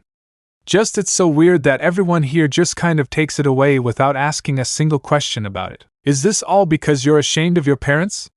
Jackie gestured to Marco's parents as they danced to hip-hop music in 1980s attire. That's certainly not helping, but... The Latino teen looked horrified. No. Ugh, well, about your question, it's pretty simple for me because I'm used to everything pointing out that it's normal since I was a baby. Naruto shrugged. I can't speak for everyone in this town, but I've decided to move forward since the day Star joined our school. The skater shrugged casually. I mean, finding out that magic exists? Awesome. Monsters and fictional creatures are real? Even more awesome. What would make it more awesome is if aliens existed. Oh, they're real. The mixed-race teen took a sip of his soda nonchalantly. Really? Jackie gasped happily. Really? Marco gave him an amused look. Yeah, really. Naruto pulled out his phone and then showed them a picture of an overweight, four-eyed brown alien with a 10-year-old Naruto. He crashed near my house and had to stay for a few days to fix his spaceship. He was pretty weird but nice. Buck, I can't believe this. The brunette slapped his face as the skater whistled impressively. What's next? There are mythical gods and goddesses? Haven't you met Father Time? The mixed-race teenager pointed out. Technically, he is one. You know what? Marco pushed the plate into Jackie's hands. Take it all. I give up. Looks like you're having a Marco moment. Jackie laughed at his reaction. Yeah, I'm having a Marco moment. The Latino teen's shoulders slumped. Yeah? Okay, well, you can tell me everything on the way to the kitchen. Jackie dragged Marco into the kitchen. I want more of these hot dogs. Hey. Star appeared next to Naruto while looking a little nervous. Hey. Naruto wrapped his right arm around her, and she leaned further into his chest, making her feel less nervous. Are you still worried about what your parents think? Yes. She confirmed. They're not as tolerant as I am when it comes to monsters, even if they're half as good. I know my mother well enough to know that she could demand that I break up with you, which I will never do. Me too, I would never break up with you no matter what. The mixed-race teen said as they cuddled for a while. So, any of your friends coming over? Yes, Ponyhead, Kelly, and Jana are coming. Star smiled. Though I'll have to beg Jana until she gives in. When will they be here? He asked curiously. In about 10 minutes or so. She thinks deeply. The party continues after Star's friends show up and most of the teens are enjoying Ponyhead and Kelly's company. Some would say they also notice that Jana has been avoiding Marco ever since she got here, even the brunette notices. And they throw Rube Riot in the dungeon. Ponyhead said to Star.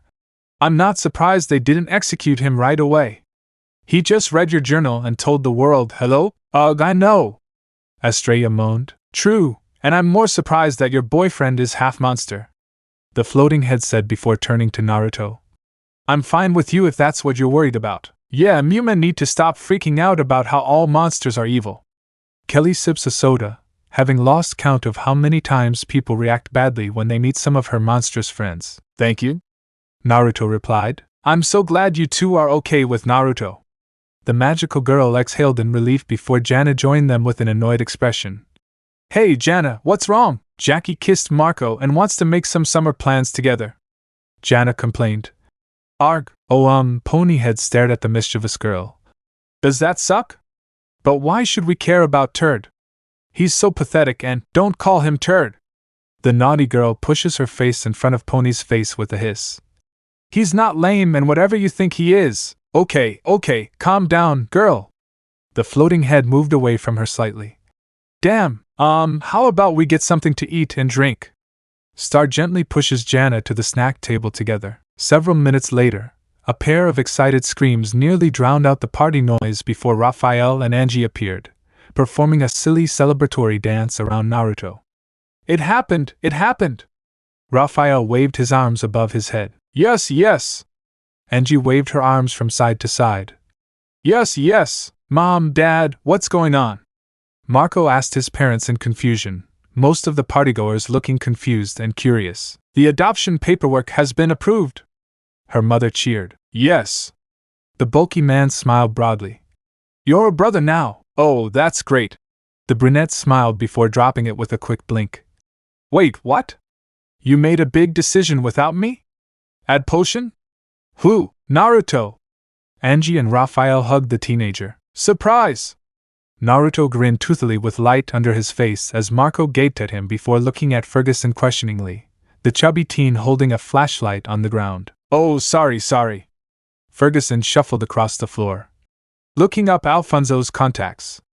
Go on, Angie, let's go find the welcome to the family sign. Raphael ran out into the backyard with his wife in tow. WH. Marco stuttered. Your parents decided to adopt me because my father died and they don't want me to enter the system when I return to the UK. Naruto told the stuttering brunette and anyone who would listen. As you know, there are no living family members on my mother's side and my father's side can't take me in because of his criminal activities. I mean, my uncle is a murderer and my grandmother is a wanted criminal, so… He shrugged. And besides, it's kind of temporary until I turn 18. The Latino teenager closed his mouth for a few minutes before opening it again. You're going to play pranks on me every day and make my life a living hell, aren't you? Oh yeah, big time. The mixed-race teen smirked. That's what brothers do, right? FUU. Wow, that's impressive. Star smiled at them. I'm so happy for you too, thanks Estrella. Naruto smiled at him as the Latino teen continued to shout buck at the ceiling while Jackie patted her boyfriend on the back with an amused smile. 20 minutes after the news of the adoption, Marco finally recovered from his shock and looked around until he noticed Jana entering the kitchen. The brunette decided to approach her in the kitchen. Hi Jana. Marco raised his hand, but said girl simply ignored him and was about to run out of the room, but he grabbed her wrist with a worried expression.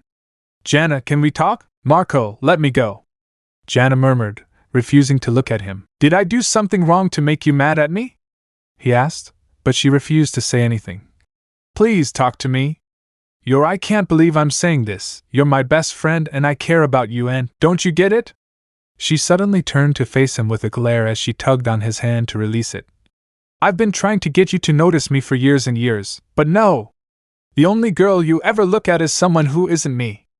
I've been trying to tell you how I feel, but you never listen or notice because all you think about, talk about, and care about is Jackie.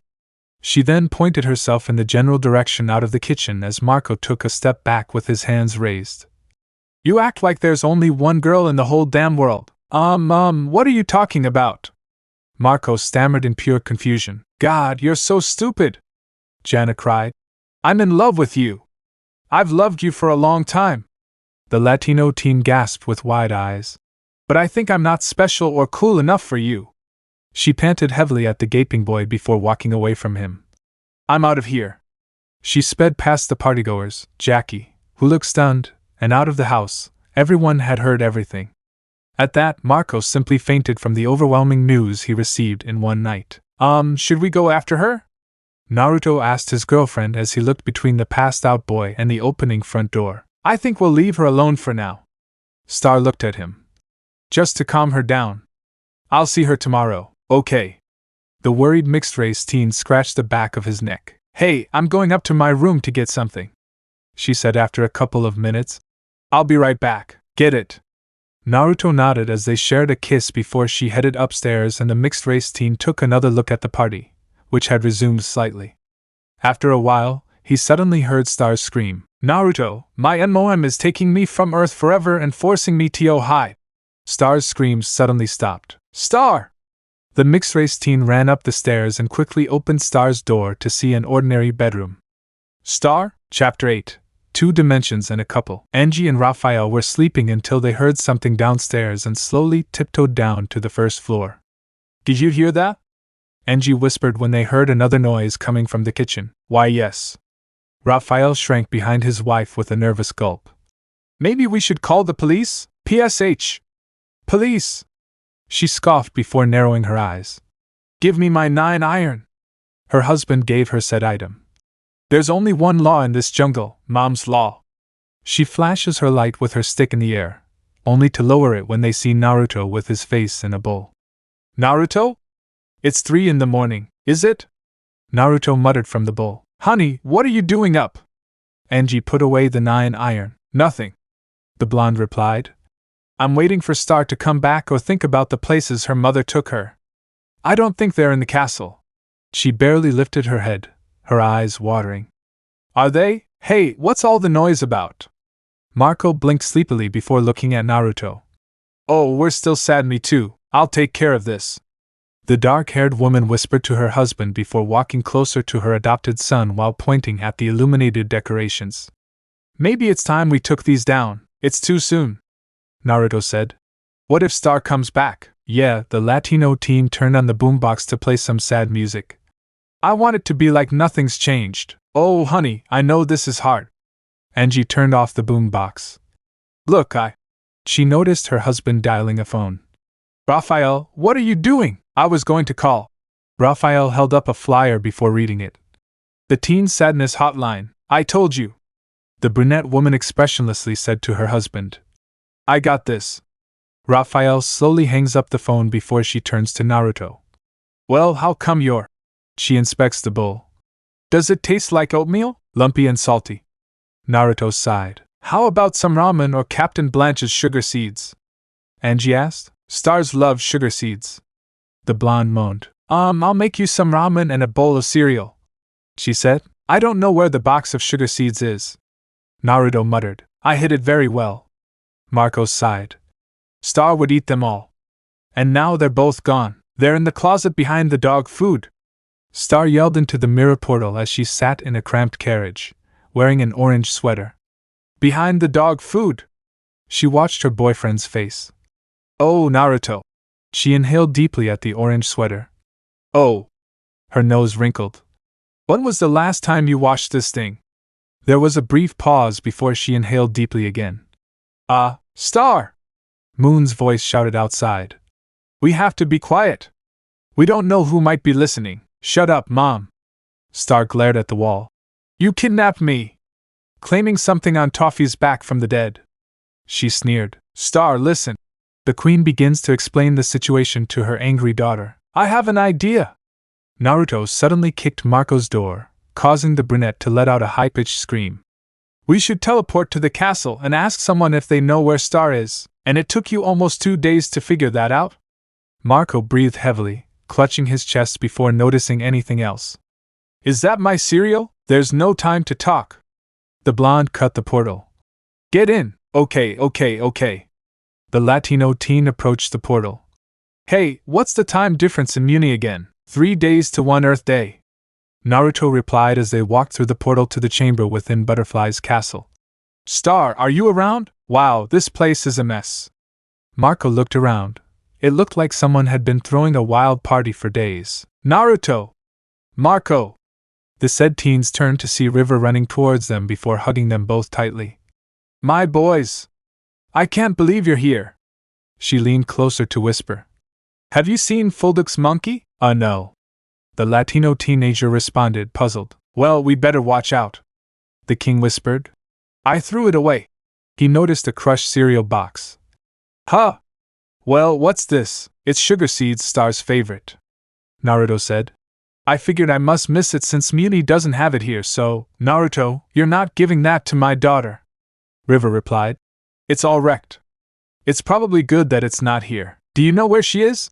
The blonde asked. No, not at all. The king shrugged. She and her mother just went on a little trip, and Moon Pie asked me to keep up morale in the kingdom until they return. So we've been rampaging nonstop for days. Is it my fault? Naruto frowned. That I'm half monster? I don't know. River shrugged again. And who cares if you're half monster? He paused with his index finger under his bottom lip. Well, Moon Pie does, but I don't care as long as my little girl is happy and you treat her like a princess. The blonde teen was about to open his mouth until they heard Marco's voice outside on the balcony. I don't know, man. Marco said. Have you looked outside? What do you mean I looked outside? The king went out to look out over the balcony at his kingdom. What I mean is, morale doesn't seem that high to me.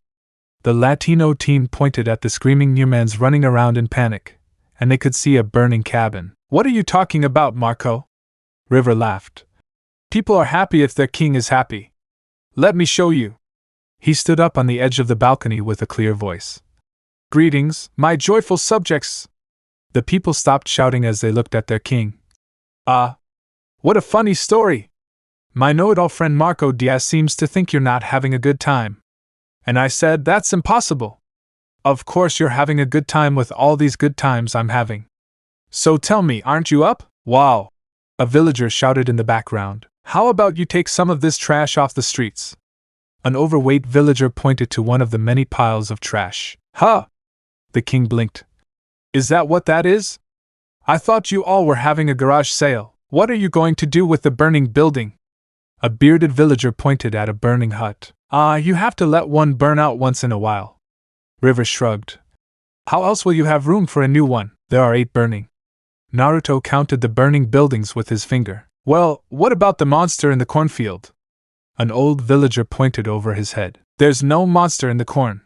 The huffing king looks down at the cornfield, only to close his mouth as he looks at a giant monster eating some kernels as the force field fades away.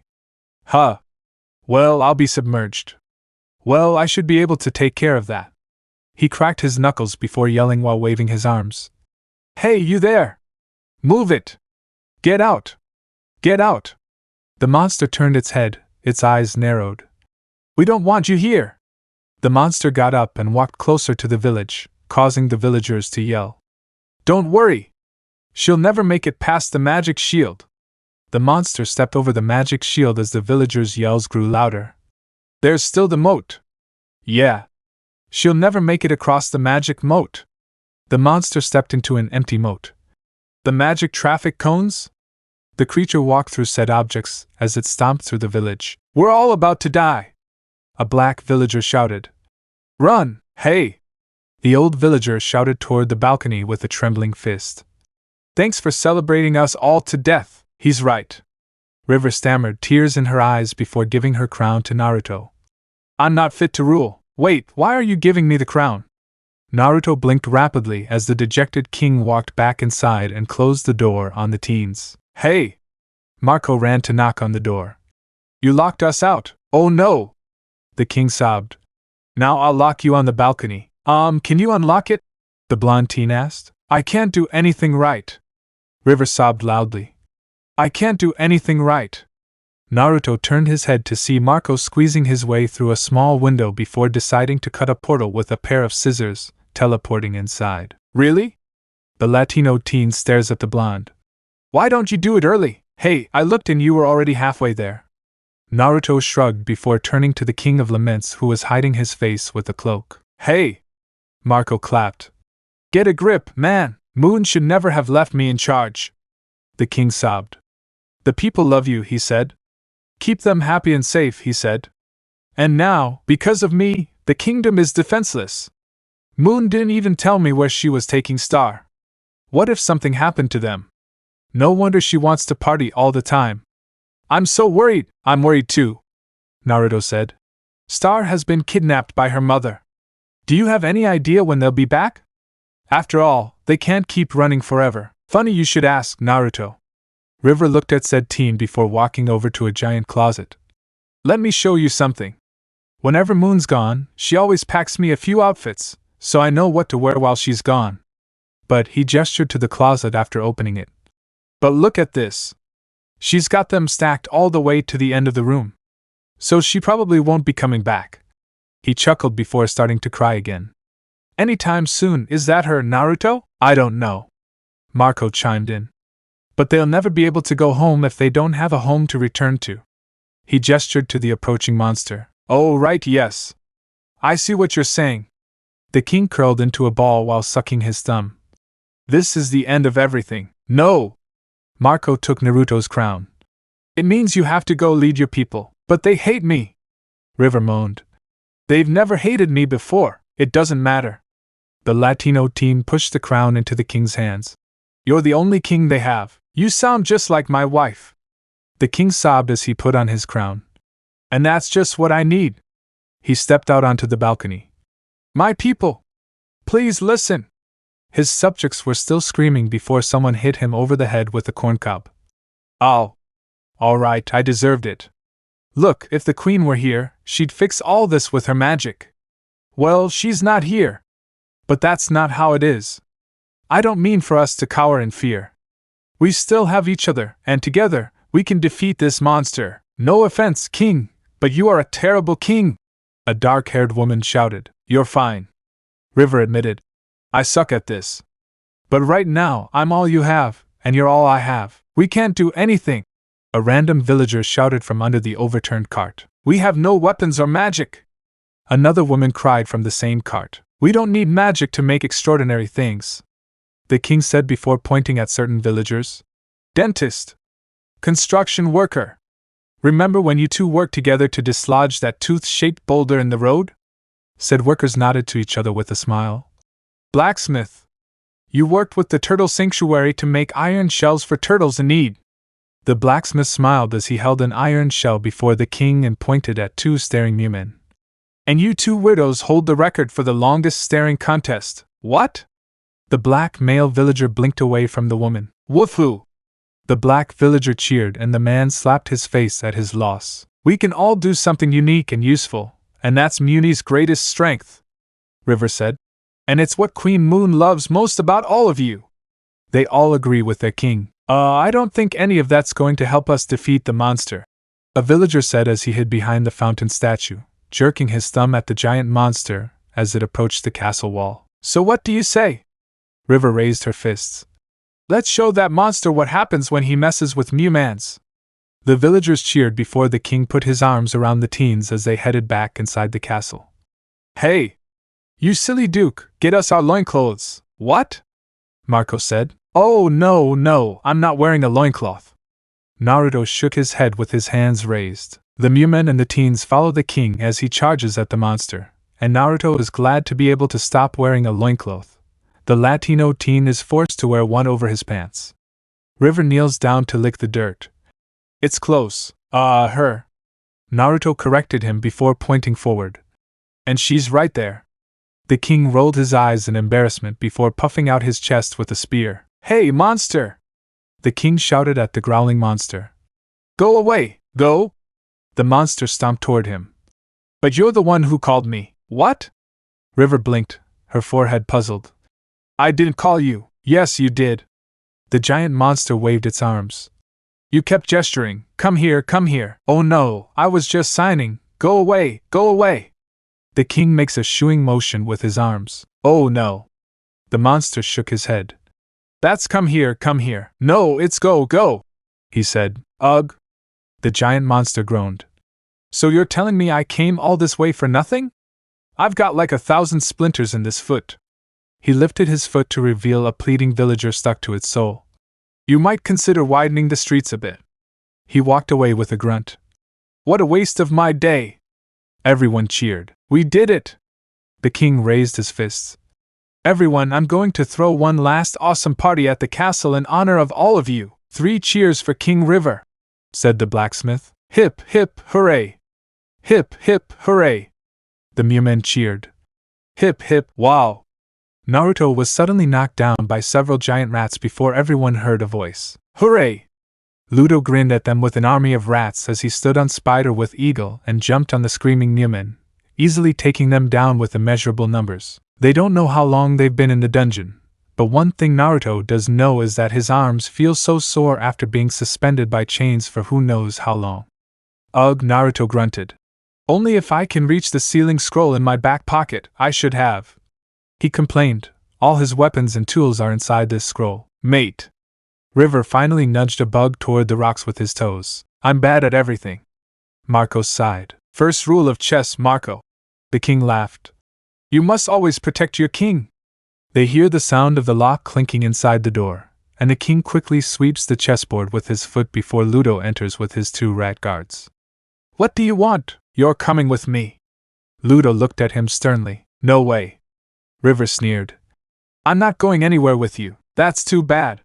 The Kappa stomped closer to him as the prisoners stared. It's urgent royal business.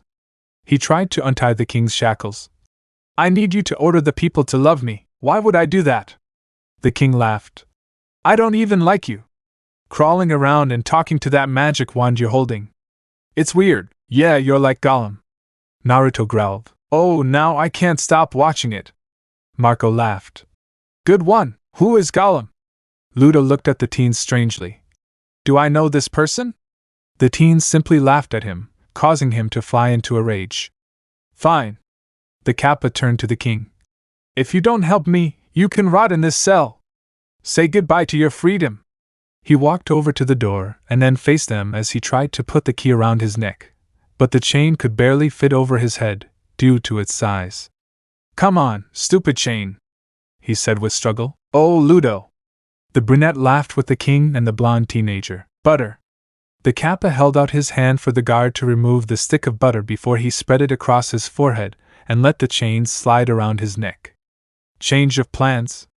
I'm giving you 24 hours to find a way to please the people of Muni, or I'll. He held up his gem-encrusted hand as it glowed green. Levitate into the sky forever. Oh, I'm so scared. River rolled her eyes sarcastically. 24 hours.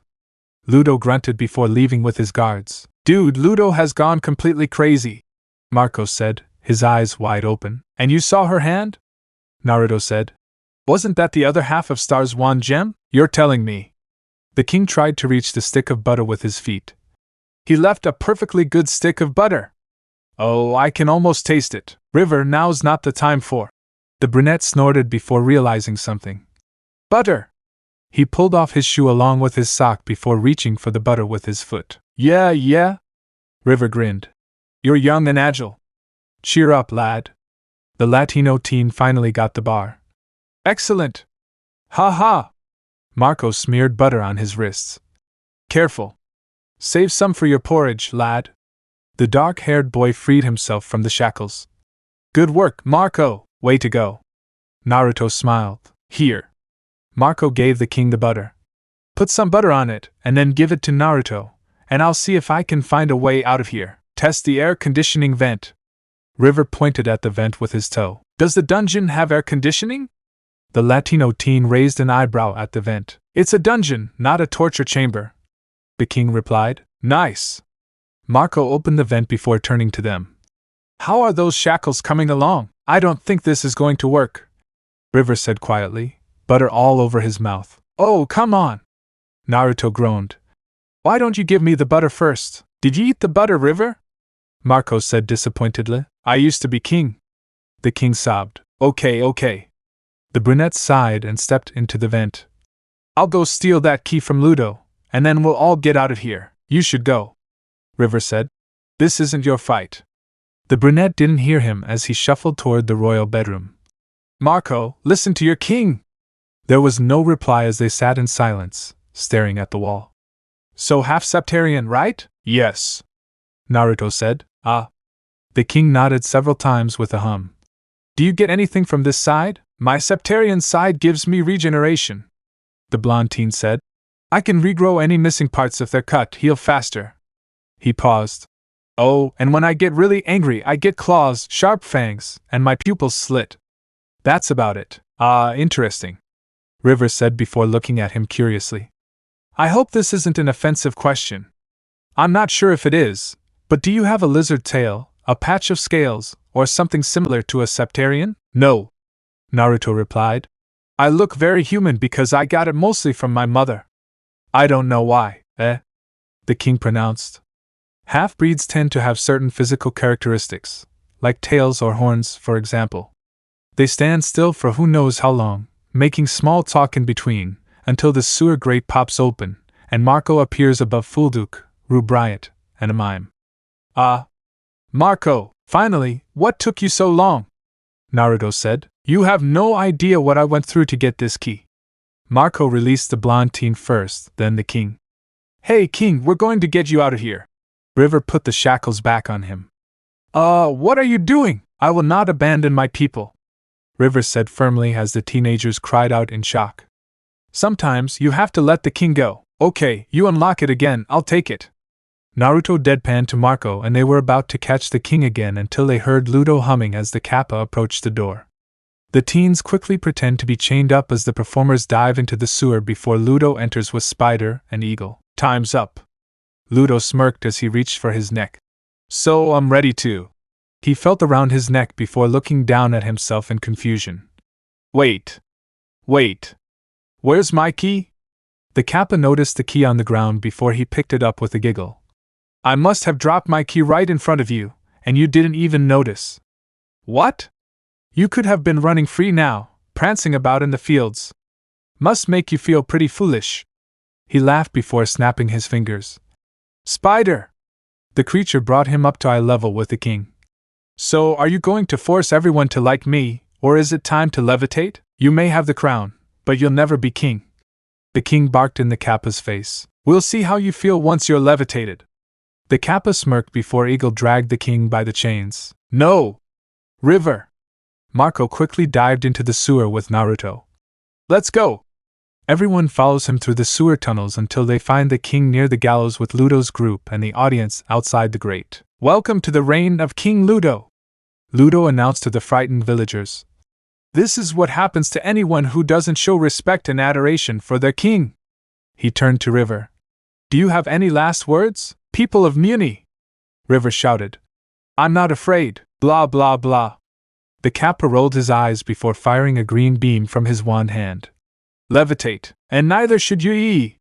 The king shouted as he floated up into the sky and out of everyone's sight, and the gasping Newman screamed. What are we going to do now? Asked Fulduk. Now, Marco picked something up from the floor and then smeared it on his cheeks like war paint. We will fight. Marco, did you just? Naruto took a large step back away from him. You know that's not mud, right? The black woman said. Shit. The Latino teen paled, his face green. It was around afternoon, barely a day, and a small group was working on their plan to overthrow Ludo and take back Muni. And Rubright lures the rat army and jumps into this pit so they can get in, and then we blow it up with millions of explosive tags. Naruto pointed to an X mark on the map. How do I get out of there when it goes off? Rubright asked. You don't, the blonde said flatly. That's a brilliant strategy. Fulduk agreed. Sacrificing a pawn for the greater good. Why do all your plans always end with me dying? The bard raised his hands. Because you bucking deserve it. Naruto replied flatly. Because there's no one bucking like you, said the black woman. Guys, can we come up with a plan that doesn't end with someone dying? Marco rubbed the bridge of his nose with a sharp exhale. Naruto was about to open his mouth until they heard a voice from outside the vent. Did you hear Ludo caught Star? One villager said to another. Now he has her in the dungeon. Oh, we're so doomed! The second villager groaned.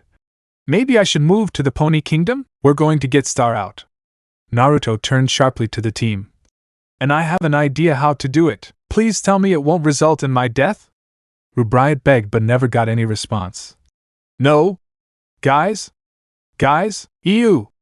Star frowned at the guards who threw away the porridge as she chained herself to the wall. You think you're so tough? The guards leave as they close the door on her. Get back here, idiots! She growls until she hears some noises behind the door before a giant rat enters the dungeon and approaches the blonde girl. The creature squealed as it reached up to its chest and peeled off its skin, revealing a paper tag before smoke exploded and then cleared to reveal. Naruto? Star gasped at her boyfriend's grinning face. Star! Naruto smiled before breaking the girl's shackles to her amazement. Strength and rune. I added it to my shirt to increase my strength and stamina. He answered her unspoken question with a smile. I can't believe you're here.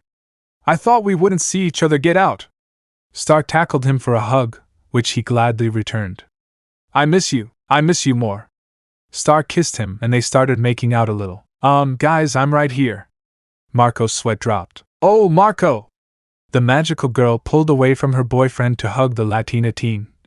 You're here too, Star, about your dad, Naruto said. Yes, I know. Star turned to him. Ludo Tefatato Tapatato did it. If Ludo mastered it, it can't be dangerous. I think it's a little mean, Star, the Latino teen said. Marco, honestly, has been through worse. He laughed, his hand on his cheek. Much worse. I think we have bigger problems right now. Well, you're in luck, Estrella. Marco smiled before making a bird call to the vent in the ceiling, but nothing happened. Come on, guys, let's practice this. He made another bird call. Morning, dove! That's not what doves sound like on Muni. Fulduk's voice replied. Arg! The Latino teen shouted angrily. Get down here! The group of performers dropped down from the vent as they posed. Star, allow me to introduce La Resistance. Before he knew it, Star quickly kicked Rubriot in the groin and the sobbing bard fell to his knees, curling into a ball. That was for using my diary as your stupid song and revealing too much, you damn idiot. Star stared at the crying bard. I have a map. Marco clumsily pulled out the castle map as Naruto smirked at the groaning bard. The easiest way to overthrow a ruler is to destroy their credibility. So, he placed some objects on the map. This virtual pet will represent Ludo. And these $650 are us. And this feather is a bird and a spider. Normally, they're always with him or nearby, except the bird and spider break off to feed every 5 hours. When he's alone, we take this air duck to the throne room. And that's when Fulduk hits him with rubber chicken. The black woman pulled out said item. No. The Latino teenager shook his head. How about a squeaky pillow? Fulduk pulled out said item. No, we talked about this before. Marco sighed. Rubriot, I have a heartbreaking parody song I've been working on. Rubriot smiled. He's great at ruining people's lives with songs. Estrella crossed her arms. I still say we covered it with explosive tags and then threw it to the rats. Naruto looked at the bard. Oh, I like that idea. The princess smiled. No, we're not going to do that. The Latino teen slapped his forehead. Marco, it seems like you guys are just playing pranks. Star sighed. A boring, insipid prank. Just leave the pranks to Naruto. He's the prankster king, and don't forget it. The mixed-race teenager smiled. We're still working on that part of the reward. Marco sighed. Okay, look, what you're doing here is totally admirable, but Ludo isn't the problem here. The princess said. Toffee is controlling him. Wait, what? Naruto blinked. But isn't my father dead? That's what I thought until I found out Toffee is actually. Star said before Ludo walked in with a tray of tea unexpectedly. Actually, Star, I was thinking about. Ludo dropped the tray as soon as he saw the group. Guards! The rats swarm. De Tapa! Naruto clapped his gloved hands together, and the rats squealed in shock as the giant winds blew them away, causing the Kappa to flee. The manic is growing stronger! The Kappa shouted down the hall. I'm going after Ludo! Star ran off while jumping over some whining rats. Guys, beware of the rats and their thugs. Understood? Marco shouted before the team continued fighting the rat guards, but they were endless as the performers were forced to chain themselves one by one until Karate Boy, Psycho Boy!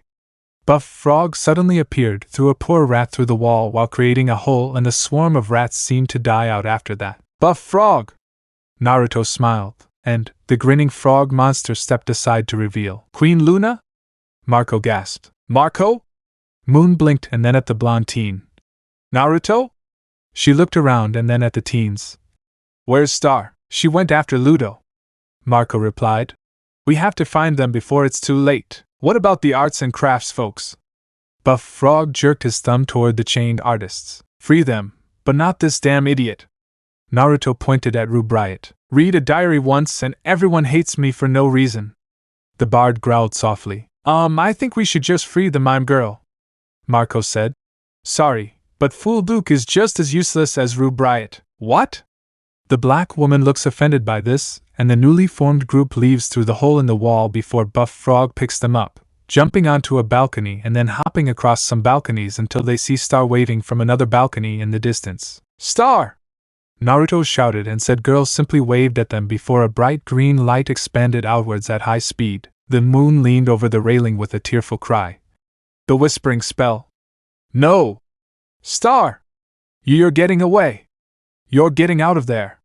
Before they knew it, there was a bright explosive blast, and when they regained their vision, they saw a large crater where the tower used to be. No! Star! Naruto shouted with Marco. No, no, no! The queen turned to the frog monster. Buff Frog, we have to go now! Buff Frog grabbed them before jumping to the ground safely and running towards the crater. Moon almost immediately finds Ludo underneath some rubble before picking him up by the neck. Ludo! Where's Star? The Kappa opened his eyes to reveal a pink light. Where is my daughter, Mom? Star's voice spoke through Ludo's mouth. Mom! I'm here! Star, is that you? Luna gasped. Yes, it's me, the princess's voice answered. Oh, thank goodness! The queen hugged the Kappa before showering his face with kisses while the men looked a little uncomfortable by this. Oh, Mom, stop! Star's voice said as the Kappa's arm flailed. Oh, Star! Moon looked into Ludo's eyes. Where are you? Well, I'm totally fine, but the princess's voice said. I don't know exactly where I am. It's okay, honey, the queen said. The important thing is that you're safe. Just stay there. And no matter where you are, we'll find you. Ludo's eyes closed. Star? Are you still there? The Kappa's eyes opened again, but this time the lights were green. Hello, Luna. The voice spoke, and it was very familiar to everyone. Candy. Moon gasped along with everyone else as the Kappa floated into the air with an evil grin. Give us back Star. Oh, of course. Toffee's voice laughed. But I'd like something from you first. The Kappa raised his one hand, missing a fingertip. Something that belongs to me. Take it. The queen lifted the bottle from her fingertip with some hesitation. Now, your majesty, came Toffee's voice as the Kappa extended his wand. Do we have a deal? Moon uncorked the bottle to take out the fingertip, placing it in the Kappa's hand where it magically fused with the wand hand. Ludo's green eyes darkened as his body went limp and his wand hand expanded before flesh flowed down his arm, and then covered Ludo's entire body, slowly forming Toffee along with his suit. Toffee took a deep breath before suddenly vomiting up the Kappa. Yes! Ludo groaned in disgust, covered in some kind of green slime, and he hoped it wasn't some kind of bile. Where's my daughter? Moon yelled at the Septarian, who simply ignored her in favor of wiggling his fingers. Where's Star? Naruto demanded. She's gone. Toffee finally replied casually as she crushed the half-star fragment, making everyone gasp in horror. Suddenly, Moon charges at the Septarian with a tearful roar as purple veins appear on her forearms, and she tries to knock Toffee down, but he calmly blocks her wild blows before the queen thrusts her wand into his chest. I call darkness upon me from the deepest depths of earth and sea, Moon cried. Of the ancient evils yet to be awakened, break the one that cannot be broken. From the blackest night, I pledge my soul and crush my heart to burning coal, to call upon deadly power to see my hated enemy devoured. Nothing happened after she finished her chant. Are you done? The Septarian raised his wand hand with an annoyed expression before feeling someone grab his trouser leg and looking down at Ludo. Please, Ludo whined, his eyes watering. Just tell me. Did I have any part to play in this? No. Toffee said coldly before his face met with a spiraling orb, sending him tumbling backward as his head exploded into mud and his head regenerated almost instantly as he got up to find it was his son attacking him. Hey, Naruto. He smiled. No hugs for your father? Backstar, unmissable. Naruto roared. Behind him, Moon tried to return the star fragment dust to the wand and got help from Marco and Buff Frog. That's no way to talk to your father. The Septarian shook his head with a click of his tongue. And you still care about Butterfly? Tisk, I care about her because I love her. The blonde shouted before firing air bullets from his fists at Toffee as the wind knocked the astonished Septarian off his feet. And you're not my father anymore. Ah, magic? Toffee stood up with a proud smile. No, they feel like runes unique. Oh, you created them? She only gets a response from her son in the form of a fireball, which easily blows her off the field. From your silence, I take that as a yes.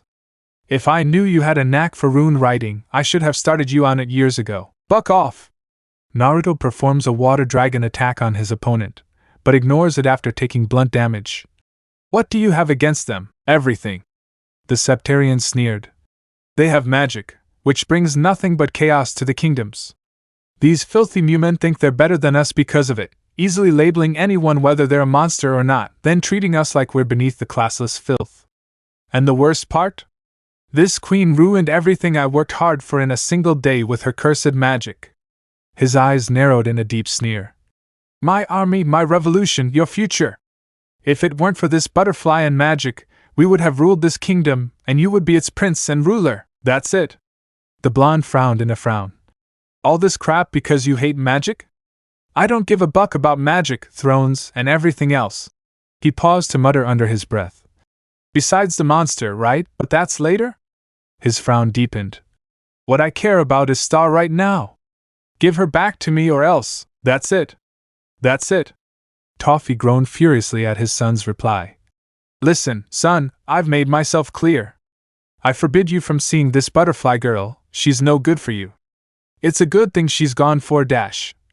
They hear a hissing noise and the Septarian turned around in time to see a giant golden beam before he screamed as it disintegrated him into nothing but bones and ooze. Naruto blinked rapidly at the black puddle before turning to see his girlfriend in a golden light with giant wings and 6 arms. Star! Naruto gasped before running towards her as she landed on the ground, returning to her original form, and he pulled her into a tight hug, which she gladly returned. You're back! Are you okay? Yeah, I'm fine. Star kissed his cheek happily. Oh, my baby!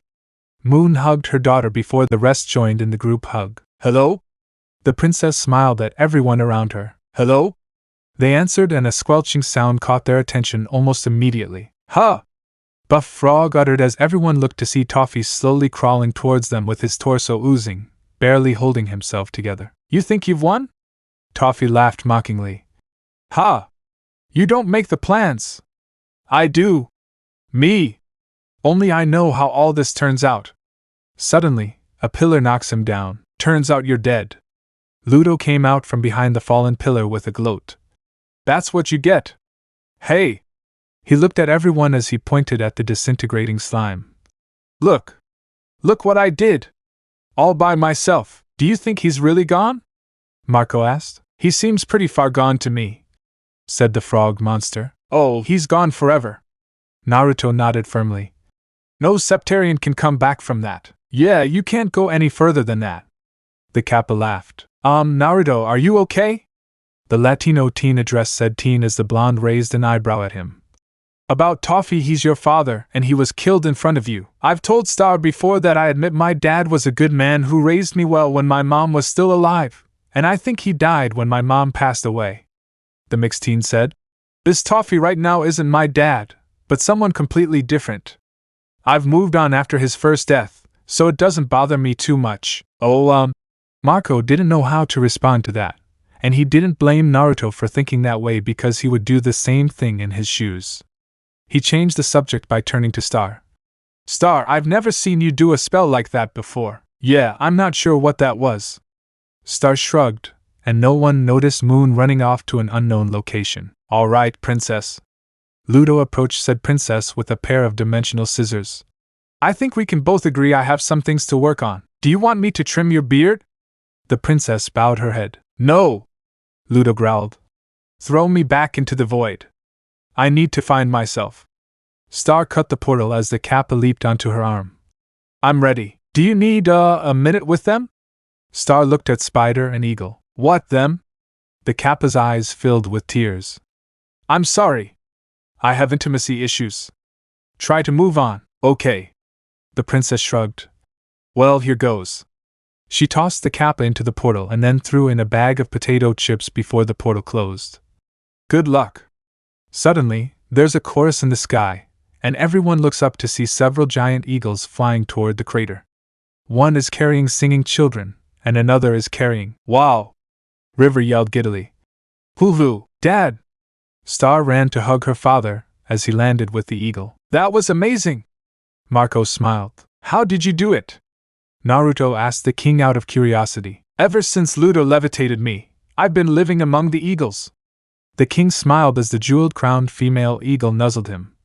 They made me their king too. Where's Moon Pie? I don't know. Star looked around in confusion. He was just here. Did he just imply that he married A?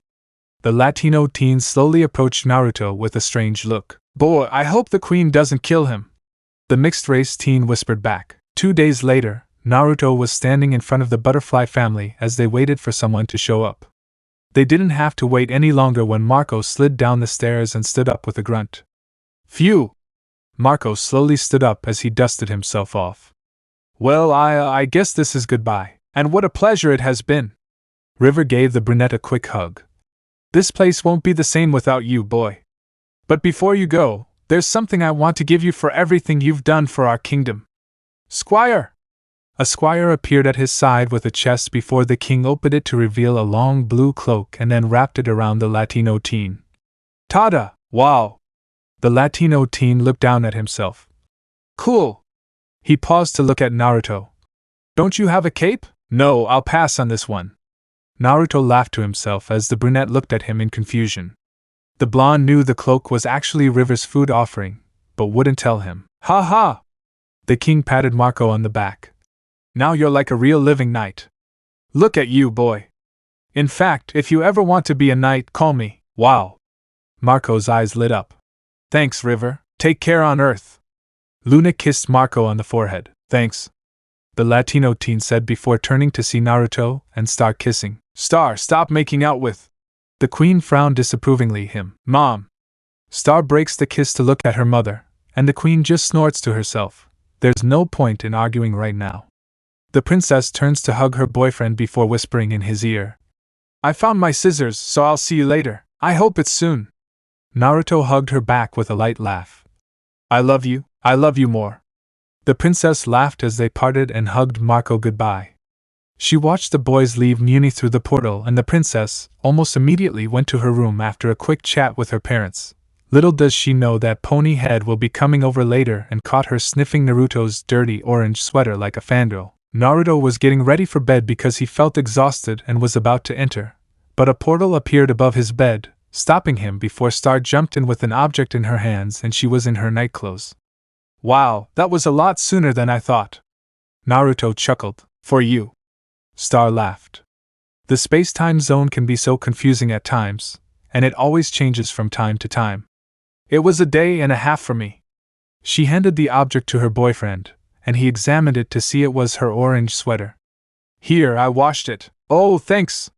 He smiled at her. I don't know if you have it. Wait, did you wash it? Yes, no. She laughed shyly. I had someone wash it. If I want to, I don't know how to do it, and they won't let me do it myself because I'm. Her shoulders slumped with a groan. Ugh, a princess. If you want, I can teach you how to do laundry. Naruto chuckled. I'll keep you on this. Star smiled as she lay down on her bed, lifting the blanket. Right now, I just want to cuddle with you while we sleep. Her chuckling boyfriend crawls into bed and snuggles up with her. Don't be surprised if you don't find me when you wake up because I have to sneak back home in about 4 hours. Get it? He kissed her goodnight before they fell asleep. I wonder if it's possible to do that. Naruto hummed to himself as he studied some rune books. It's Friday afternoon, and he has no plans except for rune sealing. Right now, he's considering the idea of putting all the offensive and defensive runes into one item or tool, almost like Star's wand. Wait a minute, what if I create a rune that can control magic like Star's wand? A familiar sound brought him out of his mind and he turned around to see Star jumping through the portal, but she was wearing a fancy dress with her hair tied back into 2 large ponytail balls, and she has an annoyed frown on her face. Star? Did something happen? Ugh, it's the silver bell ball. Star threw herself onto her bed, face in the pillow, with a huff. It's starting in 30 minutes, but I'll let it. What is the silver bell ball and why? Naruto sits down beside the bed, gently rubbing her back. It's a celebration for peace between several kingdoms. All the princesses and princes of each kingdom must dance together," she said. "And I just found out that Tom will be there, so—" The magical girl turned on her side with a growl. "Lately, my mother has been trying to get me to get back together with Tom and break up with you. Just because he's a prince and you're not. That, and she doesn't like you since she found out you're half monster and Toffee's son. Isn't Tom technically a monster because he's a demon?" he pointed out. "That, and doesn't she remember how toxic your relationship was when you were with him? I know, right?" Star jumped into a sitting position as she threw up her arms. "Tom is a control freak with a temper." She crossed her arms. "Mom is so prejudiced." She rested her head on Naruto's shoulder with another snort. "Can't she see that I'm very happy with you and how much we love each other because we accept each other just the way we are? Why can't she be supportive like Daddy?" Naruto listened to her vent for a while and admitted that he found it a little amusing when she went off topic for about 10 minutes. "You." He crossed his arms with a huge snort. "Did you get everything?" Naruto asked as she nodded. "Do you want to go out and play mini-golf and video games?" "Yes, I'd like that." She smiled slightly. "Can we start with whack-the-moles first?" She has some pent-up anger and wants to take it out on these moles. "Yes." He stood up with her. "Do you want me to wait outside for you to change your—" There was a flash of magic and his girlfriend was back in her usual outfit with her hair down. "Let's go!" Star jumped in with her laughing boyfriend following her. "Do you think I should sneak in tonight or wait until tomorrow night?" Naruto asked as the blondes ate pizza in the mini-golf food court. "Knowing my mom." Star looked up at the ceiling in deep thought before her gaze returned to her boyfriend. "It'd be best if you do it tomorrow night. I know he'll yell at me all night for dropping the ball as soon as I get back and then avoid me for a couple of days to cool off." She collapsed onto the table with a groan. "Ugh. Is there any way to avoid it? Maybe I should just stay here with you forever? Oh, you want to run away with me?" He joked with a light laugh. "Sure, I'd love to. Just say the word and we'll run away to hide from your scary mother." "Oh, you!" She laughed. "She's not scary sometime." He took a sip of his drink before a memory flashed through his head. "Oh. How's Jana?" Naruto blinked. "Remember when she blew up at Marco at this end of your party? What happened after that? Is she okay now or—" Naruto rubbed the back of his head. "She's okay, kinda." His girlfriend looked at him questioningly. "Jana and I hang out sometime, but she always avoids Marco and Jackie, barely speaks to them. It kinda bothers Marco. He's been trying to figure out how to fix everything, repair their friendship, and change everything back to normal. And have you found any?" Star asked before shaking her head. "I see. I want to help them, but it won't be a simple solution." He sighed. "I think I have to stay out of it and wait for them to figure it out on their own. I don't want to take sides because they're both my friends." The magical girl nodded. "Let's not think about that right now." He finished his pizza before standing up with a smile. "Let's think about me beating you at golf." "Ha, you must be thinking the wrong way because I'm going to win." Naruto stands up with a mocking laugh and the pair head out to the golf courses. The next night, Naruto finished putting on his pajamas and opened a portal, then stepped through it before blinking rapidly at the sight in front of him. Star held a glowing wand towards a smiling woman with greenish hair in a dark room and stared at him with a blink. Naruto slowly reaches for his hidden weapon before his girlfriend speaks. "Okay, Naruto, I understand." Her hand moved away from her weapon. "By the way, why did you come here instead of my room? I was thinking of you when I made the portal." Naruto replied, blinking again. "The scissors can target anyone or anywhere. As long as you think about it in your head, it'll be easy to teleport there." I didn't know that," Star admitted before remembering why she was here as she turned to the woman. "Oh. I asked you for some answers? Did you or didn't you mess with dark magic?" "Well," the woman tapped her chin with a smile. "I did what I had to do for myself. If the Magical High Commission and your mother think that's evil, call me a villain." "Wait. You're on my mind?" The princess narrowed her eyes as she pointed at her head. "They said you could be on my mind and I wouldn't even know it." "Definitely not." The woman laughed. "But if I were, I wouldn't tell you." There was a pause between them. "That's a joke." "Wow." Star laughed nervously. "It wasn't very fun. But it's okay because—" She reached inside a brown bag, revealing Glossaric. "Globger." Glossaric jumped on the woman's face. Globger, glossary. The woman held the old man with a smile.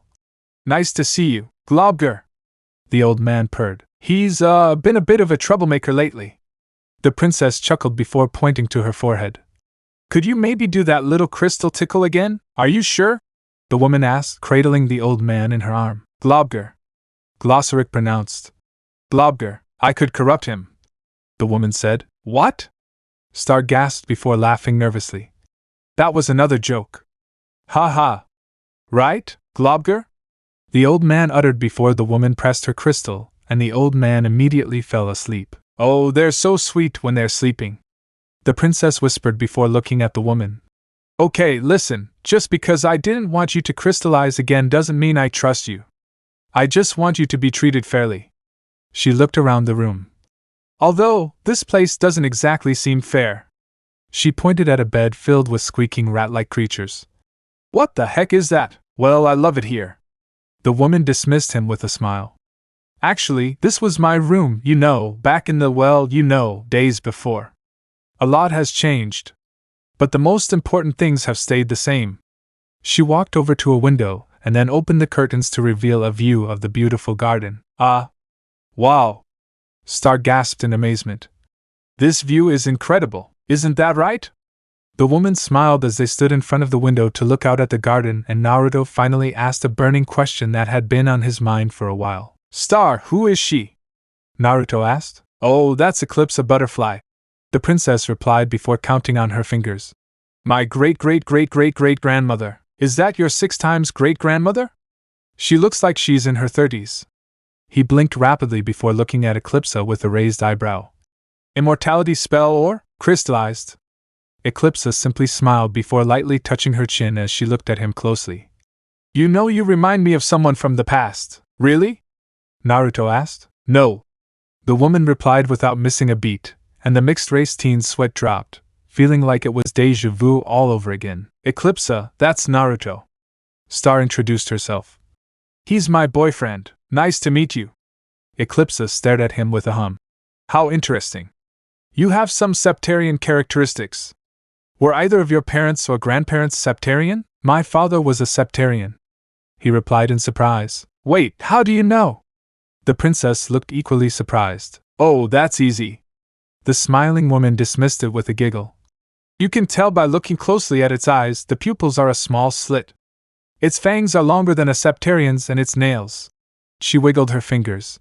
It seems to be retractable and a little different from humans. There was a pause of silence as the teens looked at her and then exchanged glances. I can't see him. Star looked closely at her boyfriend with teary eyes. I still can't see him. How long have you two been together? Eclipsa asked. Almost a year. Naruto answered after a quick thought. We met at the beginning of the school year and started dating about 3 months later. Right, Star? Sounds good to me. The princess hummed thoughtfully. So it's only natural that you don't notice some small details about each other. The smiling woman folded her hands. I never paid attention to the small things about the man I love in the first 2 years. Oh. Star blinked before noticing it was starting to get dark outside. We should go now before the guards come in to check on us. She gave Eclipsa a wave. Goodbye, Eclipsa. She turned to Naruto. Go teleport to my room. I'll see you there in about 30 minutes. Okay, I'll see you there. She used the scissors to teleport to Star's room, and the princess said goodbye to the woman once more as she left the room. Half monster, huh? Eclipsa hummed to herself as she looked at her favorite view. I hope they don't meet the same fate as me, and I'm putting a little pressure on them to give Eclipsa a fair trial. Star snorted with her arms crossed as she lay halfway on Naruto's chest with her arm around his waist. They were acting like idiots, being all evil, and dark magic is evil. I think they were evil because they were trying to trick me into falsely admitting and acting paranoid. I don't think paranoia is a bad thing. Naruto commented to himself as he listened to Star talk about her day before speaking. So you agreed to give her a trail? Yes. She nodded. There will be due process. Due process. You watch too many mystery shows. He laughed softly. It's all your fault for hooking me up with them. Star lightly thumps her chest with laughter. Yeah, it's all my fault. Naruto laughed again before kissing his girlfriend's forehead, and she returned the kiss with a kiss on the lips. We should get some sleep. One more kiss. She smiled and they shared another kiss before going to sleep. A week passed. Naruto was helping Raphael and Angie with a puzzle in the living room. Where do you think this one goes? Raphael held up a piece in pure confusion. It has, 3 circles and 2 weird hooks. I don't see anything with this shape. Naruto scanned the empty spaces within the puzzle. At least it's not a 3D puzzle. Angie nodded to herself before a portal suddenly appeared above the couch, and Star jumped out, then flopped back onto the cushions with a groan. Hey, Star. She smiled brightly along with her husband. Are you here to visit us? Somewhat. Star choked out. My ex is being embarrassing. Tomas? The mixed-race teenager asked as his girlfriend moaned. What did he do? Ponyhead told me that Tom told her about something called demonsification, and she wants me to come with her to help him because it sounds really bad to her. Star sat up with an annoyed huff. To which I said no because I think it's some stupid ploy of his to try and get us back together. She slid down to the ground next to Naruto. So I'll be here for a few hours. This so-called demonsification should be over by the time I go home. Do you want me to do something about Tom? Naruto asked him. Nah, I understand that. The magical teen dismissed it. It's not as bad as it used to be, but I think she messed up because of my mom. Phew. He looked at the puzzle on the table. What are you guys doing? We're trying to solve the puzzle. Raphael smiled. Do you want to help us? Of course. Star joined them as she picked up a piece. Where do you think this one goes? She was holding the exact piece the Latino man had. No idea. Angie shrugged and they tried to complete the set. Where is Marco? The magical girl asked curiously. Out there, bothering people with your chivalry. Naruto laughed, and his adoptive parents just shook their heads at that. Wow. Star uttered before finally connecting the strange piece to the puzzle. Oh. I have one. Marco was enjoying a TV show one morning, wrapped in his cloak like a blanket, eating food before his mother saw him. Oh no. Angie placed her hand on her forehead with a sigh before walking over to her son. Hey, big guy. Hi, Mom. Marco replied. So, are you ready for the new school year? She asked. Yes. He replied before taking a sip of his soda. However, I'm still getting used to life on Earth. Angie hummed worriedly. I see you're still wearing your cloak. At this moment, Naruto came down with some items in his arms. Of course, I'm a knight. Marco threw his cloak dramatically, sending the chips flying and some landing in the brunette woman's hair. Is he still at it? Naruto asked Angie with a deadpan expression. A whole summer of gentlemen that, gentlemen this. I'll take care of it. The mother exhaled before raising an eyebrow at the items in her adopted son's arms. What are you going to do with that? There's a large purse and a metal headband. I'm going to test my magic tool and see if it works like Star's wand. The blonde held up the headband before looking at it. Although, I don't know why it transformed into this headband. It was a dagger in the first place when I put the runic seals on it. And the bag? Angie asked. You don't want to know. Naruto laughed mischievously. The less you know, the better. His bag was full of prank supplies, and he wanted to get ready for the new school year. Okay, have fun. The woman shrugged, and the blonde, giggling, walked out into the backyard before turning to Marco. Did I ever tell you about my friend who spent a summer in France? Outside in the backyard, Naruto set the bag aside and looked at the headband, wondering where he would put it. Should I wrap it around my arm? He frowned with a mumble. No, that's stupid. My waist? No, that's stupider. Neck? No. He tied it around his forehead and felt even stupider for not thinking simple before his head shook it off. All right. Try 100th, here we go. He took a deep breath. Air bullet. Naruto felt something pulse in his forehead as the metal headband flashed before a large air bullet tore through the fence without warning, the recoil sending Naruto flying backward with a few tumbles until he landed on his back with a grunt. Are you okay? Raphael peeked his head around the back door after hearing the explosive. I'm great. Naruto raised 2 thumbs in the air, still lying on the ground. I finally created my wand vision. Ha! Congratulations, I'm so proud of you. The man smiled proudly as if his adopted son wasn't laughing like a man before walking back inside. Everything feels so awkward and tense in Jana's basement as the teens play Dungeons and Dragons. Which of you 3 invited Marco here? Jana hissed softly at Naruto, Ferguson, and Alfonso as said boy focused on fixing his cloak. Not me. Naruto shook his head slightly. Me too, Ferguson whispered. He followed me after I told him my plans for the day.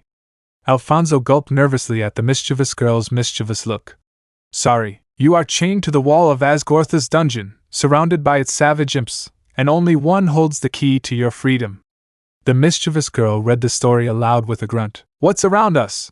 The chubby teenager asked. Nothing, Jana replied flatly. I'm trying to break the chains, Ferguson said. Little devils eat hands, said the mischievous teenager after rolling the dice, and the chubby teenager screamed. I cast a healing spell. The nerd raised his hand. The devils eat their hands, Jana repeated after rolling the dice again. I somehow escaped from the handcuffs and then run away, leaving the others to their fate while I search for my stolen things. Naruto said. You're free and you escaped successfully without any problems because the imps were still eating the others. The naughty girl rolled the dice. Yes. The blonde raised his fist. Traitor! Alfonso yelled at the blonde. Marco! The chubby teenager turned to said teenager. Marco hummed with his index finger on his chin. Use the butter. What? Ferguson shouted. There's no butter. Didn't you hear what he just said? There's nothing around us. Put him on the chains, slide your hands in, hide in the vents. The Latino teen ignored his friends. This isn't Muni Marco! The nerd shouted in annoyance. It's not going to work, and Jana rolled the dice without any interest in a monotone. It doesn't work. You're dead. What? Marco slammed his hands on the table as he stood up. This plan should work. Without it, how can we find Ludo, say the whispering spell, destroy? No! Ferguson raised his hands. This isn't Muni. Yes, everyone but Naruto died. The mischievous girl interrupted him after rolling the dice again. Evil has won, yes? Game over, but am I still in the game? Let me see the loss conditions again. Naruto checked the sheet. The game ends when 3 party members die. Oh, never mind. Oh, no. The chubby teenager yelled. It's okay, Ferguson. Alfonso tried to calm him down. It's just a game. On Muni, this really happened without the evil one part. Marco turned to show his cloak. I was knighted. He heard a door suddenly close before turning to see Ferguson and Alfonso had disappeared. Where did Ferguson and Alfonso go? They're gone, Jana replied flatly. What? The Latino teen blinked rapidly. Why? Because you're annoying, she sneered. That, and you kept talking about Muni and knighthood the whole time. Jana, can we talk? Marco rubbed his neck. Marco is pushed out of the house by Jana before she closes the door behind him. I guess now's not the right time. Back inside, Jana moved away from the front door of the living room and sat down on the couch as Naruto looked up from his movie collection. Are you okay? He asked. What do you think? She snorted. First, he never noticed me until I exploded all over him, then he tried to get my attention, acting like nothing was wrong, and now? Gentlemen. Ugh, I can relate to you on that last part. He shook his head slightly. I live with him, so I have to hear it every day and I was already there in the first place. Man, that sucks. Jana commiserated with him before choosing a movie collection box set. You know what? We're going to turn off our brains with that. Goblin? Naruto raised an eyebrow. Is it good? Oh, watch and see. She smiled and before they knew it, a portal appeared and then Star jumped in. Hey Naruto, how? Star smiled before blinking around until her eyes landed on her best friend. Oh, hi Jana. Hey. Jana greeted. Is it nighttime in Muni? Turns out the magical girl is in her sleep suit. Yeah, he paused before looking between them. Wait, what time is it now? 6. Naruto replied. Oh, I guess the weather's changed again. Star decides to sit next to Jana. What are we doing now? We're going to have a scary movie night to cheer her up. He gestured to the naughty girl. Yeah, Marco just put me in a bad mood again. Jana snorted as she put the first disc in the player. Is he still talking about saving Muni? Star asked, having heard everything from her boyfriend the other day. That, and he showed up at the dungeon game uninvited. The mischievous girl mocked. Oh. The magical girl hugged her best friend. Say no more. Let's watch the movies. She smiled. And stay the night.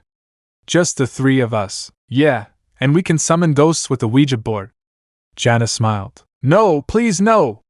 Naruto paled, earning a couple of giggles from the girls as they watched the movies. Star decides to stay a little longer the next day as she plays video games with Jana and Naruto at the naughty girl's house. R.I.P. and destroy this hitch! Star laughed giddily as the Doom Slayer brutally ripped apart a random demon. Yes! Yes! Ha ha! I know she'll love this game. Jana giggled. Yeah, she loves fighting and violent games. Naruto chuckled. You should have seen her playing Mortal Kombat. Shit! The magical girl screamed angrily as she died in the game before handing over control to Jana. I hate these revenants. They keep appearing out of nowhere. Yeah, right. The mischievous girl snorted amusedly. The magical girl was too focused on the fatty demons and floating eyeballs instead of other demons because she liked her deaths gorier. The game resumes, and Jana immediately knocks down the demons with a crunch while the blondes cheer her on until a lot of noises sounded in Star's pocket. Star pulled out her smartphone to check the alert messages. Sorry, it's my social media issue. She checked the social media app. What caused so many alerts? Naruto asked him. A lot of friends are saying one thing. The magical girl shrugged before gasping in surprise upon reading something. Marco and Jackie broke up? Her boyfriend almost immediately glances over his shoulder at his phone. Check your relationship status, he said, while his girlfriend scrolled and tapped several times until the blonde couple saw the status. Oh. Jackie broke up. Jackie's post simply states that she was the one who did the trash talking and gave no further details about the breakup. What? Jana turned her head toward them with a puzzled expression and paused in deep thought, unsure of what to do with it. I think it's best for me to go. Naruto stood up. He wanted to check on Marco. Yeah, let me know how she's doing, Star said worriedly, and he gave her a thumbs up before walking away. He turned to his stunned friend. Jana, do you want me to get some buckets of ice cream and we can talk about it? Yeah, I guess so, the naughty girl muttered under her breath. When Naruto got home, the first thing he did was ask his adoptive parents who was in the living room. I'm home. Where's Marco? Oh, have you heard about that? Raphael rubbed his neck in concern as the blonde nodded. He's in his room, Angie replied. And he wants to be left alone at night. Oh, Naruto looked towards the stairs. Are you hungry? The dark-haired woman suddenly asked to change the subject.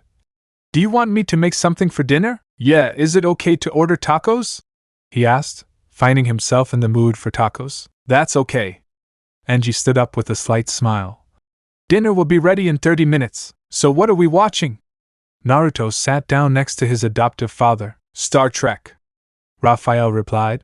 Angie loves this show. Really?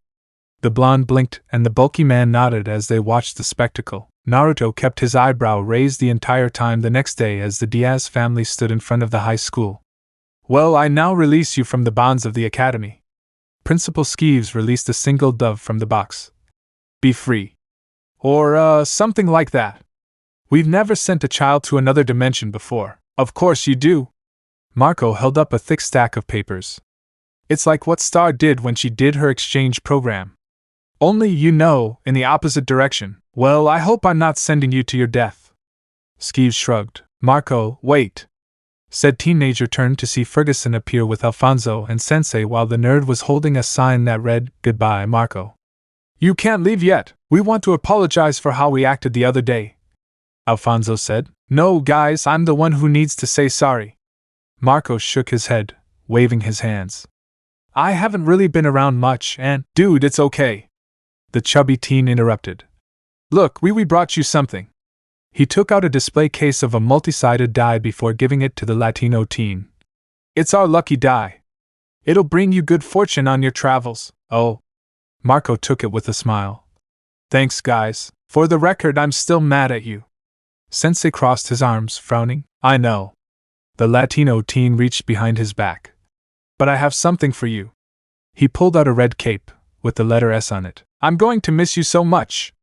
Sensei took the cloak with a loud groan. I'm gonna miss you too, man. Marco chuckled before using his dimensional scissors to open a portal and then looking back at the group. Well, I guess this is goodbye, guys. I don't understand. Raphael shouted in pure confusion.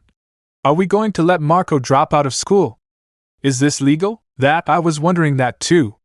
Naruto deadpanned, also wondering how the hell Marco managed to convince his parents of that. Sure. Angie shushed them gently. Marco needs to have his own French summer. Now Naruto thinks she's playing a role in this something? What? The bulky man yelled. What's going on? He was so confused that he missed most of everyone's goodbyes as Marco stepped through the disappearing portal and a thought occurred to him. Naruto, aren't you going? No, I can visit whenever I want. The blonde replied. And I don't think they'll let me stay there since the queen doesn't like me very much, so… He shrugged.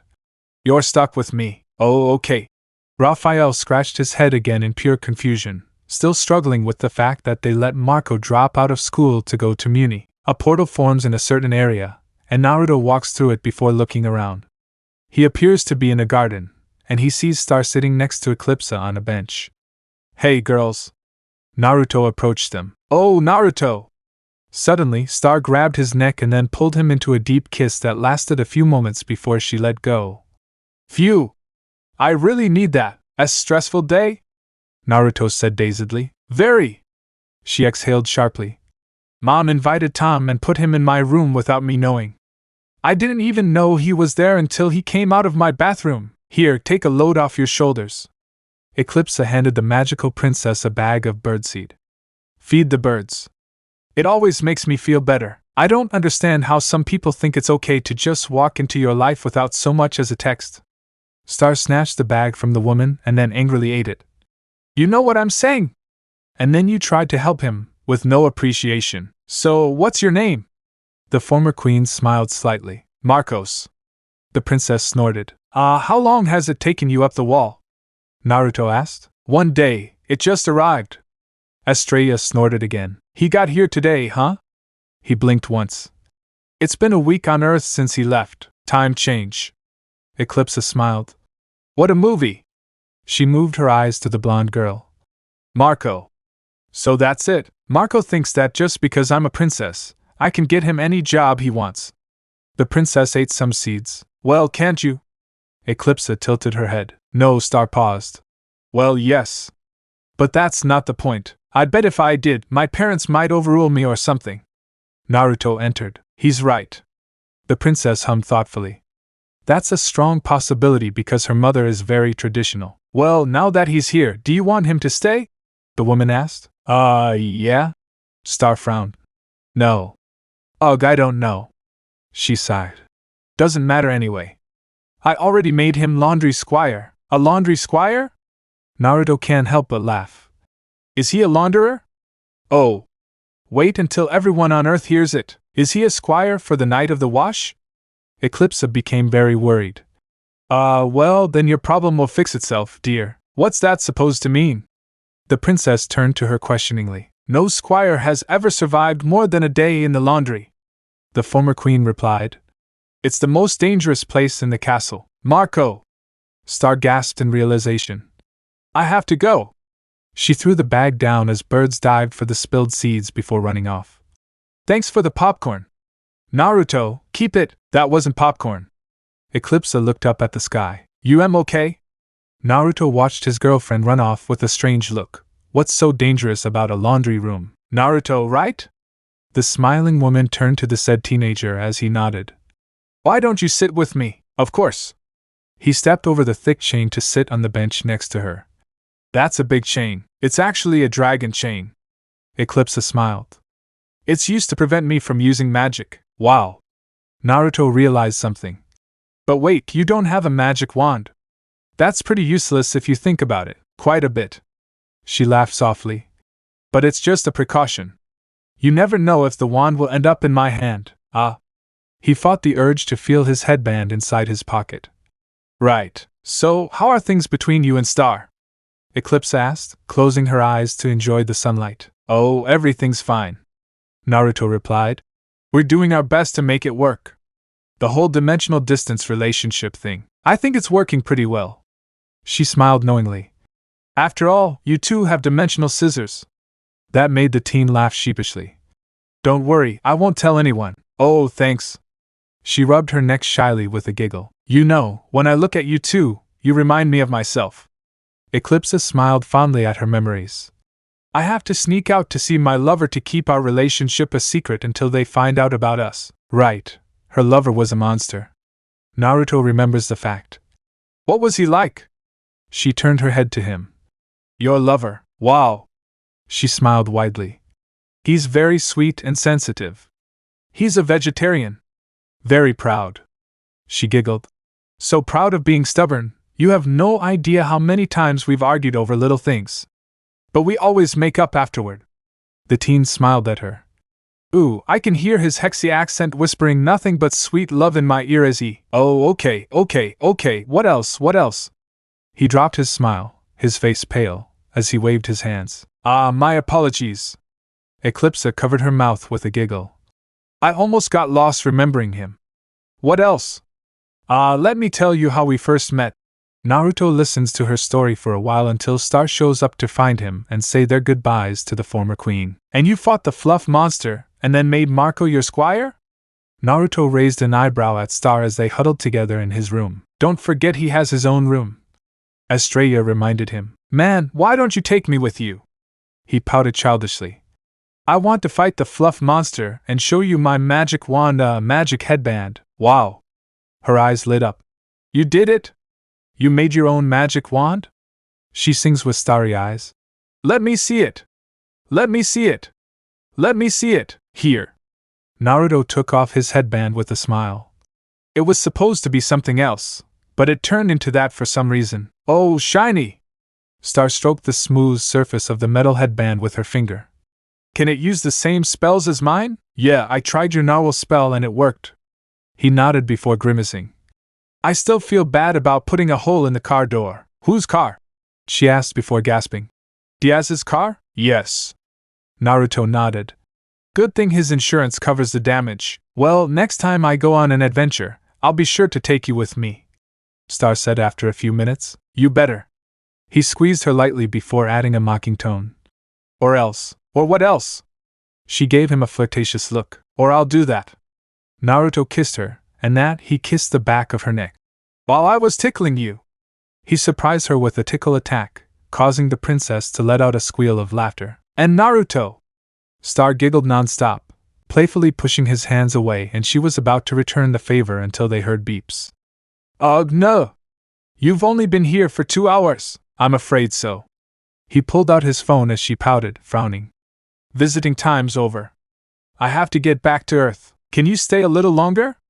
She dropped her chin onto the edge of the bed as she watched him get up to open a portal. As much as I love it, but I can't because someone here still has school, pranks and all. Naruto kissed her nose lightly. I'll see you later. Star watched him walk through the portal with a nod, and she rolled onto her back with a sigh, missing her boyfriend already. I'm glad you're enjoying the night sail at Quest by with Marco. Naruto chuckled with Star as they rode in a carriage. But I'm really glad you invited me to come with you this time. Would you forgive me if I didn't?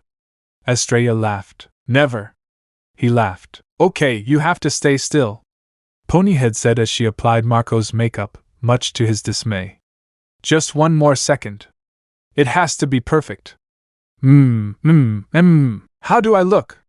Marco asked, wearing a princess dress and a thick makeover. Super pretty.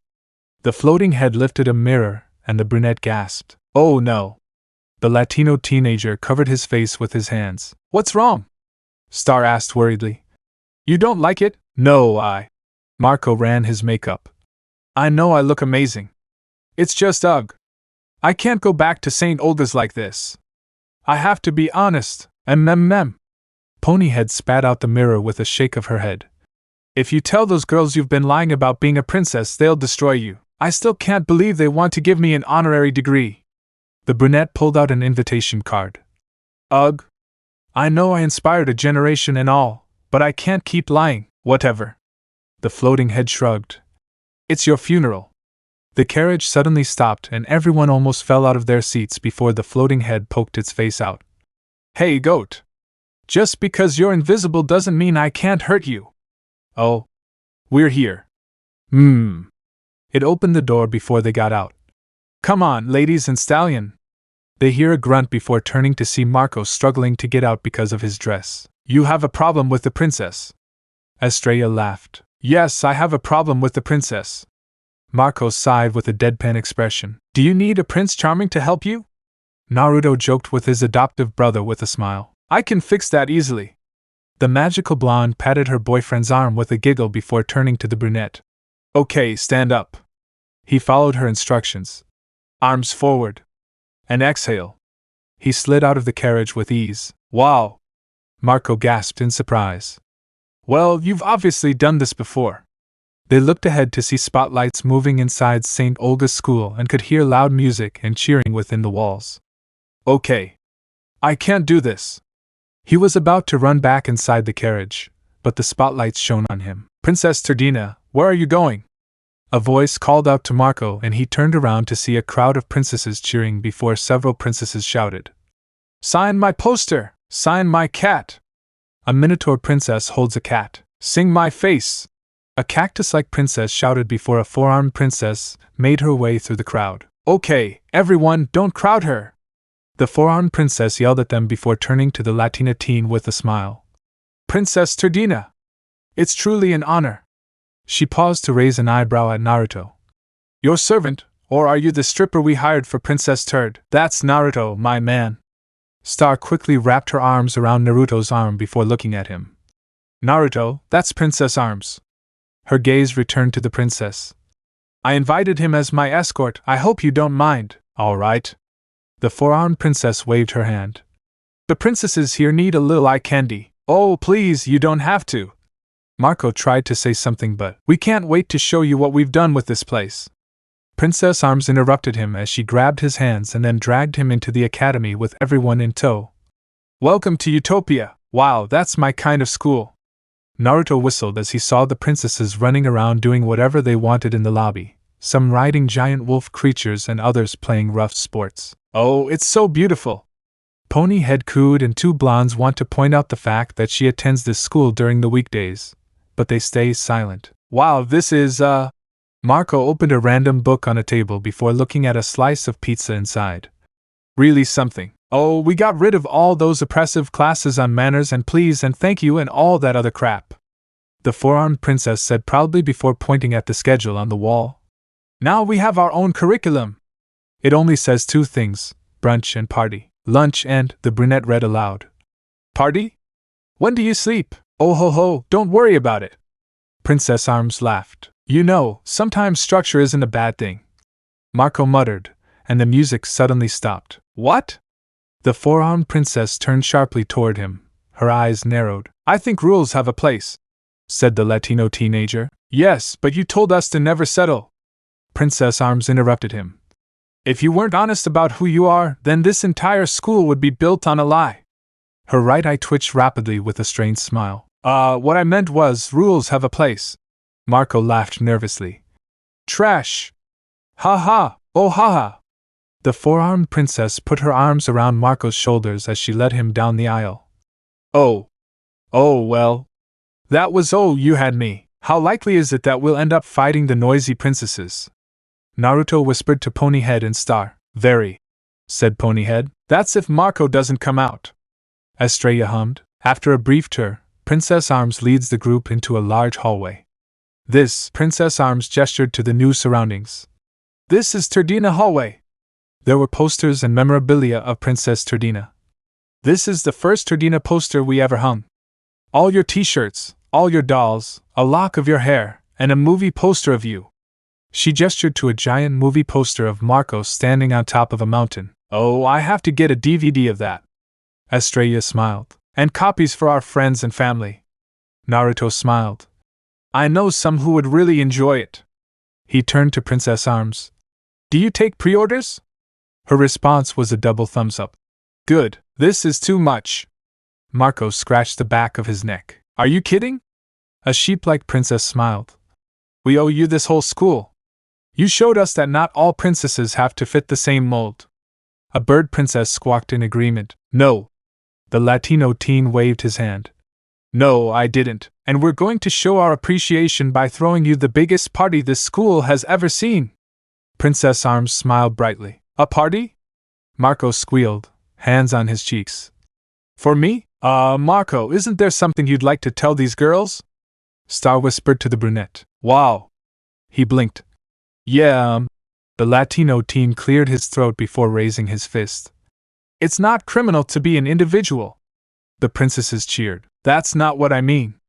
Star stood expressionlessly in silence with her arms crossed as Naruto rubbed her back in support. Oh my god! A princess with green scales and spikes on her arms ran towards the group. Oh my god! She's here! She's here! What's here? Marco asked before the spiky princess pulled him outside with everyone following. Take a look!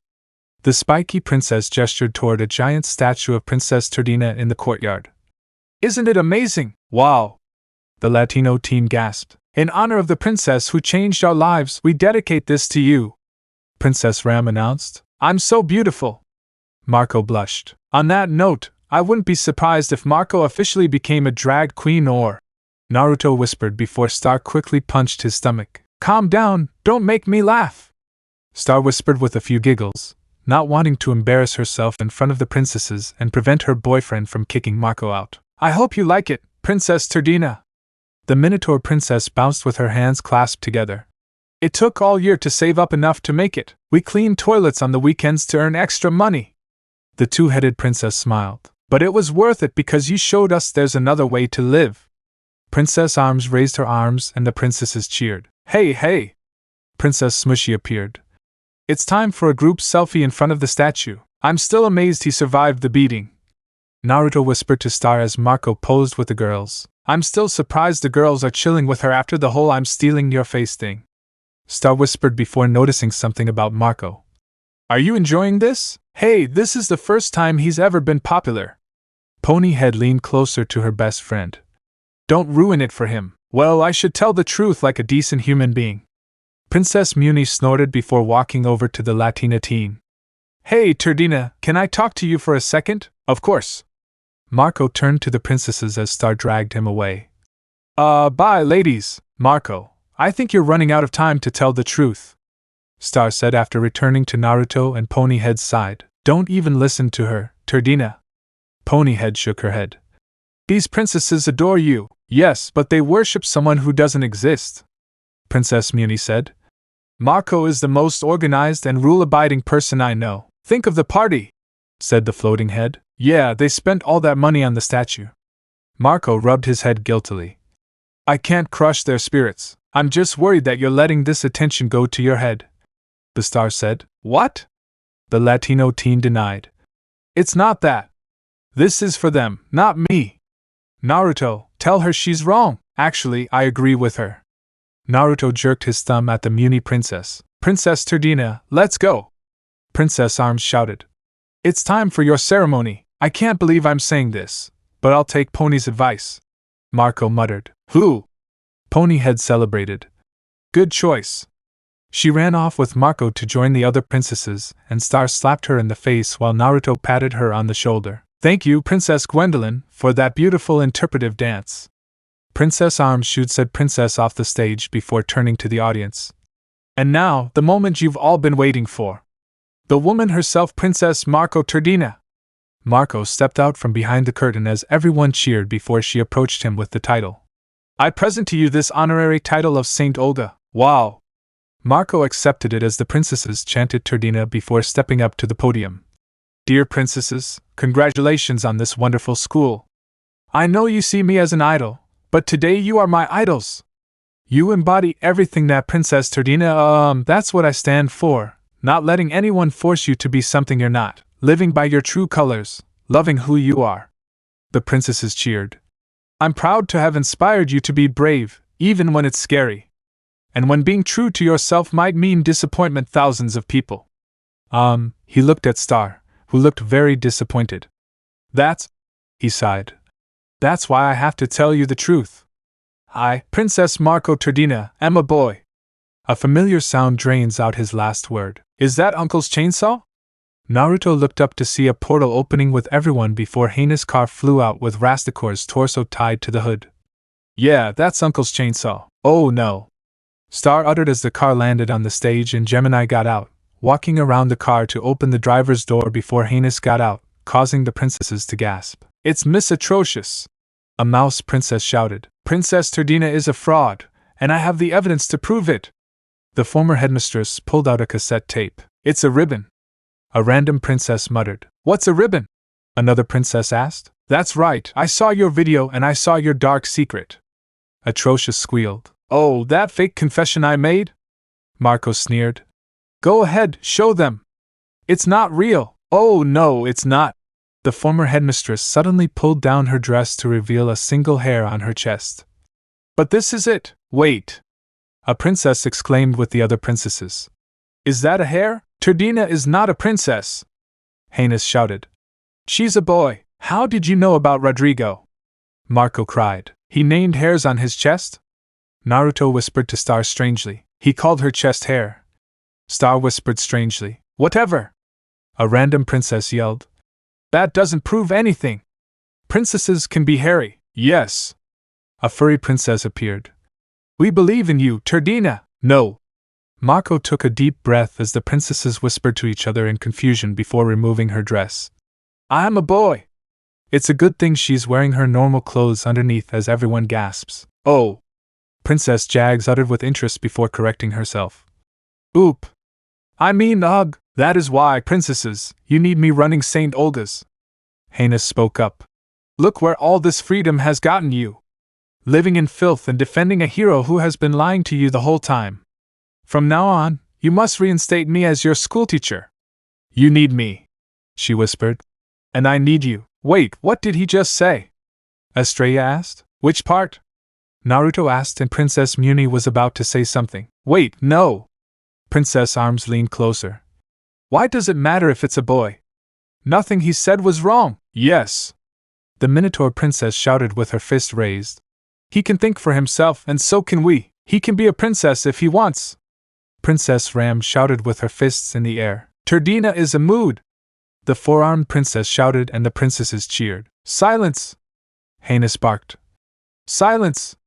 Suddenly, a water balloon hit him in the face. Yeah, I got it. Naruto laughed with a water balloon and Star threw one. Oh! Star laughed as soon as the water balloon hit the woman's face again. I just got her right in the face too. They share a kiss as the princesses start to riot, shouting free will as they chase Heinous group back to the car. I'm sorry it's boring because there's nothing for us to do here. She watched as the car took off towards the portal in the sky. It's okay because I get something better. The mixed-race teen smiled. What is? She asked. Blackmail materials. Naruto held up a phone to show her a recording of Marco dressed up. I know a bird who'd love it and few guys. Oh, you're bad. Star giggled and put it in her pocket as soon as Marco approached them with pony head as the party resumed. Well, it looks like Turdina is gone for good, Marco said. Yes. Ponyhead cried as she looked at him. Because you took her from us, you selfish monster. Looks like you can breathe a lot better now. Estrella looked at Marco. Especially since I don't have that dress anymore. The Latino teen exhaled. That corset was killing me. You're wearing a corset? Naruto gave her an amused look. Really? Do you know how dangerous the corset is? Could we take a selfie with Marco Turdina boy princess? A mouse princess asked the teenager with several princesses. Of course. Marco let them take a photo. Oh, Smushy is going to be so jealous of this one. The mouse princess walked away with the girls. Where's Smushy anyway? The Minotaur princess asked. Naruto, do you want me to show you around more? Star asked Naruto as some girls dragged Marco onto the dance floor with Ponyhead. I want to show you the places where we fought and escaped last time we were here. Sure, I'd love to. Naruto smiled at his girlfriend as they wandered off to explore for who knows how long until it was time to leave. So I worked together with the monsters to build the dam to save the village and then turned Buff Frog into a monster expert after Dr. Goodwell went crazy. Star combed her hair with a sharp exhale. And of course, Mom got screwed because she doesn't want a monster to be a monster expert working here. Can't she just look into it and accept it? It's not going to be that simple, Naruto said as he got comfortable in his bed. She grew up hating monsters and we can't change her views in a heartbeat. It also doesn't help that her daughter is dating the half-monster son of her mother's killer. In an attempt to break up the blonde couple several months ago, Moon told Star that Toffee was the one who killed Star's grandmother, and that she shouldn't allow her to see Naruto anymore because he's the son of a murderer. Of course, it didn't work because Star told her that no child inherited their parents' sin, something Naruto thought she picked up from One Piece. Plus, she asked him if he knew about that, and he was honestly shocked by it. True. She hummed. It's so frustrating for me. She's just lost count of how many times her mother tried to control her life, and the whole Tom thing is pushing her over the edge. Do you want a massage? Naruto asked. Of course. Star crawled into bed, and her boyfriend placed his magical hands on her shoulders while she did her best to remain quiet so as not to alert the guards outside. Thanks, baby. Love anytime. He kissed her temple and she kissed his cheek as they got ready for bed. They were asleep for a few minutes until a bright light woke Naruto up and his eyes opened as he saw golden energy surrounding Star as she took her golden butterfly form and then disappeared through the portal and returned to the bed in normal form, still asleep. Naruto blinked at the snoring girl a few times as he began chewing on his pillow in his sleep. Sleepwalking with magic, what could go wrong? He shrugged before going back to sleep. And done! Naruto finished his chores for the night and opened the portal before entering Star's room, only to blink rapidly at the sight of Star chained to her bed with a giant padlock as she glared at him. I know we talked about kinks before, but I don't think we'll ever discuss bondage. Dude, I'm here! He turned to see Marco with a small chain, and the brunette had a horrible expression with her pale face. Thanks for putting disgusting images in my head. Oh, I didn't see you there. The mixed-race teen raised his hand with a raised eyebrow. What's going on? Simply put, she transformed into Butterfly Star and flew through different portals while she slept. Marco said. And we can't let my parents know, Star said before looking at Marco. You heard what Dad said. Locked up forever. I think I was exaggerating a little, the Latino teenager said. Marco. My squire. Naruto, my hexy boyfriend, the princess said. You two are the only people I can trust with this. Promise me you won't fall asleep again, not Naruto. He has to sleep with me. Don't worry, it won't happen. Marco waved his hand before pointing at the small chain around his ankle. And even if it does, this chain will alert me every time you move, and I'll wake up too. I'll take your hand. Naruto slid his hand into hers, there being no room for him to lie down on the bed, courtesy of the chains. Okay, Star said. Good night. She went to sleep as Naruto joined her and Marco sat on a stool after leaving Glossaric outside. Naruto enjoyed the dream of ramen until he heard a muffled voice that grew louder. Naruto! Naruto! Wake up! What the? He opened his eyes to the screaming Latino teen. What the? He blinked as he took in his surroundings. Star was in her butterfly mode and they were flying through a void. Whoa! Wake Star! Marco yelled before a bag of chips hit him in the face. What the? The boys looked to their right to see Ludo floating next to them and the bewildered Kappa simply waved at them, which they responded equally bewildered. Naruto, wake up Star! On it! Naruto turned to his sleepwalking girlfriend. Star! Wake up! He shook their clasped hands, thumb rubbing together, until she woke with a start. Naruto? Star blinked numbly. Marco, I need you to take us back to that portal. The Latino teen pointed at the glowing portal in the distance. Portal, he uttered in confusion until he woke up. Oh! He pulled the children closer to him to secure his grip on them before flying toward the portal until they noticed its wings slowly fading into lights. Huh? Really? Okay, we're covered. Naruto took out his headband as soon as Star transformed back into her normal form. Tornado blast! He thrust his palm out behind them before a powerful tornado erupted into the void, propelling the teens towards the portal at high speed. Aya! They screamed while holding on to each other for dear life until they blasted through the portal and landed on Star's bedroom floor with a few groans. Are you two okay? They looked up to see Eclipsa wearing a pink pajama set with a purple bandage. Eclipsa! Star jumped up. I'm so glad you're here. She paused before pointing at her. Wait a minute. Why are you here? I'm returning this little one after he entered my tower. The former queen gestured to Glossaric at her feet. Eclipsa? Marco stood up with a gasp. Isn't she the ancient evil queen everyone's talking about? We don't trust you one bit. Oh, are you afraid I'll give you my evil cooties? Eclipsa teased, wiggling her fingers. Stay back, woman! The Latino teen strikes a karate pose. What's this? The former queen copied his action. Some kind of sword hand dance? This looks fun. Don't come any closer, Marco warned. Take it easy, Marco. Naruto stood between the former queen and the Latino teen. She's actually nice and harmless. Yes, Marco, she's really not dangerous. Estrella nodded. Aren't you adorable? Eclipsa smiled at the brunette with a giggle. Who are you calling cute?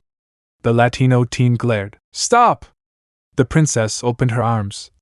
I've had 10 times my daily dose of weirdness in the last hour, so let's call it a night, shall we? What? Marco stuttered. Why you can't just… No! Star suddenly pushed the stuttering brunette out of her room.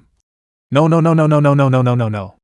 She closed the door on him and then turned around to lean against it with a groan before realizing the former queen was going to leave.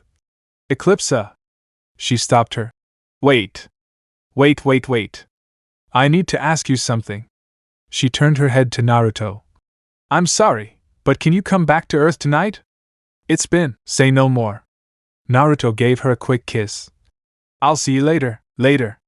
She replied as her boyfriend opened the portal and then disappeared through it, and she turned to Eclipsa. After some time passed, Naruto was sitting near the campfire with Star, Marco, and Kelly at a place called Lava Lake Beach within the underworld. I love how creepy the underworld beaches are. Star leaned against Naruto's side with a smile as they roasted marshmallows while some beachgoers enjoyed their day around them. Isn't that guy from Underworld? Marco looked around worriedly.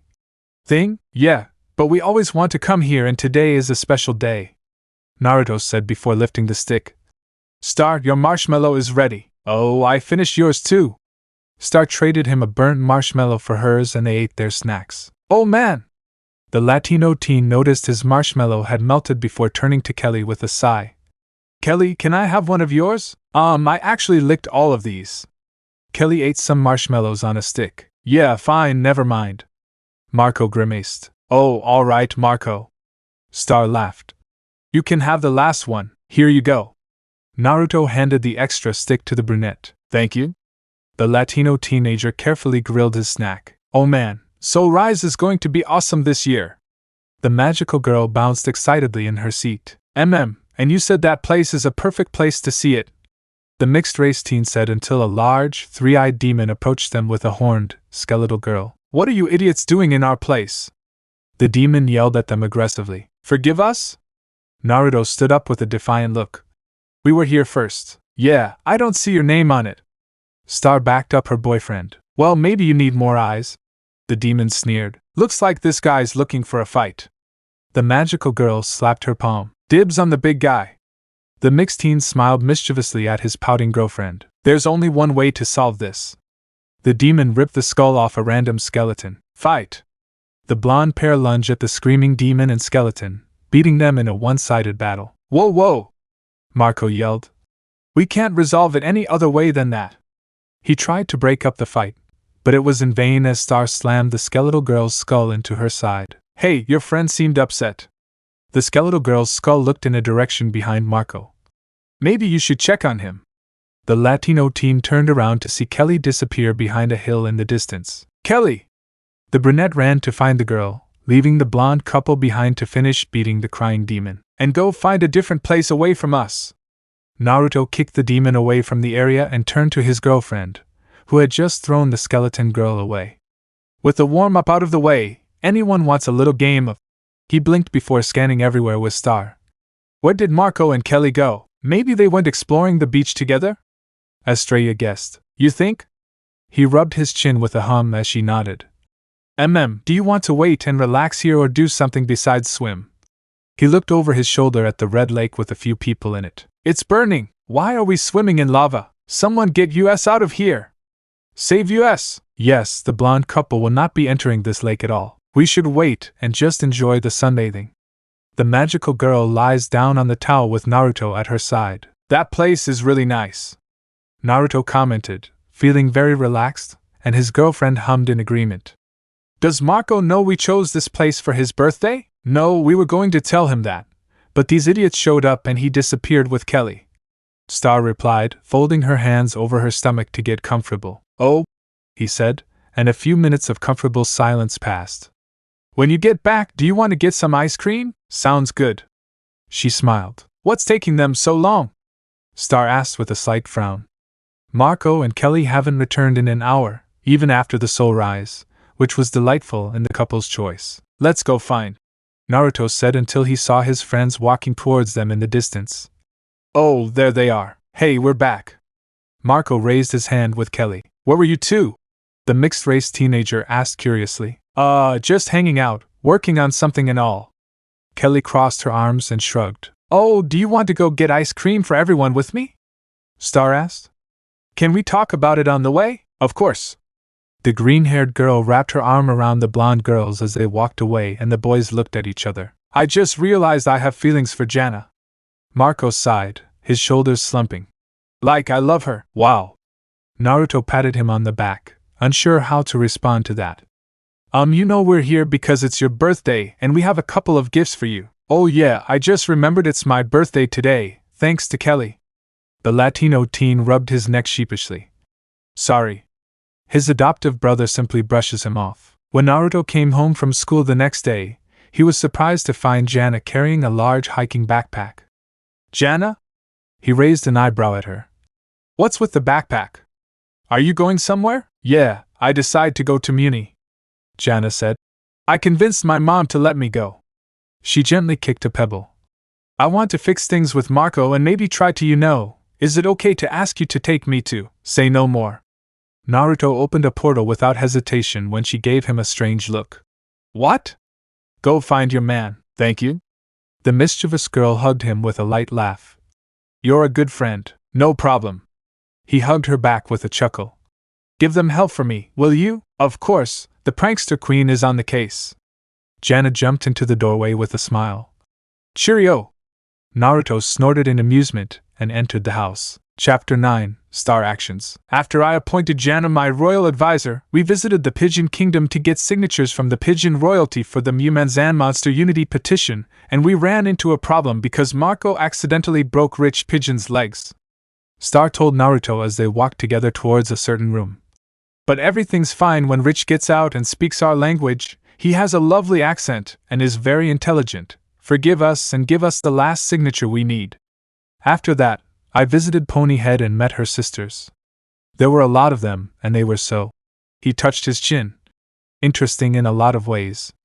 Anyway, the other night I found out that Marco has been working with Hecapa and that she's mad at him for keeping my dimensional sleepwalking episodes a secret. Star, you don't have to recap the entire week as soon as you get here, right?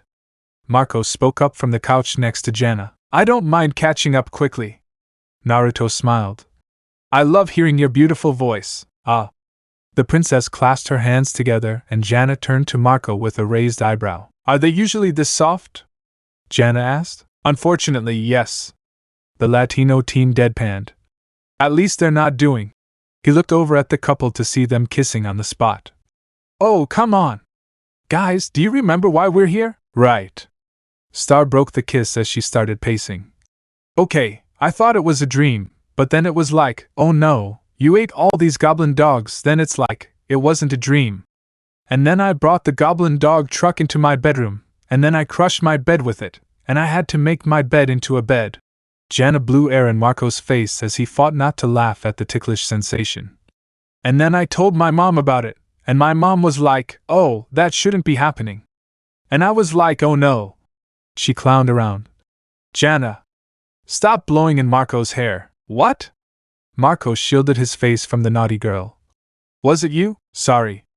Jana smiled unapologetically. I got a little bored. And I have a lot of catching up to do with you. You mean with? He corrected her. Nope, I'm like way behind on the tricks. She smiled flirtatiously at him, causing the brunette to turn his blushing face away from her. They've been patching things up since she made an abrupt appearance on Muni, and so far it's been smooth sailing. Marco has been a little awkward around her. I bet you 50 bowls they'll be together before the end of the year. Naruto whispered to Star. Guys, focus. The princess clapped her hands to get everyone's attention. It's okay, I'm sleeping. She sighed. During my sleep, every night, I hear this sound, and it's like. She let out a high-pitched whine before stopping with a shake of her head. Oh no, that's not it. She let out a high-pitched whine and the teens covered their ears with a wince. Okay, Star, we understand. Jana cried out with a grimace. Can we just get to the point, please? The princess stopped moaning, to everyone's relief, and pulled a scroll from her pouch. I've been following this sound.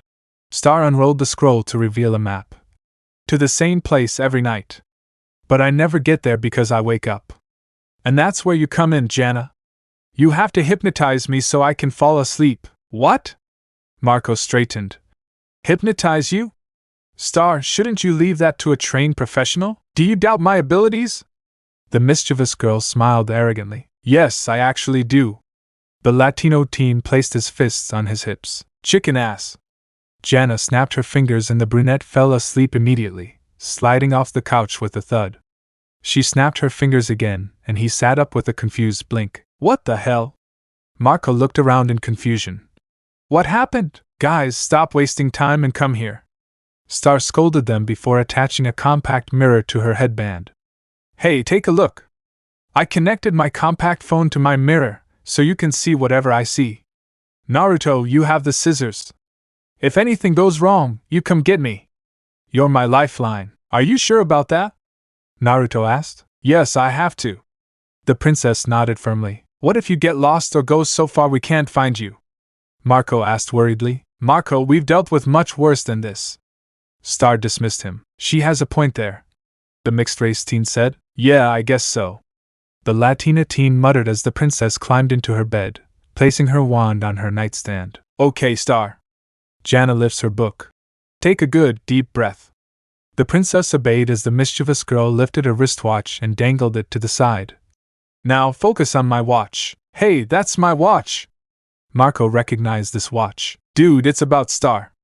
The naughty girl rolled her eyes. Get over yourself. Take it easy, Marco. Naruto patted the teen on the shoulder. You need to get him back, so, ugh. The Latino teen crossed his arms with a grunt. Keep your eyes on the clock. Jana continued as Star slowly fell asleep. You feel as light as a feather. The princess's eyes closed. And now we wait. Marco sighed before walking to the other side of the room with Jana. If my calculations are correct, it will transform into 3, 2, 1. Naruto watched the sleeping princess create a giant golden portal above her before it sucked her in along with the bed. We've achieved takeoff. Jana smiled as soon as the portal closed. To the TV mirror. The mixed-race teen walked over to the mirror with the other teens. The mirror showed many different dimensions shifting in a single blink, as if someone were changing channels. Wow, I wonder how fast he's flying. Naruto whistled in amazement. What's all that? Marco asked as soon as Jana approached a table with a lot of stuff. Spiritual chromatograph, magic wave ranger, energy oscillotron, and a puzzle for when things get slow. She replied before throwing everything but one thing off the table. But most importantly, the map. Ugh, Marco scanned the bewildering map. Ugh, where is she? Oh, here she is, she's here. No, maybe she's here. Or here. No. Forget it. Let's go in. Relax, buddy, she's fine. Naruto kept his eyes on the mirror. Yeah, dude, relax. Jana grabbed a bowl of popcorn and said, He's got a long way to go. Yeah, I guess you're right. The Latina teen sighed as she munched some popcorn. So, Jana, it's been a while since we've hung out one-on-one. She laughed nervously. Actually, we've never had. Chicken ass. She snapped and Marco fainted before looking at Naruto as he raised an eyebrow at her. What? He was getting a little annoying and I need some quiet time and he needs to relax a little. The half-blood teen turned back to the mirror with a nod until he saw Star staring at a purple-pink vortex. Hey, I think he found it. What the? Jana looked back at the mirror before waking Marco with a snap. Hello, sleeping beauty. Marco stammered, his head whipping. What Jana? What did you do? Shut up and watch. The naughty girl silenced him. Wait. The Latino teen checked the map without taking his eyes off the mirror. Where is that on the map? I don't know. Jana replied. It's off the map. She said she never got there, so it's not on the map. Naruto nodded as they watched Star approach the mysterious portal before the compact mirror fell down right before she entered and the large mirror suddenly had an error message from the static noise. Shit! He opened the portal. I'm going in out. He growled as soon as a mysterious force pushed him away from the portal and it disappeared immediately. What happened? Jana asked. Where is she? I don't know. The mixed-race teen tried several times, but the results were always the same. It's like I'm in a strange place. What are we going to do? Marco cried worriedly before trying to call Star in the mirror, but she kept rejecting his call with an error message. Ugh, what are we going to do? Oh, what about Glossaric? The mischievous girl held the old man. Maybe he can. Globa! Glossaric jumped with a scream until he landed face first on the table. You're a disgrace to magic. Jana frowned at the old man. Magic, that's all. Naruto turned sharply to Star's wand. Her wand will do the trick since it has traces of her magical energy. Oh, that's a bad idea. The mischievous girl said worriedly as the half-blood teen took the wand. And that's coming from me. I agree with her. Marco said. Well, do you two have any better ideas? The blonde looked at them and they didn't say anything. Okay, Naruto was about to say something, but the wand suddenly lifted him into the air as it transformed under the red and black light before he dropped it, and the teens looked at the wand's new appearance. It has a red spiral with a ruby gem in the center and 4 bat-like wings. Ugh, that's new. He gave her a strange look before shrugging as he opened the drawer of the nightstand and then took out Star's spell notebook, flipping to a certain page. Wow! Jana glanced at the page with Marco. The all-seeing eye? She raised an eyebrow at a random comment. Does spying lead to crying? Here I go. Naruto memorized the chant before taking a deep breath with his eyes closed as he held the wand in both hands. I summon the all-seeing eye to tear a hole in the sky. Reveal to me what is hidden. Reveal to me what is forbidden. No one noticed his whisker marks glow along with the wand before he summoned a window portal, revealing Star lying along with unicorns in golden water. Star! That's it! Star pointed at him with big, bright doe eyes. That's my name. Star. Thanks, strange attractive boy. Star, you have to go home, said the mixed-race teenager. I'm home, Star said dreamily as if she was high on something. We got her out of there. Naruto walked up to the window portal. Give me your hand. As soon as his hand made contact with the portal, the window clouded red and then shattered. Star! He shouted before a portal suddenly opened with a powerful shockwave that knocked everyone back and Star appeared in her new golden butterfly form. Naruto? Jana? Marco? Star scanned everywhere. Where are you? She realizes half of everything in the room is on fire. Guys, here. The magical girl turned to see her boyfriend sitting with a grunt. Oh my god! Star flew to Naruto. Are you okay? Yeah, I'll be 100% in 3 seconds. He joked as he raised his wand. My wand. The princess took it when she transformed back to normal. It's good you know how to use it, or it would be incredibly stupid of you. Good thing I'm not Marco. Naruto chuckled. That's a little cruel. They heard the Latino teenager's voice somewhere in the damaged room. Thank you. Star hugged her boyfriend and they shared a deep kiss. Ew, gross. Jana's voice shouted. Get a portal! No! Marco's voice shouted. Don't get a portal! Keep it PG, people! Jana, Marco. Star gasped as the couple looked up to see Jana hanging from a broken beam while holding Marco in a bridal carriage. There's no rush. The mischievous girl smiled as the Latino teen blushed before falling as the beam broke and Star quickly caught them in midair. Understood. The princess gently lowered them to the ground. This is the coolest thing that's ever happened to you. Jana whistled as Marco helped Naruto up. Agreed. Star smiled. Oh ho ho, look at this. She turned back to normal. Huh! She transformed into her butterfly form. Huh! She repeated the action 2 more times. Huh! Huh! She turned back to normal once more. I can do it. She raised her wand above her head. At will. So, do you still hear that sound? The naughty girl asked. Star paused to listen. I guess not. So that means you're going to stop being a dream portal? Marco asked. I guess, the princess hummed.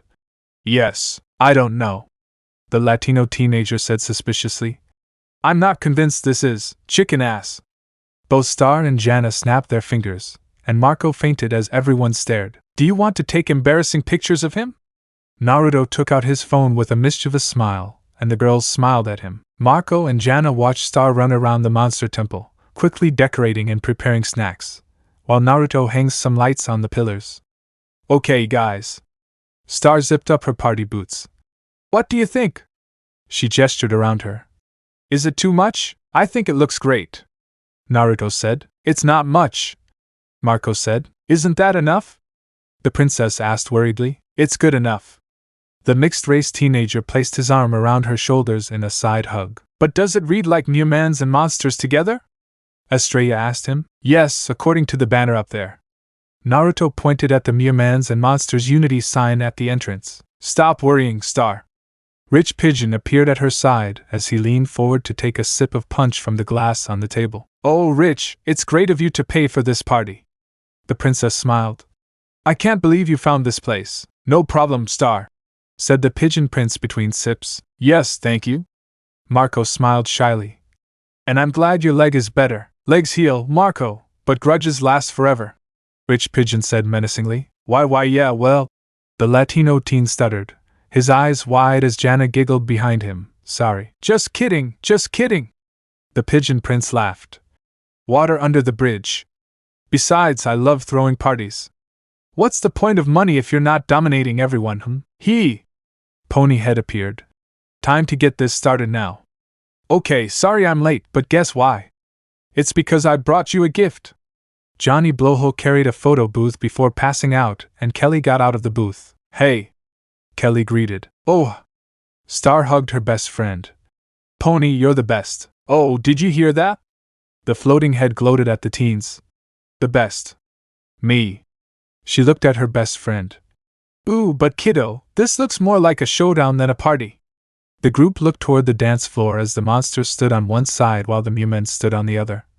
There's tension. Ugh! Princess Muni groaned. Maybe I pushed too hard and they're not ready for this. That's it.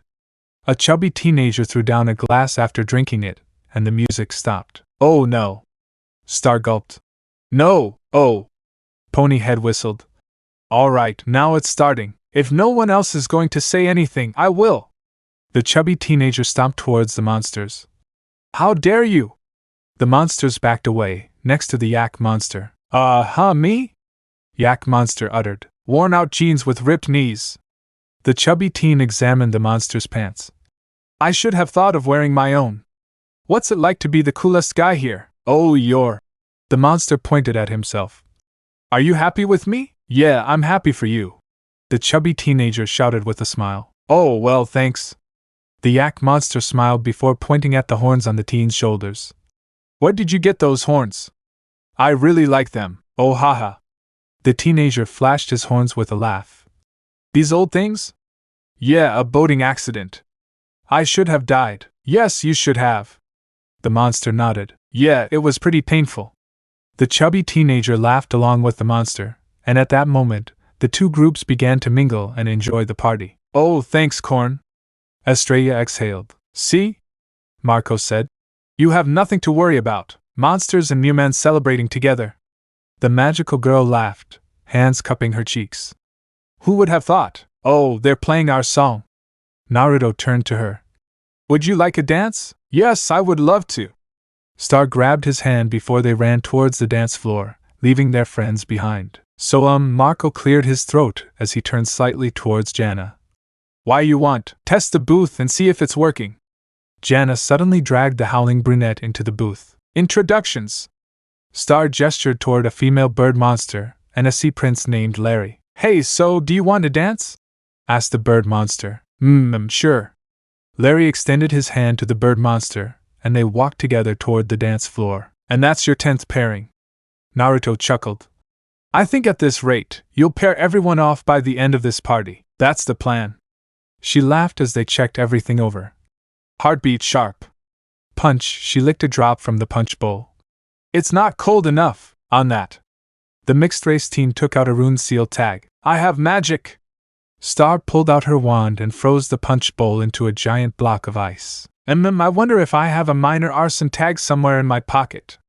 Naruto checked his pockets. He would use his magic headband, but all his fire spells are large scale and would cause a lot of damage. He notices Star slowly bringing her tongue to the ice. Star, don't lick it. You'll get hit, okay? She stepped back in a sing-song voice and looked at her boyfriend with a smile as he melted the ice block labeled warming, until her smile faded when she saw a familiar face approaching them.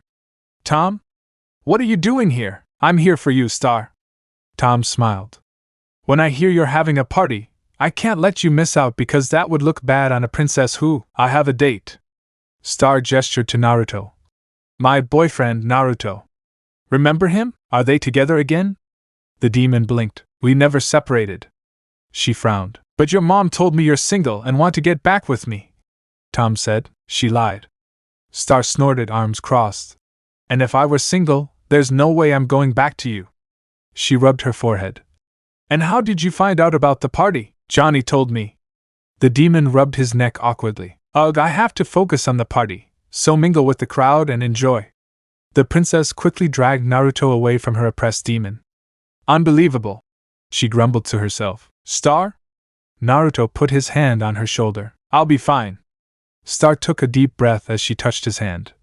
Let's focus on the party. Good, he replied before they heard someone shout happily. Look, guys, I got him to do it.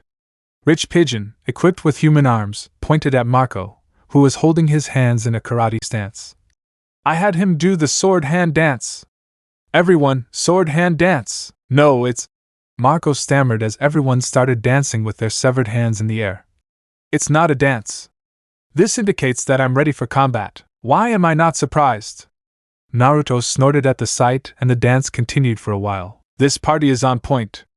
Ponyhead punched Star in the side with a grin. Good job, kiddo. Oh, thanks, Pony.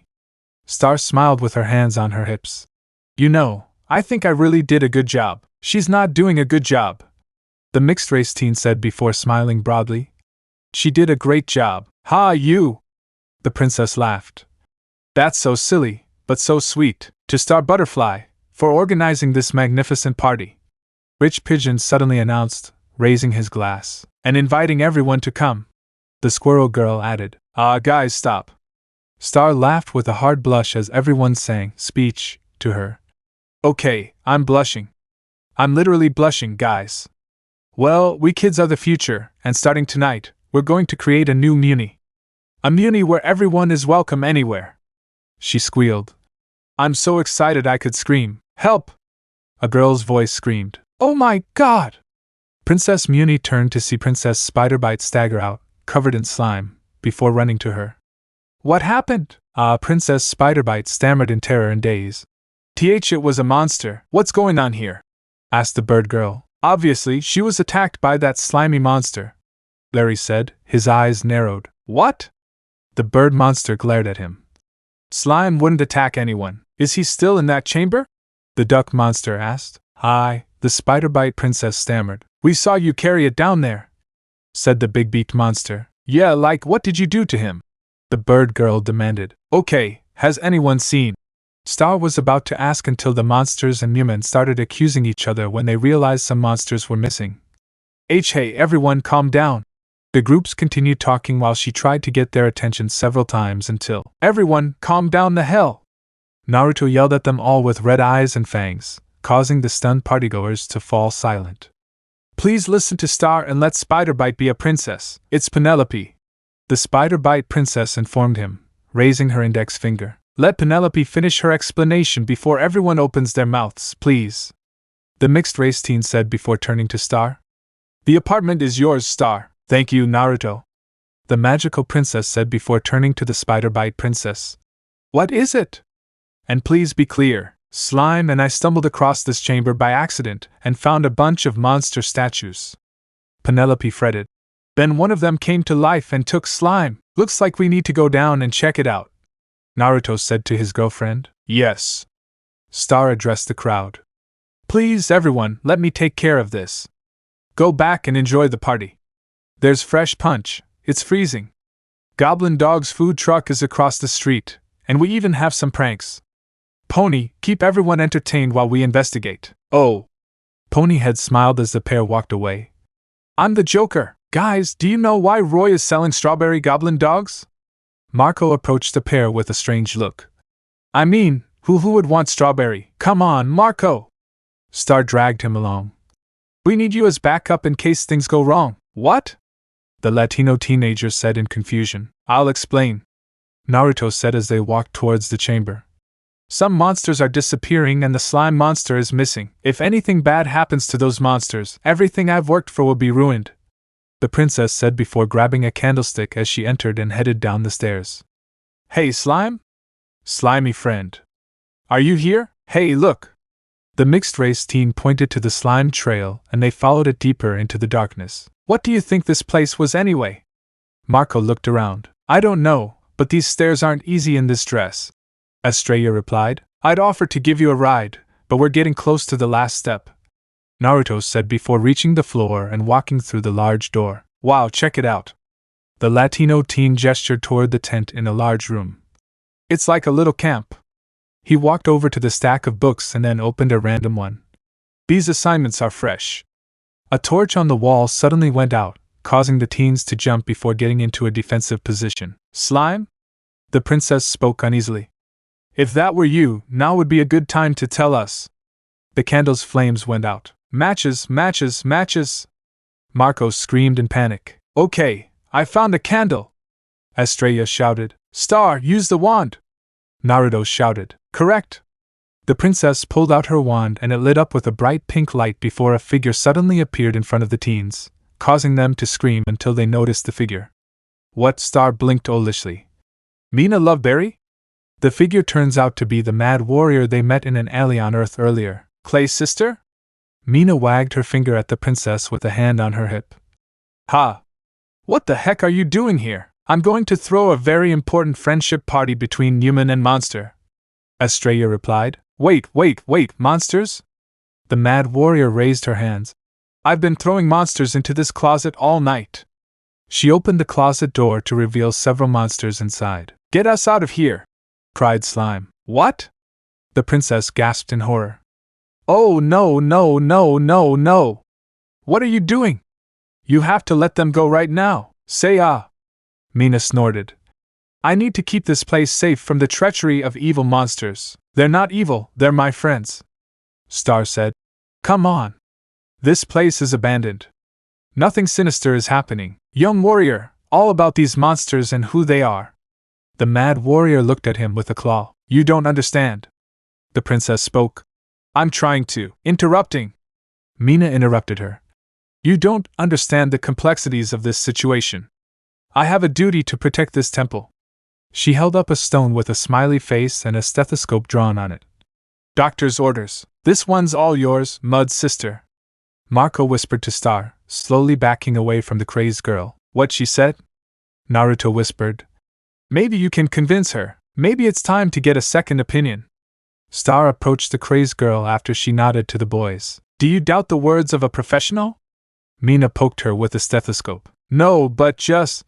The princess grimaced before pulling the stethoscope away. Ow. Okay, stop it. She raised her hands toward the violet. Okay, Mina, look, let's calm down and not escalate things. I'm not the one who climbs things, escalator. Mina pointed her index finger at the princess angrily. I've been waiting for hundreds of years. She screamed as the ceiling suddenly collapsed on top of her and Heinous appeared on top of the pile of rocks. Princess Marco. Heinous narrowed his eyes at the boy with a wicked grin. Atrocious? Marco gasped before narrowing his eyes as he got into his stance. Oh no! I'm done running away from you. This ends now. He heard some howls behind him and turned around to see Rastakor holding Naruto with one arm and Gemini struggling with Star. Really? How the hell do you let them sneak up on you too? Behind you! Naruto warned, trying to escape his uncle's grasp with a couple of kicks to the back. The Latino teen turned to look at a club before everything went black. I take back what I told you too. Marco mocked his friends as Gemini hooked him up to Heinous' machine and Star was trying to get out of the ropes. Come on, man! The mixed-race teenager said to his uncle. Can't you just let me go? Mission, sorry. Rastakor grunted with a few grimaces of pain at his nephew's random attacks. He needs money to pay the bills, and all he has to do is stop the blondes. Okay. Heinous smiled wickedly. Now to set the mood. Play the music. Again, milady? Gemini complained. Play it! The old woman growled deadly. Yes, ma'am. The minion turned on the music while growling under his breath. I've heard it 15 times. The music turns out to be thrash, and the old woman bangs her head in rock-like motions, to the bewilderment of the teenagers. Start the machine. Atraz placed the helmet on his head. Okay. Gemini tried to turn on the machine but couldn't move the lever. Mildy, the lever is stuck. What? The old man frowned. When the hunchbacked minion stammered, When I push it, it won't go down. Moron! Atrocious shoved Gemini. Totally incompetent. But no matter. He shoved his face in front of Marco with an evil grin. This is between Princess Marco and me now. Her cheeks glowed unexpectedly, and the ground began to shake as a circular door behind them began to glow with 2 clubs on a spike, much to everyone's surprise. It slowly opened before there was an explosion of light for a few moments, and Heinous slowly walked towards the door, as if drawn towards it. Melody? Gemini followed her, and everyone else decided to follow her. Rastakor let go of his nephew while the mixed teenager untied his girlfriend upon entering. It can't be! Heinous gasped as he saw what appeared to be a kindergarten with dust and cobwebs, as if no one had been here in years. So, do we keep fighting or? Marco asked. Read the room, Marco. Star hissed at him from the side. I'm starting to wonder what this place really is. Naruto looked around and the old man picked up 2 dolls, one a red monster and another that looked like Eclipsa. What have you got there, milady? The minion asked his boss. Dolls. The old man exhaled. Oh, Gemini murmured. I can see that. These were my dolls. Atrocious clutched them to her chest.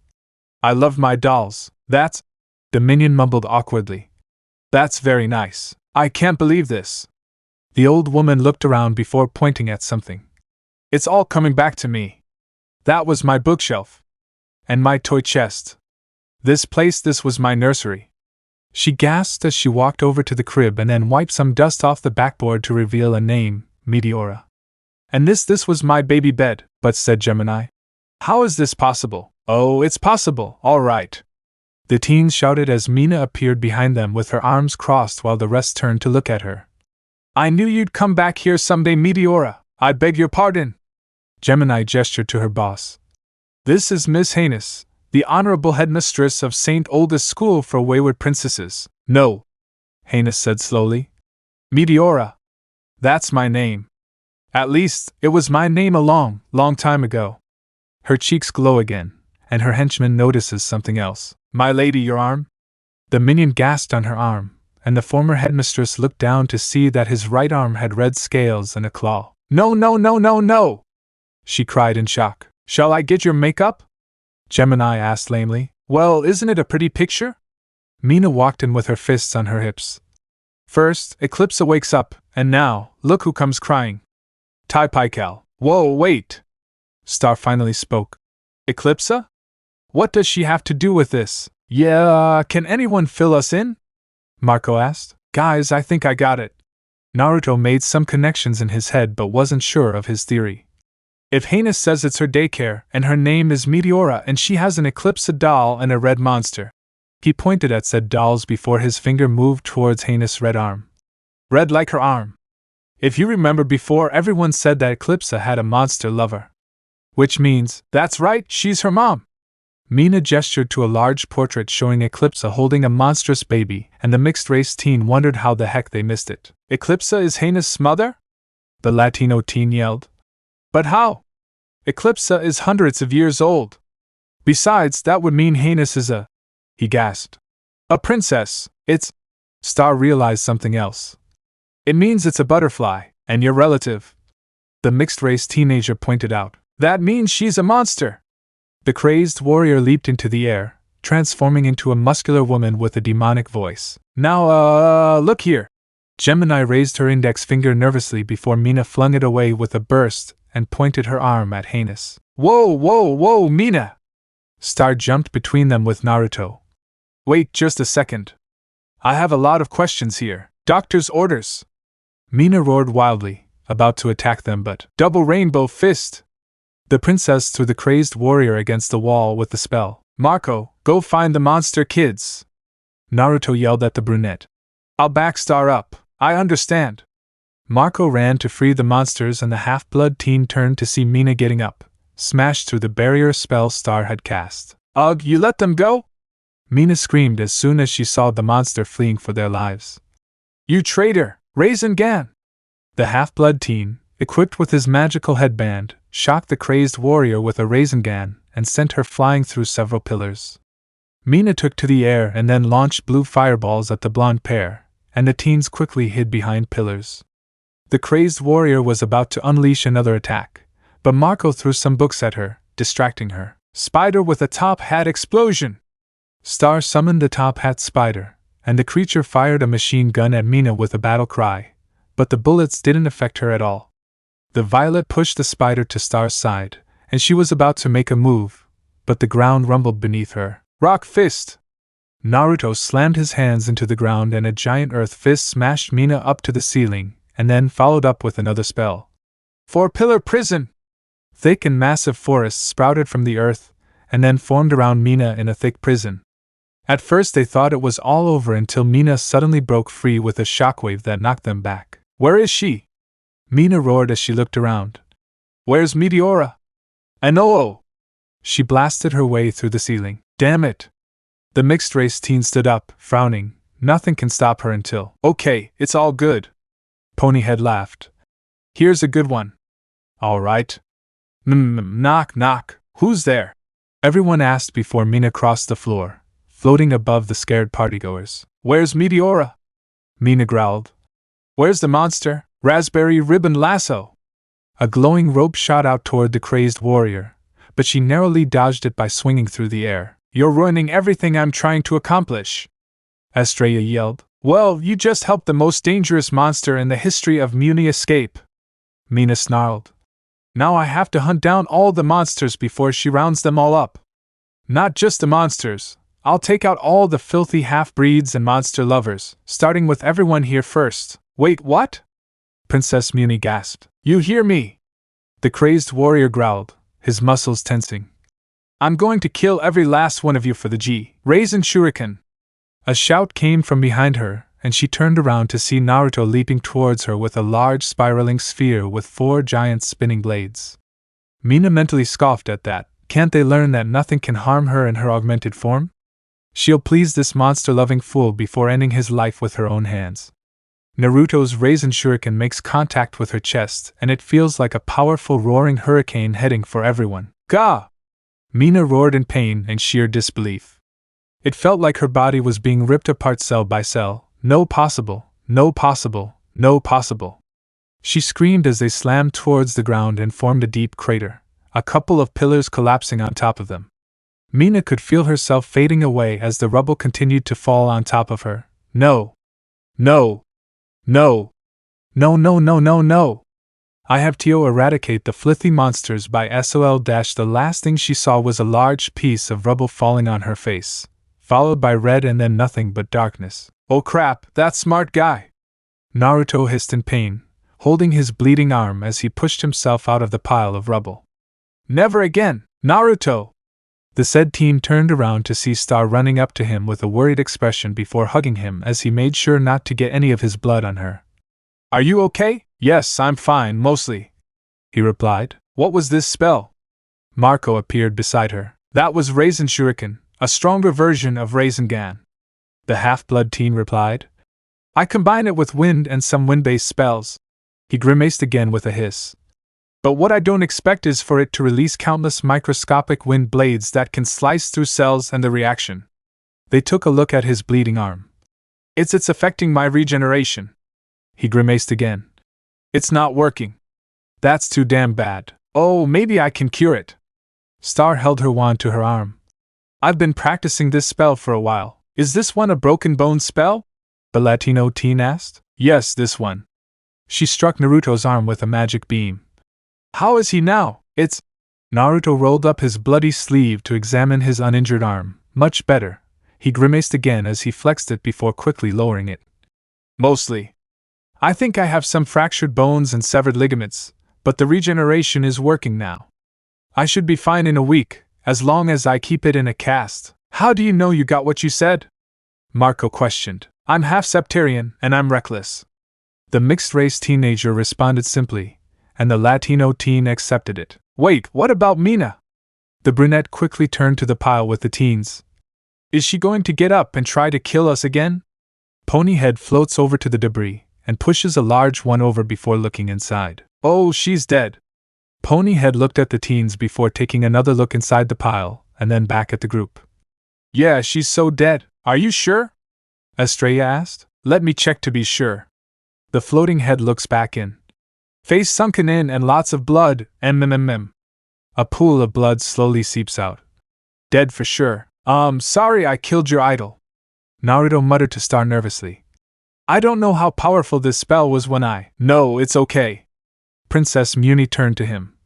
She's a deranged, dangerous racist. She was going to kill innocent monsters and anyone who helped them. If you feel guilty about her death, don't. You did the right thing. Just save everyone here, and you've saved countless lives. She kissed him on the lip. You're a hero, if you say so. The mixed-race teen said before the doors opened and explosions flew everywhere. What's going on? The chubby teenager yelled as the partygoers ran around like headless chickens. Everyone freeze! Romulus appeared with butterfly guards. Oh! Star uttered as the crystal-headed creature turned to her with a blink. So you guys came here for the party? You're in for a world of trouble, young lady. Romulus had his arms on his hips, his gaze stern as a knight blocked the temple entrance. Look, it was just a party, okay? Star said, a blanket draped over her shoulders. We weren't doing anything wrong. Oh, really? The crystal-headed creature narrowed its eyes. So what was that huge surge of magic we detected in the dungeon earlier? And that? It pointed at a large body bag it was carrying. We did it in self-defense. The princess said. Nina was trying to kill monsters and everyone else, starting with me first. She laughed nervously. And the magic in the dungeon, oh yeah? That. Do you have any idea what this place is? Asked Romulo. What do you think they're talking about over there? Marco asked Naruto as they stood some distance away from the princess, and a knight was bandaging the mixed teen's arm with a cast. I bet it's magic, a party, and a corpse, Naruto said. It must be. The brunette nodded. I think Mom and Dad will ground me when I get back. The blonde flexed his casted arm. Wait, Mom and Dad? Marco turned his head to him with a raised eyebrow. Are you talking about my parents? Oh yeah, I've been calling them that lately and believe me, they're pretty excited about it. Naruto chuckled lightly. That makes sense, considering you're my adoptive brother. The brunette nodded understandingly. Wait, who's older? Me or Naruto? They looked over to see Star talking to the monsters before they left as she looked on sadly and walked over to the teens. What's wrong? The mixed-race teenager asked. Nothing, it's just... Star sighed. So unfair. The way the knights treated the monsters like they were criminals and the noble children like victims, it's not right. Everyone here was a victim and yet, we know. Naruto wrapped his good arm around Star in a side hug and she rested her head on his shoulder. Naruto carefully returns to his room through the portal and looks around to make sure the coast is clear. He was about to crawl into his bed until the door opened, and he quickly hid his cast behind his back as Angie and Raphael walked in with beaming smiles. Naruto, we have wonderful news to share. Raphael held out his arms. What is it? Naruto asked. You're going to be a big brother. Angie opened her arms. We're pregnant. No way, that's brilliant. The blonde can't help but smile at the good news as he wraps his arms around them in a group hug. I'm happy for you too. We'd appreciate it if you didn't tell Marco the news because we want to tell him in person. The burly man smiled, and the blonde man nodded. Thank you. The brunette woman noticed something with a pause. But Naruto, what happened to your arm? They looked at the blonde's cast. Heh. Naruto chuckled nervously as his adoptive parents stared at him. It's a long story, He told them what happened at the party. But it's going to be okay. My arm will be back to 100% in a week. I'm glad you and everyone else are okay. You're grounded for a week for using a dangerous spell. Angie sighed, her hand on her forehead, and the teen pouted. Some time passed, and Naruto felt so bored lately that not even jokes could get him out of it. Please give me something, anything that isn't boring. Naruto muttered to the ceiling and got his answer when a portal appeared in his room before Star stepped out. Star, how are you? He smiled at her. Did you get my birthday present? I know you don't open it until after Stump Day. Yes, I love it, and you have to come with me. Star suddenly dragged him toward the portal and then down the hallway of the butterfly castle. I need your help. Wait, with what? Naruto blinked at her in bewilderment. The test, she replied. Listen, we have a plan. All rise. Omnitrix Prime announced as the gavel struck the podium. Romulus and Hecapo were seated behind the judges' podiums and Eclipsa Butterfly was standing in front of them behind the defendant's podium with her hands cuffed. The Court of the Magical High Commission is now in session. Her Majesty, Queen Luna of Muni presides. Thank you. Moon appeared in the middle of the judges' podium. We are gathered here today for Eclipsa's trial. Sorry! Sean slammed the typewriter through the door as it slammed shut again. Sorry I'm late. He panted heavily. We haven't had a test in so long. I didn't know where to find the typing thingy. Usually Romulus just crystallizes everyone. He laughed, to some people's annoyance. With his laser eye. But a real test? This is exciting. That depends on where you're sitting. Eclipsa said cheekily. As I was saying, we're gathered here today for Eclipsa's trial. Moon said as Sean typed loudly over her, and she growled sternly at him, causing him to type quietly. We will determine once and for all whether Eclipsa has committed the evil deeds recorded in our histories. If she is found guilty, the punishment will be death. Romulus waved his arms around. Death, Romulus, we're talking about this. The queen shot him a pointed look. Well, we crystallized her last time. The crystal-headed creature gestured to the former queen. Look how that turned out. Death, hey! Luna yelled at him. Sit down. Yes, ma'am. Romulus sat with his arms crossed. Well, that's all in order. Hecate turned to look at Star and Naruto. What are you doing here? This is supposed to be a private audience. Star was the one who convinced me to hold this trial in the first place. The queen explained. If Eclipsa is found guilty, I want her here to see it. She also convinced me to allow that child to be present as a witness and jury, or if he's innocent, which he is. Star said smugly. I want to see all of your faces when you realize how wrong you were. If you think you can just walk in here and blow everyone away. Hecate yelled. I can waltz anywhere I want. I can move my mouth whenever I want. The princess shouted back. Death, death, sang Romulus. No. Moon tried to keep everything in order. I'll hold you in contempt of court. Sit down, excuse me. Sean interrupted everyone with a shout. Hey, I'm sorry, but could you speak a little slower, please? No. The queen hissed angrily. Queen Luna, what evidence have you brought us? Omnitrix asked. I'm afraid this is the evidence. Moon gestured toward a large pile of papers, folders, stone tables, and scrolls. It's less impressive than it looks. These are all second-hand accounts, oral histories, folk tales, none of them verified. There's no way around it. Hecate moaned. Come on, everyone take a stack. Aren't you seriously going to sit here and read all that? The princess asked. What if it's all fake? Naruto pointed out. You said it's second-hand, so it's possible the words could be twisted, and not to mention the prejudice against Eclipsa and monsters. Yeah, I don't want to worry, but exactly how long is this trial supposed to last? Eclipsa asked. As long as it takes. Moon sighed. Now to begin, we must organize each and every one of these documents by date and author. Sounds like math. Romulus slammed his face into the pile with a groan. Once we've constructed a rough timeline, we can, the queen said. That won't be necessary. The former queen raised her index finger. I request one test per case. Impressive. The crystal-headed creature threw papers into the air. Well, it looks like I won't be needing them anymore. The scissor forger pushed the papers aside. Sean, cancel my lunch order. We'll be done here very quickly. Lunch? Sean looked up from the typesetter. Eclipsa, are you sure about this? Moon asked. The box is a ruthless seeker of the truth. If you try to hide anything from it, crystallization may be the least of your worries. I'm tired of sitting around waiting for you to decide my fate. Eclipsa replied. I'll tell you the truth. All of it. And if that means crystallization, so be it. Sean, we wish to summon trial by box. The queen turned to the person. Yes, your majesty. The reindeer-like creature greeted her and then ran out of the courtroom before returning with an elegant, curtained cart. The box of truth has arrived. He pulled the cord to reveal. Wait, is that truth or dare? Star pointed at the article. Oh, bulls!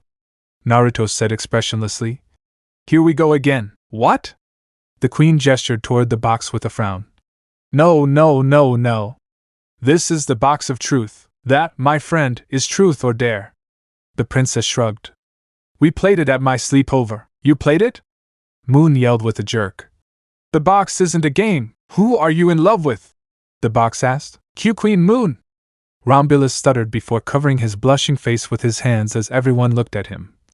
Oh, it's not a game, you say? Naruto deadpanned. It must be on the wrong setting.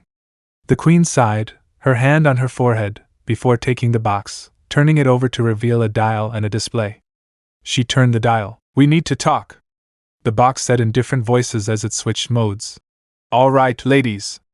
Are you ready for the trial? The rules are simple. Moon sighed after putting it into trial mode. Each member of the Magical High Commission will ask a question, and the accused must answer. She pressed the button. To all who seek the path of knowledge, listen carefully to this decree. The box announced. Surrender yourselves before the eye of justice. Swear to me an oath of truth. Oh. Star bounced up and down. Different poem. Are we just going to let it play out? Naruto whispered softly as they watched the judges and Eclipsa swear an oath to the box by sticking her pinky finger or body part inside its mouth. Yes. The princess whispered back. And now, it's time for Box's judgment. The side of the box's face opens a giant eyeball, and then shines a light on the former queen. Eclipsa, did you write the evil chapter in the Book of Spells? Omnitrix asked. Exhibit A. The box's eyeball creates a spellbook hologram. Yes, I did, Eclipsa replied. But for the record, I never called it the evil chapter. That was your people's name for it. She flipped through the pages of her chapter. I wrote plenty of more evil spells that never even made it into the final draft. Writing is rewriting, you know. True. The box lit up green and Hekapu checked the evil column on the checklist. Whatever. Star mocked the forger's action with her arms crossed. Have you read his chapter? Hekapu, the second question is for you. Luna announced. Box, get me the real files, will you? Hekapu said. Exhibit B. The box creates a hologram of Eclipsa and an overweight, snobbish man, while the former queen seemed disgusted at the sight. You abandoned your husband, King Shastakan, and your kingdom to run away with a monster? The forger asked as the woman in the hologram ran away from the king toward a hologram of a giant red monster with 4 eyes. Oh, hi, sweetheart. Eclipsa laughed with a blush. Yeah, I ran away with a monster. But could you really blame me? She stroked the monster's cheek with her index finger. How could I resist a smile like that? The truth again, the box announced. Oh. Star cooed. Hekapu controlled the evil again and Naruto frowned. Come on, Eclipsa. The princess whispered worriedly as she gave the forger a dirty look. Romulus the third, Moon said until he broke off. You ate those babies? Romulus quickly stood up, his fist shaking. Eclipsa tilted her head with a blink. What? Ugh! The forger grimaced. Obipsa was the baby eater, not Eclipsa. Correct. The crystal-headed creature murmured timidly. I want to withdraw my question. No returns in judgment for Box. Box declared before creating a cartoonish hologram of the former queen holding 2 crying babies. Well, I'm sorry to disappoint you, but I'm afraid I haven't eaten a single baby. Eclipsa laughed lightly, a hand to her cheek. Now, I did hurt the occasional teenager, but only psychologically, and they always deserved it. We're on a roll here, people! The box lit up green again and Hekapu checked underneath the evil once more. What's wrong with? Star looked at the indifferent forger. Didn't you hear her? She didn't eat those babies. Star, sit down. Luna scolded. We must respect the rules of the box. Fine. Star stomped back to her seat. We respect the box, not the bigoted judges who rigged the trial. Naruto crossed his arms with a glare. Fanatic? Hekapu glared back, offended. Eclipsa, Moon stood up as she stopped any possible arguments to stop. Do you regret what you've done? No, I'm not. The former queen replied after a brief pause. What? Hekapu stood up clapping her hands before writing a big red evil on the parchment. The nerve! Outrageous! That settles it! Romulus, please! Right. Romulus charged his magic. Wait a moment. Eclipsa spoke calmly. I haven't asked my question. Wait, what? The crystal-headed creature blinked rapidly and Hekapu laughed like it was a big joke. What is your question? Omnitrix asked. What? The forger stopped laughing to sharply turn her head toward the space-time entity. She can't ask us a question. I think she can. Star interrupted with a stutter. She and Naruto were surprised by Omnitrix's action. Right, Mom? My mom said. It's said in the rules. She has a right. Naruto backed up his girlfriend. Technically, since Eclipsa was once Queen of Muni, she's still a member of the Magical High Commission. Moon said. and each member can ask one question. What did you do with my daughter? The former queen cleared her throat, and the box abruptly focused the spotlight on the magical High Commission. I have no idea what you're talking about. Hecuba looked sideways. We didn't do anything to your daughter. Romulus crossed his arms with a snort. And honestly? I'm a little offended. What about your daughter? Omnitrix replied. I don't know what you're talking about. Too bad for you. The box turned red with a monstrous voice. Someone lied! The room suddenly transformed into a giant metal box. What's going on?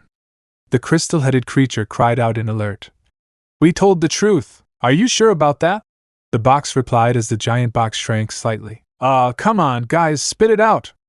Estrella gulped. We didn't do anything wrong! Hecuba screamed and the giant box shrank again. Wow! Naruto grunted as the wall hit him hard enough to make his collar jump out from under his neck. The box seems to differ. Luna shouted. We are not the ones on trial!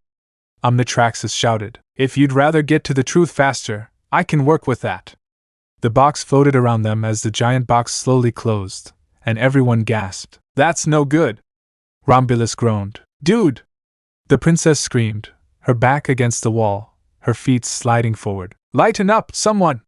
The mixed-race team tried to push the wall back, and Eclipsa just stared at the magical High Commission as the magical creatures tried to stop the shrinking box with some means. Luna, please turn it off! The space-time entity pleaded. I can't do that!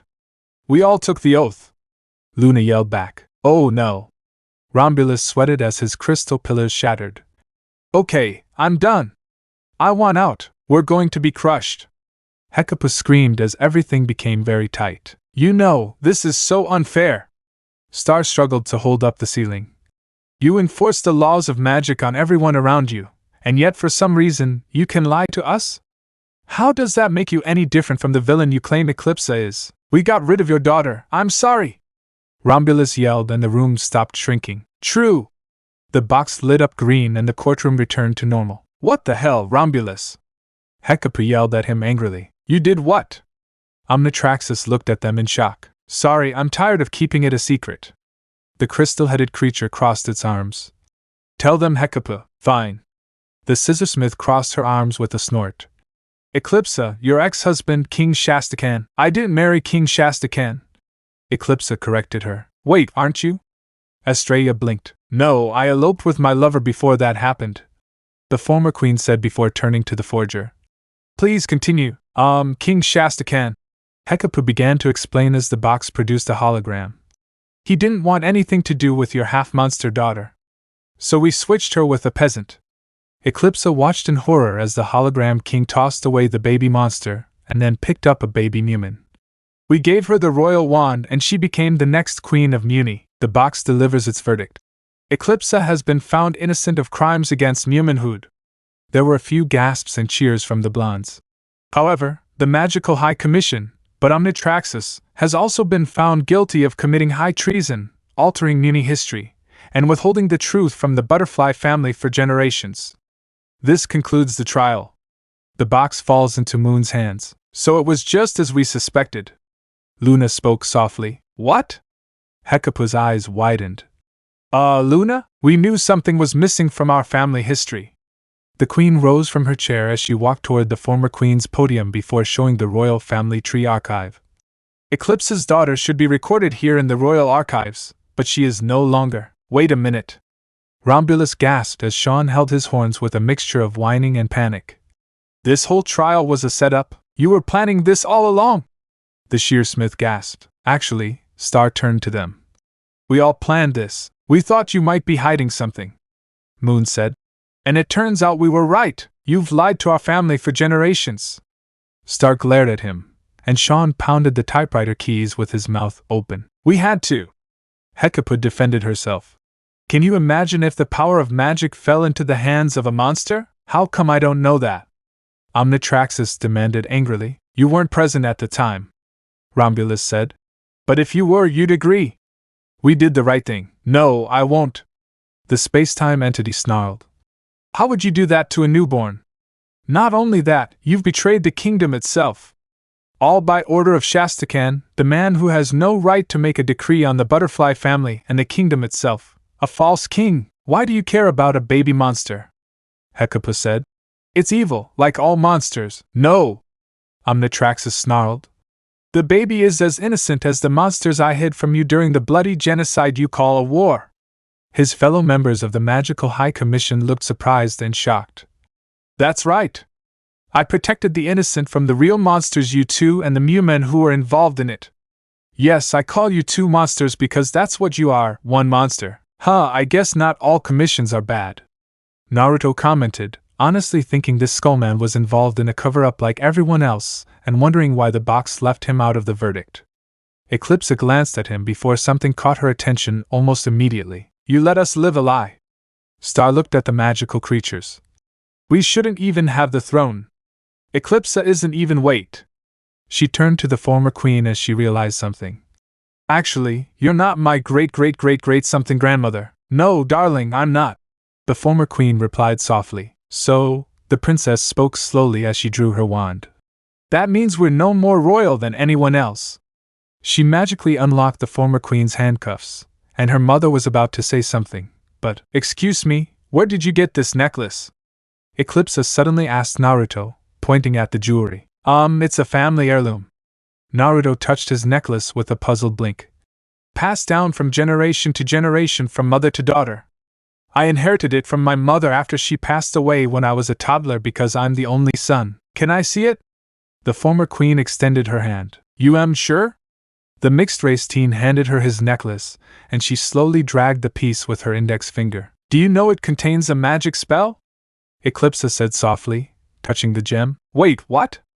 Naruto blinked along with everyone else before the necklace glowed and then a large hologram rose into the air. Eclipsa cast a spell on a necklace before gently placing it around her giggling baby's neck and giving her daughter a sweet smile. Meteora, who appears to be a young adult, steps out of the portal in what appears to be London circa the 18th century and appears to be hiding from something as she wandered down the street before tripping over a puddle. She held out a hand and looked up to see a young man with dirty brown hair before taking it with a blush and a shy smile as he helped her up, staring at each other while still holding hands. Meteora fights back tears as she places the necklace around the neck of her babbling baby in a crib and places a folded letter on the table before walking toward 3 St. Olga guards, silently choked with her sobs. The necklace changed hands over time until it ended up with a red-haired woman and then was given to a small, blonde boy, who was crying with some colds in front of a coffin with toffee by his side. The hologram disappears into the necklace and almost everyone blinks several times. Wait, what does that mean? Naruto blinked slowly. It means, Eclipsa looked at him. You're my true descendant. The mixed-race teen buzzed, his eyes wide before turning to look at his girlfriend, who seemed to be in shock at the revelations, and took her hand. Let's get out of here. Yes. Star finally recovered before running out of the courtroom, ignoring Moon's calls to wait for her daughter. I don't know. Star moaned into her hands. I feel so weird. I can't talk to my dad about it, I know. Naruto wrapped his arm around her shoulder as they sat on the edge of her bed. I feel the same way you do, that the entire butterfly bloodline has been replaced by a new bloodline. Secretly, I'm related to Eclipsa, that you are the true butterfly. She looked at her wand. The rightful heir to this kingdom, not me. She held it out to him. That should be yours. No. He returned it to her gently. It's yours as always, and besides, I don't want to be a royal, too much hassle for me. I'll stick to the peasant life and leave all the important decisions to Her Majesty and her government, as always. Oh, Star stared at her wand and then at her boyfriend. Okay. She leaned into his chest as he gently stroked her back. About 10 minutes or so of silence passed before she spoke. Do you want to run away with me? What? Naruto tilted his head at her with a blink. Naruto, let's elope. She turned to face him on her knees as her hands slipped through his. If you think about it, it will make sense. We both don't want to be rulers for different reasons, and let's face it, my mom will do everything in her power to stop us from getting married, and some people may be able to help her. Are you sure about that? He clasped their hands as they stared into each other's eyes. Do you know what that means? We're fleeing the entire kingdom, and you might never see your parents again. I know, and yes, I want it, Star said determinedly.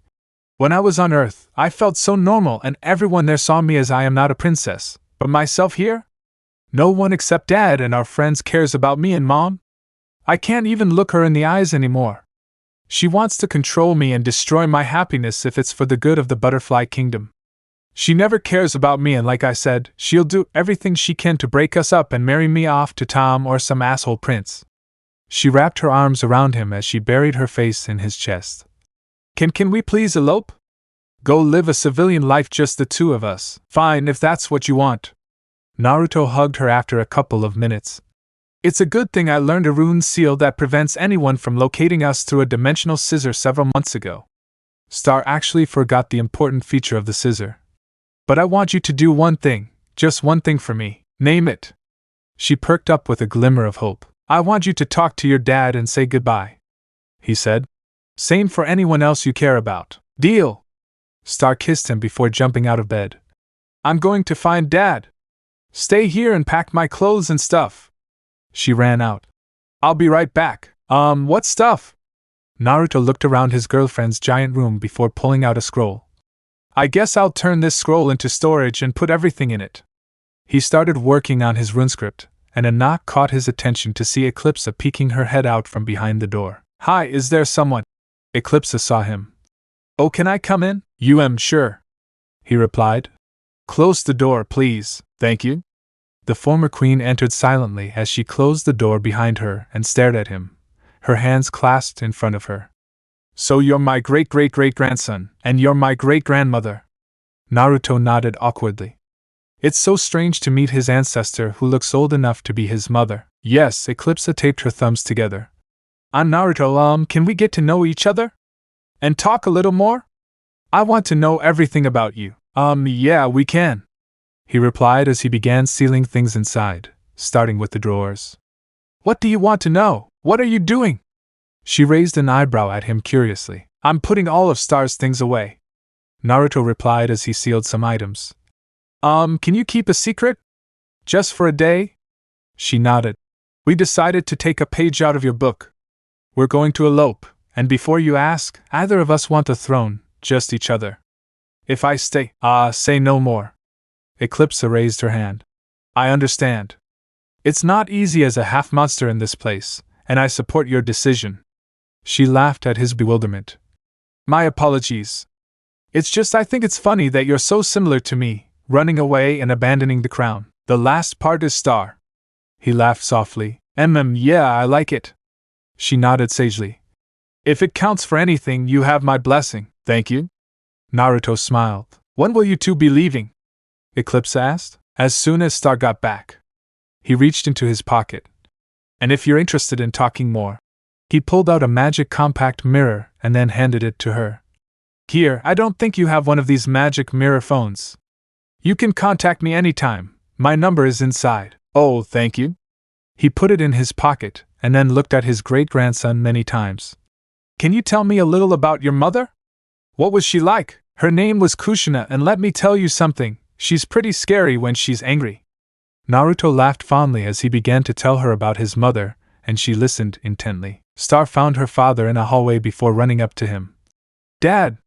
She surprised him with a hug. Oh, hello, my Star. River hugged her back with a laugh. How are you, darling? I'm going to be okay, Daddy, Star said, holding him at arm's length with her hands on his shoulders. Because I made a great decision, and I'm very happy with it. Oh, good for you. The king smiled. Yes. She hugged him again as she whispered in his ear. I want you to know that I'm always happy with my choices and that I love you very much, Daddy. She kissed him on the cheek before running off with a big wave. Bye, Daddy. I love you. Goodbye, Star. Love you. River returned the greeting with a confused blink and never had the chance to reflect on it when one of his servants called after him to request appropriate clothing for a royal gathering. That's rather devious of you. Eclipsa covered her laughing mouth with her right hand. Luring a crowd to a theater, and then bathing them in honey and fish guts before unleashing a swarm of flies on them? Oh, I don't know how you managed to escape without getting caught. Experience. Naruto chuckled until Star entered the room with something and looked around the empty room with a few blinks. Wow, you packed everything, didn't you? Star spoke until she noticed Eclipsa. Oh, hey, hello, Star. The former queen stood up before giving her great-grandson a hug. That would be my cue to leave. Call me as often as you can. I will, Eclipsa, and I hope you find your daughter. He hugged her back, and the greenette pulled away and then walked over to the nervous princess. Come here. Eclipsa gently pulls the blonde girl into a hug as she whispers in her ear. It's okay, you have nothing to feel guilty about if it makes you feel better. I forgive you, and you're now part of the family. May each other be happy, and good luck. Thanks? Star mumbled as she hesitantly returned the hug and they parted ways. Goodbye, you two. The smiling woman waved goodbye. I'll keep Moon distracting you to give you some time. Thank you and goodbye. Naruto waved back to his girlfriend as the former queen left the room before looking at each other. So are you ready to go? Won't you think twice? I'm ready to go.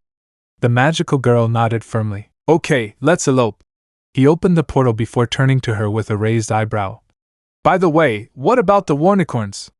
It turned out Star had 4 adult warnicorns and 6 warnicorn ponies. I'll bring them with us. Star strokes her warnicorns with a smile. You know how much I want to have and breed warnicorns, and last time I checked, Earth doesn't have warnicorns. Good thing Diaz's backyard is big enough for them, and we can move them to my house in England. Naruto chuckled as he helped her guide the warnicorns through the portal. It's secluded and big enough to be a farm. Oh yes! She smiled widely as they appeared in the backyard of Diaz's house. We can keep them here for a while and then relocate them there. Do you want to tell Mom and give her the good news, or? Naruto gestured towards the house as they headed inside after putting away the warnicorns.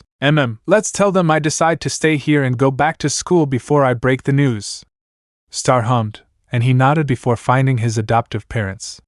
It was easy enough for the parents to accept him and welcome him in without question. Oh my god! Oh my god!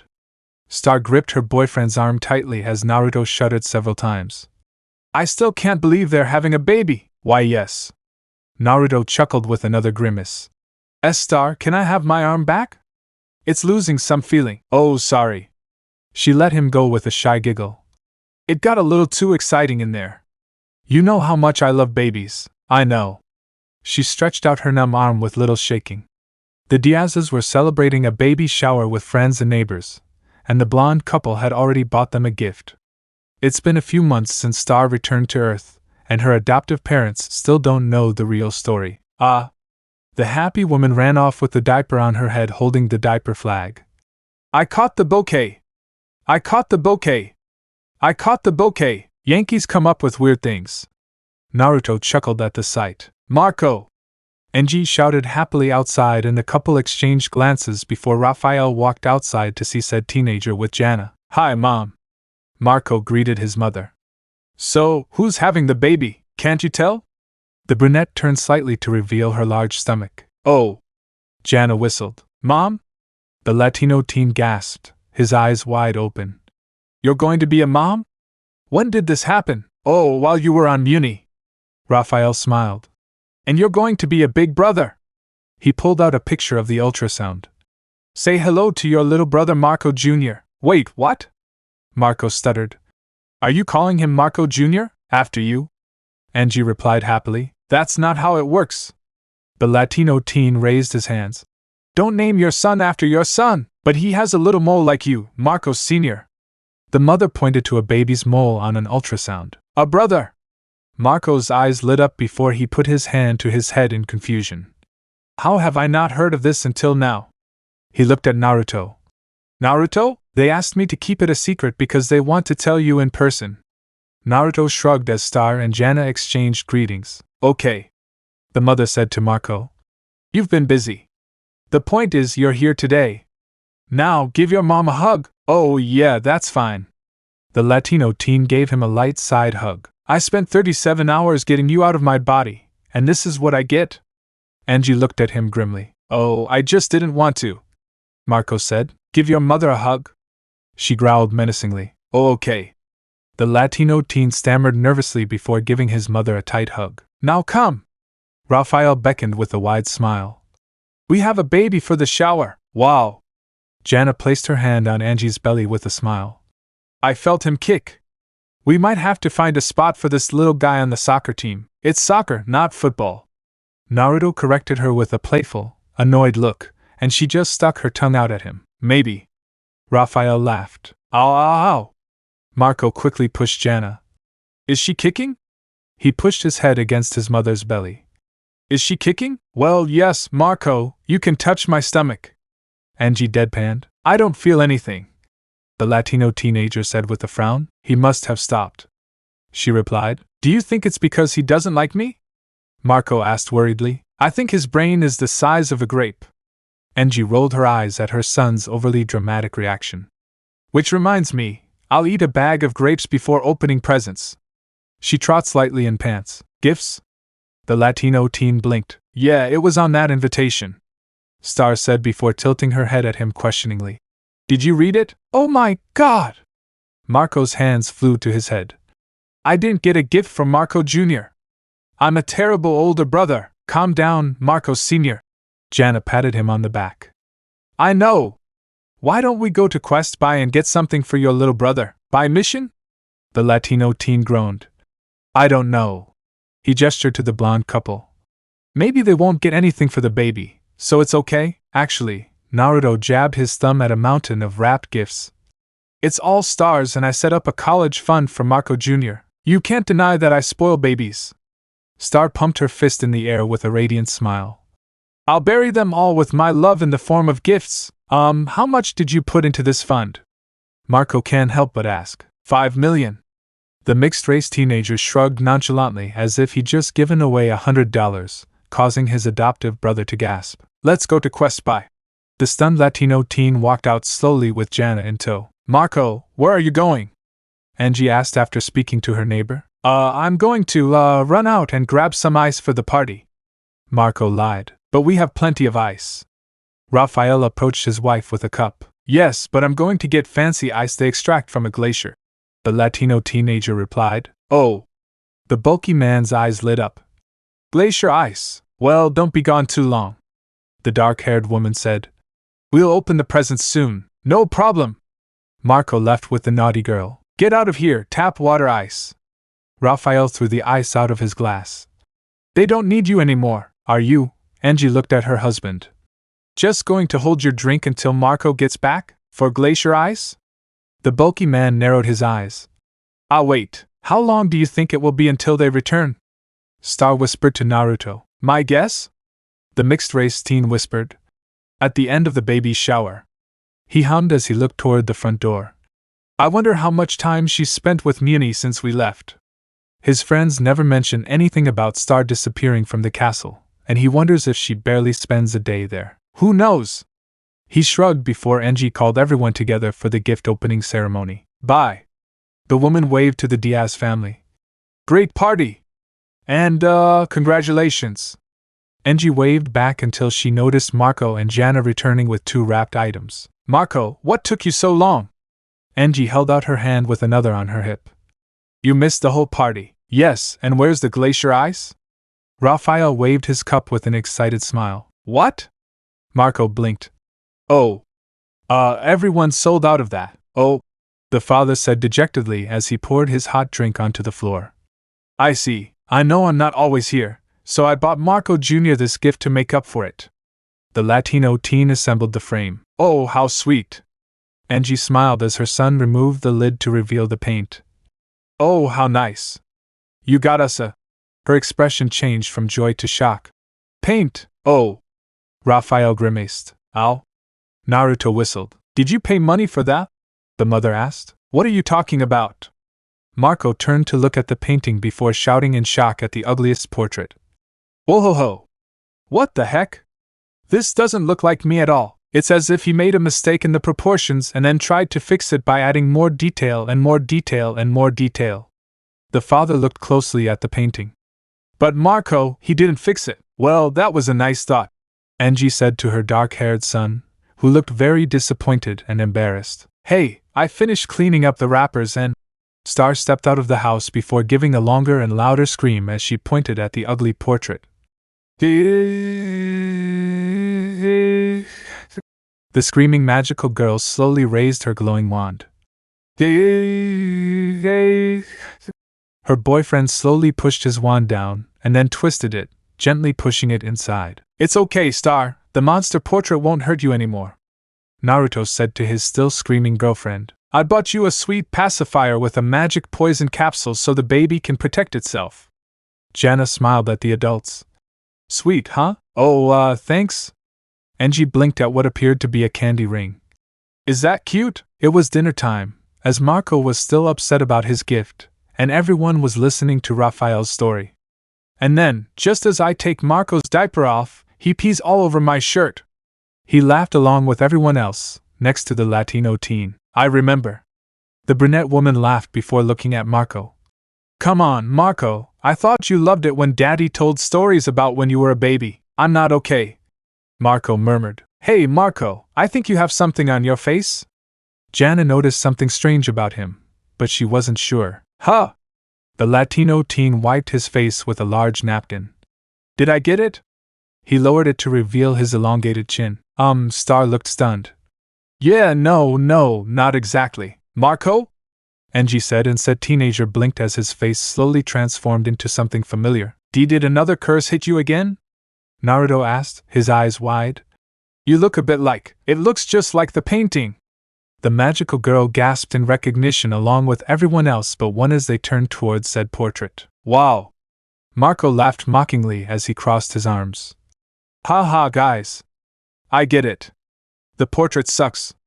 But you know, I was just trying to do something that Marco Jr. could remember me by when I was. His mouth freezes in a crooked smile as he begins to babble. What's going on? What's going on? Oh, did you rush a magic portrait? Asked Estrella. I think he did it. Naruto said. He did. Jana confirmed. Ooh, that's the stupid thing to do. The magical girl shook her head with her hand on her forehead, and Marco muttered something angrily. Marco, don't use that kind of language at the table. Angie scolded, and her son just mumbled sadly. Wow. Raphael suggested the solution. Maybe if we destroy the painting, the spell will break. No luck.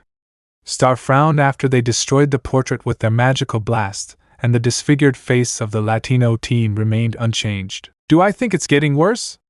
The father worried. Is it getting worse? Marco cried. Well, I guess there's only one thing left to do. The magical girl placed her fists on her hips. Her eyes narrowed. Very nice. A plump fairy in a suit painted the portrait of a female minotaur. Now, if you could turn your cheek a little towards the cobalt. The fairy turned to see Jana pointing her finger. Look what your paint did to Marco's face. She moved her finger pointing at Marco's disfigured appearance. It's getting worse. The painting is merely a reflection of your answers in the essence test, and if there are any discrepancies, the painting will adjust you to match the portrait. Cobalt rubbed his index finger and thumb together. No additional charge. Okay, there has to be some way to fix this. Star said. We tried destroying the painting, but that didn't work. Yeah, do we have to pay you again to fix it? Naruto asked. True art can never be destroyed. The fairy chuckled. You'll have to take the essence test again, and you must answer the questions truthfully.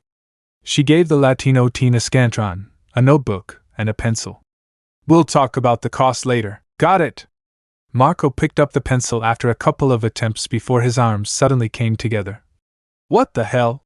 He tried to free their intertwined hands, but it was no use. Oh no! Raphael grabbed his hair with a strangled cry. He can't take the test like that. Come on! Angie told her disfigured son. Don't worry, we'll test you. After all, who understands the mind of a teenager better than their own parents? The father smiled before his son turned flat like cardboard, causing the parents to scream. It's becoming the canvas. Cobalt munched popcorn. You'd better hurry. Hey, have you ever done a portrait of Dorian Gray? Naruto asked the fairy as the parents read the first question. I've done a lot of portraits, but this name sounds a little familiar.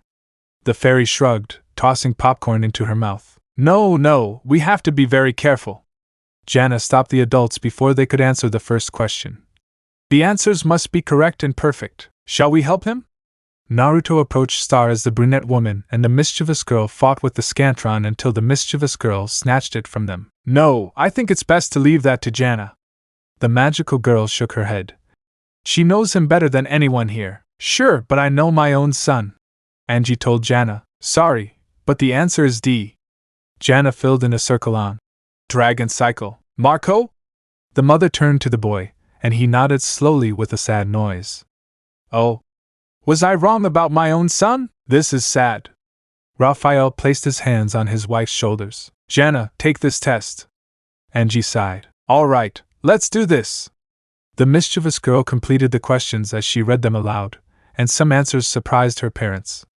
And Jana completed the last of the 200 questions. Done!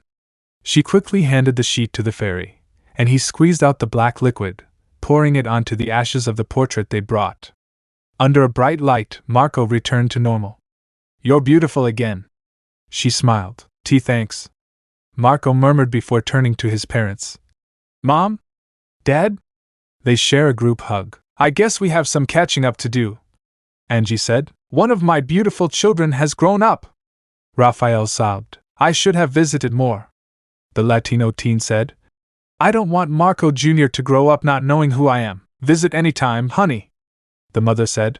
I mean, those scissors work both ways, right? She made a scissor gesture. Cut. This is a beautiful family moment. Cobalt clasped his hands together. And I happen to be doing a special on family portraits. Marco pushed everyone away. That'll be a no. He stayed with his family for a while until he returned to Muni with Jana, and it never occurred to them that Star didn't come with them. Wow, where did the time go? Star said to her boyfriend as they walked to school together, hand in hand. I can't believe the school year is almost over. I know. Naruto agreed. It was a little longer for him, but short in her case since she returned to school 3 months before her year ended. The time change sure messes with the body clock. Even the dimensional time zone is as confusing as ever. He hummed. There are a lot of things I'm glad about this year, but the one I'm glad the most is Jana and Marco finally getting together. I know! She breathed out. They kept dancing together for months until they finally kissed in the photo booth during the wedding. She groaned. We should have been there, but it's Rubariots, ugh. Her boyfriend grunted in agreement. Not to mention Jana said Tom will be there. Oh, right, why did Rubarito and Fulduke invite him in the first place when they don't know him at all? He asked out of curiosity. Jana told me that my mom invited him as my +1 many months ago, when she received my wedding invitation without my knowledge. Star frowned at that. I'm so glad she's out of my life for good. Naruto said nothing to it as he squeezed their hands lightly, and they barely walked through the schoolyard when his magical phone rang. Wait, he checked the caller ID before answering. Hey, what's up? Oh, what happened? Okay, I'll be right there. He hung up as he turned to his boyfriend. Hey, I'm skipping school today because something happened to Ponyhead and I'm going to try to cheer her up. Do you want me to go with you? Naruto asked. No. She slapped her hand with a small nod. It's a girl thing, so yeah? She shared a quick kiss with him. I'll be back later, he replied. I'll take some notes for you. Star gives him another kiss before jumping into a portal to visit her downtrodden friend and the mixed-race teen inside the school. Naruto was looking through some things before he heard a portal appear behind him and looked back to see Star arriving. Welcome back, Star, he said. How is Pony? She's fine now. Star flopped down onto the bed with a tired groan. She was as dramatic as ever. Long story short, Meteora broke her horn and she has to replace it with a new one. She shook her head gently. I love my girl, but she's quite naughty sometimes. She tilted her head slightly up to look at her boyfriend. What are you doing now? I'm sorting things out to see if we can bring them to England or leave them here. Naruto replied. Right. She quickly turned around to sit next to him with an excited smile. Our escape. She looked at the things in front of them. What are we looking at? A little bit of everything. She rubbed her neck with a chuckle. Honestly, I know we'll take everything, but I want to leave something here for Mom and Dad so they'll have something to remember us by. I know we can visit them anytime, thanks to the scissors. But, don't you want to risk my parents showing up here looking for me? Star guessed, and her boyfriend confirmed with a nod. Yeah, I was thinking the same thing. He snapped a few photos. How about we leave them some pictures? Oh, and some clothes for the vacation. The couple spends the rest of the day going through everything they own. The school year ended in the blink of an eye, and Naruto and Star brainstormed as they tried to figure out how to break the news to their adoptive father. How about we light a magical firework that says we're running away to England to escape my control freak mom? Star said. Or we can take them to a fancy restaurant and then yell at them with, we're running away to England fireworks? I like the restaurant idea, but I think we'll leave out the fireworks part. Naruto hummed, and Star casually erased fireworks from a large whiteboard on the stand. Oh, how about we take a page from Diaz's party and have a Naruto elopement party sign? Oh, I like the banner. He circled the banner a few times. What else? A gift to make things easier for them, he said before his magic mirror beeped, and he checked it to see if it belonged to his many times great-grandmother. Let me look it up. It's from Eclipsa. His girlfriend waved at him as she read some ideas off the board before he answered. Hey, how's the weather, Naruto? You and Star have to get to the butterfly castle right now. Eclipsa hurriedly shouted. I managed to find my daughter, but she's too angry to listen and… Slow down. Naruto tried to calm her down when Star turned to him with a worried look. Start from the beginning.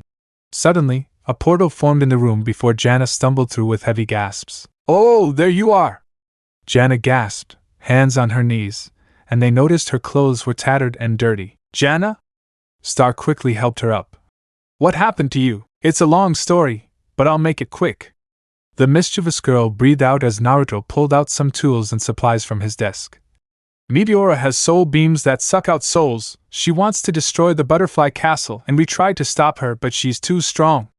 Almost everyone is soulless, even Marco.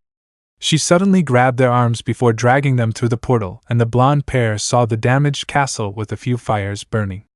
They also noticed that there were many people floating around tied up like balloons with empty black eyes. Oh my! Star gasped, her eyes wide.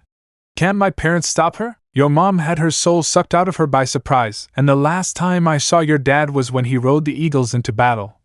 Jana said. Then it seems it's up to us to stop her.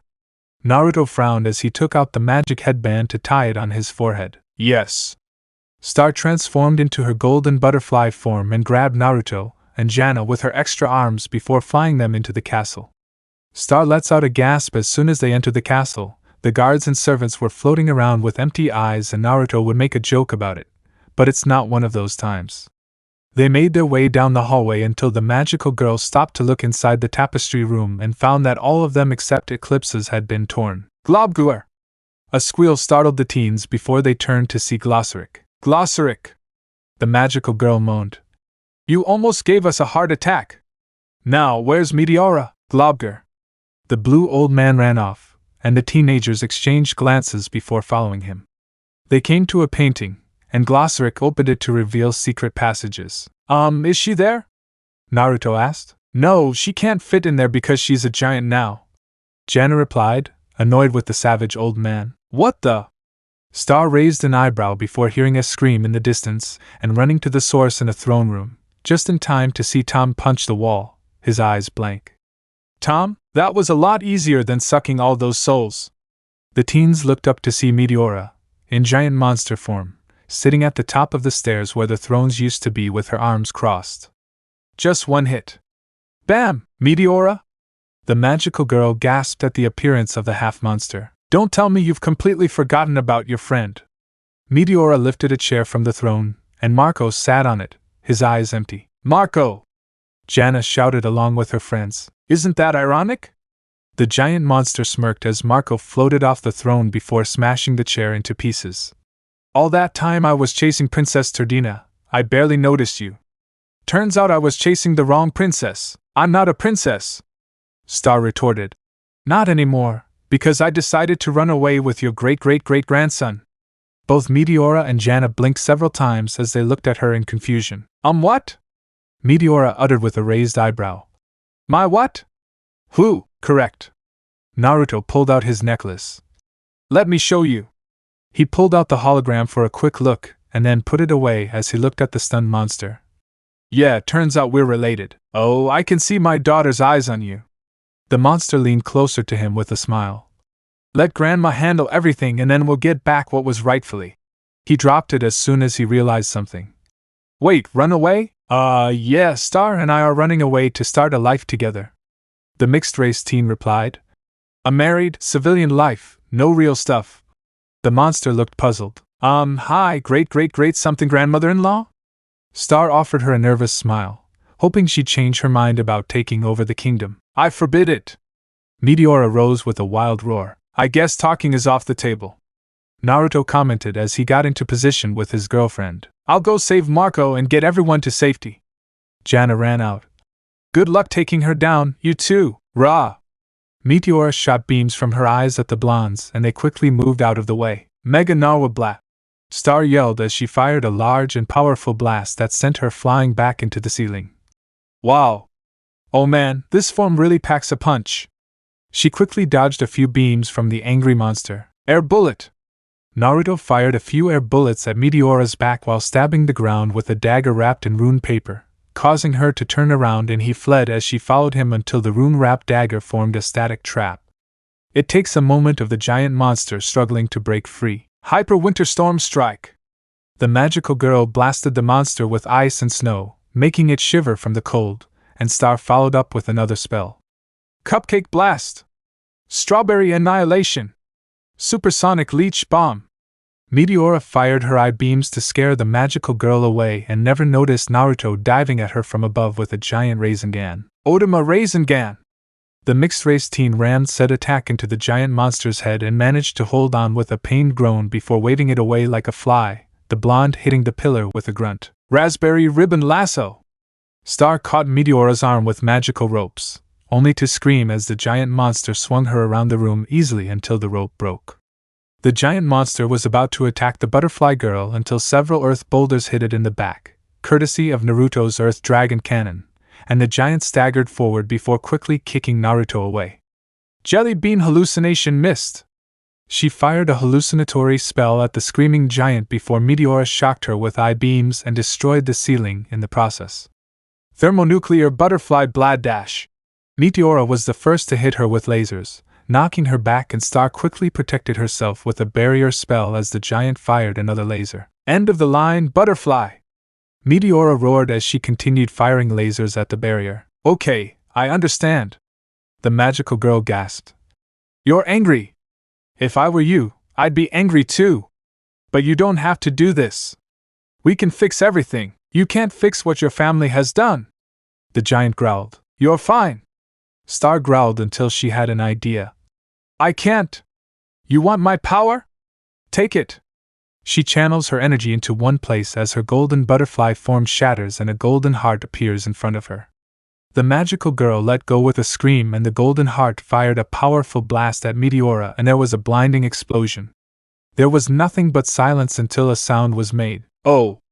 Naruto slowly pushed over some debris and looked around until he saw Star push herself underneath the rubble. Star! She quickly appeared beside him with a few stumbles. Are you okay? You, Star growled until they saw Meteora emerge as she stumbled blindly, trying to regain the light in her eyes with little shaking. Brat! Meteora yelled. Where are you? Where are you? She crashed into a pillar. Nah, the magical girl weakly raised her wand. Narwhal, narwhal. A hand raised her wand. Huh! The blondes look up to see Eclipsa as the wand turns into a purple parasol. Eclipsa? Naruto uttered along with Star and the former queen, raising the umbrella over her head with glowing marks on her cheeks. I found you! Meteora finally regained her sight as she loomed over the teens from behind. Midnight, Eclipsa pointed the tip of her parasol at the giant purple skull-like butterfly in front of her. Scream! An explosion hit Meteora, pushing her back. Mom? The giant cried out in shock. What-y? Estrella gasped. You ruined me! Meteora shouted. You can't do this, Meteora! The former queen scolded her daughter, but the giant stammered as he pointed at the ruins. All of this should be ours. They stole it from us. They even seduced our descendant to stay away from his rightful birthplace. So what, are you going to destroy everything? Eclipsa replied. Something like that. Meteora brings the claw towards Star while Naruto protects her. Stop! The former queen fired magic blasts at the giant to keep her at bay. Are you on his side? The giant shouted angrily. Black velvet hell! Eclipsa said through tears as she fired a purple blast with blue butterflies at her daughter and wrapped the giant in a ball. Mommy? Meteora gasped as she was trapped in the giant ball. No! No! Cracks form around the ball before it explodes with a bright light and disappears as the fragments of the ball crumble away, leaving nothing but a crater and a tattered dress. I'm sorry. Eclipsa fell to her knees, crying. Eclipsa, Naruto looked at his ancestor sadly. What did you do? Estrella gasped. What I had to. The former queen whispered as the teens noticed the lifeless people beginning to land, waking up in the process. They're backing out. The magical girl pointed out when they noticed Jana happily hugging Marco and slowly stood up before approaching Eclipsa from behind with Naruto. Eclipsa, you, she murmured, saved us, Star? Eclipsa looked at said girl before holding the wand out to her. Well, thanks for lending me this. No. Star gently handed it back to the woman. Keep it. This wand was yours. It belongs to you. Things haven't been good since my family took over the kingdom. The best thing I can do is give you back what my family stole from you. Eclipsa was about to say something until they hear a scream from the crater, and the former queen slowly stands up then walks towards the sound. They watch the former queen reach for the tattered dress, pushing it aside to reveal a baby, not just any baby. It was Meteora who somehow turned into a baby. Meteora stops crying as soon as she sees Eclipsa and coos happily. Hello, little one. The greenette picks up the baby, who coos with tears of joy. What? The magical girl dropped her jaw. How? Naruto also dropped his jaw with wide eyes. Thank you. Eclipsa turned to the blonde girl with a kind smile. Oh yeah. Star stuttered amazingly. Totally. The former queen opened her umbrella. Eclipse? Said woman floats up into the sky and out of sight. What did you just do? Marco came up to her with a confused blink. Where is she going? The magical girl asked. Who knows? Naruto shrugged. Globger. Glossaryx suddenly appeared as he ran around them in a circle. Globger. Globger. Globger. Yes, Glossaryx, Globger. Star can't help but roll her eyes. We know. No. The old man slapped his forehead with a nod. Eclipsa's monstrous love, Globger. The teens stared at him in shock.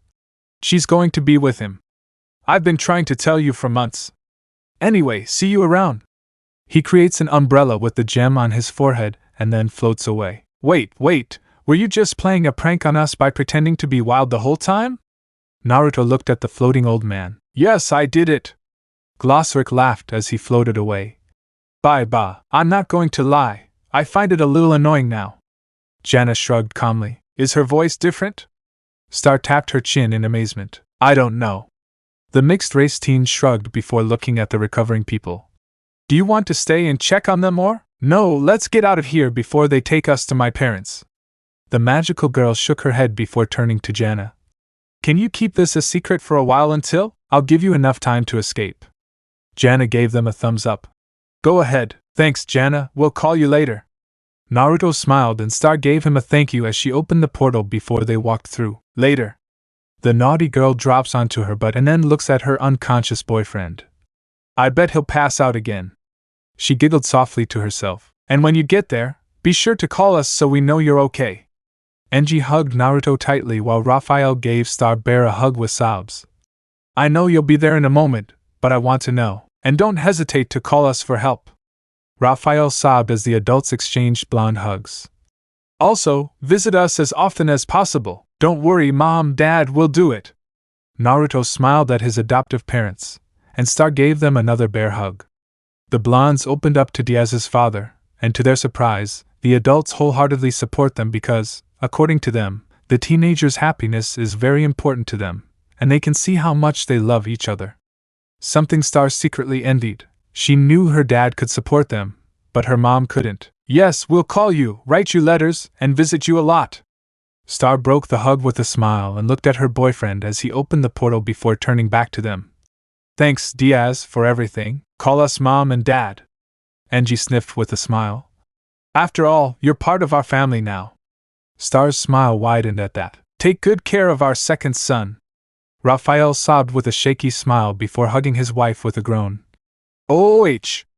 Our second son has grown into a man while we weren't looking. The blondes wave goodbye to the adults before they enter the portal and the tearful parents greet them. Well, here we are. Naruto stepped onto the lawn with Star as the portal disappeared behind them, and they were looking at a large, 2-story cabin with enormous yards in the woods. Home. Home.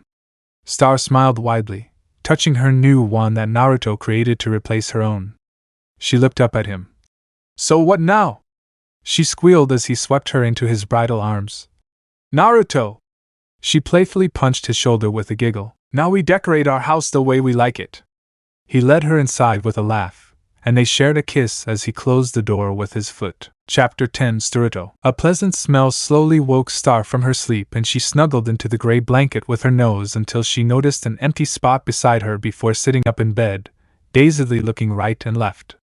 Naruto? She flips the blanket over, then swings her legs over the edge and stands up with a bit of a stretch, dusting off her dress while mentally gloating over her victory over the cold floor thanks to her rainbow socks. She can smell the pleasant scent in the air and decides to follow it out of the bedroom, down the stairs, and around a few times until she reaches the kitchen.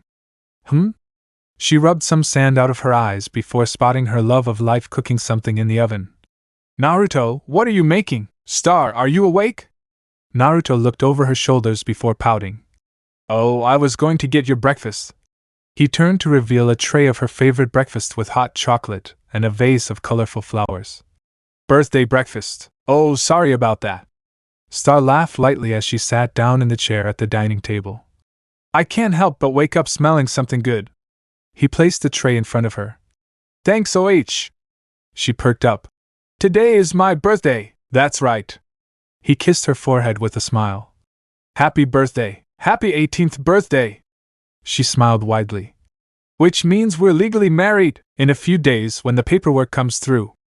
Naruto sat down in a chair across the table before tilting his head at her. Since it's your birthday, what do you want to do today, since it's snowing right now? Star looked at the blizzard outside the window as she started eating breakfast. We'll stay inside and... She leaned forward with her hands on the table with a wide smile at him. He takes a sip of her juice. Buck all day. Her sentence makes him choke on his drink and cough a little. Why you want to spend all day bucking? Naruto doesn't mind, but he has to make sure it's what Star wants. For your birthday? Yes. She nodded quickly. It's our first day as husband and wife, and we should celebrate. Okay, let's brush our teeth and then open presents first after we finish our breakfast. He smiled, and Star nodded again with an eager smile. And that's Marco's last gift. Star put away the blue hoodies as they sat on the rug in the living room in front of the Christmas tree, decorated for Christmas. I bet he loves hoodies, doesn't he? Yeah, Marco and hoodies are like me to ramen, and you to anything fun. Naruto chuckled. Right. She crawled up to kiss him deeply on the lips, her hand caressing his thigh, slowly moving toward his groin. Can we please buck now? Let's go. He kissed her back and gently pushed her onto her back as his left hand caressed her leg. They notice his hand slowly inching towards her groin under her nightgown, and once his hand makes contact with her underwear, he gently rubs her covered maidenhead in circular motions with his middle fingers.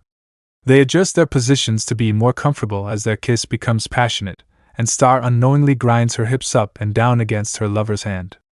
Naruto felt her underwear get slightly wet and slid his hand inside her underwear, gently inserting a finger into her maidenhead as he slowly fingered her. Put one more in, please. Star moaned softly before resuming French kissing as her lover inserted the second finger inside her, slowly increasing the speed of fingering and continued for a while until she felt herself getting closer. And then Naruto, I'm coming, she warned before gasping in pure pleasure as her lover suddenly furiously fingered her with his thumb, rubbing her tummy with the same speed, and that pushed her over the edge. Her body shuddered and shook in pain as she climaxed as she ejaculated in her underwear. Oh! She moaned as her climax subsided before looking up at her smirking lover with a playful pout. Why you made me wet my underwear, asshole? I'm sorry, my love. Naruto kissed her with a smile before positioning himself in front of her legs as he slid her damp underwear down her legs, crumpling it into a ball, and then tossing it in a corner. Let me make it up to you. His head ducks beneath her dress, then he presses his mouth against her wet lower mouth, and almost immediately pushes his tongue inside to explore her inner cavern at his own pace. And Naruto! She exhaled in pleasure as her lover devoured her, and instinctively pushed his head deeper into her hip with her hands. Naruto continues to pleasure his lover for a good amount of time until he reaches his climax once more, and after a few more laps, his head moves away from her groin and steps out of her dress to look at his panting lover. He was about to say something, but Star suddenly pushed him onto his back, then saddled him and quickly pulled his semi-erect member out of his pants.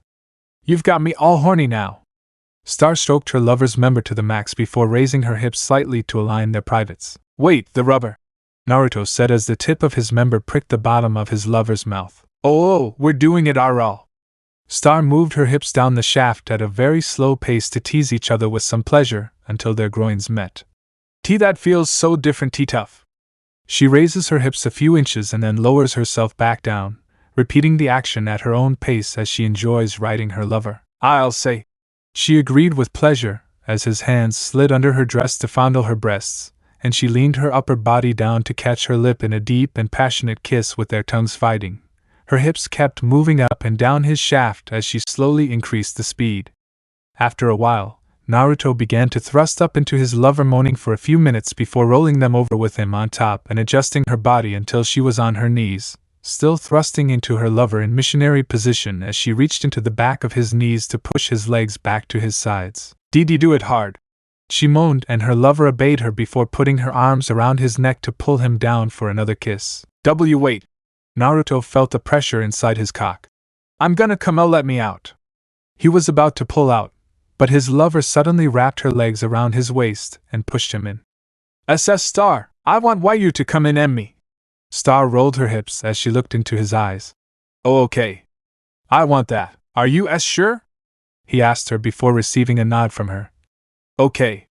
He resumed thrusting to her delight, and it wasn't long before he climaxed inside her, thrusting several times with grunts. "Oh, that feels weird, but oh well."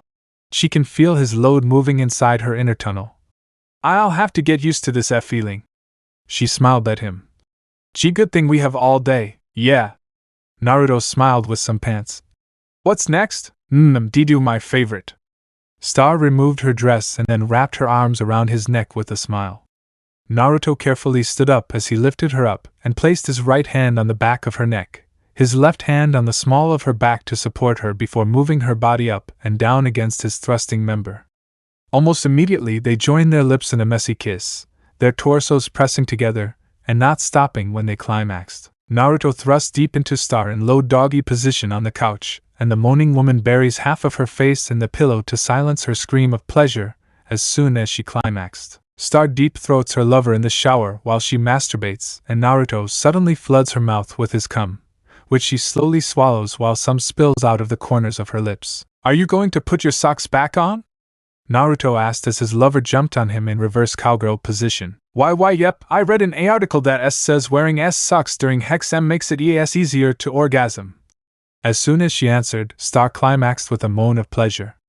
Don't let me stop you then."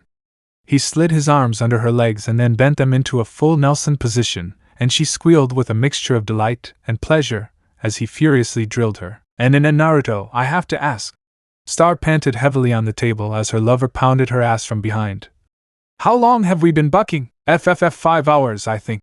Naruto replied with a few grunts of pleasure, his hands caressing her buttocks. 5 hours? The blonde woman moaned with a blink. Wow, I thought a W will be over in a day. Do you want to stop?" he asked. "No." Star turned around to face him with a wide grin as she spread her legs to reveal her wet, cum-filled maidenhood and fingered herself with 2 middle fingers. "We'll do it all day like I want. Since we're still going, how about we spice things up?"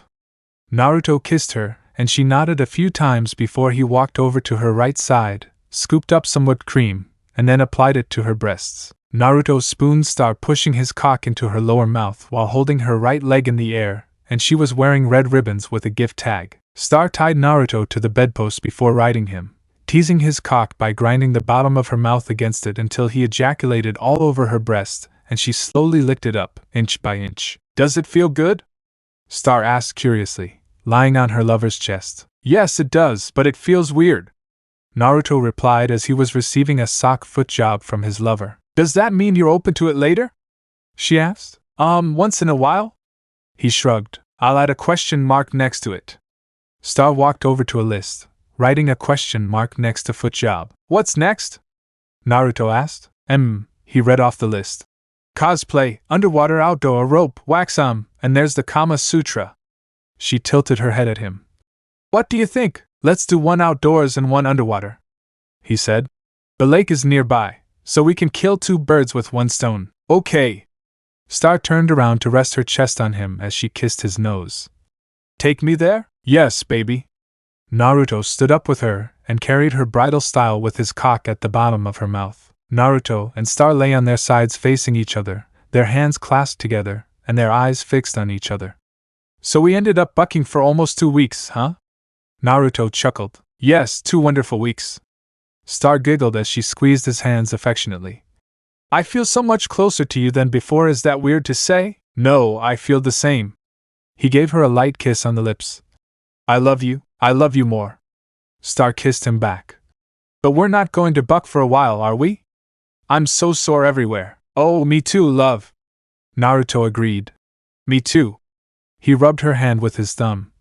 Hug in a movie? Hug in a movie. Star nodded and they settled in as Naruto turned on the TV, putting on their birthday suits. Naruto, guess what? Star smiled as the bubbling energy swelled inside her body. It had been 2 months since their longest hex. What? Naruto blinked at her as he drank ramen from the bowl. We're having a baby! Star squealed excitedly, biting her lower lip as she held up a positive pregnancy test. Are we? Her eyes widened as she whispered softly before collapsing on her back, the ramen bowl shattering on the floor along with the spilled ramen. Ooh, maybe I should have told him when he's not eating his ramen. Star hummed, one hand on her cheek and the other cupping her elbow, before looking back at the wall as she remembered something. Oh, I remember this part. She giggled to herself. Star laughs up a storm as she rubs her enlarged stomach with both hands. Woo! The triplet is kicking quite nicely. They had an ultrasound and discovered they're expecting triplets, 2 boys and a girl. The expectant mother can't resist squealing out loud at the thought of spoiling 3 babies at the same time. Her own babies. Really? Naruto placed his hand on his stomach to feel some kicks before laughing lightly. I hope they're not fighting each other. Wow! She gasped before narrowing her eyes at her stomach. You 3 better not fight in there. The kicking suddenly stopped, and she blinked several times at her belly. Did they hear her or was it just a coincidence? Oh, hey, I found some names. The expectant father chuckles and takes a list. Tell me if there are any names you like. Comet Oberon. I like Comet. Star stopped him almost immediately with a wide smile. She sounds so good next to Astra. Then we need one more name. Naruto read the list again with a smile. Regulus, Pluto, Sol, Orion, Apollo, Cosmos, Sun. The expectant mother clapped. Astra, Comet, and Sol. These are perfect names for the triplet. What do you think? I like it. He kissed her before they heard someone knock on the front door and opened it to see Eclipsa with Meteora and Globger. Naruto and Star reminisce about how the former broke out of his crystal prison, hearing from Jana that Romulus released the 4-eyed monster in an attempt to show how terrifying and vicious monsters can be so he could sabotage the monster-human unity, but it backfired when Globger rescued his daughter from danger in front of everyone and River stood up for him. Jana then points out that the only way Globger can be freed from his prison is by Romulus, and the crystal-headed creature attempts to escape, but is arrested on the spot. Last the blonde pair heard, Romulus was sentenced to be sealed in Omnitrix's prime space-time prison where time and space do not exist for too long. When Globger first met them, he was shocked but thrilled to discover that he has descendants, and at the same time, he wanted to get his hands on the man who had stolen his beloved daughter's heart, even if this man died long ago. He took to the blonde couple right away, even having them call him and Eclipsa great-grandparents to make it easier than the full titles and to love them very much. Oh, great-grandma, great-grandpa. Naruto smiled at them. That's a surprise. Come in. He gave them a hug as he let them in. What brings you all here? We just came for a little visit. Eclipsa smiled as she gave Star a hug, followed by Globger. Family vacation. Naruto! Meteora hugged her leg and then Star's leg with a radiant smile. Star! Hey you! The expectant mother flustered the half-monster child with a smile before looking at Naruto's ancestors. I'll have the teas. No, you should take it easy and let your husband. Globger smiled. Just because I'm pregnant doesn't mean I'm incapable of performing simple tasks. Star suddenly interrupted him with a grim look as she spoke in a somber tone. Sit back, relax, and chat with a smile on your face, do you understand? Okay, the wide-eyed monster said terrifyingly, and his wife was also scared. Excellent! The expectant mother smiled brightly before looking at Meteora. Do you want to help me carry the teas? Yes. Meteora jumped after the pregnant woman into the kitchen. Your wife is a fearsome woman, Eclipsa whispered. I know, that's why I always let her do whatever she wants, as long as it's not heavy chores. Naruto whispered back, sweating heavily, having been in this position more than once. Why you sure have it tough? Globger whispered as he patted his great-great-grandson on the shoulder. Gee, good luck. Her love of life wasn't so scary when she was pregnant with Meteora. Thank you, the father-to-be replied. Oh, why doesn't anyone tell me that having babies was so hard? Star groaned tiredly as she held 3 sleeping babies in her arms in a hospital bed and her husband wiped the sweat from her forehead. But it's worth it in the end. Naruto lightly kissed her right temple. We have 3 healthy babies. You did very well. Yes.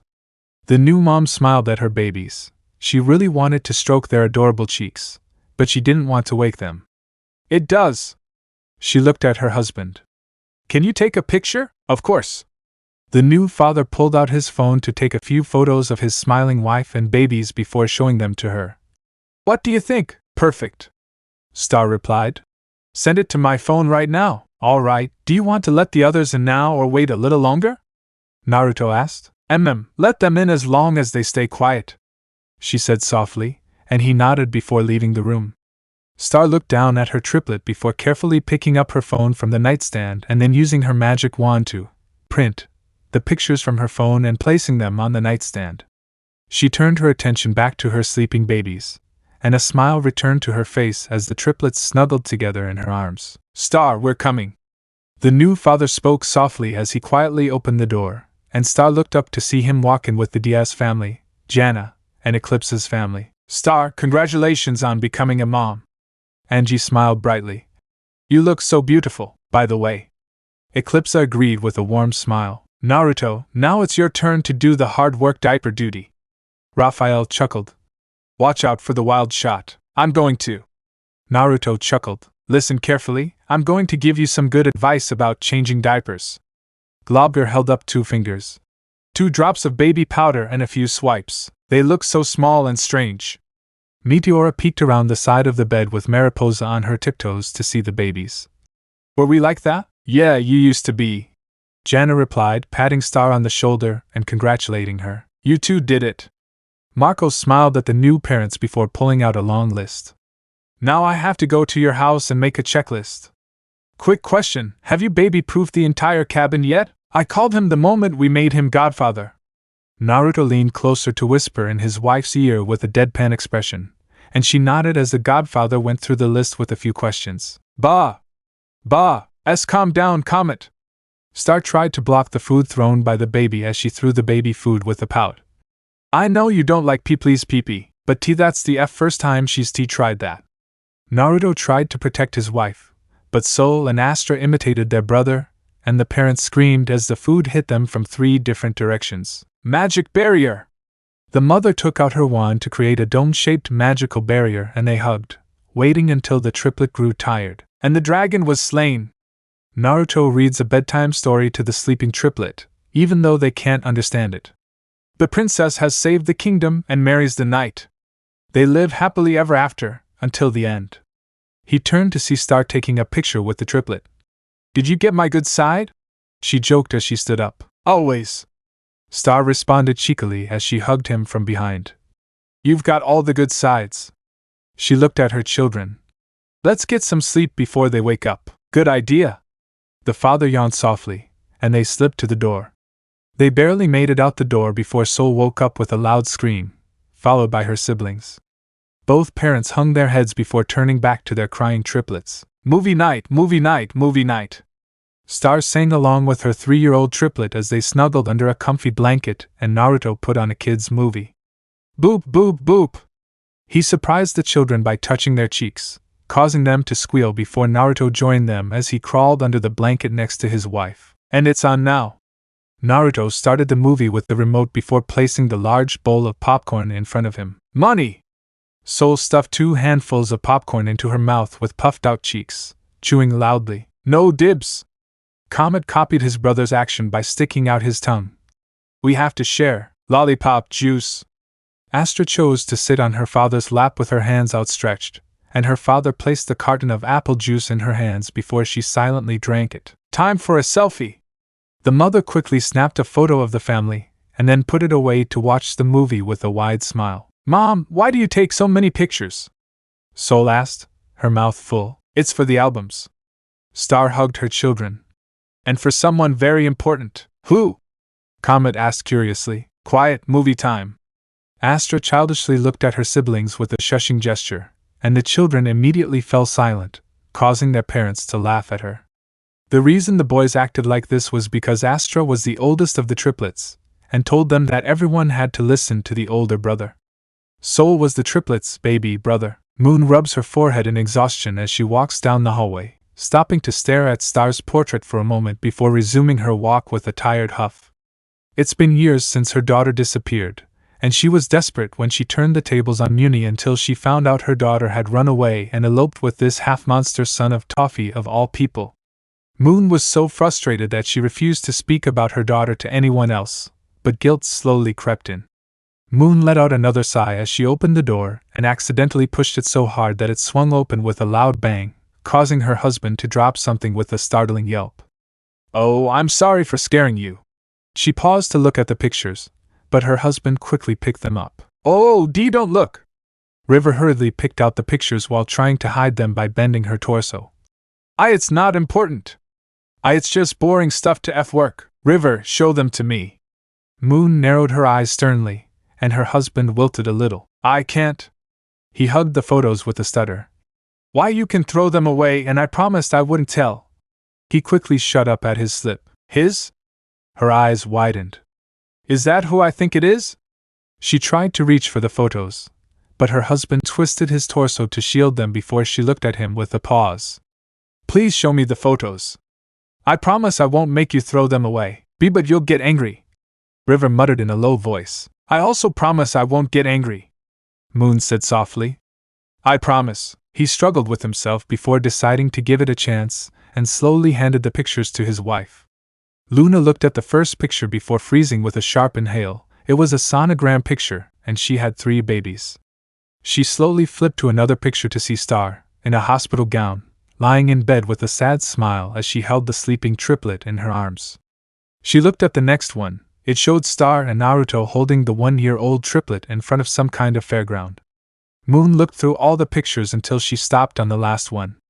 Star was kissing Naruto as they cuddled together with the snoring 3-year-old triplet lying on her lap in front of a Christmas tree. Do we have grandchildren? He sat down in the chair with a whisper. Yes. River gently held up a photo of the triplets in animal-themed onesies. Their names are Astra, Comet, and Sol. Astra is the oldest, and Sol is the youngest. Star, he looks so happy, Moon said slowly as she looked at her daughter. So happy with him. She loves Naruto very much. He nodded. She told me he's taking good care of her and always keeps her happy every day. She looked at him questioningly. Oh, she sends me letters. He bent down to pick up a box and then lifted the lid to reveal stacks of letters. Lots of letters. Can I read them? She asked, and her husband moved the box closer to her with a gentle nod before she read the letters with him. Naruto tickled Astra with a loud laugh while Comet and Sol hit his back with pillows, and Star giggled at the view from the pillow fort until she heard the knocking on the front door. I'll get it! She gets up to open the door, and the father pushes Comet down to tickle him, while Sol jumps on his back before hearing his wife's muffled scream. Mom, Daddy? Wait, what? Naruto quickly gets up and peeks out the door to see Moon and River with some gifts. Oh, sugar cookie! Star sweated bullets with her eyes wide open and her mouth agape, unsure if she should close the door and then barricade them, fight them off, or run up the hill to her family. She stood there awkwardly with her bewildered husband in the same state. Wait, Star, it's okay. Moon finally spoke. We're not going to force you to come back. We're just here to talk. She clasped her hands together. And I want to make up with you. Will you make amends with me? The blonde woman gave her mother a suspicious look. Really? Actually, said the gray-haired woman. Why do you want to do that? Star asked, looking puzzled. I saw the photos and read the letters. Moon sighed, and the blonde woman's head turned toward her father. She caught me. River moaned. Sorry, my little Star. Can we talk? The gray-haired woman asked her daughter, almost pleadingly. Star turned her head over her shoulder to look at her husband. Your choice, Naruto said. And I've already activated the anti-scissor barrier along with the anti-magic rune. He took them off for maintenance. Good. Star turned to her parents with a deep sigh. Come in. She invited them in as her parents looked around the cabin. We'll talk in the kitchen. They heard some laughter from another room. Oh! The bearded man looked sadly in the direction as if he wanted to go there. Go ahead, Daddy, the blonde woman said. It will be great for the children to meet their grandfather. Really? River perked up. Yes, I'll show you the way. Naruto beckoned him closer. Oh. The bearded man quickly gathered up the piles of gifts, and then nervously followed him. Mom, follow me. Star turned to her. We need to talk first. She won't let her mother see her grandchildren for the time being until she's sure their mother has changed. Yes, darling, Luna said softly. With River and Naruto, they go inside and find Astra huffing and puffing at her siblings, smashing pillows over them while riding on their backs. Take that, take that, take that! Astra yelled with a big, open grin, and her siblings struggled to escape their sister's grasp while covering their heads. Oh, she looks just like her mommy, doesn't she? River whispered softly. They all do. Naruto chuckled lightly. He can see parts of himself in the triplet, like how Comet has 2 whisker birthmarks and Soul has his spiky hair, but they mostly look like their mother. Take that, Ta! The girl stopped in her tracks when she noticed a new face next to her father. Her brothers noticed it too and just stared at him with confused and curious faces. Kids, I want you to meet your grandfather. The triplets' father introduced the children to River. Your mom's dad. Mom's dad, Grandpa? Astra got off her siblings to let them stand up as they slowly huddled in front of their grandfather with their heads bowed and stared at each other for a while. Hello, little ones, I'm your grandpa, your mommy's dad. River cleared his throat before placing the gifts on the floor. And I'm bringing you gifts. Gifts! The triplets suddenly lunged at the gifts, tearing at the wrapping and box in a frenzy, and the bearded man took a step back with a quick blink before laughing at the sight. You should have seen them at Christmas. Naruto chuckled. What's Christmas?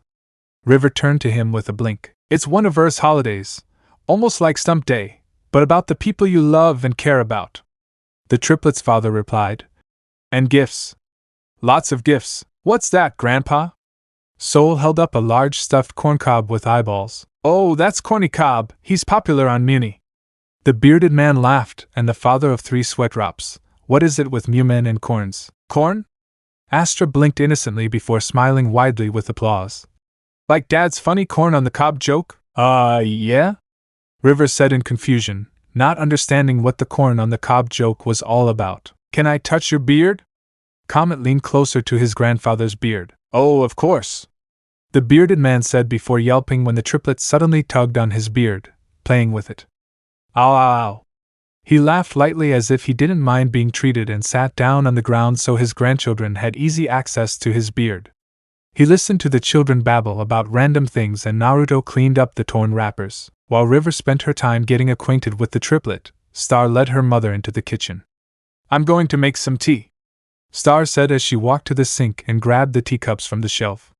Let me rinse the cups first. Why, you're doing it with your hands? Luna said in surprise. Yes, I've been doing chores manually for years, the blonde woman replied casually. I'm a mother after all. Naruto helped out too, she added. At first I used magic to fix things until I realized doing things by hand is better. She paused briefly as she put the kettle on to simmer. Until we're in a hurry or have our hands full, I mean we have triplets. Can't you have someone else take care of that? The gray-haired woman asked. No, I do it because I want to. Star turned to her mother with the teapot and cups as she placed them on the table before sitting opposite each other at the table. And if you're going to say it's unbecoming of a princess to do so, then don't. She poured tea into their cups. I'm a commoner now and I enjoy this life. I won't trade it for anything else because I'm very happy with my choices and all. She took a sip from her cup.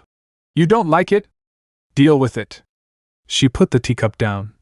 You said you wanted to talk. Moon took a silent sip of tea before gently placing it back on the saucer.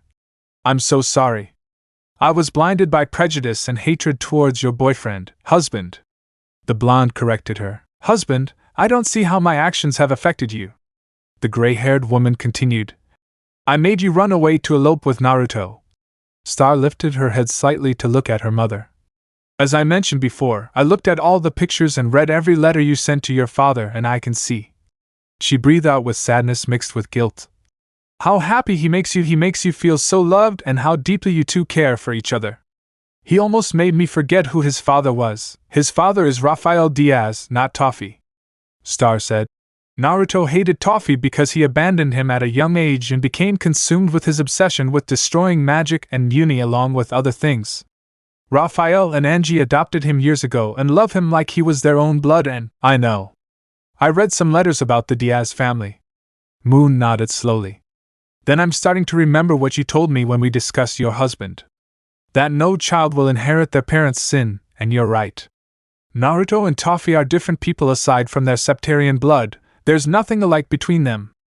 A few chuckles reach her ears, and she looks in the direction. You know triplets are quarter monsters, right? Star's gaze shifted to her mother. Yes, and… The gray-haired woman turned to her daughter in a low voice. I'm fine with that. I don't know if you're telling the truth or not, the blonde said as her mother bowed her head in sadness and complete understanding. Actions speak louder than words. She stood up. That's why I'm taking you to the children, Star? Moon looked up with a blink before her daughter dragged her out of the kitchen and into the living room, catching her off guard when everyone turned to her. River was giving the triplet a piggyback ride, and Naruto was holding the phone to take the picture. Everyone was frozen in place next to Star. Hi, guys, Astra, I want you to meet my mom.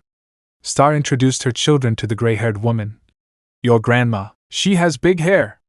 Astra pointed at Moon. What's it like to stay awake? Soul joined her sister in pointing. Do you use a lot of gel? Comet joined in the pointing. No, I… Moon was once again surprised by her grandchildren's comments. I don't know, I have some servants who do it for me. What are servants? Soul turned to his brothers. I think you mean workers for lazy people? Astra replied. So, does that mean Grammy is lazy? The comet hummed before they stared at the moon. I don't know. The gray-haired woman mumbled before trying to change the subject as she bowed. Hi again, nice to meet you three. She was startled when the triplet suddenly flinched. Oh. She looked down at the children as they hugged her, and slowly hugged them back with some care as if they were made of fragile glass. Boop! The triplet suddenly touched Moon's cheeks, and she blinked at the smiling children before slowly giving them her own smile. I'll be in another room. Naruto was about to say more until the gray-haired woman interrupted him. No, you can stay. Moon looked at him. I'd like to meet my daughter's husband and the father of my grandchildren. Is that okay with you, Naruto? The blonde leaned in slightly to look at Star, who gave him a few nods. Sure, I'd like that. The triplet's father scratched his head as he straightened up to look at the gray-haired woman before his phone rang, and he answered it without taking his eyes off his mother-in-law. Hello? Jana just told me she's pregnant.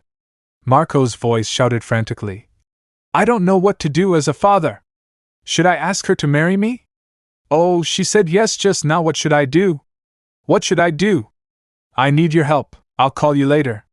Naruto said. Call me later? The brunette's voice shouted. What's more important than that? Star's parents are here. The father of three replied. Oh, good luck with that. Marco's voice calmed. Call me later. Goodbye. Naruto said as he ended the call and put it in his pocket as he looked at his in-laws. So is anyone hungry? Well, that wasn't as bad as I thought it would be. Naruto picked Astra and Soul up from the ground as quietly as possible without waking them up. I'll say. Star gently picked Comet up as well. Her parents stayed for a few days before leaving to return to Muni.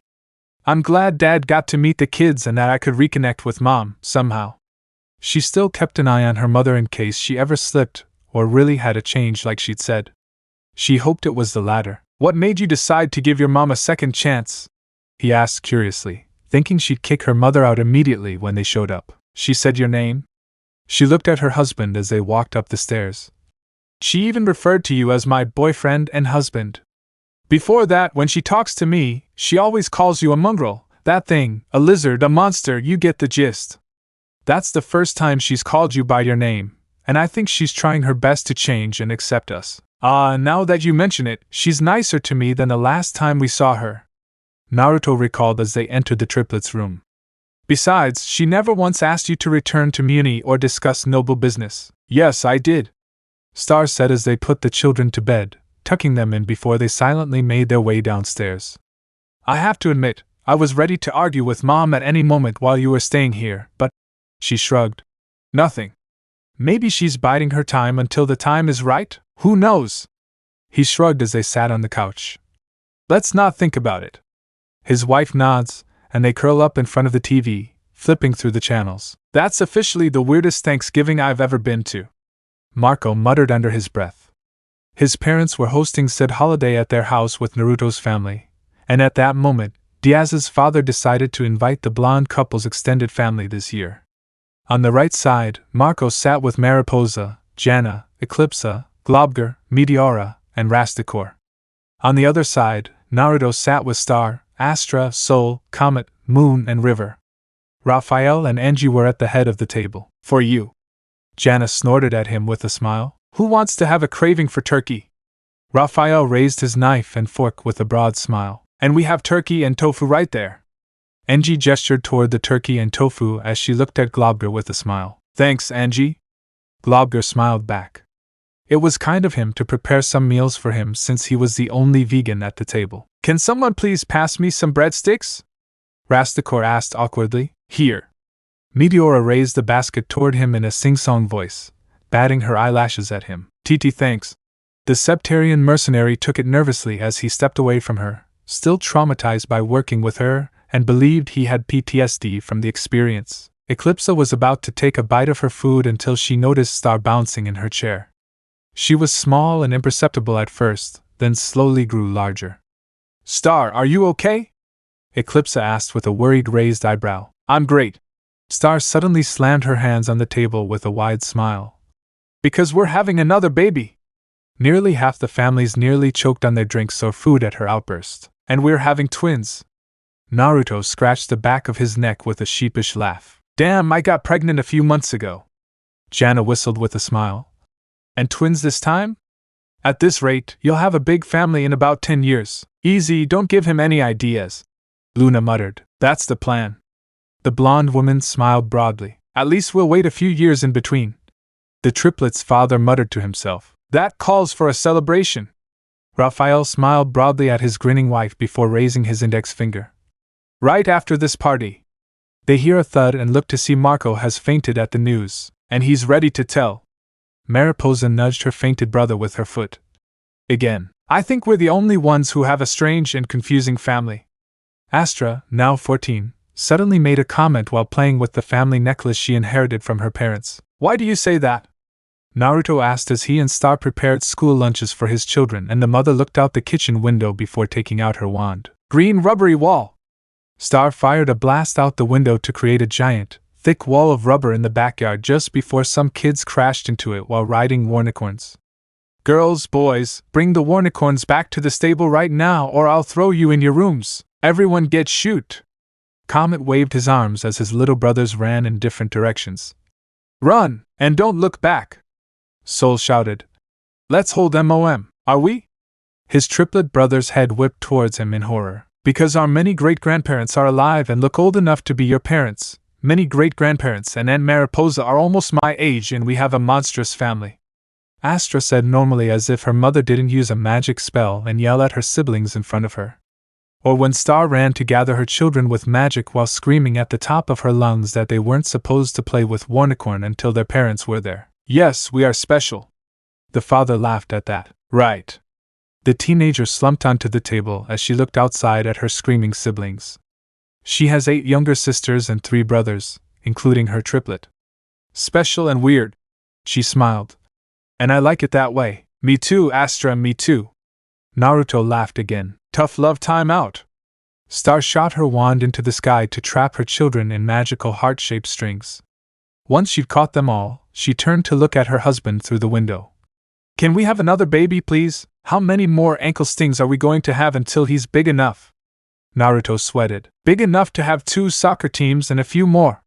The mother pumped her fist in the air, and her husband's sweat drop grew. I want brothers, by the way. Astra added. I'll try. The father's bead of sweat continued to grow. Let me know in the comments below if you guys want the next part. Also check out my other video that has been shown and left. Thank you for watching. If you enjoyed this video please like and share this video. And have a fantastic day. Bye.